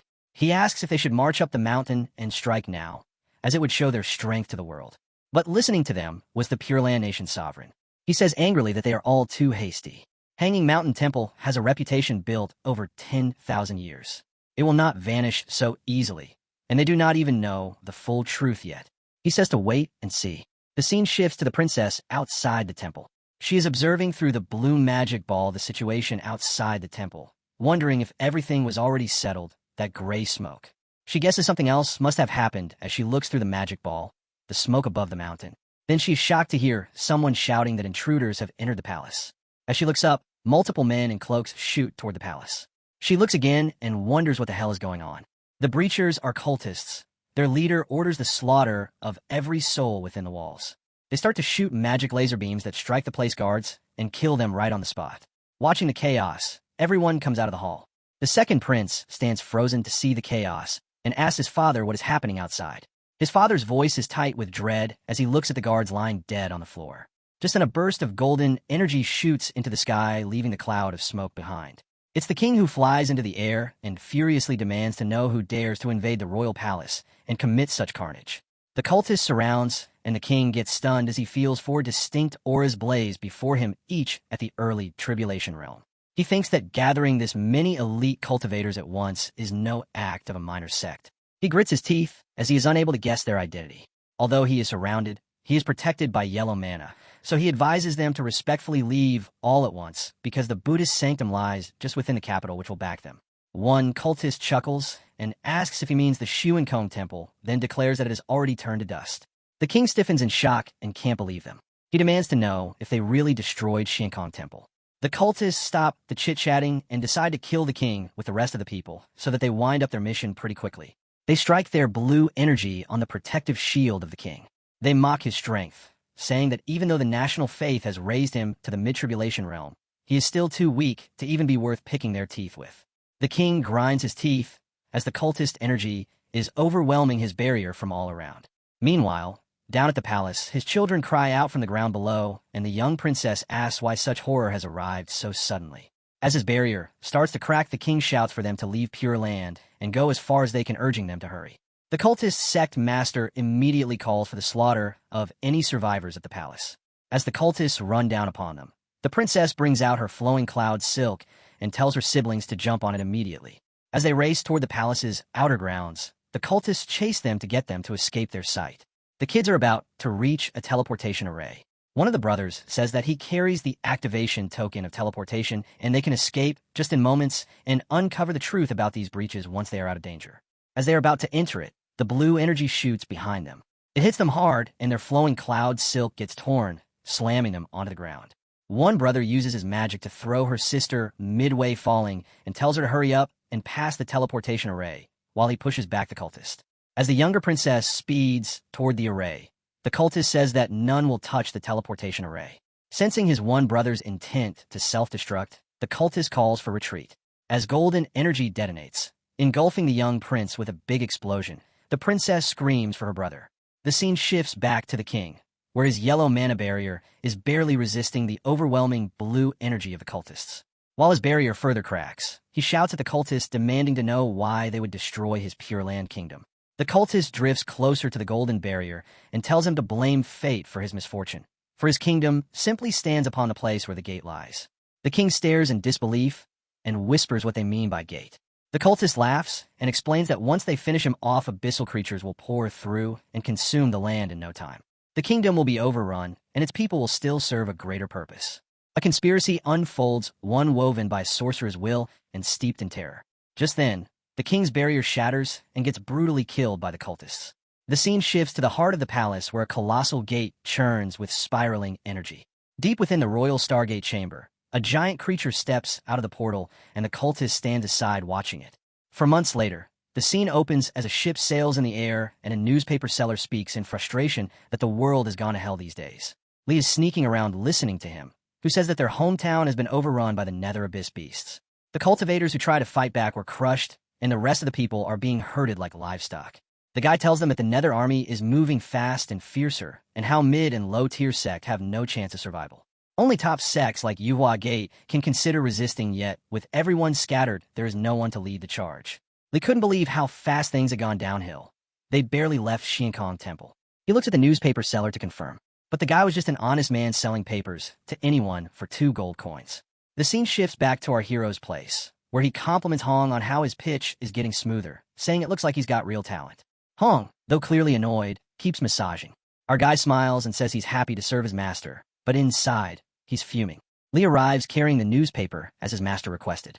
The hero notices the troubled look on his face and remarks that it seems there is bad news. Lee begins to read the headlines, which claim that our hero wiped out Shuenkong Temple in a rage, dragging Pure Land into the conflict, and that he stormed the place, slaughtered the royal family, and left the kingdom defenseless just in time for the Nether Abyss army to sweep in. Lee calls it a shameless slander. Our hero is shocked to hear the destruction of Shuenkong Temple.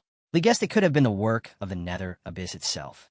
The hero doubts it, saying they would not strike so openly, and that these rumors carry the stench of human schemes. He reflects that the board had already been colluding with the Nether, and there is no telling what other sects are involved. He concludes that the fall of Shuenkong Temple and Pure Land happened like clockwork, and must have been planned long ago, with him merely acting as the spark. Lee asks if they could also be after the gate, and the hero agrees, saying that everything revolves around the Stargate. He suspects that Pure Land's royal family had won as well, and that the Nether intends to work with certain Eastern Domain sects to open the gates from both sides and unleash outside forces. Lee confirms that while gathering intel on the ferry, he heard many refugees speak of Nether beasts destroying their lands, and warns that the situation is worsening rapidly. The hero realizes that the enemy is moving faster than expected and asks if there is any other news. Lee hesitates and then reveals that Arid State is under attack along with Shintian Insect.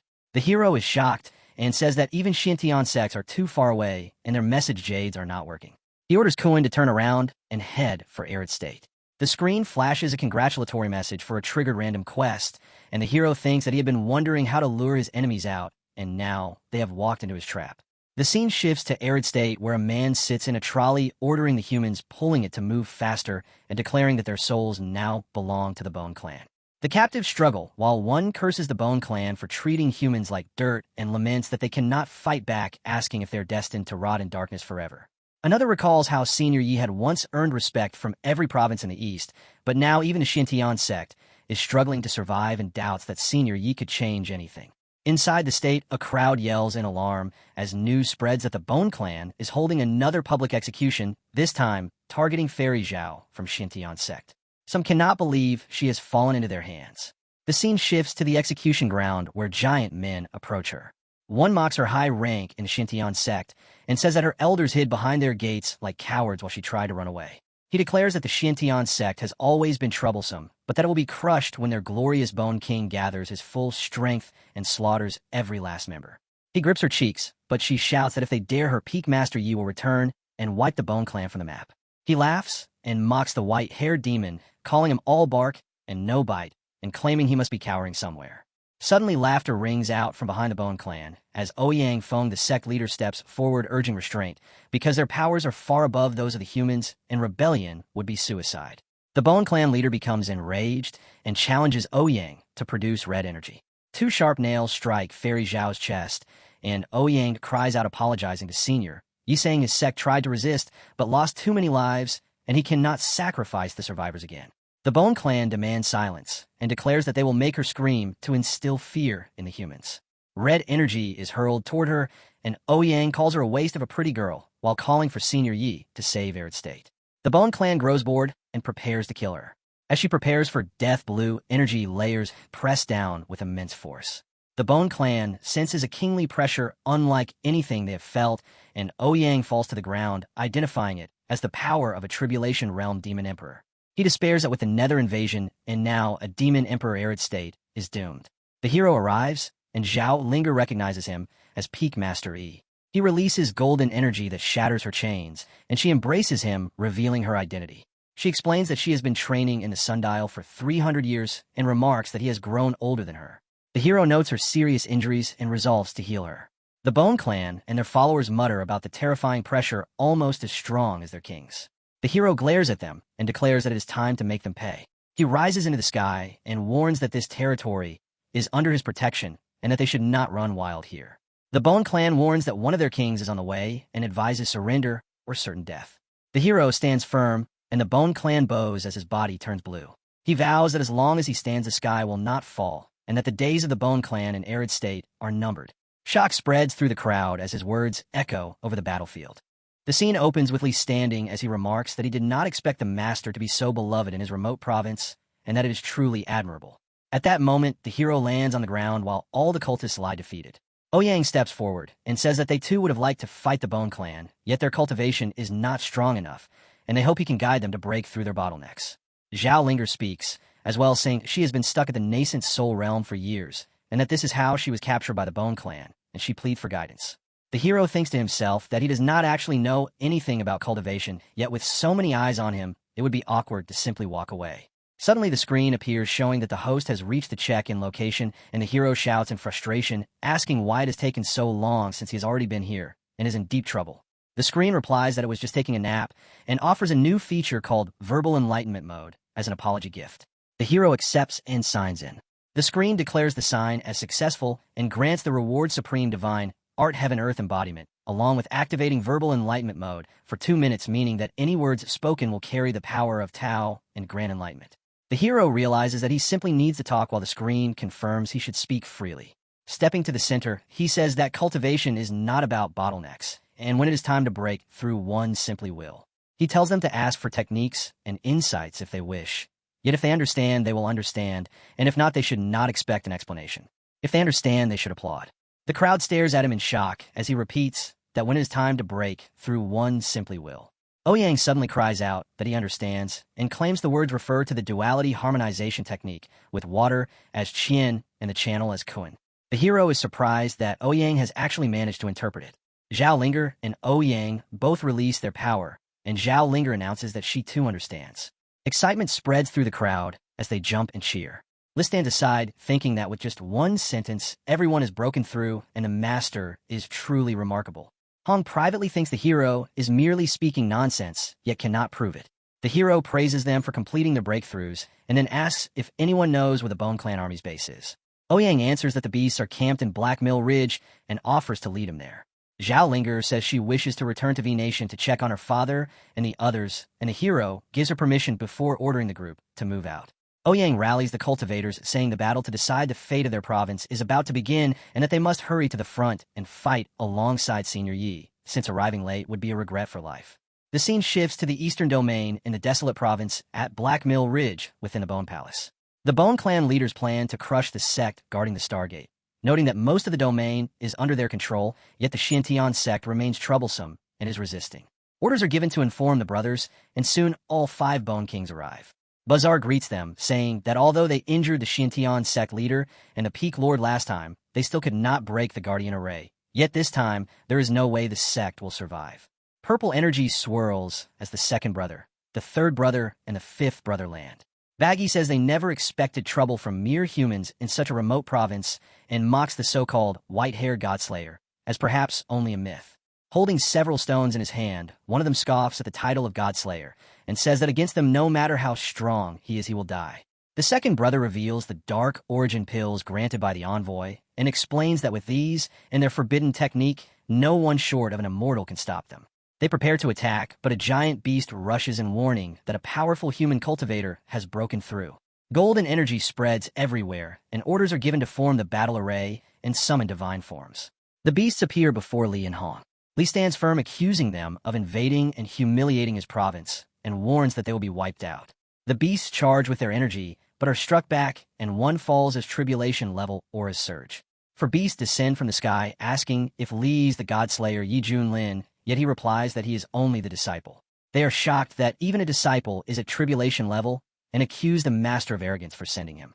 Li retorts that with their strength his master would not even need to lift a finger before launching his attack. The beasts try to block together with a 6-fold bone formation, yet purple energy crashes to the ground, and panic spreads as they yell to run. Ouyang urges the cultivators not to let up and to slaughter every last enemy. The beasts fight desperately, and one curses that he was already injured by a void immortal, or else the humans would stand no chance. Ouyang declares that he never thought he would live to personally slay a tribulation-level Bone Clan commander. The beast wonders if Yi Junlin's disciple is truly this strong and laments that even with help from 5 early-stage Bone Kings, he could not block a single strike. Li tells him that he is not even worthy of his master's attention. The beast spits out the dark origin pill and swallows it, boasting that he has ascended to the peak tribulation stage. He transforms and declares that the humans will die, while Li answers that the stronger the enemy, the more fun it will be. The beast acknowledges that Li is powerful, yet vows to end him with a Bone Clan forbidden art bone cage execution, which no one survives once his big brother uses it. Bones form a deadly circle around Li, yet suddenly golden fire bursts forth, and the bloodline of the mad fiend awakens. Li shatters the circle and steps forward with a cold challenge, telling them to come and let him hear their bones crack. A powerful beast in a blue form appears and demands that Li kneel before him, warning that a mere early-stage tribulation cultivator who acts arrogant will be turned to dust. Li glares at him with fury, and as the beast reaches forward to strike, Li moves to counter and retreat, but before the blow can land, another beast is caught in mid-motion and lets out a furious yell. One of the beasts shouts to his elder brother, urging him to take the pill. The elder brother understands that he has underestimated the power of Li's mad fiend bloodline, yet declares that this ends now. The Bone Clan warriors take the dark origin pills and form the abyssal-born demon sealing array. They challenge Li, asking if one man can truly stand against 5 mid-stage revelation cultivators. Li stands draped in energy which swirls and expands around him before erupting into a golden blast that sweeps across the battlefield. At that moment, Li arrives, and Hong steps forward, mocking Li for still struggling against a few born puppets and telling him to step aside. The beast in the red dress snarls at Hong to back off, warning that if she tries to steal his prey again, he will carve her up. He wonders aloud who Yi truly is, if even his other disciple is at peak early tribulation. Hong freezes as she processes what he called her, and Li challenges her to see whether her fire or his blade burns faster. She responds with cold fury that he has lost his mind and disrespected his elders, and vows to purge their sect in the master's name. Gale fire, charcoal palm, and true flame merge with purple phoenix wings between them, and golden light blazes as the beast laughs at their infighting, mocking Yi for letting his disciples brawl in front of enemies.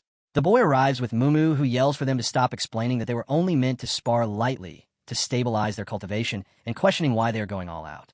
One of the beasts realizes that the reckless clash is releasing intense spiritual energy, which would be the perfect sacrifice to forge the abyssal-born avatar. His companion agrees, and they decide to strike so that Yi can taste true despair. A skeleton-faced giant, forged from the abyss and bound in nether flame, takes form, its massive teeth bared. The Tribulation Realm perfected stage aura shakes the air, and Ouyang asks what it is. Mumu remarks that it is even bigger than Archon and more powerful than the six-armed trinity of the Hanging Temple. Hong stares in shock as the giant boasts that it is invincible below the immortal realm and dares them to act brave now. Hong retorts that she has faced worse and questions how long it can maintain its form. The avatar attacks her with a massive palm and mocks her for dodging before striking again, claiming that no matter how fast she moves, she will be crushed. The crimson flame palm of the wild wind descends, and Hong's anger surges as she recalls her former days as a true immortal who gazed down upon all beings. She unleashes red and blue energy in a violent burst, which makes the beast admit she is stronger than she appears. As it moves in closer, she stumbles, yet strikes back with her full strength when it attacks again. Bone Clan warriors melt under the onslaught as she stands firm and remarks that their natural defenses are formidable, and without the power gap, she would have burned them to cinders already. Li greets her lightly, and she reminds him of what he said earlier. His ignorance, blaming his bad mood, and dismissing whatever he may have spouted as nonsense. Internally, he curses his bloodline and wonders if he can still escape. When he sees the massive creature, he is stunned and asks if she had been fighting that thing. She claims she was only testing its weight and calls it all bones and no bite. He tries to flatter her, but she warns him to hold his tongue or she will start cleansing the sect herself. She notices the monster heading for their master and warns that the situation is bad. The avatar approaches our protagonist and claims that he has overestimated himself, thinking 2 disciples could defeat them. The beast tells him it is his turn while mocking his calm demeanor. His composure provokes the brothers, who accuse him of treating them like a joke. Our hero responds with sudden anger, asking if they think they are a big deal. The beast grinds his teeth and boasts that his true form towers above the heavens with a palm that can shatter the sun and moon, while Yi is nothing but dust. Our boy tells him to remember his pride, because soon he will be kneeling and screaming. He leaps forward as golden energy gathers and takes on the heaven-treading form.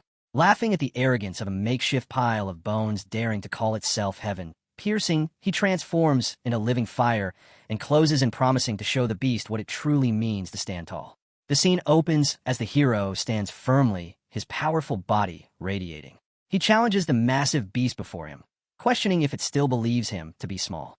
The beast narrows its gaze and declares that size is not strength, and that simply growing bigger does not put one on par with the abyssal-born avatar. The giant beast roars in defiance, yet the hero glares back and remarks that the Bone Clan even forges mouths from bone. The beast lunges forward in a vicious attack, but the hero simply raises his hand to meet it and retaliates with effortless precision. Golden energy bursts from him, forcing the giant creature back. As the beast stumbles, it cries out in disbelief that the hero stopped the attack, as if it were nothing, and that its own shoulders nearly dislocated. It admits that the hero's body is impossibly tough, but insists that brute strength alone cannot overcome the avatar, which is forged from the souls of millions dead in the nether abyss, and stands as a pure embodiment of hatred. Purple energy begins to stream from the beast's eyes as it warns that even peak tribulation cultivators could not withstand its might. The hero calls to his disciples, Little Yu and Little Red, instructing them to pay close attention since he will demonstrate this only once. Li gasps in excitement, declaring that they will finally witness their master's unmatched brilliance again, while Hong mutters that the master is simply putting on another show. The beast growls a warning not to get cocky, but the hero faces it calmly, declaring that today he is not Yi Junlin but Yi One, Master Yi. The beast snaps back that knowing a few martial arts tricks is no reason to act smug, yet the hero repeats his command to call him Yi One and questions the beast's hearing. In frustration, the beast wonders why it cannot land a hit, realizing that the hero is not even countering but instead toying with them. The hero again addresses his disciples, urging them to watch carefully, and spreads his golden energy toward the beast while declaring that in martial arts, speed reigns supreme. The beast collapses in pain, grinding its teeth and thinking that it is humiliating to be used as nothing more than a practice dummy for the master's disciples. Rage fills the beast as it vows not to fail its mission from the Nether clan. The blue giant rises and calls upon 6 abyssal bones to offer their sacrifice, summoning a swirling storm of skeletal fragments that form the 1,000 bones of abyssal destruction. Lee shouts a warning to his master, but the hero simply raises a finger, producing golden energy, and mocks the attack as a cheap trick. As the beasts rush in, the hero unleashes the Wing Chun 1-inch punch. Golden energy collides with the purple energy, blooming in a sudden destructive blossom that obliterates the beasts. The Bone King's remains clatter to the ground, and with his final cry, he laments the failure of the Nether clan's mission. The hero stands firmly as the crowd erupts in celebration, chanting that Senior Yi is unmatched. With the Bone King dead, the rest of the enemy force scatters. Placing a hand on Akuin's shoulder, the hero admits that such victories feel lonely. Lee, smiling with admiration, praises his master's technique of using an opponent's momentum against them. Hong, in secret, acknowledges the hero's skill, yet harbors irritation at his constant showing off. The scene shifts to a nearby town, where Mumu blocks the hero's path, calling his battle incredible. Hong and Lee approach with apologies for embarrassing their master and forcing him to clean up after them. The hero chastises them for fighting among their own sect and for failing to handle even a skeleton, yet he acknowledges that it was a good lesson. They agree, though Hong secretly thinks that one day the master's arrogance will be his downfall. Akuin then passes by as the hero announces it is time to return to Shintian's sect. Upon arrival, the sect members greet him warmly, relieved that the Nether clan threat has passed. The hero casually reveals that he killed the Bone King on the way back, and that Linger has gone to visit her father. The disciples are astonished, realizing that such a foe was at the tribulation stage, but the hero dismisses the feat as nothing. Introducing Li Wujie and Xiaohei to sect leader Su Yonyan, the hero watches as they offer respectful greetings. The sect leader acknowledges Li's fearsome reputation, yet reassures him that his trust in the hero is enough for the sect.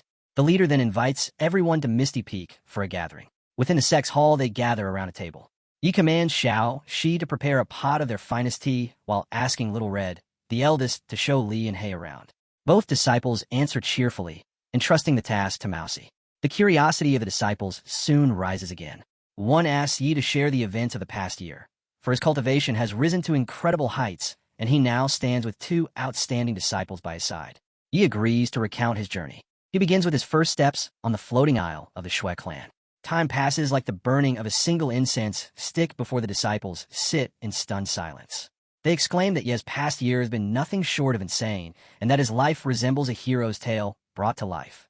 Leader Su adds with grave seriousness that the destruction of the Hanging Temple and a massacre at the Pure Land were matters blamed on Yi, and he demands to know who orchestrated it all. A girl interrupts with sharp suspicion, pointing out that such events reek of a grand conspiracy. Yi explains that the masterminds are tied to the Nether Abyss, perhaps even to a major Eastern power like Xuanyun of the Hanging Temple. He warns that they're all after the ancient stargates, and that the wildlands will not remain safe for long. Leader Su recalls that the Bone Clan has been relentlessly attacking their sect and questions whether the Shintian sect itself possesses one of these stargates. Yi confirms that the stargates connect countless realms, and that in ancient times cultivators used them to traverse the universe.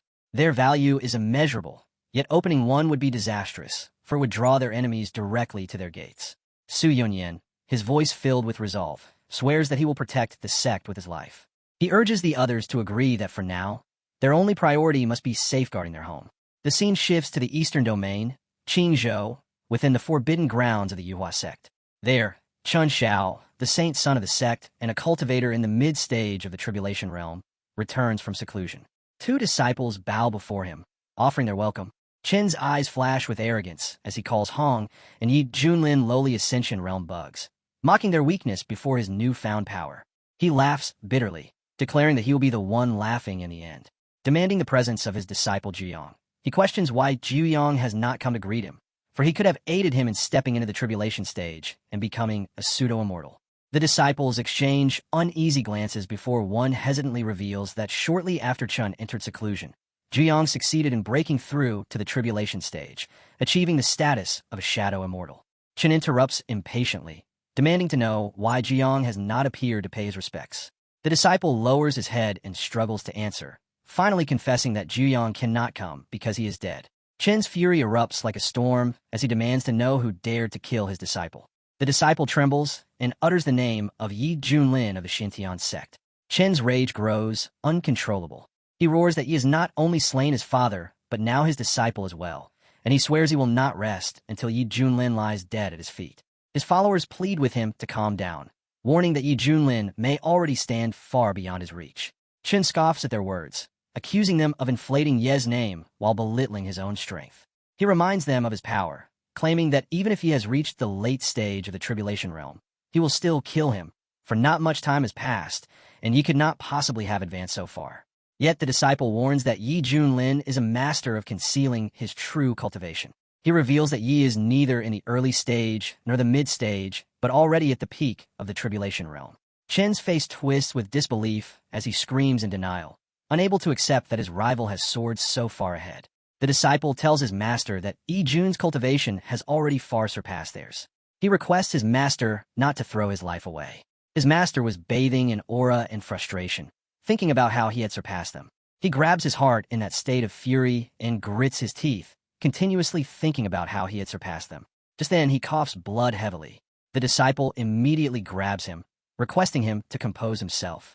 Even if he can't catch up to Yi Jun right now, he has a rare opportunity in front of him. Even after being in seclusion so long, he might not know yet, but the world is on the verge of great upheaval. He tells his master to let him explain what is happening. He tells his master each and everything in a little while, and hearing it, Chen's face is in great shock. Chen furiously remarks that the Eastern Domain is like this now and that he needs to prepare and get ready for the Abyss invasion. The disciple behind him smirks and says that with his strength, Saint's son, he is certain to shine in the coming crusade. Once his reputation peaks, the position of sect leader will be within his grasp. All the resources, all the support, with his monstrous talent, becoming a true immortal will only be a matter of time. Chun sillily grins, knowing that's right. Immortality. As long as he can ascend, he can finally get his revenge. Once he is immortal, he will stand above everyone. Thinking about our hero, he dares him to just wait. Saying so, he unleashes a colossal amount of mana around him that emits clouds of smoke. It is then revealed that after emerging from seclusion, Qin naturally assumed command of the Righteous Alliance as Yuhua's second son, and even the abyssal creatures came to dread his name.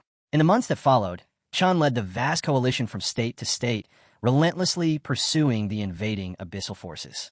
With the backing of his mid-revolution cultivation and the overwhelming might of the solar immortal body, he crushed his enemies on every battlefield, rescuing countless territories and spreading terror deep within the enemy's ranks.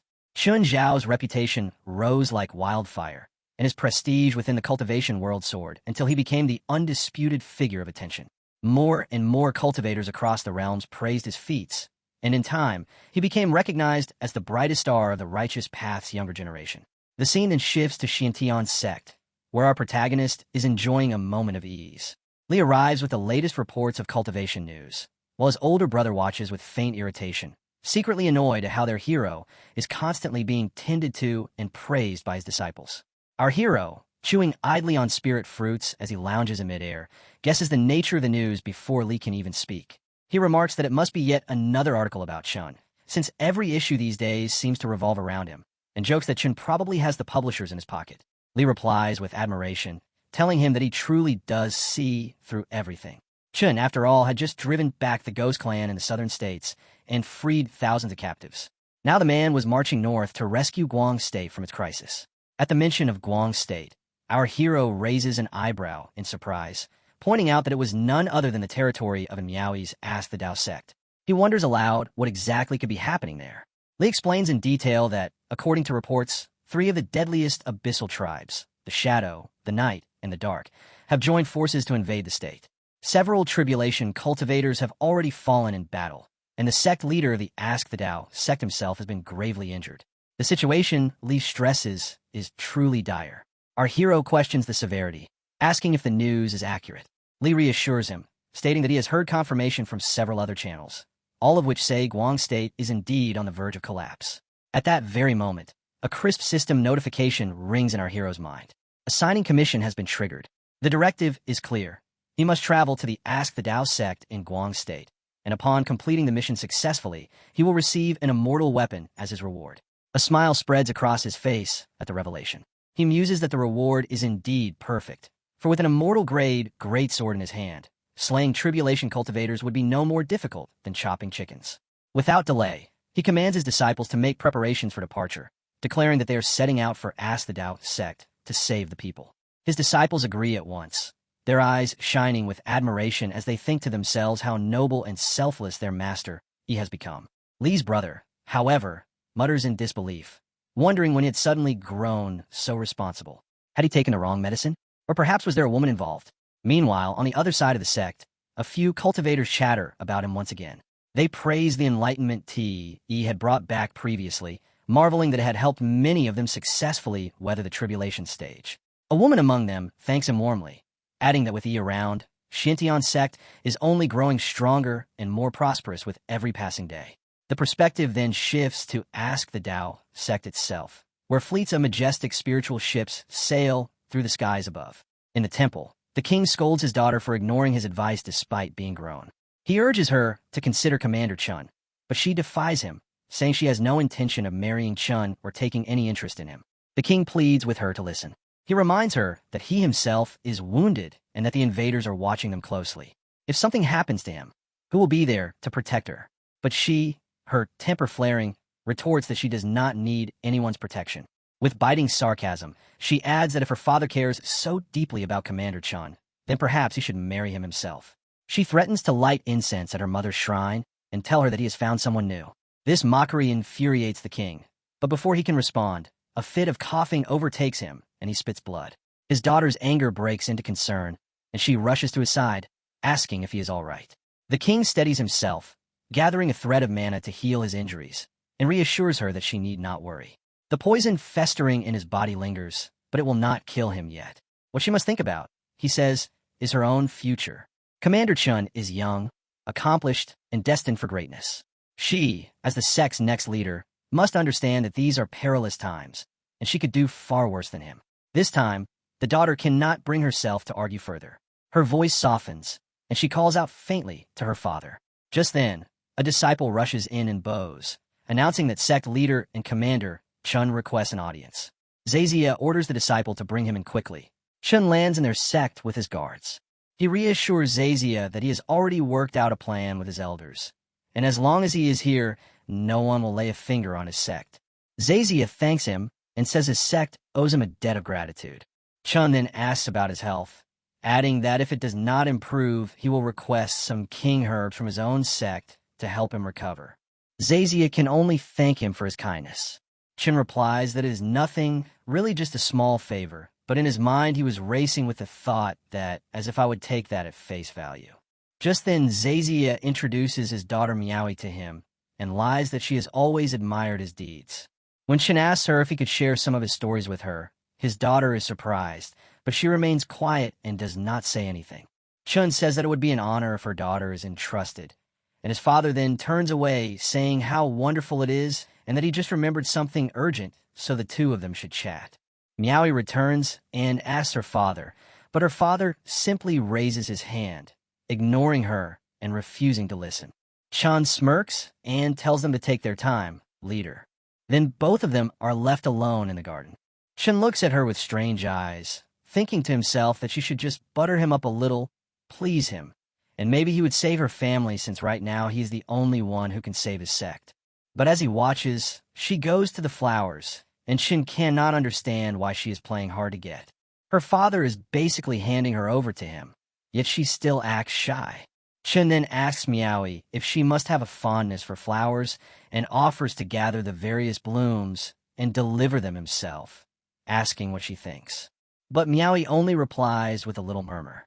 This annoys Chun, but he shrugs it off, smiling as he says she might not be in the mood and that if she wants to talk, he is there to listen.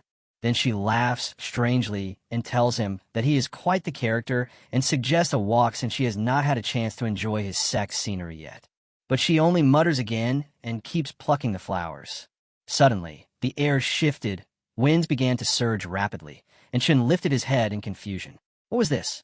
Why was a tribulation demon emperor approaching Ask the Tao sect? Could it be that the abyss was invading again? Meanwhile, in the main hall of the sect, Chun was in discussion with the elder. He questioned the sect leader, asking why he would entrust his daughter to an outsider. Zazia replied firmly that Chun was already a legend at such a young age, and entrusting his daughter to him was a blessing for the sect itself. But before the elder could respond, the doors were thrown open and a disciple rushed in, breathless, declaring that a demon emperor was approaching. Zazia froze in shock. A demon emperor? Impossible. He strode out immediately to see for himself. Overhead, a vast blue veil of energy stretched across the sky, and immense ships sailed above the sect. From the ground, the elder's eyes widened as realization struck. This was Kunpun. But why had it come here? Zazia turned to the elder and demanded if he recognized the beast. The elder's expression darkened. That beast belongs to Yi Junlin, the leader of Xiantian's sect. He has come here to make his presence known. The disciples around them broke into panic. Yi Junlin, was he not the one who destroyed the Hanging Temple and drenched the Pure Land Palace in blood? Why would the death god suddenly appear at their gates? Fear gripped their hearts, but Zazia quickly barked out his order. Show respect, lower the sect barrier, and invite him in immediately. The disciples obeyed at once, and the barriers of the sect opened. Our hero descended with his companions. The moment they appeared, Zazia's daughter flew straight toward Lord Yi, leaving Chun behind as he called after her in disbelief. She landed before Yi and greeted him with joy, saying they had met again. She asked softly if he had come because he knew of their trouble, or if it was simply to see her. Chun was shaken, stunned that she could possibly have feelings for Lord Yi. Could it be true? Yi, however, smiled faintly and replied that it was both, though inwardly he thought only of the sign-in reward system. As he secretly checked the system, he cursed in annoyance. It was powered off. What kind of broken system was this? Miaowie, standing nearby, blushed in silence, her heart secretly leaning toward him. Watching his daughter, Zazia asked Elder Fan if it was truly so. The elder sighed and told him that he could see plainly. Her heart was already given away. At that moment, Chen shot into the air, fury boiling within him, his body blazing with violent yellow mana. His voice thundered as he pointed at Yi. He called him the Death God, the man whose name shook the entire Eastern Domain, the one behind the blood-soaked destruction of the Hanging Temple and the Pure Land Palace. Those crimes, he shouted, remain unsolved. And now, with Guang State suffering under the triple invasion of the Abyss, what was Yi Junlin doing here? Had asked the Dao sect. Had he come to lend his aid, or to take advantage of their plight? Zazia wonders why Chan is grilling Lord Yi the moment he shows up. He is clearly trying to pressure him. His daughter is also concerned, thinking about what Lord Yi will do, but our hero simply lands on the ground right in front of Chun. With a confused face, he asks who he is. Li bursts out in laughter, saying that this is as expected of Master Yi. Few words, low damage, and maximum humiliation. Elder Lewis is stunned to hear that, and so are the rest of the sect clan members, because they know this will enrage Chun. Chun is now boiling with anger, mana buzzing all around him. He furiously shouts at our hero to keep acting as if he could ever forget him. Our hero replies that some nobody like him is not worth remembering. Chun immediately points at him, calling him outrageous. He loses his cool and then shouts that his father, a sect member of the Storm Thunder sect, died by his hand, and that his master was also slain by him. He demands if he has forgotten all of that. Our hero responds that those two names barely ring a bell. Chun grows furious at this humiliation and shouts again, accusing him of being a tribulation stage true immortal who butchered other true immortals for minor sects, demanding if he feels no shame at all. At that moment, Li jumps in, shouting that Chen's father tried to seize their sect and that master only defended their home, nothing more. He adds that Chen's uncle attacked master without cause, and that he died simply because he was not strong enough. He tells Chun to stop crying like a thief while holding the loot. Our hero thinks to himself that Li is worth taking in, unlike Li's brother, who is just watching the scene. Surprisingly, he also points at Chun while saying that his master tried sneaking, attacked, and got himself killed. He adds that it is laughable and mocks him for yapping instead of avenging him, questioning what kind of saint's son he really is. This almost crushes Chun, who grows furious and filled with killing intent. But looking at all of them, it is clear that such a thing would be difficult to do. Just then, Zazia raised his voice, tried to stop the chaos. He reminded them that both Chun and Yi were pillars of the Eastern Domain, that the times were dire, and that their grudges should be set aside for now. Uniting against the abyssal invaders should be their first priority. But before his words could calm the storm, someone coldly interrupted, silencing him with contempt and saying it was not his place to speak. Zazia's anger flared as he shouted back, demanding how dare they, but his fury was cut short by another fit of blood coughing. His daughter rushed to him in concern, calling out father. With burning eyes, she rebuked Chun, declaring that as commander of the coalition, he should at least show respect to his elders. Elder Lewis stepped in, trying to ease the tension. He explained that the saint's son had spoken in anger and pleaded that his words not be taken to heart. He then urged Chun to leave with him, but Chun was already boiling with humiliation. He thought of the glory he craved, the chance to face his father's killer and prove himself. Yet he had been mocked like a monkey from start to finish. The humiliation was unbearable. Consumed by rage, he charged forward to fight, ignoring Elder Lewis's attempts to restrain him. Lewis warned him not to disgrace himself and to return, reminding him of his usual calm and noble demeanor, but Chun refused. He wanted revenge above all else. Our hero only watched, his expression indifferent. He told them that even if they were not convinced, his actions had been legitimate self-defense. But Chun roared back, calling Yi shameless scum and accusing him of luring countless cultivators to death by concealing his true cultivation realm. He challenged him to suppress his cultivation and fight fairly. Inside, Chun was confident. He had refined the true sun flame. His solar immortal body was flawless, and in the same realm, he believed himself absolutely invincible. He was certain he could kill Yi. Before our hero could reply, Li's brother stepped forward coldly. He declared that with Chen's caliber, he was not even worthy of challenging their master. He said that their universe-crushing master need not waste time with him, that Chen was unqualified even to spar with Akuen, their master's mount. Our hero was relieved to see his disciple finally defending him properly. Chun, however, was stunned, wondering aloud who Akuen even was. Li's brother sneered, explaining that Akuen was an ancient divine beast and the noble mount of Yi Junlin.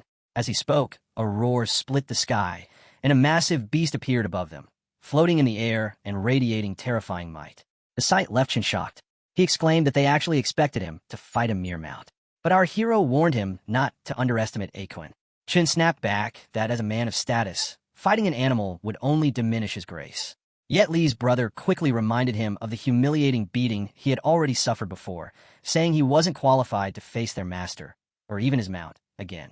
Humiliation twisted into rage, and without hesitation, Chen shot into the air, his body glowing with surging energy. He called out to the beast, daring it to fight him, unleashing his aura to pressure the skies. Akuen answered, soaring upward as our hero gave the command for it to show its true power. The beast opened its jaws wide, sucking in everything before it, but Chun countered with a devastating sun fist. The two forces clashed violently in midair. Chun unleashed blow after blow, striking the beast with terrifying force. With a mocking laugh, he promised to break the beast and formed a powerful sphere of mana in his hands. He released it with a slash of his mirror ruler technique, slamming it into Akuen and numbing the beast. Laughing loudly, Chen taunted, asking how it felt. The disciples below marveled, saying they had expected no less from Commander Chun, and no wonder enemies quaked before his might. Yet Yi's disciples were worried, warning their master that Akuen was in danger. Yi only waved them off, assuring them that the beast was fine. In the skies above, Chun smirked and addressed Yi mockingly, apologizing that he might have accidentally killed his mount. For glowing mana balls appeared around him as Akuen disappeared into the smoke. Yi looked up calmly and asked if Chun was finished. Just then, a figure burst out from the cloud, striking Chun across the face with a devastating blue beam. Chun reeled from the hit, barely keeping his balance, stunned and demanding to know what this thing was. It was Akuen, now radiating a stronger form, holding a pebble as if mocking him. Chen's fury doubled as he heard Chong shouting from the ground, asking why Ye's beast wasn't dead yet. Akuen sneered, taunting back that it was Chun who was finished. Enraged beyond reason, Chun unleashed his solar immortal body, his forehead glowing with strange mana, and shouted that Akuen dared make a fool of him. But the beast only roared that it feared no child like him, surging with blazing blue energy. The two clashed again, their collision shaking the skies with catastrophic force. On the ground, Ye's disciples cheered wildly for Akuen, chanting for him to hit Chen harder. The elder watched in awe, wondering aloud if Kuenpeng's descendants were truly this powerful enough to push even the saint's son to the brink. Desperate, Chen revealed his trump card, summoning a celestial sword. Brandishing it with killing intent, he roared for Akuen to die.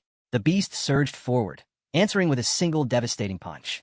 The clash shattered the skies, and under the might of Akuen's blow, the celestial sword crumbled into fragments. Then, With a blur of speed, Ekuin slammed into Chen's belly with its iron mount lead, pinning him to the ground as the earth split open. Smoke billowed upward as Chun crashed heavily. From the haze, a strange fluid splashed across Chen's forehead. It was Ekuin urinating onto his face in triumph, humiliating him further. The disciples, along with Miaoi, erupted in cheers, praising Ekuin's overwhelming might and marveling at how easily it handled the so-called monster. But Elder's rage boiled over at the insult. He bellowed in fury that they had dared humiliate the sex Saint's son and immediately unleashed a spell. Dark energy chains burst forth, rushing toward Ekuin with killing intent. Before they could land, Yi Junlin stepped forward. His eyes sharpened as he entered the fray, his voice cold and cutting. He declared that the old fossil could not accept a simple loss, and yet still dared to lay a hand on his Ekuin.